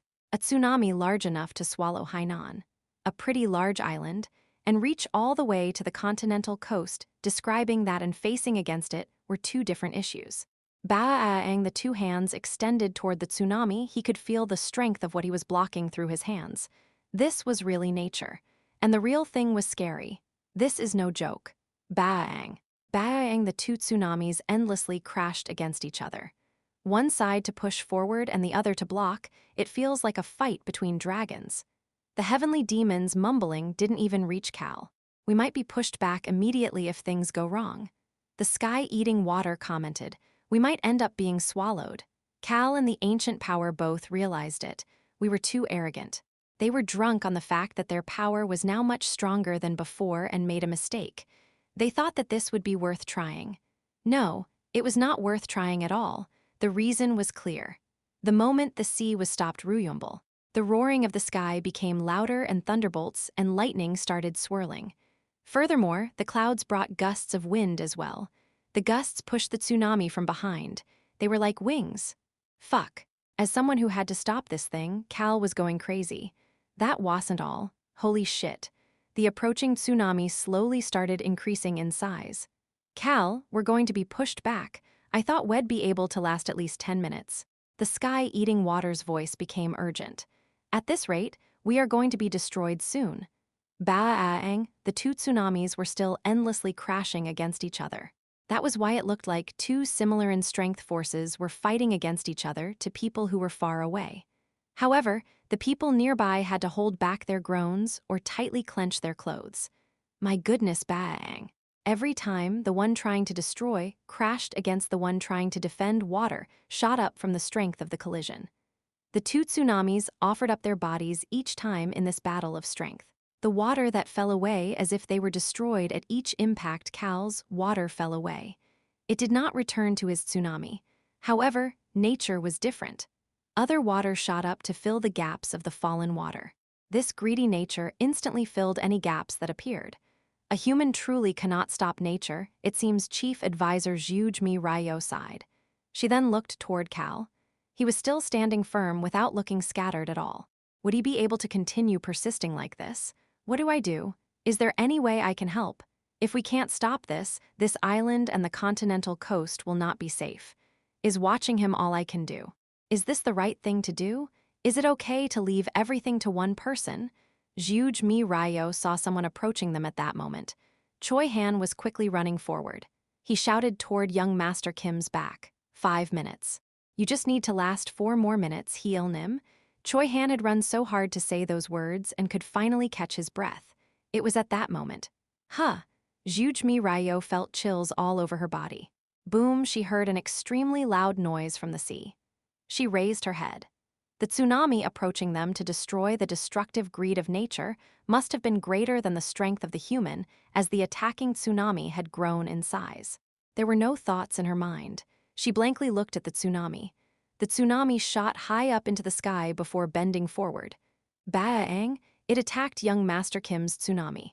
She looked not at the tsunami, but at young Master Kim through the explosion. She then saw it. She saw him mouthing some words. Cal was talking. Increase it more. 340. More. 343. Cal could feel that his power had not disappeared under the tsunami pushing it down. At least it was not destroyed yet. In that case, more. Wait, that, 347 more. Cal, you're going to reach your limit at this rate. The information that Choi Han brought over, he just needed to last 4 more minutes. If Rayon said that he would finish sealing it in that time more, he would need to persist.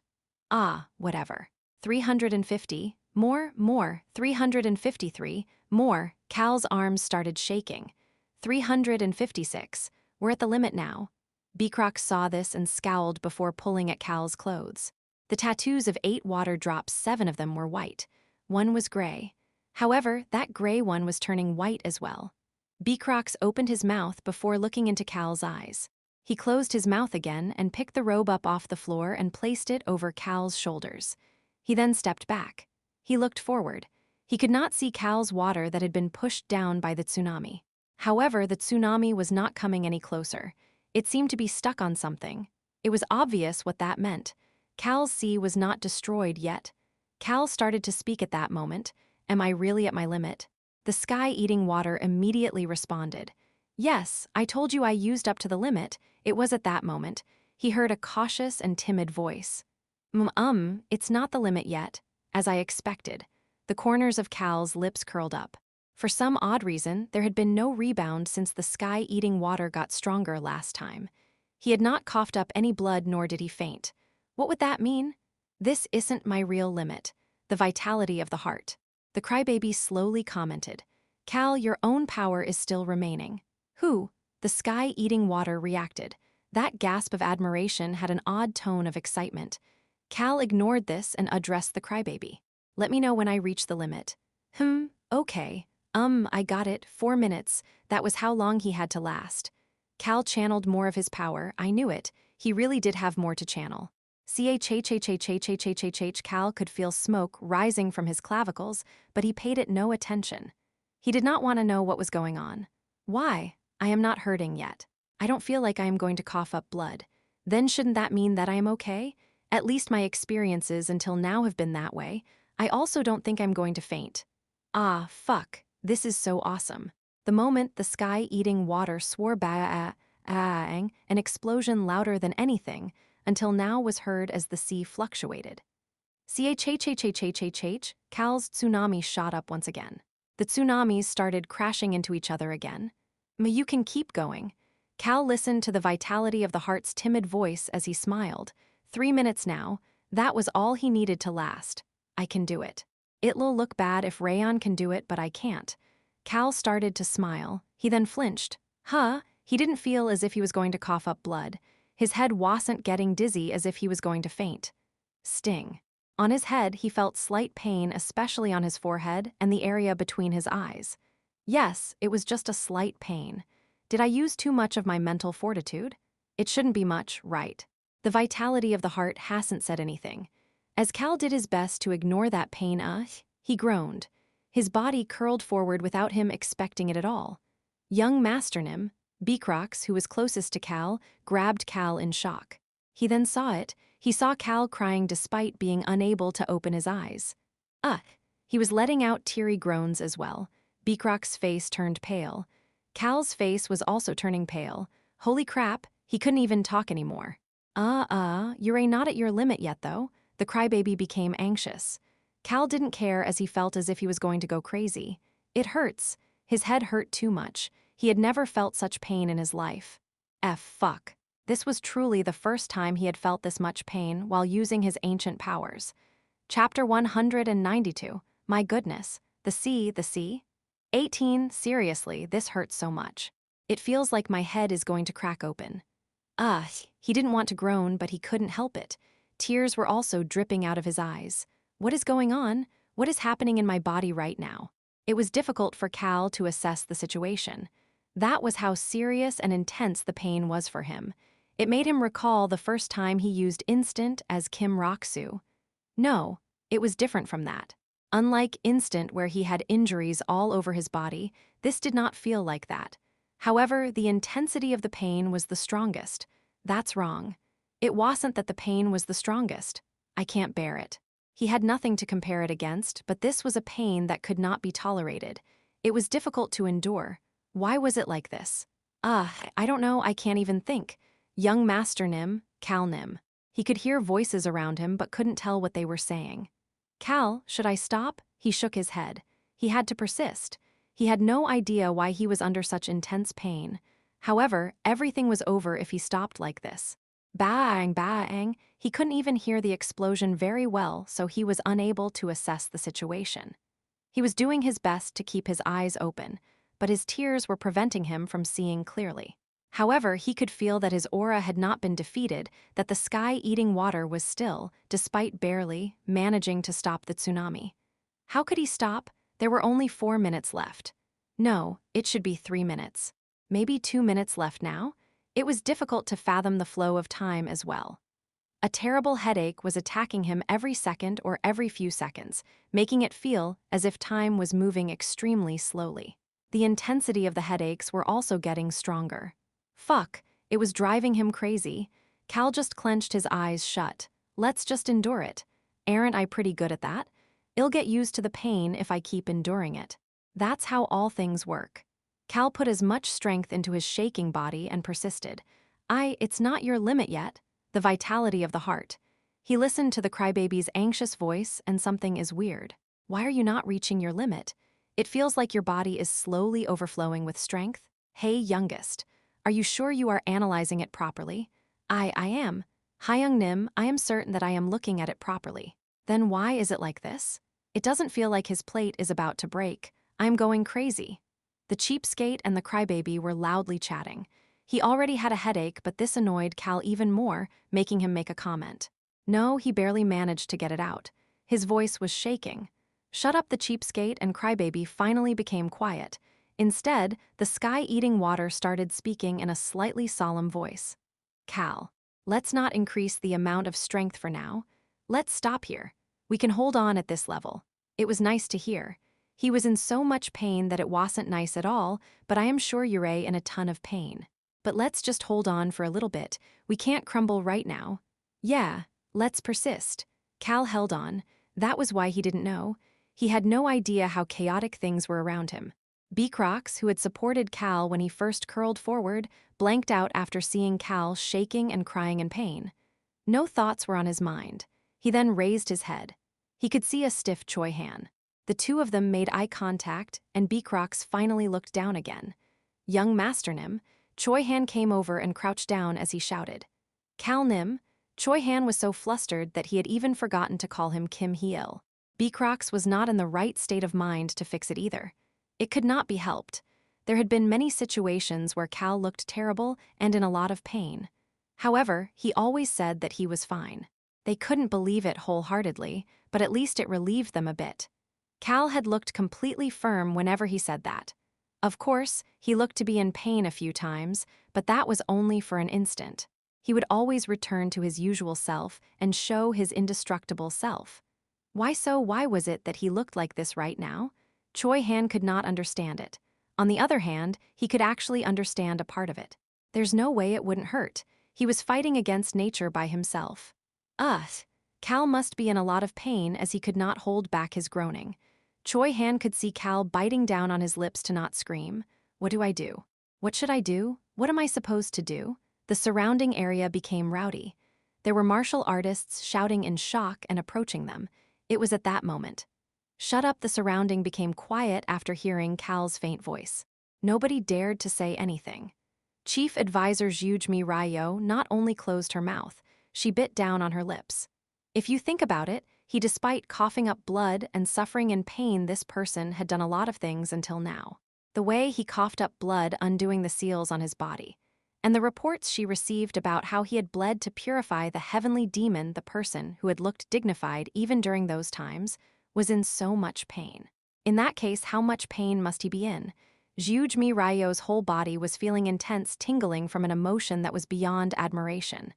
How should I describe this emotion? Respect? Loyalty? Swayed by his actions? Thrilled? No. Nothing could express the emotion she was feeling right now. Kim Hee-il. He was fighting against nature right now and enduring the pain. The emotion that someone could feel while looking at a person like this, yes. Xiujmi Ryo had to accept it. I want to worship him. Beyond praising him, she wanted to bow down toward him. In order to protect Hainan Island and the inland coast, Xiujmi Ryo's eyes blurred while looking at the person who was sacrificing himself to protect this land and its people. She didn't even think about wiping the tears off her face. This feeling of gratitude, this feeling of respect, how else could she describe such intense emotions? She simply clasped her hands together. She prayed. She prayed that everything young Master Kim Hee-il wanted would come to fruition. That was all she could do. Once a moment of silence filled the area, Choi Han quietly heard someone who had not said anything until now speak. Look at the sea. Team leader, it was Sway Khan. Choi Han subconsciously looked toward the sea after hearing that. Bang! He once again heard the loud noise he had forgotten about. And sha! He also heard the sound of Cal's rain again. The sea and Cal, the respective tsunamis created by nature and by a human, were at a standstill, with neither side being pushed back. Choi Han could see that Cal had both arms extended toward the sea despite leaning on beak rocks. He had not pulled back his power despite his whole body shaking. Cal's will, his desire to push forward, I can't make him stop. Choi Han, who had just found out what it means to walk his own path, could not stop Cal. The team leader should already know that as well. That was why he was just silently watching. Choi Han pretended not to see the usually tired face of the team leader, the face that looked relaxed even during battles, looking as scary as a yaka. Choi Han flinched at that moment. He looked back at Cal. Something was weird. He felt as if some mysterious thing that he could not identify was gathering around Cal. This intangible aura was flowing into Cal.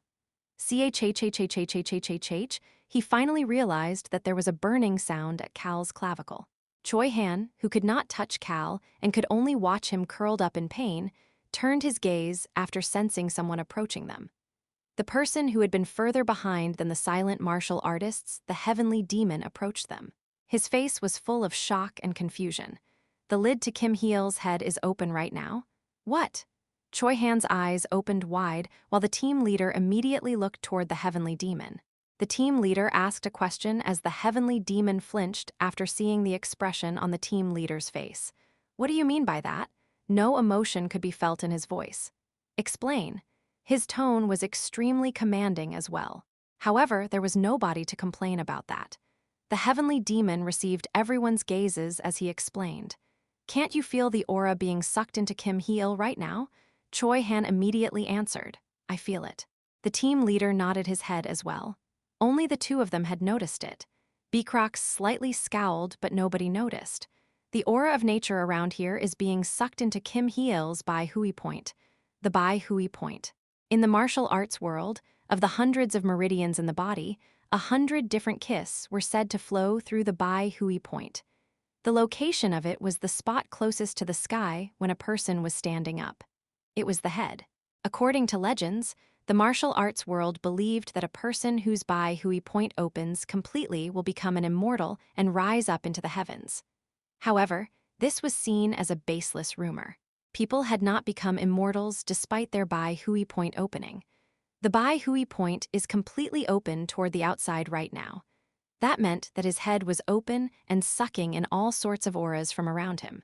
I don't know how something like this is possible, but what was happening to Kim Hee-il right now was not using mental arts to build his internal kai. A ton of aura was moving quickly only into his Bai Hui Point. It was the aura of nature that had not gone through any sort of processing. The heavenly demon hesitated before explaining more. If he keeps sucking it in like this, a big accident might happen.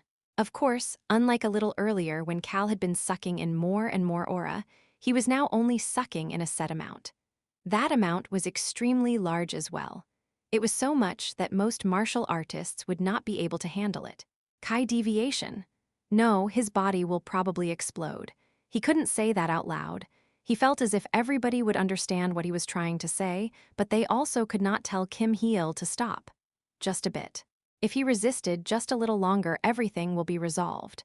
The heavenly demon subconsciously prayed. He prayed that this moment would safely pass. The heavenly demon was shocked at himself. He had never prayed to anything or anyone since he made up his mind to become the heavenly demon, and especially not since becoming the heavenly demon. He was the sky of the demon cult.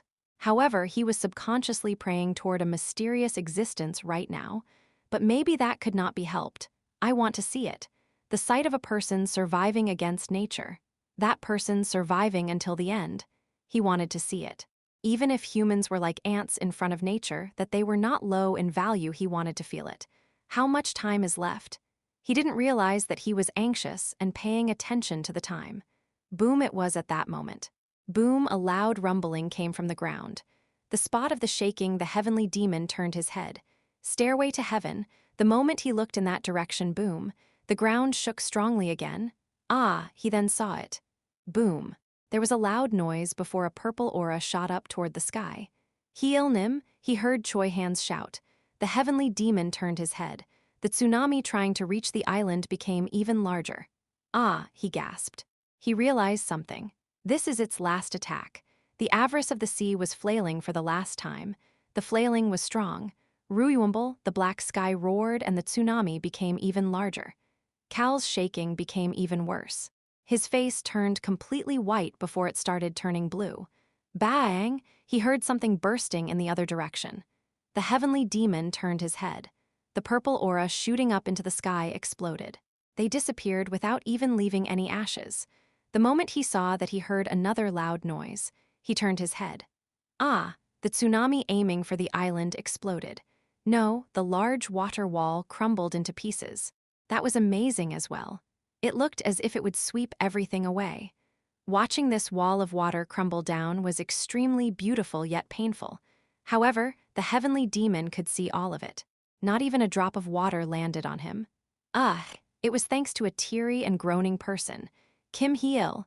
He looked extremely unsightly now. Cal's usually firm back was curled forward, and he was unable to control his legs. He also had tears, snot, and spit. Furthermore, his eyes that he had struggled to open were unable to open again, and he was continuously groaning. But still, even while doing that, his tsunami was blocking the bursting wall. The heavenly demon could not figure out the answer filling his heart and could only say one thing out loud. This is driving me nuts. His whole body was tingling. It could not be helped. Rumble, the rumbling in the sky was stopping. Sha-a-a, the sound of rain was getting quieter. And then, in the end, Kim Hee-il had stopped the tsunami. He had persisted against the sea, against nature. The night sky that had been covered by black clouds was slowly revealing itself. The sea was calming down. The sea was dark under the starlight and moonlight, but it was sparkling. The heavenly demon frowned. He could see Kim Hee-il's wall that was still standing firm.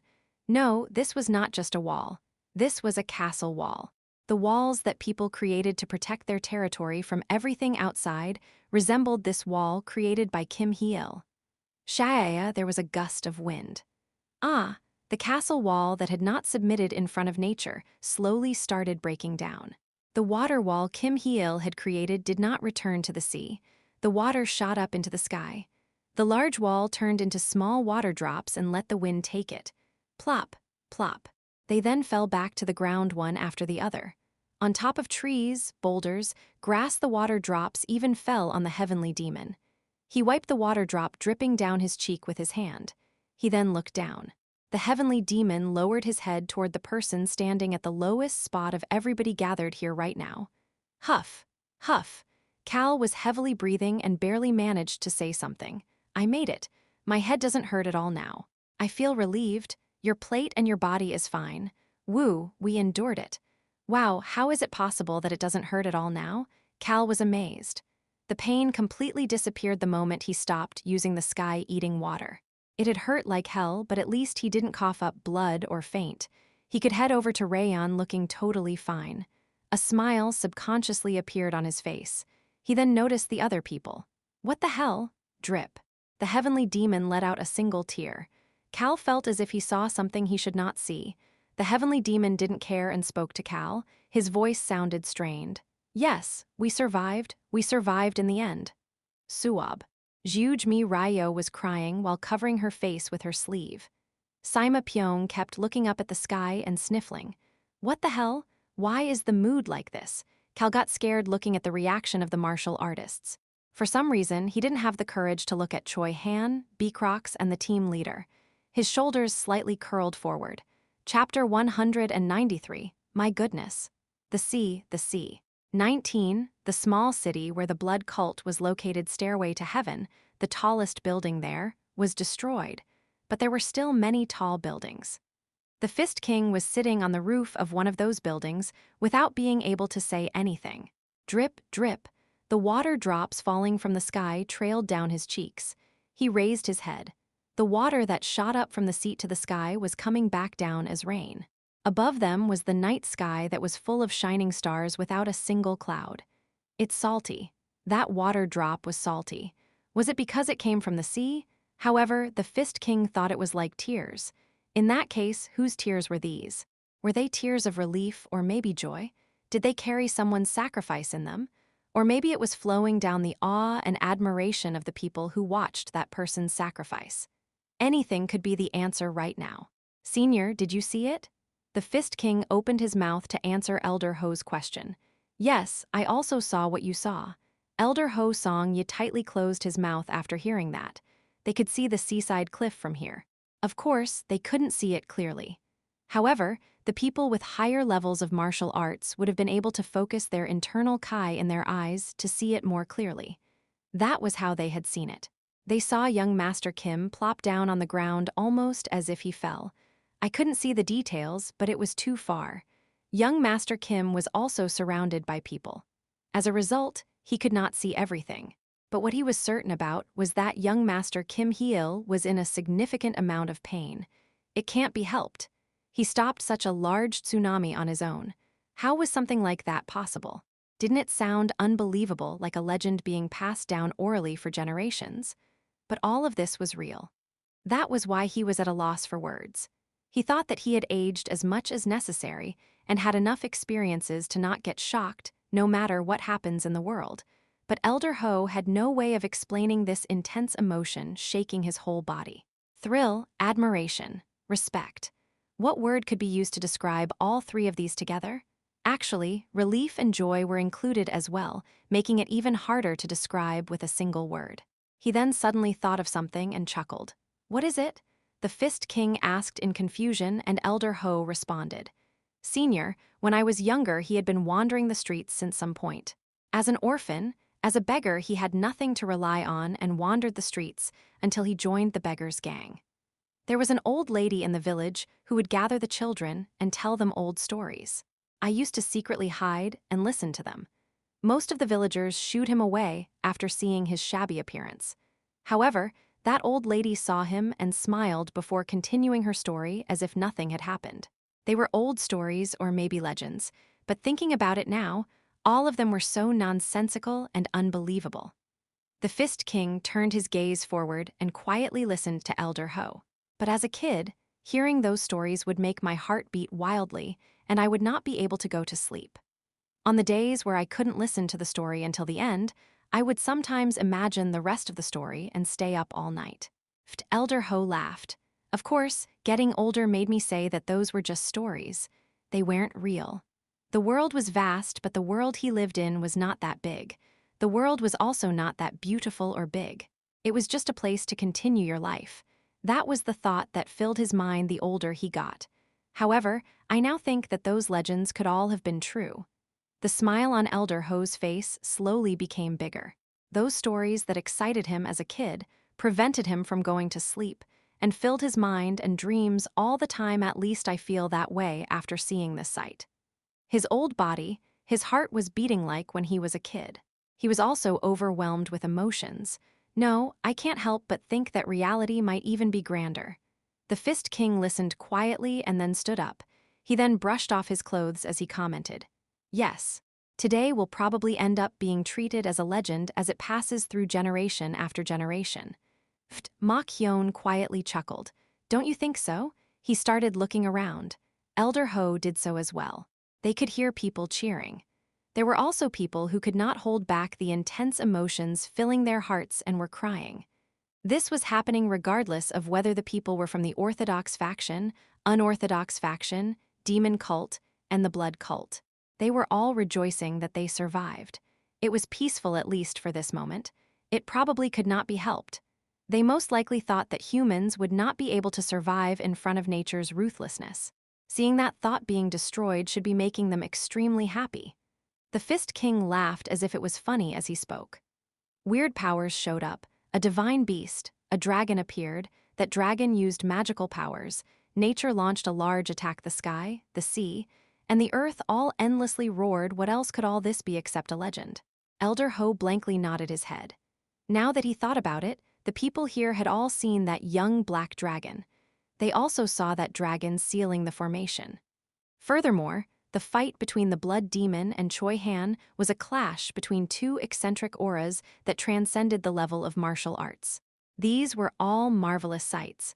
All of these could be stories they talked about for the rest of their lives. Elder Ho was continuing to think when he heard the Fist King's voice. However, for some odd reason, everything does not seem to be sweeping toward us. Elder Ho nodded his head. Senior, we saw a person enduring against nature. People were cheering. They cheered while looking at the coast. Some of them lifted their heads up and opened their arms with joy as they felt the water drops falling on them.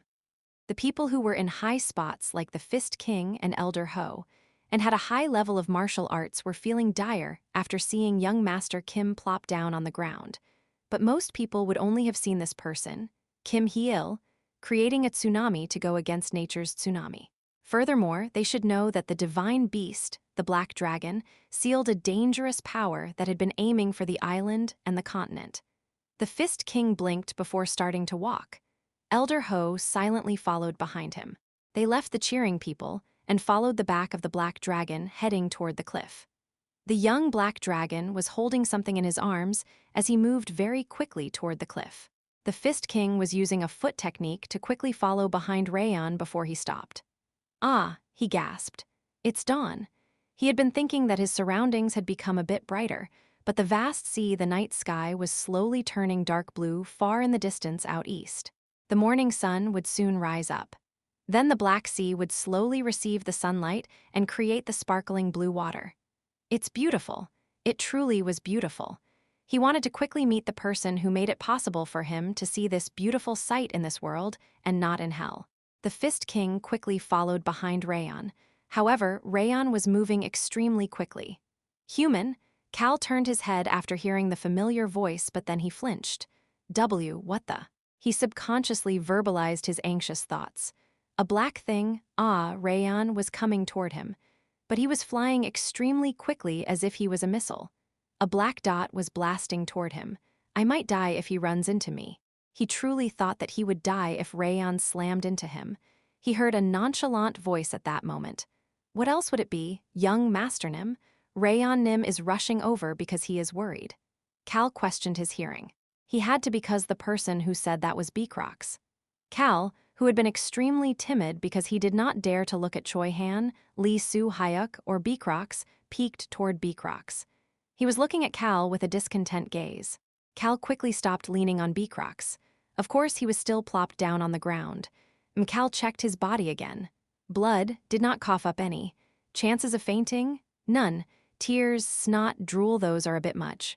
Cal quickly used the robe over his shoulder to wipe his face. The tsunami being destroyed and the following rain wet his face, but snot is a bit noticeable. Cal stealthily wiped it. He happened to make eye contact with Beecrox as he did that. Tusk, did he just click his tongue at me? Cal looked at him in disbelief, but Beecrox pulled a handkerchief out of his pocket and offered it to Cal. The handkerchief had cute embroidery on it. Didn't he only carry white handkerchiefs in the past? When did his tastes change? He then accepted it after seeing that the embroidery was in the shape of a cat. It must be Hong's. An did not like things like this. Cal wiped his face with the handkerchief. He calmly spoke as he did that. Let's head back to the blood cult for now. We need to investigate the blood demon's residence. He looked toward the heavenly demon, Sima Pyong, and Zhu Chmi Ryo. We want to take a look at where the blood demon and the top executives resided before anybody else. That should be fine, right? Honestly speaking, Cal's group had done most of the work. It should be fine to demand something like this. The others seemed to agree as they nodded their heads without any issues. Ha! Of course, the heavenly demons scoffed in disbelief, and Jujmi Ryo stealthily shed some tears while muttering something about, even in such a situation. Sima Pyong looked deep in thought. Cal easily ignored such a reaction and slowly thought of what needed to be done. The blood demon definitely seemed to know more than the Huhyun's patriarch, especially about Apitu. He needed to go through her pavilion to gather any information that might be beneficial to them. We need to fully prepare before we go. He clearly felt it as he blocked that tsunami. The purple bloods. These dragons really would be no jokes. They even used the power of a world tree to crush the blood cult, so I am sure that they put in a ton of resources in Apitu as well. It was not easy to use the power of a world tree. It should have been extremely difficult for them to do so.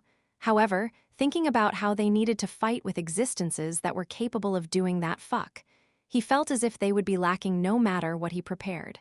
Cal stood up. Oh, I'm not even staggering. This is nice. Something is weird, the vitality of the heart. He ignored the ominous comments of the crybaby. He was fine right now, wasn't he? But Cal, are you okay? Cal closed his mouth at the cheapskate's quiet question. He was not asking about Cal's physical condition. The ancient powers knew the condition of his body better than he did. He was asking about something else. Cal was purposely not looking at Choi Han and Sui Khan, who had been completely silent since earlier. He had peeked at them, but Choi Han was looking at him calmly. That was vicious. As for the team leader, he looked extremely angry. Nonchalance. The way the team leader was looking at the sea, without any emotions visible on his face, was the look he had when he was really angry. That was why Cal could not look at him any longer. He knew exactly why they were like this. That was why he said this. Human, Rayon happened to arrive as well.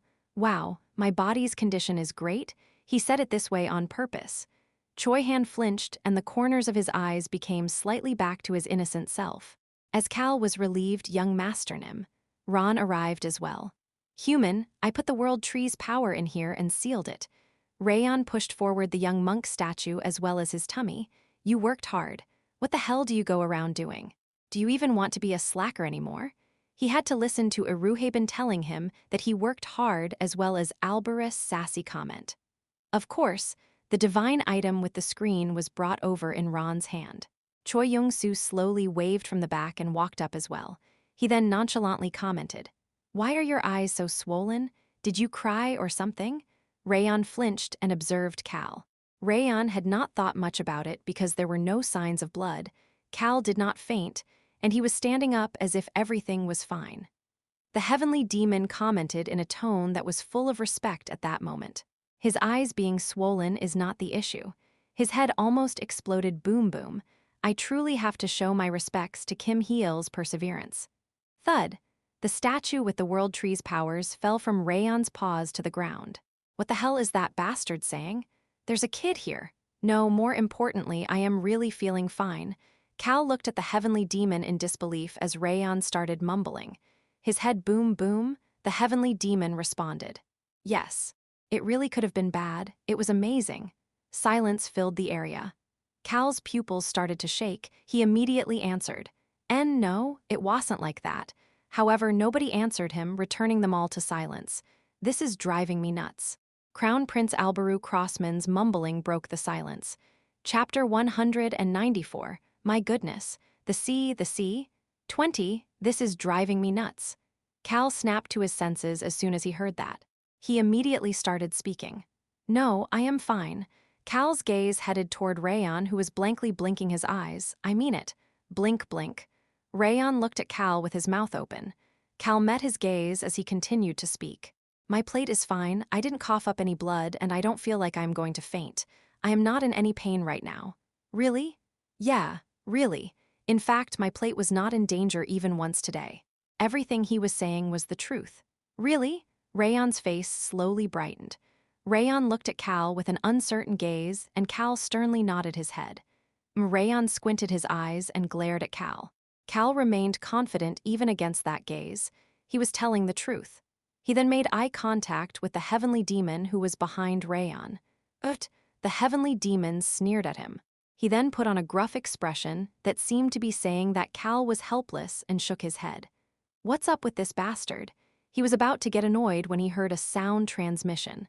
I understand your concern about the young dragon. I was not thinking it through. I was lacking consideration. It makes sense. The fact that you went through so much pain accepting the aura of nature to the point that you almost died is something I would not want a child to know either. I only thought about the strength of a dragon and did not consider his age at all. What the hell? Cal felt that something was off. The heavenly demon's sound transmission was too calm. It was as if he was only speaking the truth. But what was up with your hui point opening like that? Were you controlling it? For a human to be able to absorb that much wild nature energy, I am in awe of your abilities. However, be careful next time. Something is weird. Cal started to think that a situation different from what he was thinking could have actually happened. It might not have been just your head that went boom boom. Your whole body might have exploded. The heavenly demon continued to speak. Cal was focusing on what the heavenly demon was saying before he remembered something. A sound transmission. Rayon can hear these. Cal could not even look at Rayon as he opened his mouth to speak. However, the heavenly demon was faster. No matter how much you want to save people, do not put your lives on the line. I do not want to see you dead. Cal gasped and quickly started speaking. No, stop with the sound transmission. The heavenly demon still continued to speak, and Cal flinched at what he heard next. And if you do care about your friends, cherish your life even more. Rayon flinched. This is something I learned while leading the demon cult. Living as somebody's sky requires you to sacrifice a lot of things. The heavenly demon was the sky of the demon cult. You seem to be the sky for your friends in the same way. Well, I am not saying that they worship you or have blind loyalty for anything you say or do. However, they trust and rely on you and treat you as if you are their home. Cal silently stood there. And isn't it the same for you? The heavenly demon was speaking oddly, as if he was advising a child. Cal was a bit annoyed by his tone, but there wasn't much he could say. Similar to how the demon cult is my base, the ground where I live, your friends are your base and your home. Both sides have no choice but to look at each other and live while relying on one another. I am that way. Cal sighed and closed his eyes. Cherish your own body a bit more. The ground and the sky cannot survive without each other. He opened his eyes again. He first looked toward Rayon. What would this punk have thought while listening to the heavenly demon's sound transmission? Cal flinched. Rayon was shaking with his two front paws clenched into fists. As for his wings, they were not fluttering normally. Flap, flap, flap, they were flapping extremely quickly. His expression looked extremely solemn as he glared at Cal. That made Cal subconsciously comment with a bewildered look on his face. I am really okay. Alberu Crossman saw that stupid look on Cal's face through the screen and mumbled in disbelief. What a spectacle. Rayon did not care about Alberus' comment and breathed heavily a few times before closing his mouth. It led to his cheeks puffing up. He then turned his head away and shouted energetically, I don't like the ground. I am going to be the sky. Human, you be the ground, be the super rock. The heavenly demon flinched. On the other hand, Cal returned to his usual look as he answered, Okay, you be the sky, but I don't really want to be the super rock. The scary giant cobblestone. Seeing the way that punk usually acts made Cal not want to be like him. Keek, the cheapskate, snickered. Cal ignored it and calmly continued to speak. Let's head back for now. Rayon flew over as he said that and stuck himself to Cal's back. Of course, he floated in the air so that he was not heavy for Cal. Cal reached back and patted the dangling Rayon about 2 times before starting to walk. His gaze headed toward the martial artists who had followed Rayon, the surroundings, and then finally the sky. It's dawn. Day was coming. Cal heard a quiet mumbling on his back at that moment. Human, will you be okay without eating any apple pies? How many apple pies does Rayon have in his spatial dimension? Also, how long is he planning on storing them for? Yeah. I don't need any. No. Actually, give me one. It's been a while, so I want to eat one. Cal took the apple pie from the snickering Rayon and took a bite. He was not hungry, but for some odd reason, he missed the taste of apple pies. Taking a bite made him finally feel that his tasks in this world were coming to a close. He heard the cheapskate's voice. Cal, Let's at least hear about your body's condition from that heavenly demon person. Of course, he did not forget what he needed to do to fully complete all his tasks here. As Cal organized the information in his head and walked toward the blood cult, the heavenly demon, who had been walking behind him, stopped walking for a moment. Hey, heavenly demon. The black dragon stuck to Kim Hee-il's back was looking at him. He heard a voice in his mind in a way that was different from sound transmissions. Explain to me later about our human. The firm gaze in those dark blue eyes, the young dragon was more energetic and resolute than ever. The heavenly demon chuckled and nodded his head. As much as you want, he answered using sound transmission. The black dragon smiled innocently as if to thank him and then slowly turned invisible. However, the heavenly demon was certain that he would still be stuck on Kim Hee-il's back. Flutter, flutter.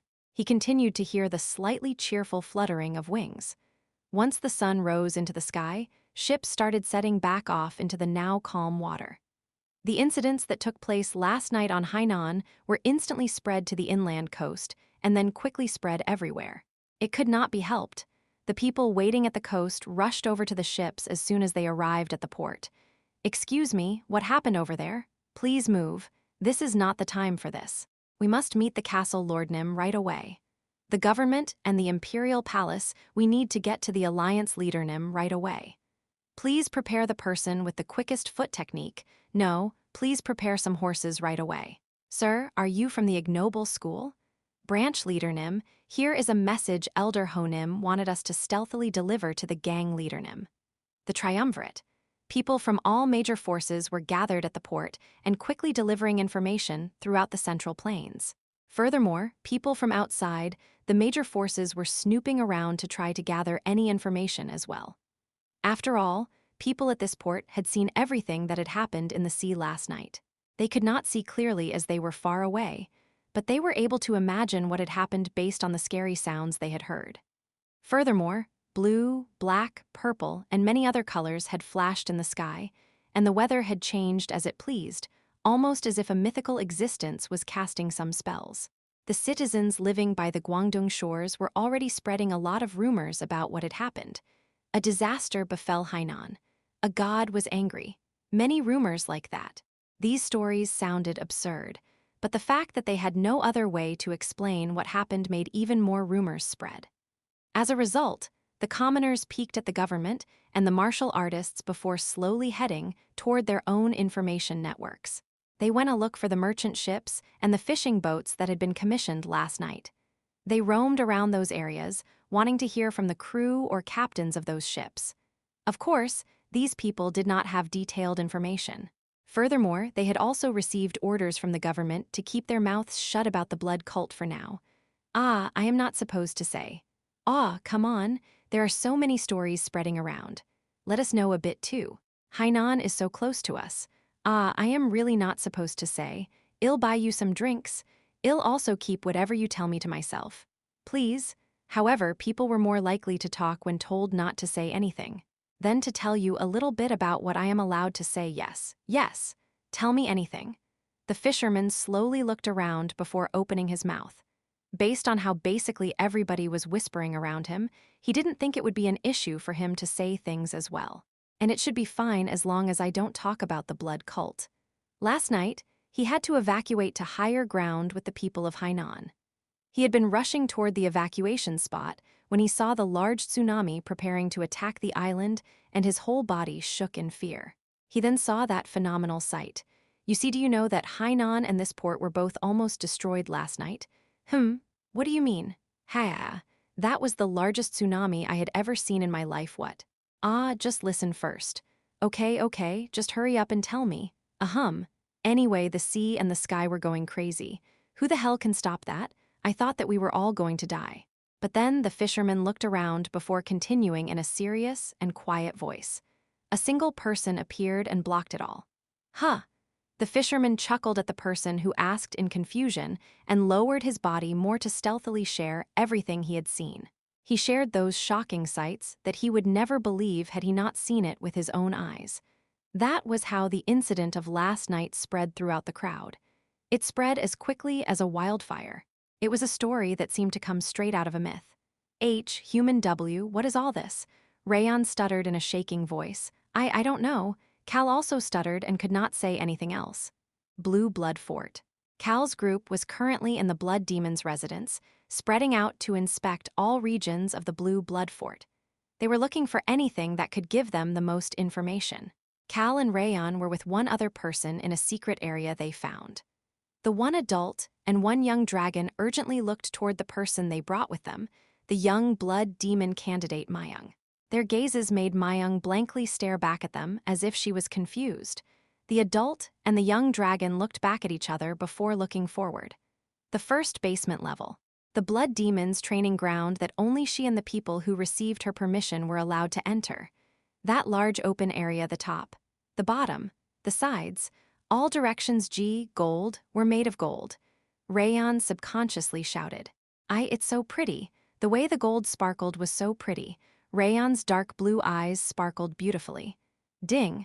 Cal's divine item had received a notification. Cal stopped blankly staring at the gold and pulled out the mirror to read the message. Cal had contacted Central Plains earlier. I am heading home tomorrow. This was a response to that. Cal scowled. Ding! Cal's face slowly relaxed. Ding! Oh, this guy is saying something proper for once. One corner of Cal's lips twisted up. Chapter 195. The trade has been established. 1. Cal sat down extremely carefully on the training ground floor covered in gold.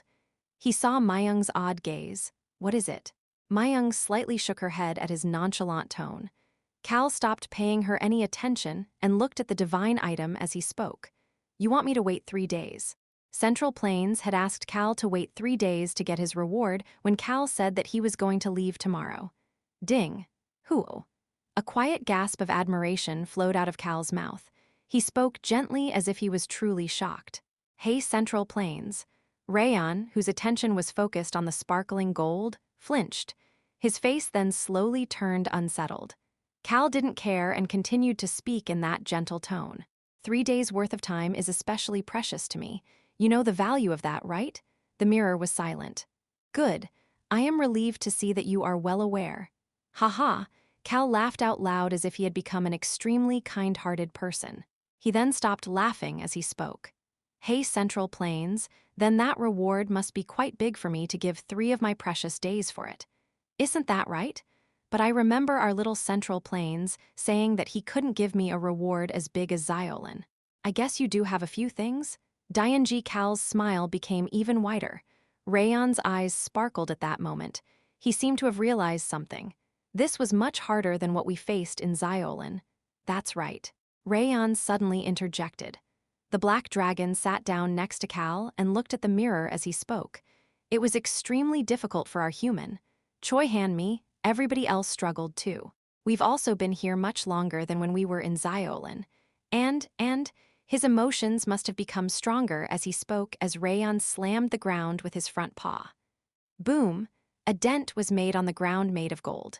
Cal's pupils started to shake. Rayon didn't care and snorted as he shouted. And our human, his head boom boom, thump thump, boom boom followed by thump thump. Cal's shoulders moved up and down, and his body almost boom boom. Thump thump, Cal flinched again. Everything almost exploded. It could have been really bad for our human. Bang. In the end, the ground made of gold ended up with a deep hole because of the young dragon's chubby 2 front paws. He's become more vicious. Dragons truly were vicious. Cal slowly turned his gaze away from Rayon. Diding, you have to consider all of these things. Make sure to include them when you come up with your rewards. Rayon's eyes, which had been sparkling because of the reward at first, were now burning fiercely in anger. Ding! The power of the world tree? Rayon tilted his head in confusion. As one of Cal's eyebrows was about to raise, bang! Another hole appeared on the ground. Cal didn't care about Central Plains hiccuping and looked at Rayon in shock. His wings were shaking. Rage filled the face of the black dragon. Huff huff. He was so angry that he was breathing heavily out of his nose and mouth. Cal sat up straight, placed both hands in front of him, and kept his mouth shut. Huff huff. Rayon took some deep breaths for a while before starting to shout a bunch of things. That is something that we worked so hard to seal. So who are you to tell us to take it or not? Are you an idiot, Central Plains? Bang. Or are you a scammer? Are you trying to stab us in the back? Bang, or are you trying to shamelessly call that a reward? Bang, bang, and Cal flinched after hearing Rayon ask in a low voice. He felt as if he could see a Ruhaben through Rayon. The way he was calmly asking and, in a clear voice, also made him think of Ron. He's become similar to the two most vicious old men. Cal did not realize that Rayon was most like him and quietly sat there. It was best to remain quiet in such a situation. Central Plains became flustered. Cal slowly interjected. He spoke in a gentle voice. Hey, Central Plains. Cal continued to speak to Central Plains, who subconsciously answered energetically after hearing the warmth in his voice. Do you think that we are pushovers? Rayon stopped huffing out of his nose and turned his head. His wings fluttered once again after seeing the bright smile on Cal's face. He then nodded his head and took a step away from the conversation. Cal had no idea why Rayon was acting like this, but he was satisfied that he instantly stopped being angry. Vicious dragons were scary. Of course, Cal continued to say what he needed to say as he did that. Now that I think about it, you seem to be quite shrewd, Central Plains. Cal calmly and gently shared the things he had felt until now. You keep calling yourself a baby world, that you don't really know, that you are weak, that you don't have much.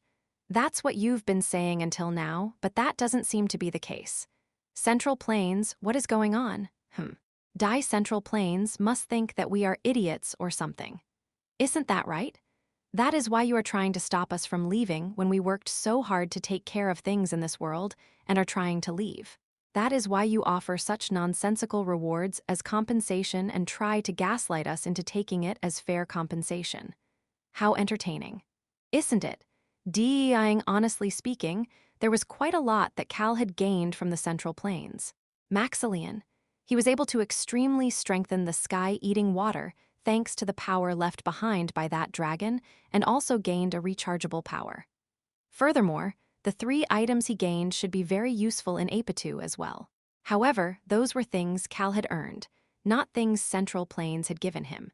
In addition, although it seemed as if Central Plains got involved with balance every so often to do things to make sure that no burden was placed on Cal that was for his own world.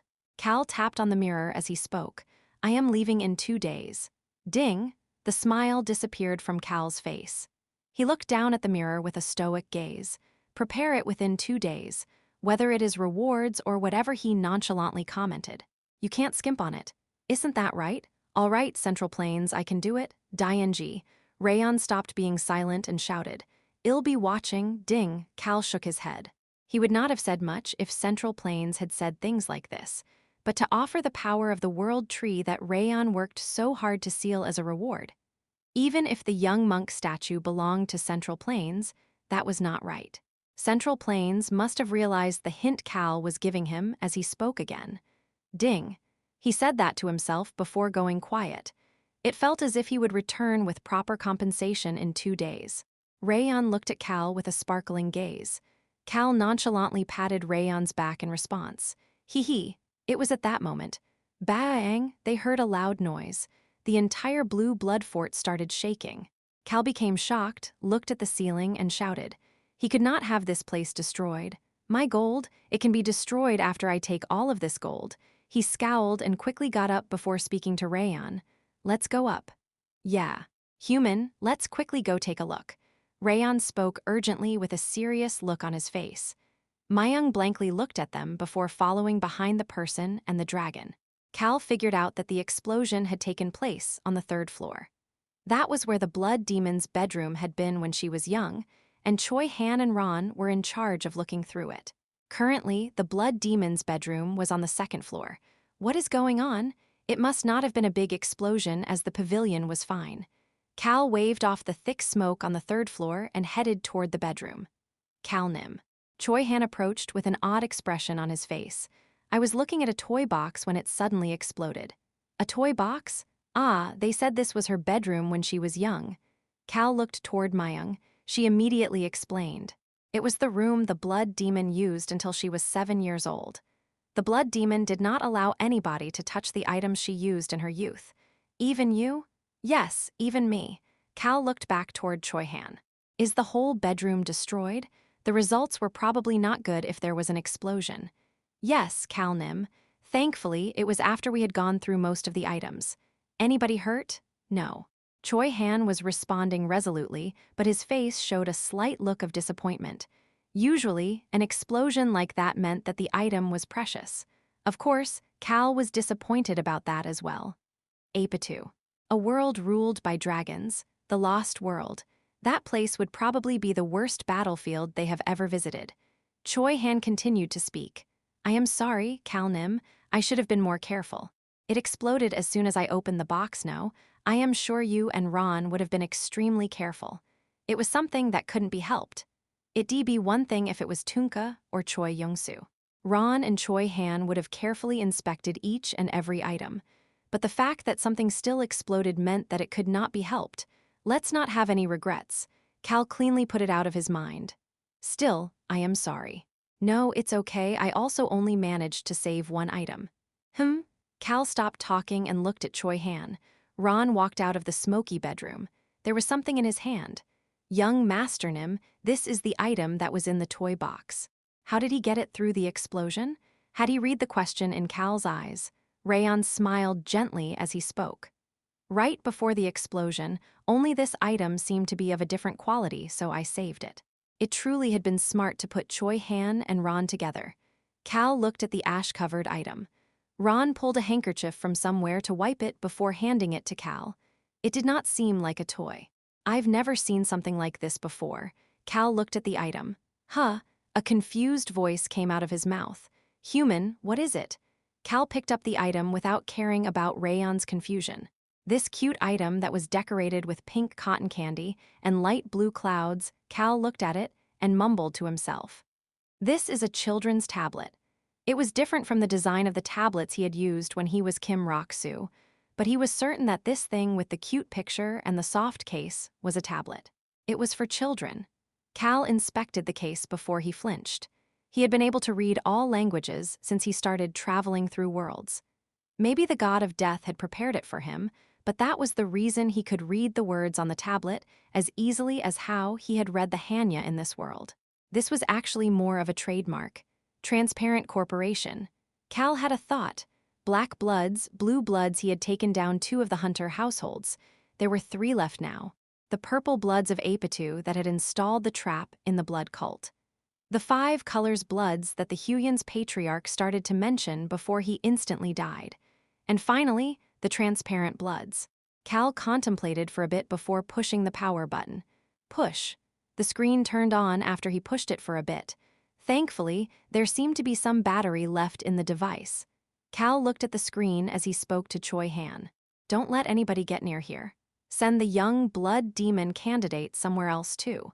Cal could feel his heart beating wildly. He felt as if he was about to discover something big. A tablet found where the blood demon had spent her youth.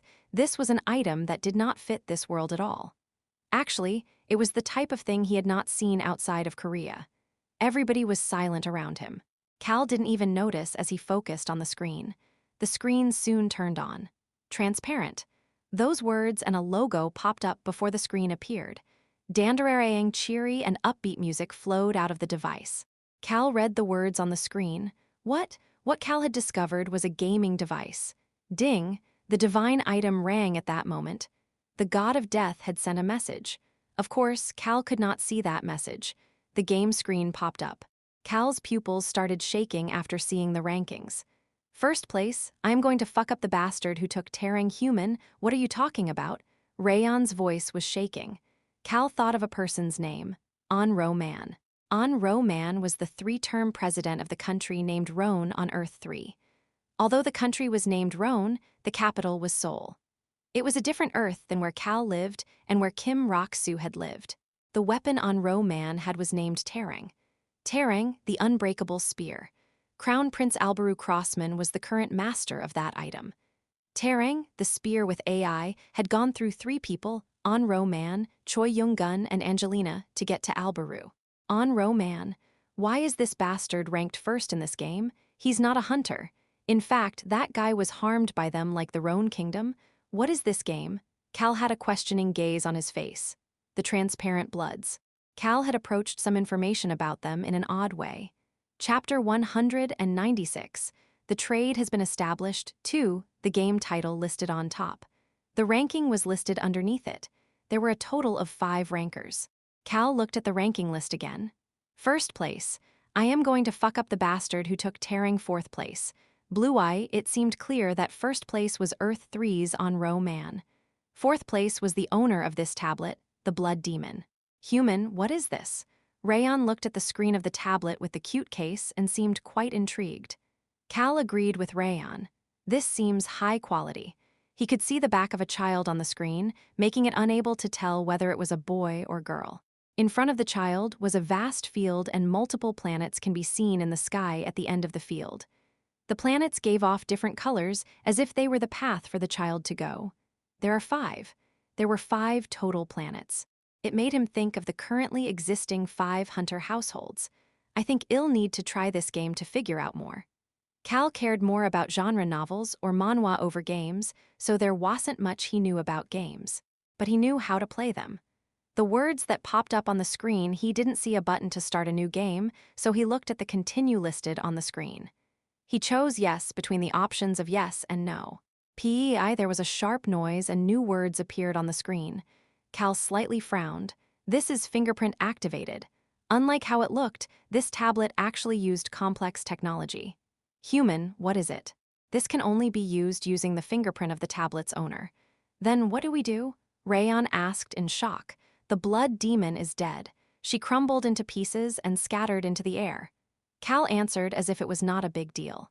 Her arms remained. Ah, that's right. Rayon laughed as if he was embarrassed. The Blood Demon had disappeared, leaving only her arms behind. They had taken good care of those 2 arms. Ron, yes, young Master Nim. Ron approached after Cal called for him. Go ask them to let us use the Blood Demon's arms. I understand, young Master Nim. I will go get it ready.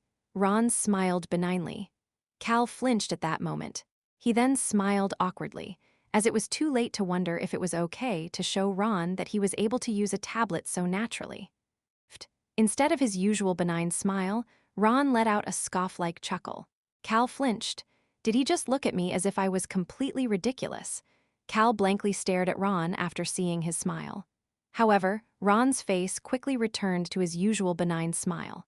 Then I will head over to find Chief Eunuch Y. Yeah. Ron silently walked away. Everything related to the Blood Demon or the Blood Cult was currently being organized by Chief Eunuch Y. It was only natural for all of the information here to be gathered by Chief Eunuch Y, as he was at the level of a deputy section chief of the Imperial Palace. Ron would go ask Chief Eunuch Y to lend them the Blood Demon's corpse for a bit. He should be back soon. Chief Eunuch Y should have no issues giving it to Ron, as they were only asking to borrow it for a bit and not demanding it outright. Chief Eunuch Y had seemed willing to listen to anything Cal asked for after everything that had happened. Cal felt an odd sense of iffiness. Young Master Nim, when will you be going back? Would you perhaps consider staying here a little longer? Young Master Nim, what is it that you want the most? Whether it is your hopes or dreams, this is absolutely not because His Majesty asked me to ask you. This little one is simply a bit curious after traveling with you until now. Young Master Nim, has it not been difficult as you've had to work during your entire stay in the Central Plains? Would you please consider staying here longer to relax while enjoying the beautiful sights and delicious delicacies of the Central Plains?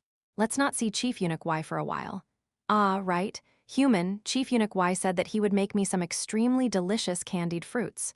Really? That's right. But he said that the fruit that goes into those candied fruits won't come for half a year? How disappointing.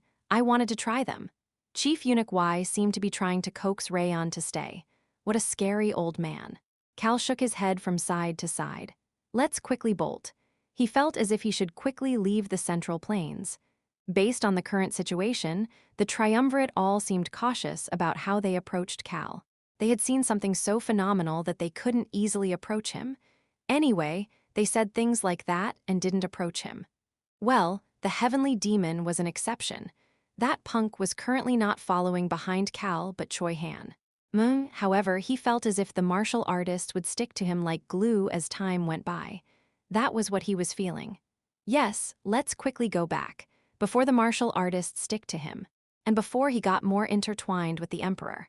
After receiving what he deserves from the Central Plains, he would quietly disappear. It should be enough to leave a letter for Chief Eunuch Y or something. Amazing. Cal felt satisfied with his plan and looked at the tablet screen again. He could see the settings icon on the main page.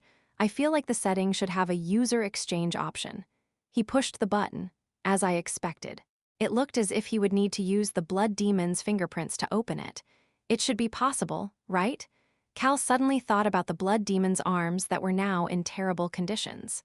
The fingerprints should still be there, right? What if the fingerprints are odd and it does not unlock? Cal's mind became complicated. However, his body moved efficiently. Cal pulled the mirror out of his pocket. He immediately connected to a video call. What is it, Dongsing? Albaru had an extremely refreshed and bright smile as he picked up the call. Cal was at a loss for words after seeing Albaru like this. What were you doing, Your Highness? Ah, not much. I just had a short chat with a few kingdoms regarding the magic stones and jewels that will start coming out of my Dongsing's mines.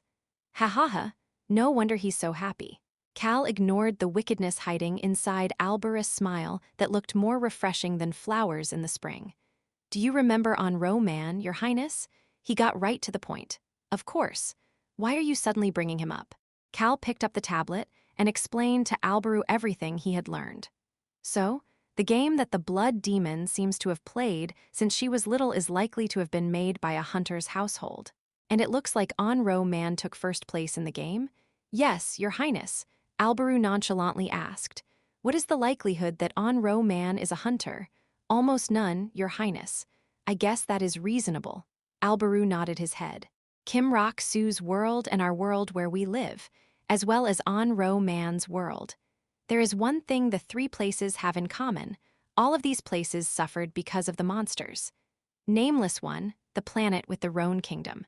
The unranked monsters had appeared in this world that didn't even have a name yet.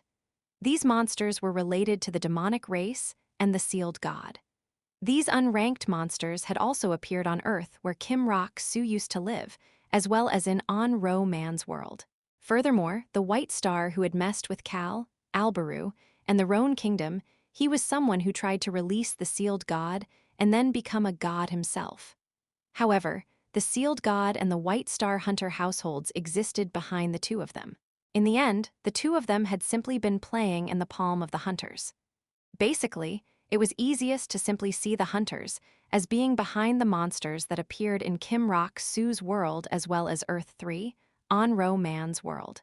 Terang was the item created to get rid of the unranked monsters, and Onro Man was the owner of that weapon. It would be difficult to see Onro Man as a hunter or their allies. That is correct, Your Highness. We might be able to get information on the transparent bloods through Onro Man. Albaru put the pen in his hand down on the table. And you said that the name of that game thing is raising an omnipotent god. If things go well, we might be able to get information on the omnipotent god as well. He lightly commented, I should be able to chat with Onro Man if I connect through Terang Zaz. I will contact him before you get here to find a time when we can chat. Albaru suddenly stopped speaking.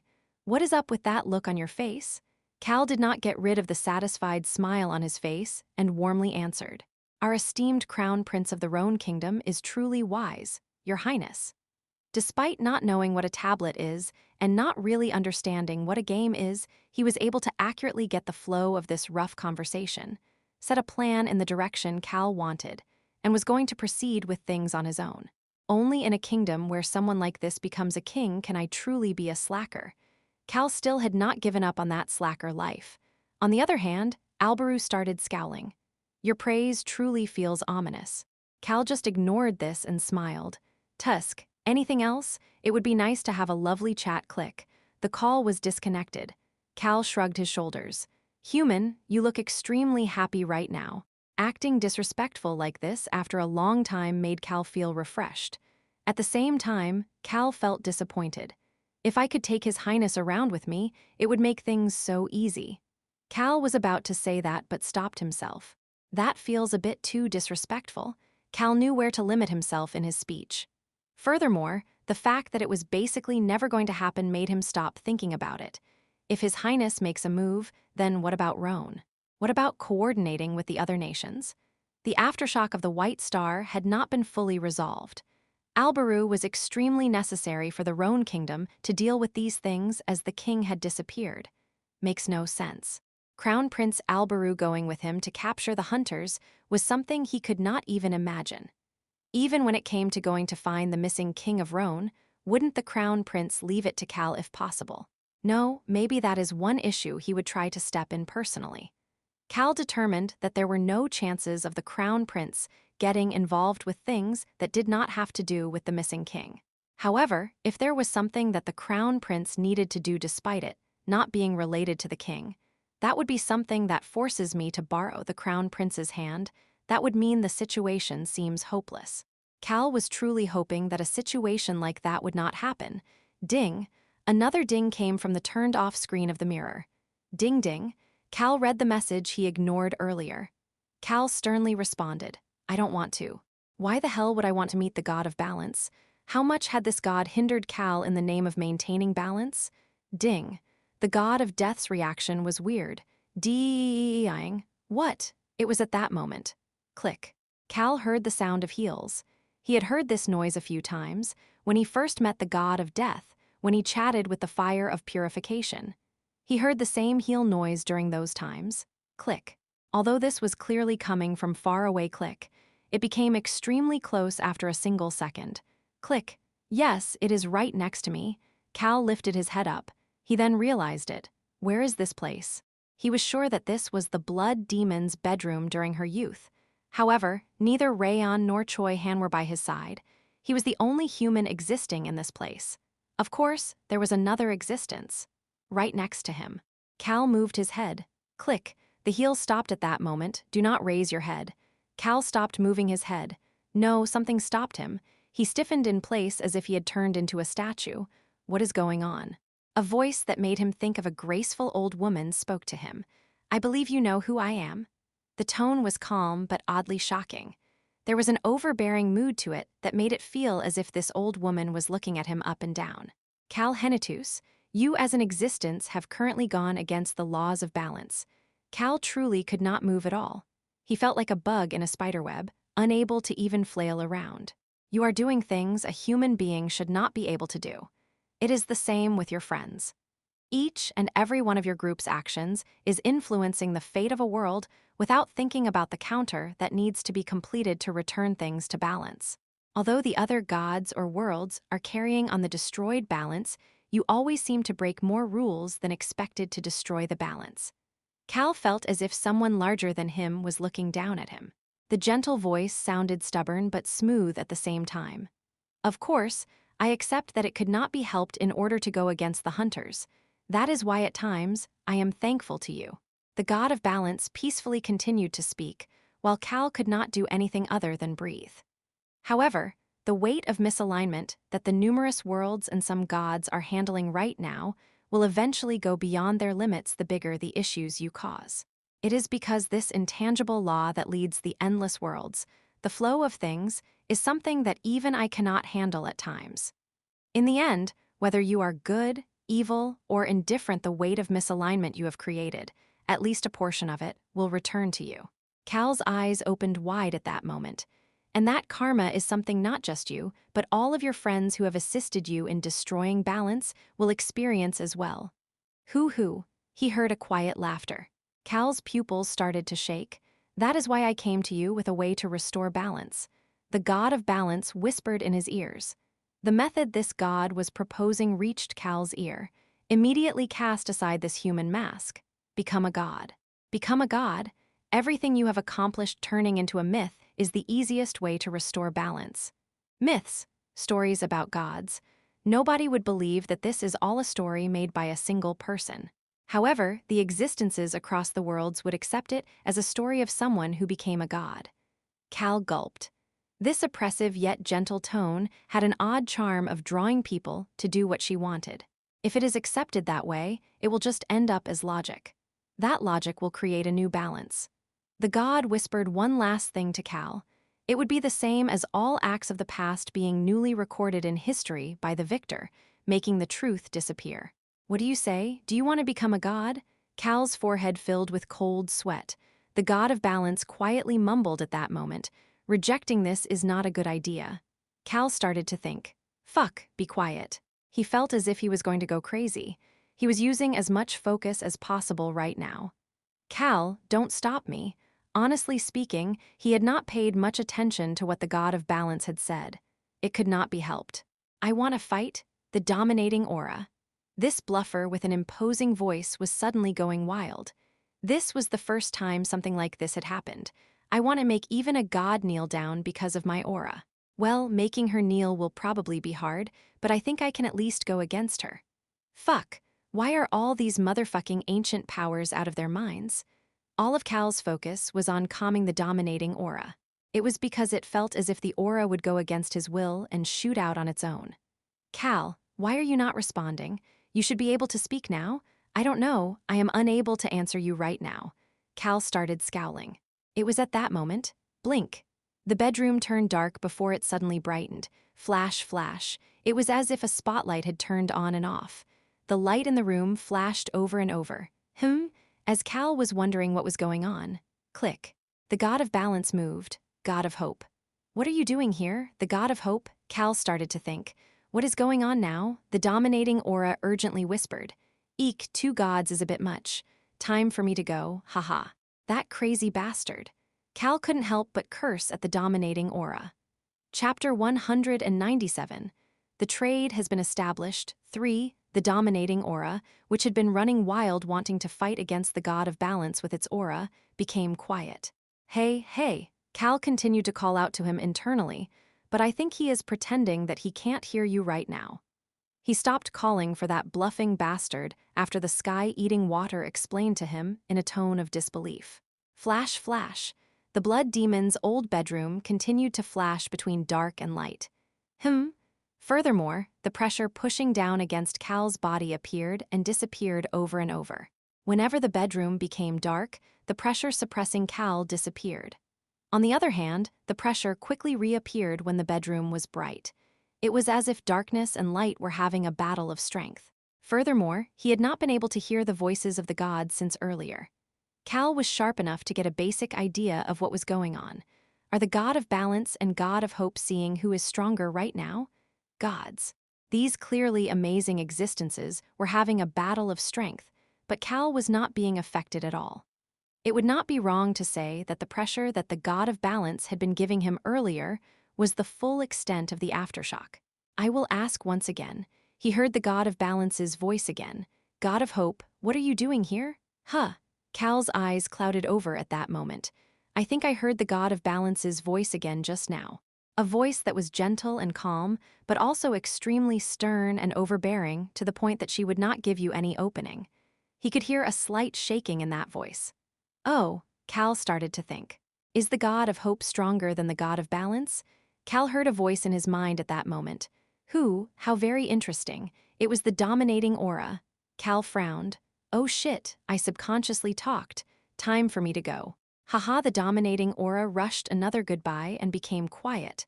So dumb. Cal simply nodded his head at the sky-eating waters mumbling. He heard a new voice at that moment. It was the god of hope. Don't you know about the times that I appear?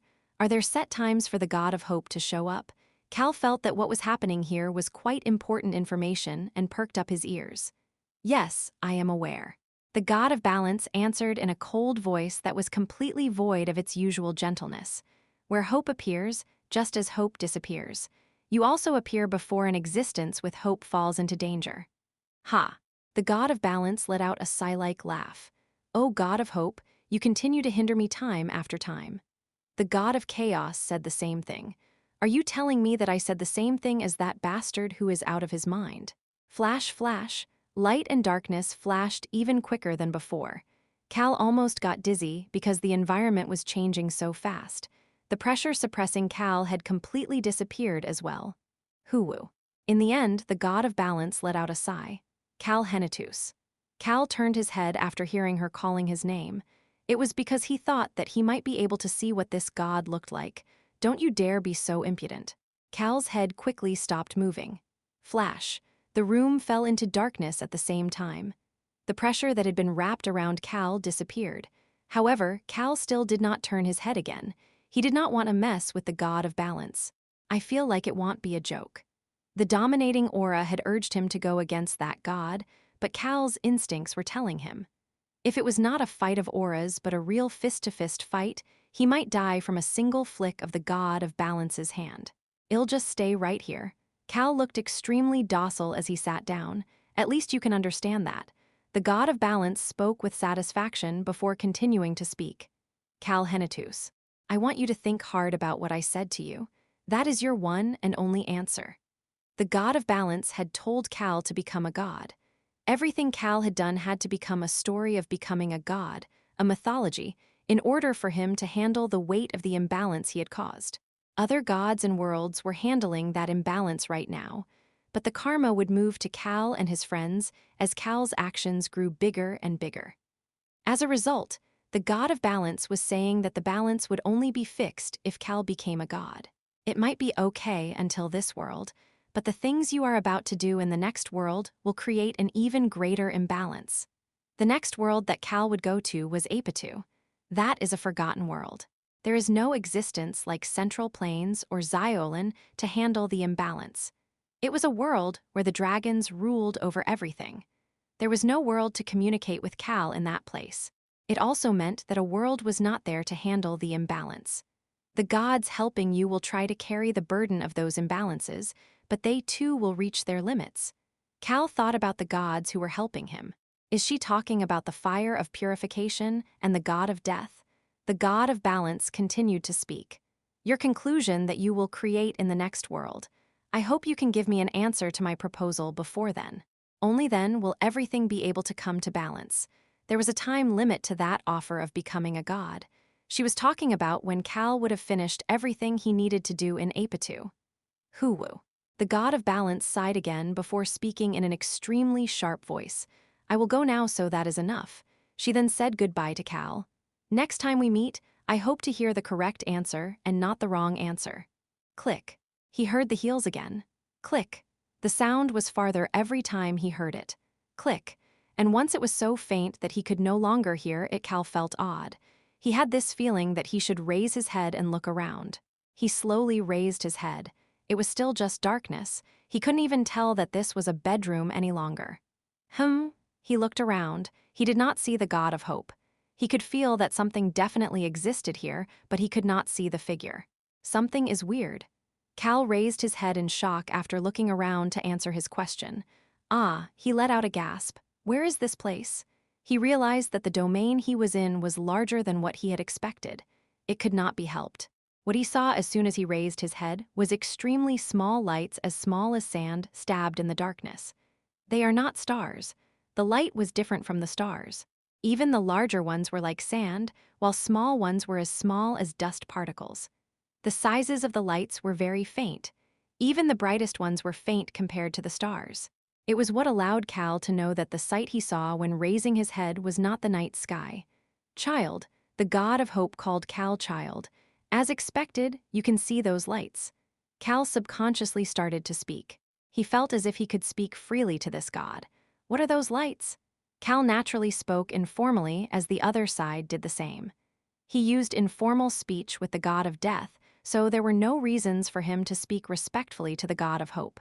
The god of hope answered, those lights are the hopes that you have made. What? The hopes you have created until now have created the lights inside your darkness. The hopes that I have created, there are such things. Haha, the god of hope laughed out loud with joy. I had a feeling you would react like that. The god continued in a chuckling voice. Child, the god of balance probably wants you to become a god to go under her faction. Cal's expression stiffened up. What do you mean by that? You are a child who only likes to hear the core of things, so I will give you a simple explanation. Oh, I kind of like this god of hope. Cal thought that this god at least seemed to know him well.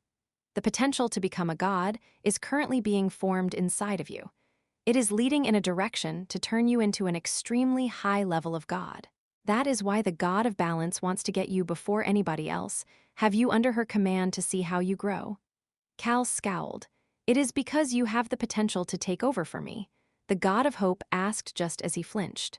Do you know of the ancient gods? He had heard about them. Including balance, chaos, and I, there are a total of 5 ancient gods. We have continued to protect these seats without ever handing it over to another existence. My, we are all quite greedy. We all desire power as well, apparently. Cal was inadvertently nodding his head before he stopped. He let out a fake cough as the god of hope continued to speak. Anyway, the god of balance has always been in confrontation with the god of chaos. That's understandable based on their names, right?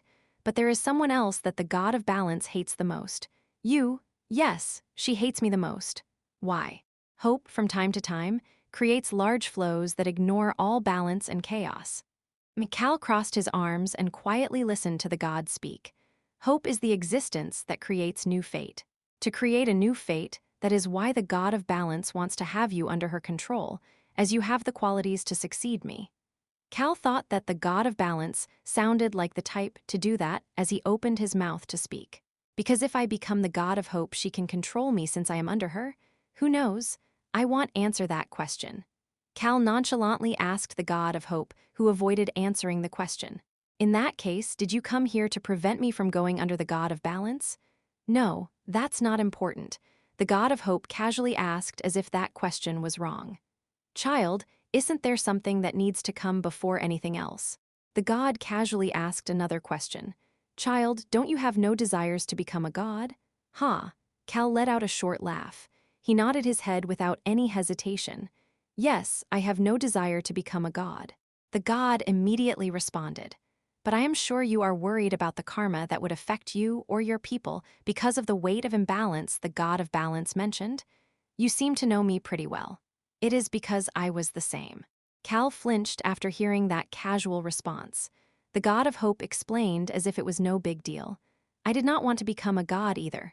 However, it was a situation where I had no choice but to become a god. Someone had to carry the burden. As for me, rather than the lonely position of a god, rather than the qualification to exist forever without an end, I want to cheer on your dream. My dream. Cal subconsciously said what came to his mind when he thought of his dream. Being a slacker? Yes, that is such a wonderful dream. The god of hope's voice was serious as if she truly felt that way. Cal pretended not to notice and started speaking again. You said that hope can create large flows. In that case, are you going to step in to create a flow that will erase that karma? No, that's not the case. Didn't I already tell you?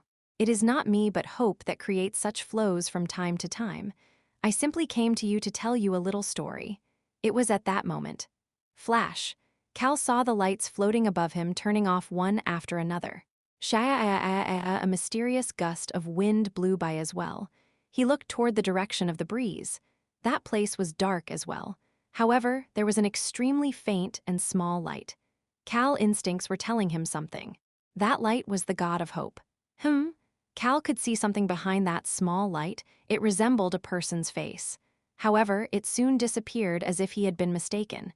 He heard the god of hope's voice again. The world tree of Apitu has lost its intellect while the dragons have cast aside their duty. Ah, Cal's eyes clouded over. After realizing that the story the god of hope was going to tell him was about Apitu, the world he was going to visit next, he figured out that this was a hint or useful information for him. Information useful to Cal right now was how to bear the weight of the imbalance the god of balance mentioned. As it is a place where the world tree, dragons, and even the world itself are not proper, there are no existences there to handle a large flow. However, whenever something disappears, something always appears to replace it. That is the law. The surroundings slowly became brighter.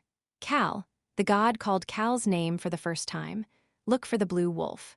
Cal thought of one of his friends at that moment. Locke, a member of the Blue Wolf tribe and the heir to the Wolf King. Even before ancient times, there were numerous creatures that existed long before human history started. Among them, there was an existence that was both fierce and merciful. An existence that can handle the numerous imbalance and variables that were to come in the Apitu world and persist through the changed flow and fate the ruler of the predatory animals, the king of the wild beasts. Find the blue wolves who have lost their standing and are being forgotten. Cal's mouth opened. However, the god of hope was faster. We do not have much time. Cal could see that the darkness was fading quicker than before. However, the small light in front of him was not shaking at all. Take your blue wolf and the black dragon. Once those two children decide on their respective paths, and only then will the flow finally change. She had to be talking about Locke and Rayon. And this one thing I wanted to make sure to tell you. The darkness had disappeared. The God of Hope's figure was almost not visible in the now bright bedroom. A faint and small light would not be visible under a bright light. However, in the darkness, it could be the only source of light. The God of Hope's voice became faint. You won't get to rest if you become a god. Ha! Cal unintentionally scoffed. However, he seriously firmed up his resolve. I will not become a god. He had no interest to start with. God my ass. Cal was disgusted with gods because of the white star and the sealed god. Furthermore, he didn't want to be buried with work all the time like the god of death. It would be better to work for his highness. Cal shook his head and blinked. He believed that he would be back in the blood demon's bedroom as he had been before. However, that was not what he saw when he opened his eyes. I am laying down. This soft feeling behind his back and something warm covering his body, this was definitely a bed. Please no. Cal slowly looked to the side. Huff huff. He heard heavy breathing. He had a bad feeling about this. Human, he made eye contact with Rayon. It's been 47 hours, 24 minutes, and 31 seconds. Aha, I've been unconscious for that long. These motherfucking gods. I want nothing to do with them. Cal started to frown. Cal had regained consciousness just as it was time to go home. Author's note side story 6. The God of Death's Observation Journal. If you were to read that again, I think it would be more entertaining now. Haha, chapter 198. The trade has been established. 4. Huff huff. The heavily breathing Rayon and next to him, young Masternim, could you please explain what happened?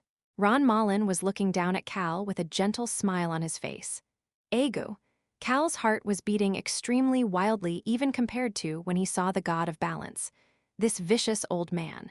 His mouth was definitely smiling, but his gaze was vicious. Cal's body tensed underneath the blanket.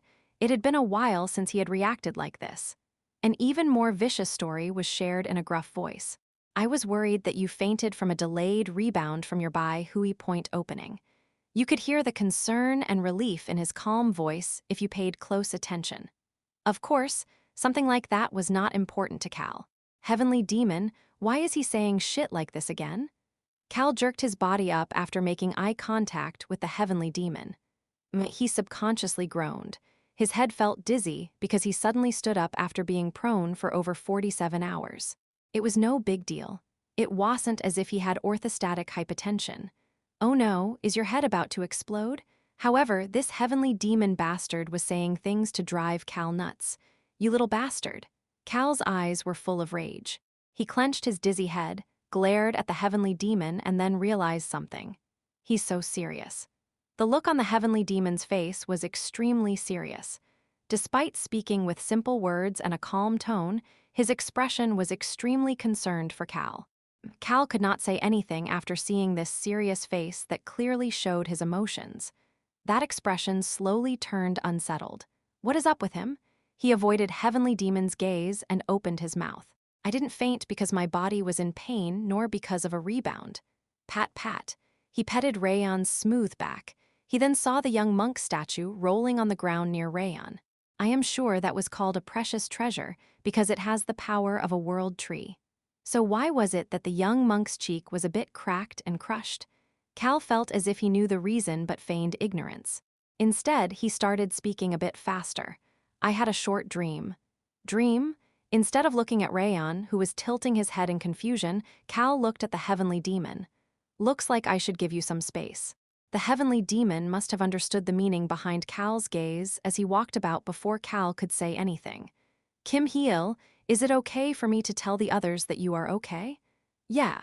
Goodbye then. The heavenly demon returned to his usual gruff self and left the room without any regrets. Only then did Cal realize that not many people were around him. Choi Young-soo, Lee Soo-hyuk, B. Crocs, Choi Han, none of them were here. Neither were Tunka and Priest Durst. Young Masternim, they are all out doing their own things. I remain to take care of you. Ron smiled benignly. Cal flinched. Ron didn't care and gently asked, what did you mean by a dream? Cal answered immediately as he had no reason to hesitate. He started from the beginning. The god of death sent me a message, Huff. The breathing was getting heavy. Cal looked down. Rayon was clenching the silk duvet cover as if he was going to rip it. God of death, I'll get you for this, Cal quickly added on after seeing Rayon's extremely violent demeanor. It's not his fault. New. The breathing became a bit more relaxed. Anyway, the reason I suddenly lost consciousness is because the god of balance showed up. Cal did not tell them everything, but he shared some simple things with everyone. I'll keep the things about Locke and Rayon out. The fact that the two of them might be the pivotal figures in Apitu, there was no reason to say that in front of Rayon. Rayon already had some ideas about the weight placed on him. Cal could not put any more weight on Rayon's shoulders. As for Locke, I'll need to see him in person and talk it out. He heard that Locke was with the Tiger tribe right now. He had no idea if Locke was doing well. Human. What is it? Rayon's eyes were sparkling. They were sparkling quite a bit. So the god of balance was trying to work you like a dog while the god of hope is trying to help you. I guess based on what I've seen that is basically the case. I got it. Rayon then mumbled in a quiet voice. The god of death, Central Plains, the god of balance, the hunters. Cal felt as if he heard something he should not have heard. What kind of list was this vicious dragon creating right now? He suddenly got the chills. Clunk, he heard an odd noise. Clunk, chhh. Cal flinched after looking toward the direction of the noise. Wow, that surprised me. The young monk statue. It was suddenly squirming, extremely oddly at that. The statue made of boulder creaked eccentrically a few times before it turned its now very elongated face to the side. It looked straight out of a horror movie. Chhh, it made that weird noise again. Cal subconsciously gulped, and then the young monk started speaking. Egu, it hurts so much. Anybody would be able to tell that it was Central Plains' voice. Cal's gaze turned cold. Hee. Central Plains did not return to the appearance of the young monk he had when they first met. He remained as a stone statue and scratched his cheeks. Chhch. His cheeks, no, pieces of rock fell to the ground. Central Plains blankly looked at the pieces of rock falling off before raising his head to look at Rayon. Rayon, who was on the bed, nonchalantly commented with a scowl on his face. What? For a moment, Cal thought that he himself had spoken. Rayon's tone and way of speaking was exactly the same as his. The young monk slowly avoided Rayon's gaze and rubbed his hands. Calnim, now that you are awake, shouldn't we continue the conversation we were unable to finish? Cal casually asked back. What did you bring? Since it was time to return to Roan, it was time for Central Plains to pay up. SSSSSSSSSSSS, the stone hands rubbed even faster. That, I truly, you see, I flutter. Rayon flew up into the air. He then stuck onto Ron's back and quietly stared at Central Plains with his eyes right above Ron's shoulder. Central Plains did not dare to look in that direction and urgently opened up his arms. Please take me? No, Cal instantly rejected it. No, not me, but this body. This statue with the power of a world tree. Cal quietly observed, making Central Plains speak even faster. There is quite a bit of a world tree's power inside here. Since Apitu is an old world, even a portion of their world tree's power is quite significant. Of course, a lot of the power seems to have disappeared while activating the formation in the blood cult, but Central Plains patted his chubby belly. There is enough to be the seed to create a new world tree. Cal's eyes clouded over. Central Plains must have noticed this as he smiled. Apitu will need a new world tree. It should grow if you plant this statue somewhere in that world. That was quite helpful information. Honestly speaking, Cal's group had no reason to make a formation like the ones the dragons of Apitu had used. They had a lot of precious information, but they could not think of how to use it. Central Plains' advice in such a situation was quite helpful. This was even more so because it was right after Cal had met with the god of balance. An existence appearing to carry the burden of the destroyed balance would be extremely beneficial to us. That was what the god of hope had said. One of the existences that could carry the burden of the imbalance, the world tree, had lost its intelligence and could not fulfill its duty. If a new world tree was to appear in such a situation, it is highly likely that it would be able to, with the help of the blue wolves who are known as the king of beasts, handle a significant amount of the imbalance. Then the burden that would fall on Cal and his people should basically disappear. This is quite useful. Cal nodded his head. As Central Plain's face lit up, Rayon did a great job. Central Plain's face sulked again while Rayon's face lit up. Human, did I do well? Yeah, dragons really are great and mighty. That's right, dragons are great and mighty. Cal paid no attention to Rayon flapping his wings in joy and looked at Central Plains. His gaze made Central Plains start to speak again. Yes, of course. This was all Rayon Nim's accomplishment. Huo. Central Plains looked more solemn than he had expected. Cal Nim. Underneath the bed, the young monk statue stood up straight before looking up at Cal, and then plop. He knelt down and kowtowed. I truly am Puuwuwar. He desperately shouted. Hey. As Cal frowned and called out to Central Plains, that is why I will pay it off with my body, yai. As Cal was about to frown some more, wondering what kind of nonsense he was saying here. Central Plains suddenly pushed a piece of paper to Cal on the bed. Cal read the words written on the paper. Employment contract? Yes, sir. Central Plains stood at attention and energetically answered. Currently, Apitu has no contact with a world or a god. They also have lost contact with all wanderers who have been dispatched out there.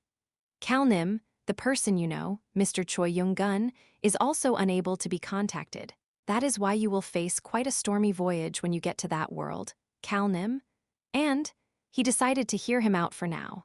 However, if this employment contract is generated, I will become linked with the divine item in your possession, allowing me to get involved to a degree with that world. And Central Plains had a sparkle in his eyes as he spoke to the nonchalant Cal. Of course, he was still just a pile of rocks. He seemed to notice as Central Plains suddenly started becoming overly energetic. I will be able to handle some of the negative karma, sir. Of course, I am still just a baby world, so I am unable to handle a lot of the negative karma, but, as indicated in the contract, I will give it my best, sir. I will lose my standing if I do not give it my best, so of course I will give it my best, sir. He stood at attention and continued to shout energetically. Furthermore, I can even deliver some of the power of the Central Plains to that world, if you would like, sir. In addition, as long as that world has not had its standing obliterated, I will be able to look into that world as well, sir. In that case, there will be multiple existences that can carry the weight of the imbalance, creating a higher level of safety for you and your people, sir. Peak. Central Plains made eye contact with Cal and shouted once again. This is also a contract that has been approved by the God of Balance, sir. That God will not be able to meddle with it, sir. Peak. They made eye contact again. Central Plains urgently spoke again. Of course, I also plan on offering up some of the elixirs in my possession as well, sir. He then lowered his head and fiddled with his fingers. It is not much compared to Ziolan Nunum, but this is the best of what I have to offer, sir. Silence filled the room. Central Plains' stone statue started sweating. Flap, flap. Only the sound of Cal flipping through the contract echoed through the silence. As sweat even filled on Central Plains, smooth back, hey, Central Plains. Why, yes, sir. He raised his head to see that Cal was smiling gently. Central Plains subconsciously flinched and took a step back. Come closer. Cal motioned with his fingers. Central Plains fidgeted his fingers and slowly walked over to Cal's side. Cal reached his hand out. He then touched Central Plains' back. He could feel the texture of the stone. However, that was not important to Cal. You gave it your best. Central Plains' face lit up at his gentle tone. Yes, yes, sir. I truly did what I could to the best of my abilities, sir. Yes, yes, so we just need to fix a few things. Excuse me. Central Plains blankly asked back, and Cal smiled elegantly as if it was no big deal and explained. Over here, where it says that you will give it your best, let's change it to do everything in your power. And this part about the power I can take from the Central Plains to use in Apitu, shouldn't that be explained more accurately as well? It could get weird if you awkwardly say that something is not possible later. Don't worry. It will all be within things you are capable of doing. Why don't we modify the contract a little more? That's okay, right? Central Plains blankly stared at the refreshing smile on Cal's face for a bit before nodding his head. Yes, yes, sir. As long as we discuss it together and then modify it. Of course. We will both seriously discuss things and achieve what we both want. Central Plains seemed bewitched by Cal's words as he nodded his head again. After chatting a few more times like that, Cal handed the newly completed contract in Central Plains' hand. Take this and get it confirmed by the god of balance. It would be bad if she showed up later saying it is not okay. Yes, sir. Central Plains felt like something was off, but he disappeared with the contract for now. Once only Rayan, Ron, and Cal were left here again, Ron offered Cal a tea and gently spoke. Looks like you have a new diligent worker, young Master Nim. Rayan, who had been quiet, casually asked if something was weird. Human, why did Central Plains not put an employment duration on the contract? He put everything else but forgot that. It doesn't seem like he plans on working forever, though. Rayan tilted his head over and over in confusion. Cal just silently sipped the tea Ron offered him. It was bitter but sweet at the same time. Cal was feeling shocked about this when he heard the door opening. I have brought him. The heavenly demon walked inside. He then flinched. Why do you have such an expression on your face? Cal was looking at the heavenly demon up and down with a satisfied smile on his face. He nonchalantly commented, "Hey, heavenly demon, let's work hard to get even stronger." What? The entire triumvirate has to work hard and get stronger. While modifying the contract, he included people in the list of powers he could draw from the Central Plains. Of course, the contract would only be fulfilled if the person agrees. Cal was planning on drawing out any and all things he could pull out in order to deal with things at Apitu. I am sure dragons are not our only enemies there. Even in a world dominated by dragons, their enemies may include humans. Cal's group could not handle all of the enemies. Young Master Nim. Chief Eunuch Y, who was standing behind the heavenly demon, approached Cal at that time. Will you be leaving soon, young Master Nim?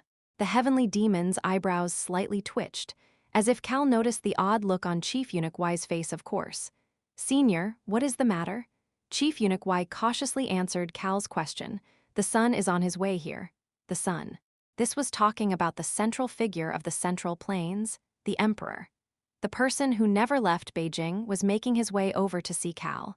His Majesty should be arriving tonight. Would you be able to meet with him before you leave? Cal really hated cumbersome things. Chief Eunuch Y continued to speak at that moment. His Majesty stated that he has prepared a gift to show his gratitude. Ah, of course I will meet with him before I go. This emperor was much more generous than Central Plains. Of course he would meet the emperor before he left. Yes, yes, indeed. The first emperor became this world's first immortal. The emperor offered Cal some black clothes. This is something that my ancestor, the one who became an immortal, left behind for us. Cal now had the cape of the first person to become a god from Xiolin and the clothes of the first person to become an immortal in the Central Plains. Chapter 199. The trade has been established. 5. A couple of ships arrived at Hainan. Arriving late at night, the boat stealthily arrived at shore for a person to get off and hide his identity in the darkness as he moved. However, the people who needed to know his identity were aware of it. That was the reason they kept quiet and did not show themselves. He's arrived? Yes, coalition leader Nim, the triumvirate. The three major forces of the martial arts world, Sima Pyong, the leader of the divergent coalition, the core of the unorthodox faction, quietly looked out to see that it was darker than usual. He had told his subordinates not to go outside once the sun set unless it was extremely essential to do so. That esteemed individual made it clear that he did not want others to see him, so Sima Pyong had no choice but to keep his subordinates in check in order to not be on that person's bad side. This should be the same for the Orthodox faction and the demon cult as well. Maybe the demon cult would be a bit different. Sima Pyong continued that unnecessary thought before quietly mumbling to himself. I did not expect the emperor to personally come. Sima Pyong quietly chuckled after seeing his confidant flinch at his comment. Emperor. Seeing how his confidant became scared just hearing that word made it possible to feel the status of the emperor. Furthermore, Sima Pyong did not put much meaning to mentioning the emperor. It's not like there are people spying on us. Why are you so scared? His subordinate finally relaxed. Did you think I would say something like that without knowing if people were around? Of course not, sir. The subordinate subconsciously agreed. If Sima Pyong, who was better at observing his surroundings than anybody else, casually mentioned the emperor, it must mean that it was a safe situation to do so. Sima Pyong chuckled at his confidant, who immediately agreed with him and looked out the window. The moon was covered by the clouds, and there were less torches than normal. Both the Orthodox faction and the demon cult sides are quiet as well. However, there were bound to be people who were unable to fall asleep tonight. They were probably as alert as he was, looking to gather even the slightest of information through this silence. No, maybe they were chaotically busy, just as he had been, sending subordinates out of the island as soon as they heard that the emperor was coming in order to inform their respective groups. He made that merciless emperor move. The emperor was known to be extremely giving to his people, but he did not give the slightest of openings to the martial artists. In fact, the martial arts world deemed him to be merciless. Since such a person had personally left the imperial palace, information would be spread not just in the martial arts world, but for all power figures in the Central Plains. The emperor claimed that he would come stealthily, but did not hide his movements. He was basically saying that he didn't care if people knew. However, it was this attitude that made the martial artists act more reserved. Anyway, coalition leader Nim, what kind of person must young Master Kim be? Was it because this person thought that there were no eyes spying on them? The confidant asked in a relaxed manner. Sima Pyong scowled for a moment. The confidant flinched in response when Sima Pyong mumbled in a casual voice. Someone who is the center of the Central Plains, the sun of our world, is willing to personally come meet. The sun, the center of the Central Plains. These were two of the countless ways they addressed the emperor. Someone who could make the person with such lofty titles rush over to meet him Kim Hee-il. What word could be used to describe this person? There are none.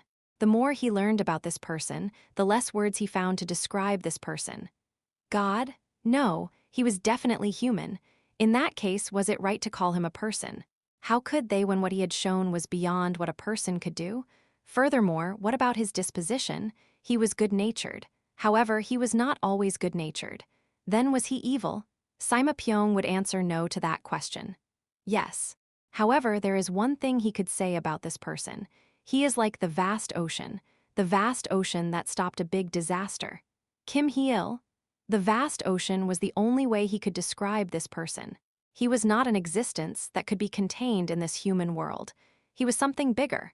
That was what brought a question to Sima Pyong's mind. Is he really someone from the imperial family? The rumors that young Master Kim Hee-il was a member of the imperial family, the story that he was associated with them, the talk about how he was an elder relative of the emperor, that does not seem to be the case. There were things he learned little by little while being by that person's side. Of course, these were things that only Sima Pyong, Jiujmi Ryo, and the heavenly demon, the ones who had been by young Master Kim and his people's side on the battlefield, could feel, but they're different. Kim Hee-il and his people, for some reason, it felt as if they were not from the Central Plains. In that case, were they from a country outside the Central Plains? That does not seem to be the case either. Sima Pyong observed the inside of his body. He took a deep breath at the same time. He could feel that thing called mana that his master, the young black dragon, had taught him about. This is not a method of this world. It was a power made from the laws of a different world. Having intelligence that rivaled Jiujmi Ryo, Sima Pyong could only arrive at one conclusion. Kim Hee-il. He was a person from a different world. He was not from here. Also, the fact that the emperor had come here, is he leaving? Sima Pyong's gaze sank down. Disappointment could be seen in his eyes. Disappointment that such a strong person was leaving, disappointment that he could no longer learn from his master gone. Yes, coalition leader Nim. The fact that the emperor rushed over should mean that they would be leaving soon. Come do something with me. Excuse me? He closed the window. Within the darkness outside, there were probably quite a lot of people having the same thought as him. He needed to hurry. He nonchalantly commented to the confused subordinate. We can't let our benefactor leave with empty hands. The Orthodox faction, demon cult, just as they had their respective laws, we may be the unorthodox faction, but we are the best when it comes to loyalty. As a way to thank his master for his benevolence, Sima Pyong will be quickly moving around tonight. This was the same for the other areas. Young Master Kim Hee-il is definitely not a person of this world. The Cleve Saint let out a groan-like grunt.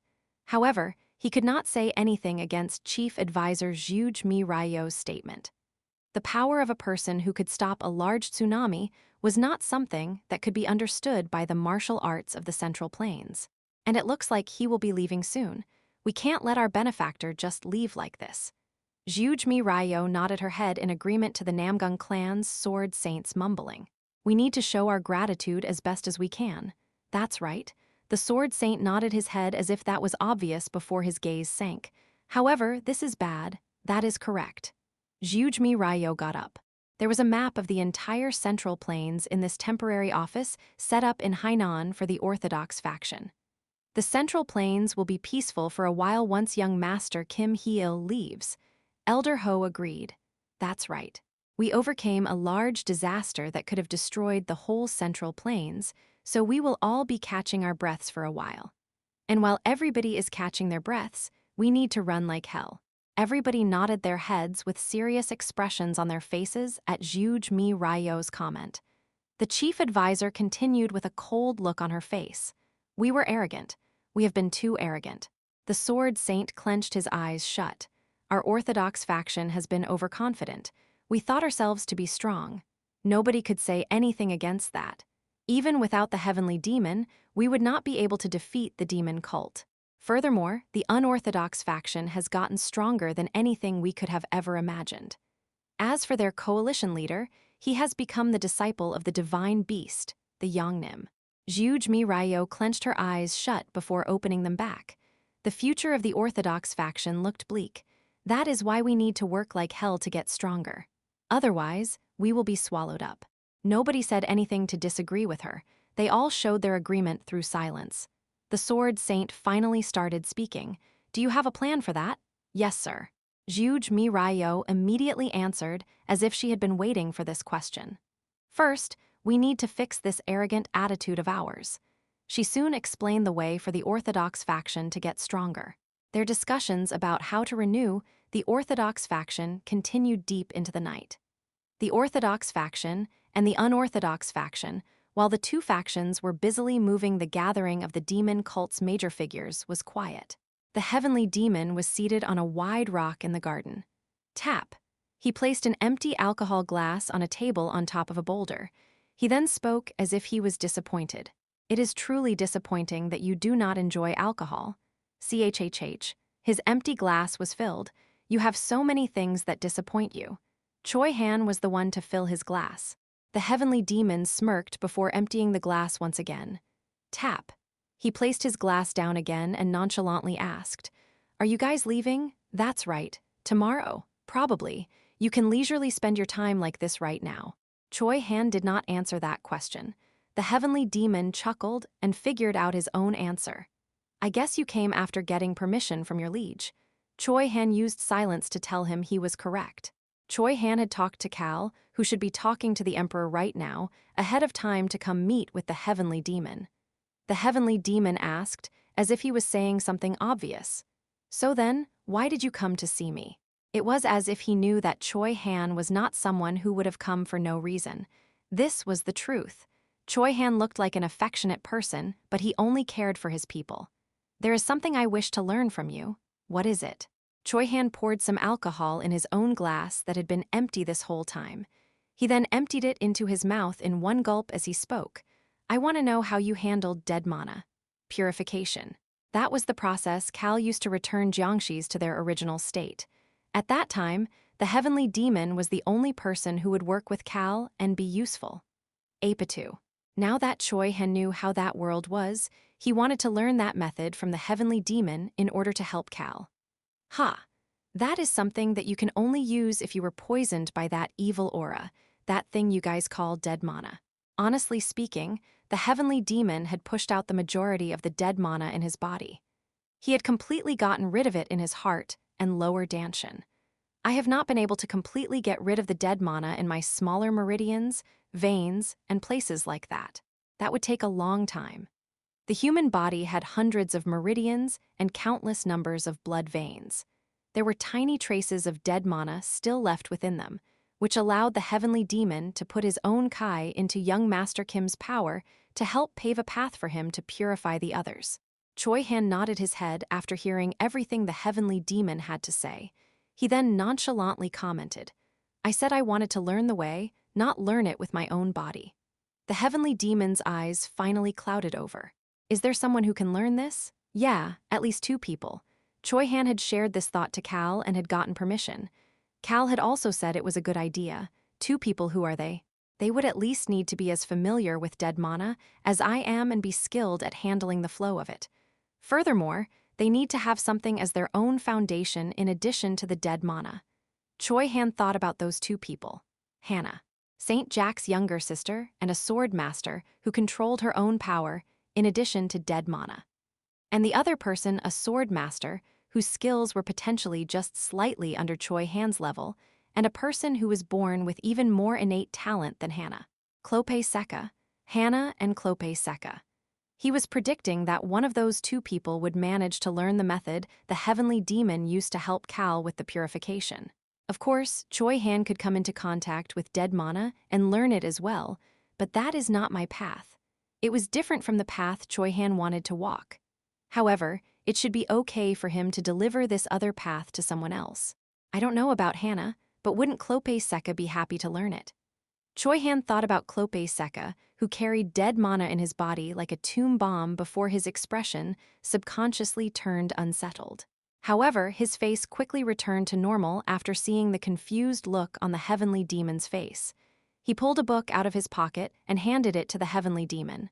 What is this? A treasure map. Cal had given Choi Han an order when he told Choi Han to meet the heavenly demon. What? Choi Han calmly continued to speak as the heavenly demon looked at him in shock. It is the location of the peerless god of War's tomb. Information that Cal basically ripped out of Central Plains was delivered to the heavenly demon through Choi Han. The heavenly demon became speechless. He told me to give this to you. He also told me to tell you to learn this. Why? He said a day might come when he calls for you. The heavenly demon's eyes clouded over. He asked in an oddly excited voice, "Are you guys inviting me to your fight? Yes, do you not like it?" No. A bright smile appeared on the heavenly demon's gruff face. He looked like a child like this. I like it. I like it very much. However, he returned the book to the table. But is it okay if I don't learn this? Why? It was Choi Han's turn to be confused. The heavenly demon answered with a smile on his face. I wish to walk my own path as well, just like you. Choi Han's expression turned odd. The heavenly demon's smile became even brighter. His gruff eyes were full of life. I got the tiniest glimpse of the path I need to walk. Choi Han mumbled in response, sounding full of admiration. You're quite amazing. Haha, not as amazing as you. Choi Han shook his head. He had lived much longer than the heavenly demon. That was why he was surprised that the heavenly demon managed so much at his young age. He would definitely become an even stronger existence.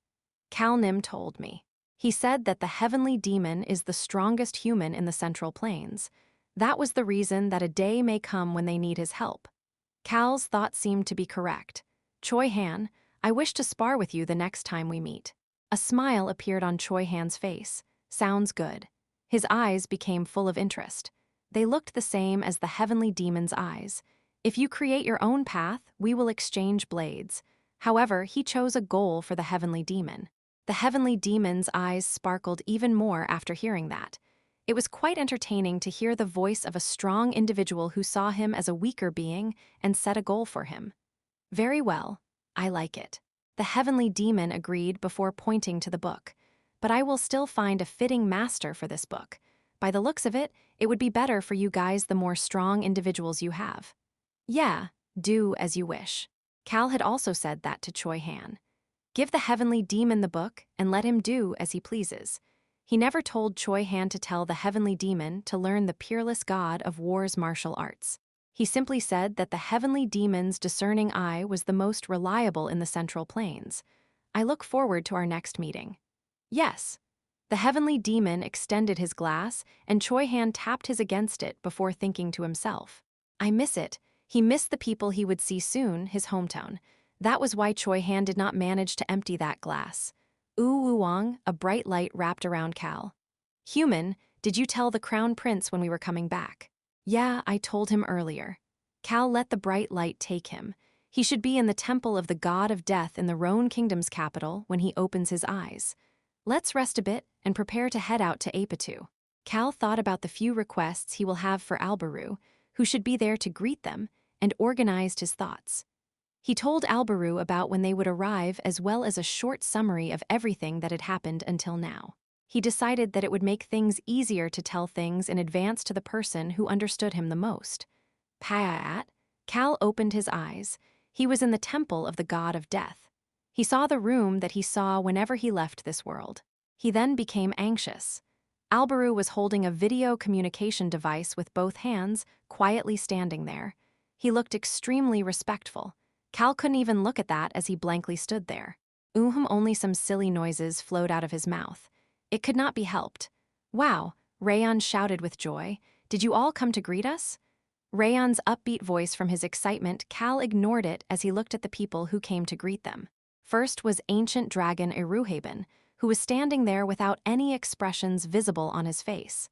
Next was the gray-haired dragon, Rashiel, with the attribute of indomitability. Next was Dodori with the fluffy pink hair. Furthermore, Dodorous mom Mila was standing there with an extremely serious look on her face. And in the video communication device screen that Albaru was respectfully holding, there was the dragon Half-Blood who was now living as a bone dragon, and welcome back. The former dragon lord, Rayon's mother Sherrit, was smiling at Cal, Rayon, and the others. Cal's instincts were speaking to him. Apitu. Rayon, who heard that he was the hope of that world the dragons had gathered after hearing the information Cal had told Albaru. Cal figured out the situation and subconsciously glared at Albaru. SHH. The crown prince pretended not to see his gaze. This was the first time he felt betrayed by the crown prince. Chapter 200. The trade has been established. 6. He heard a pretty warm voice at that moment. Cal, you must be tired. Cal answered honestly out of reflex after hearing the tone of Sherritt's voice. No, Mom. I am not that tired since I came back after getting a good rest. His voice slowly became quieter. Sherritt had a mischievous face, but it was full of wisdom. There was still a gentle smile on her face. Honestly speaking, Cal could not pay any attention to her smile right now. Iruhaben. The longest living dragon in Cal's world, the ancient dragon who had been rejuvenated and could live another who knows how many more years, was extremely angry. Of course, he was slightly smiling as if to not show that he was angry, but his gaze was vicious. SHHHHHHHH, there was also golden dust fluttering around him. Goldie Gramps. Why are you using your attribute? Is somebody attacking us? Or did someone come to destroy something? As Rayon's eyes opened wide and he asked in confusion, Iruhaben calmly answered back. It looks like I need to go attack something while you go destroy something. Rayon tilted his head. Cal felt his heart sink. But why was his reaction like this? For some odd reason, the corners of his lips were twitching and slowly going up. Cal, the ancient dragon called out to Cal at that moment. Since you are not tired, you should be fine to chat, right? Cal suddenly recalled when he first met Iruhaben. He had looked exactly like the stereotypical arrogant dragon. Cal felt like he could see that appearance overlapping with the current Iruhaben. Because I think I need to hear about that rude little son of a bitch of a dragon. He was vicious, extremely vicious. Cal chuckled. Rude little son of a bitch of a dragon. There should only be one existence he was referring to right now. Cal was certain that Iruhaben was talking about the head of the purple bloods that had taken over Apitu, the dragon lord. Cal looked around. Rashiel, Dodori, Mila. Dodori was still young and not very reliable, but Rashiel and Mila were full of spirit. Rashiel, who was not hiding his extremely rebellious aura, was extremely annoyed. Those fucking dragons of another world dare to mess with our youngest, he was mumbling to himself, but Cal did not care to figure out what he was saying. Mila was patting the concerned Dodorous shoulder as she quietly stood there. However, that made it the scariest. He didn't know why, but that was how he felt. Now that I think about it, these dragons all have extremely strong personalities. They were still reliable. The dragons of Roan and the dragons of Apitu, dragons versus dragons. Just thinking about that created a vicious image in Cal's mind, but Cal didn't think that the dragons in front of him would lose. Cal let out a fake cough before starting to speak. I will answer everything you are curious about within the scope of my own knowledge, Iruhabenim. He then looked at Albaru. Albaru sighed before responding. Let's go to the royal palace. They would chat in a place they were all too familiar with now. The Central Plains. The emperor, who was looking outside not from his imperial palace but from Hainan, observed the vast sea underneath the endless sky. Did he leave? Yes, your majesty. Chief Eunuch Wai bowed deeply. He really did leave quietly. They were like a mirage when they came and the same when they left. Chief Eunuch Wai did not answer the emperor and simply stood there with his head still bowed. After his many years of experience in the imperial palace, this was not the time to raise his head to look at the emperor. Chief Eunuch Wai. Yes, your majesty. The martial artist should have realized it as well, right? The leaders of the respective forces seem to have noticed the absence of young Master Kim's people, your majesty. As for the heavenly demon, he seems to have been informed in advance as he had a separate conversation with noble warrior Choi Han yesterday. I see, the emperor nodded his head. Their absence will soon spread throughout the Central Plains. Kim Hee-il was an existence they could not hide even if they tried their best to do so. Now that he has disappeared, there will be quite a lot of rumors about where he had gone. Of course, the very few people who knew his secrets will not tell others the truth. Well, they should at least be smart enough to know that in order to be in their respective positions, he is truly an arrogant individual. The emperor let out a quiet chuckle. He had given the first emperor's clothes, one of the imperial palace's 3 great treasures, as a reward. Even if the government and the martial arts world worked together, forget the blood demon, they would not have even been able to defeat the trap created by the dragons. He had saved the Central Plains. The emperor had been generous and given a precious item like that because he could not give any position or land as a reward. It felt like he needed it. The emperor believed that Kim Hee-il was not someone who would remain as a human. That was the reason he gave him the item of the first emperor, someone who became an immortal. What an interesting fellow. However, that guy had not been satisfied. Your Majesty, you look like you want something else as well. Yes, Your Majesty. The emperor recalled that guy's confident gaze. If I am to make a request in the future, please give me some help.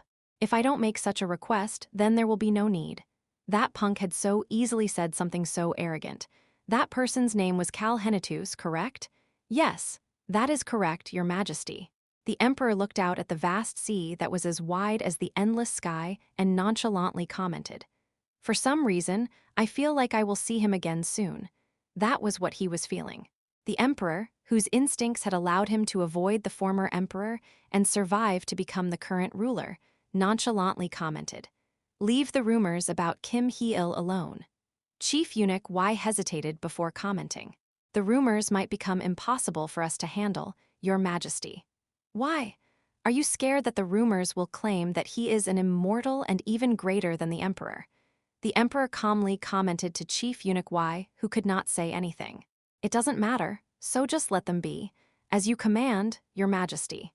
The emperor continued to speak to Chief Eunuch Wai, who answered with a bit of a delay. "I plan on heading back to Beijing today. You stay here with the Fist King to take care of things in Hainan, Guangdong, and the martial arts world. As you command, Your Majesty, you may leave." "Yes, Your Majesty." Chief Eunuch Wai cautiously left the emperor's room. He then silently left the palace. Only then did he finally let out a breath. Meeting with the emperor always took a lot of mental strength. His gaze headed toward one side. It was the direction of the pavilion Cal and his people had used. "It doesn't matter, so just let them be." He recalled what the emperor had said. He's not wrong, it should not matter. No matter what they said about young Master Kim Hee-il, it would not be able to bring down the emperor's authority. In fact, it might even be beneficial to the emperor, because Kim Hee-il was rumored to be a hidden member of the imperial family. However, this is different from normal things, though. Rumors spread even wilder and quicker than wildfires. They became endlessly exaggerated without showing any signs of stopping. Furthermore, Chief Eunuch Wai could feel the odd atmosphere roaming around Hainan. Some people seemed to be worshipping young Master Kimnim. Worshipping might be too excessive of a description. However, respect or envy were too lacking to describe it, as people clearly felt a stronger emotion toward young Master Kim. It could not be helped as the people who had treated the blood demon as a god saw that person having the individual who defeated the blood demon as his subordinate and created a giant tsunami to stop the sea. How could he ignore that? Young Master Kim Hee-il was already etched deep in their minds. It is the same for the martial artists. They were looking at Kim Hee-il as if he was a harbinger who had already walked the path they needed to walk. It didn't seem like it would become problematic, but I don't know. Young Master Kim has already left, so what could this sort of atmosphere even do? It would end up cooling down. I should just go fulfill my duties. Chief Eunuch Y stopped talking and started walking. He did take one last look toward the pavilion Kim Hee-il and his people had used and made a short prayer. I pray that young Master Kim Nim's future days go as he wishes. Chief Eunuch Y made such a prayer once a day for the person who had saved their home. He had no idea whether it would come true, but he didn't think having an extra person praying for him would create a negative effect. Chief Eunuch Y prayed for young Master Kim's group's happiness and safety as he quickly moved. There were still a lot of things to take care of in the Central Plains. The busy Emperor and Chief Eunuch Y did not notice it yet. The Emperor of the Sea, the Central Plains. They did not know that rumors were spreading about how the emperor in Beijing was the one to rule over the land while another emperor ruled the sea. Furthermore, there were also people who praised him as a god of martial arts. They had no way of knowing about it yet. These rumors were just starting to spread. Tap, tap. Iruhaben tapped on the table. Apatu is a world ruled by dragons. Their leader, the Dragon Lord's attribute is time, and the dead dragon who gave you guys that information had future as her attribute. Yes, Iruhaben Nim. And there also seems to be a dragon whose attribute is the past. Yes, Iruhaben Nim. The dragon who gave us the information, Maxilian, told us to go find that dragon. Iruhaben debated for a moment before starting to speak again. Cal, can I take a look at the items Maxilian gave you? Ah, yes. As much as you want, Iruhaben Nim. Cal handed the spatial pocket bag with his fortified crown, the ring, and the sword. Iruhaben received the spatial pocket bag and nonchalantly commented, I will be going to Apatu as well. Yes, Iruhaben Nim. The other dragons will be going as well. The corner of Cal's lips were twitching. Iruhaben chuckled before touching the spatial pocket bag. Cal, the sword you plan on giving to Choi Han is the sword for the guardian of the Dragon Lord. Yes, Iruhaben Nim. Cal recalled the information Maxilian gave him. Iruhaben asked in a calm voice, and that sword belonged to the elves? Yes, Iruhaben Nim. And the dragons of Apatu have destroyed their world tree? Cal flinched. He suddenly had a thought and looked toward Iruhaben. The ancient dragon calmly spoke. Elves respect and serve dragons, but the only existence they truly follow and give their lives to protect is the world tree. That was correct. The elves went crazy for Rayon and Iruhaben, but the foundation of their villages was the world tree. They took small branches of the world tree to create their villages. The world tree was their home and their world. Apatu. He saw another path at that place. Cal slowly started to speak. The god of hope told me something, Iruhaben Nim. Rather than being destroyed, the world tree has lost its intellect. Couldn't that be understood to mean that it has lost its conscience and is being controlled by the Dragon Lord? That is possible. Unless the dragons of Apatu are idiots, they would not get rid of the world tree and turn the elves hostile toward them. Cal added on to Iruhaben's statement. They would instead destroy the world tree's mind and control it so that they could have the world tree and all the elves do their bidding. Cal and Iruhaben, the two of them, looked at each other. Iruhaben slowly started speaking after a moment, if our hypothesis is correct. He turned to look at Rayon. The Crown Prince's office, Rayon, who was in a corner eating cookies, felt the gaze and his eyes opened wide. Next to Rayon was the young monk statue, whose face was now extremely skinny. We may be able to say with certainty that we will have allies there, since we are heading over with the seed of a new world tree. The ancient dragon saw a smile forming on Cal's lips before he even finished speaking and nonchalantly commented, "I'll be back soon." He did not say where he was going. Are you heading to see the world tree, Iruhaben Nim? However, Cal easily figured it out.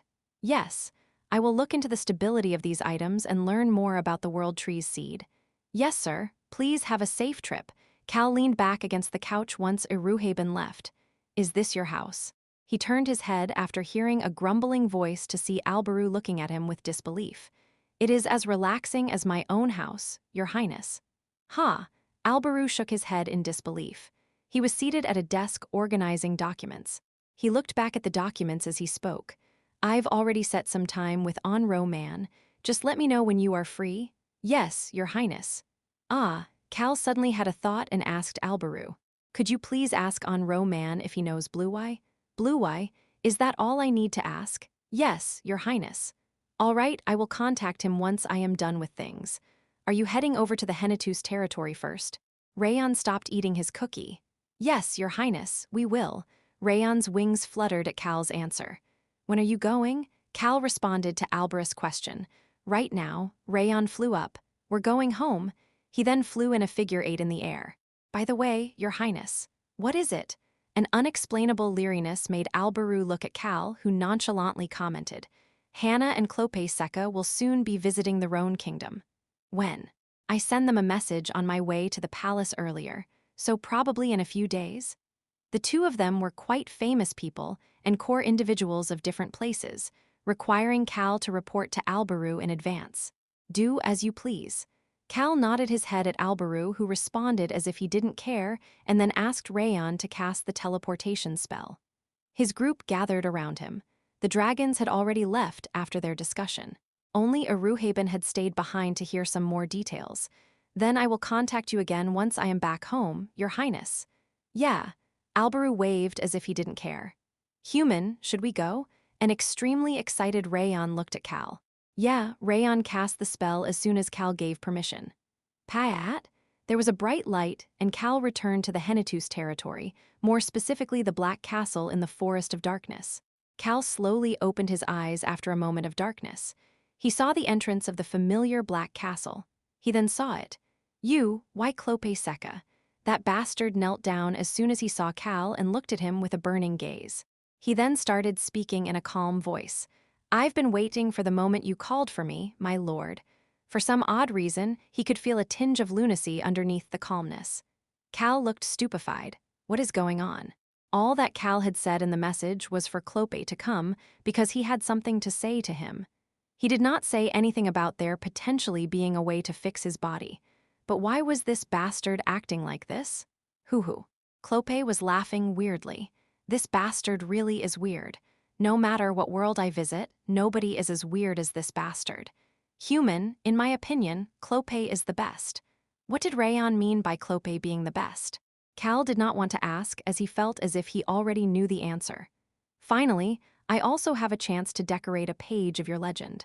Should I just leave this bastard as is? Cal felt tired already despite just getting home for the first time in a long while. His eyes felt bleak thinking about how this bastard would react when he learned about the way to fix his body. Will it be okay to take this punk to Apitu? Cal seriously pondered that question.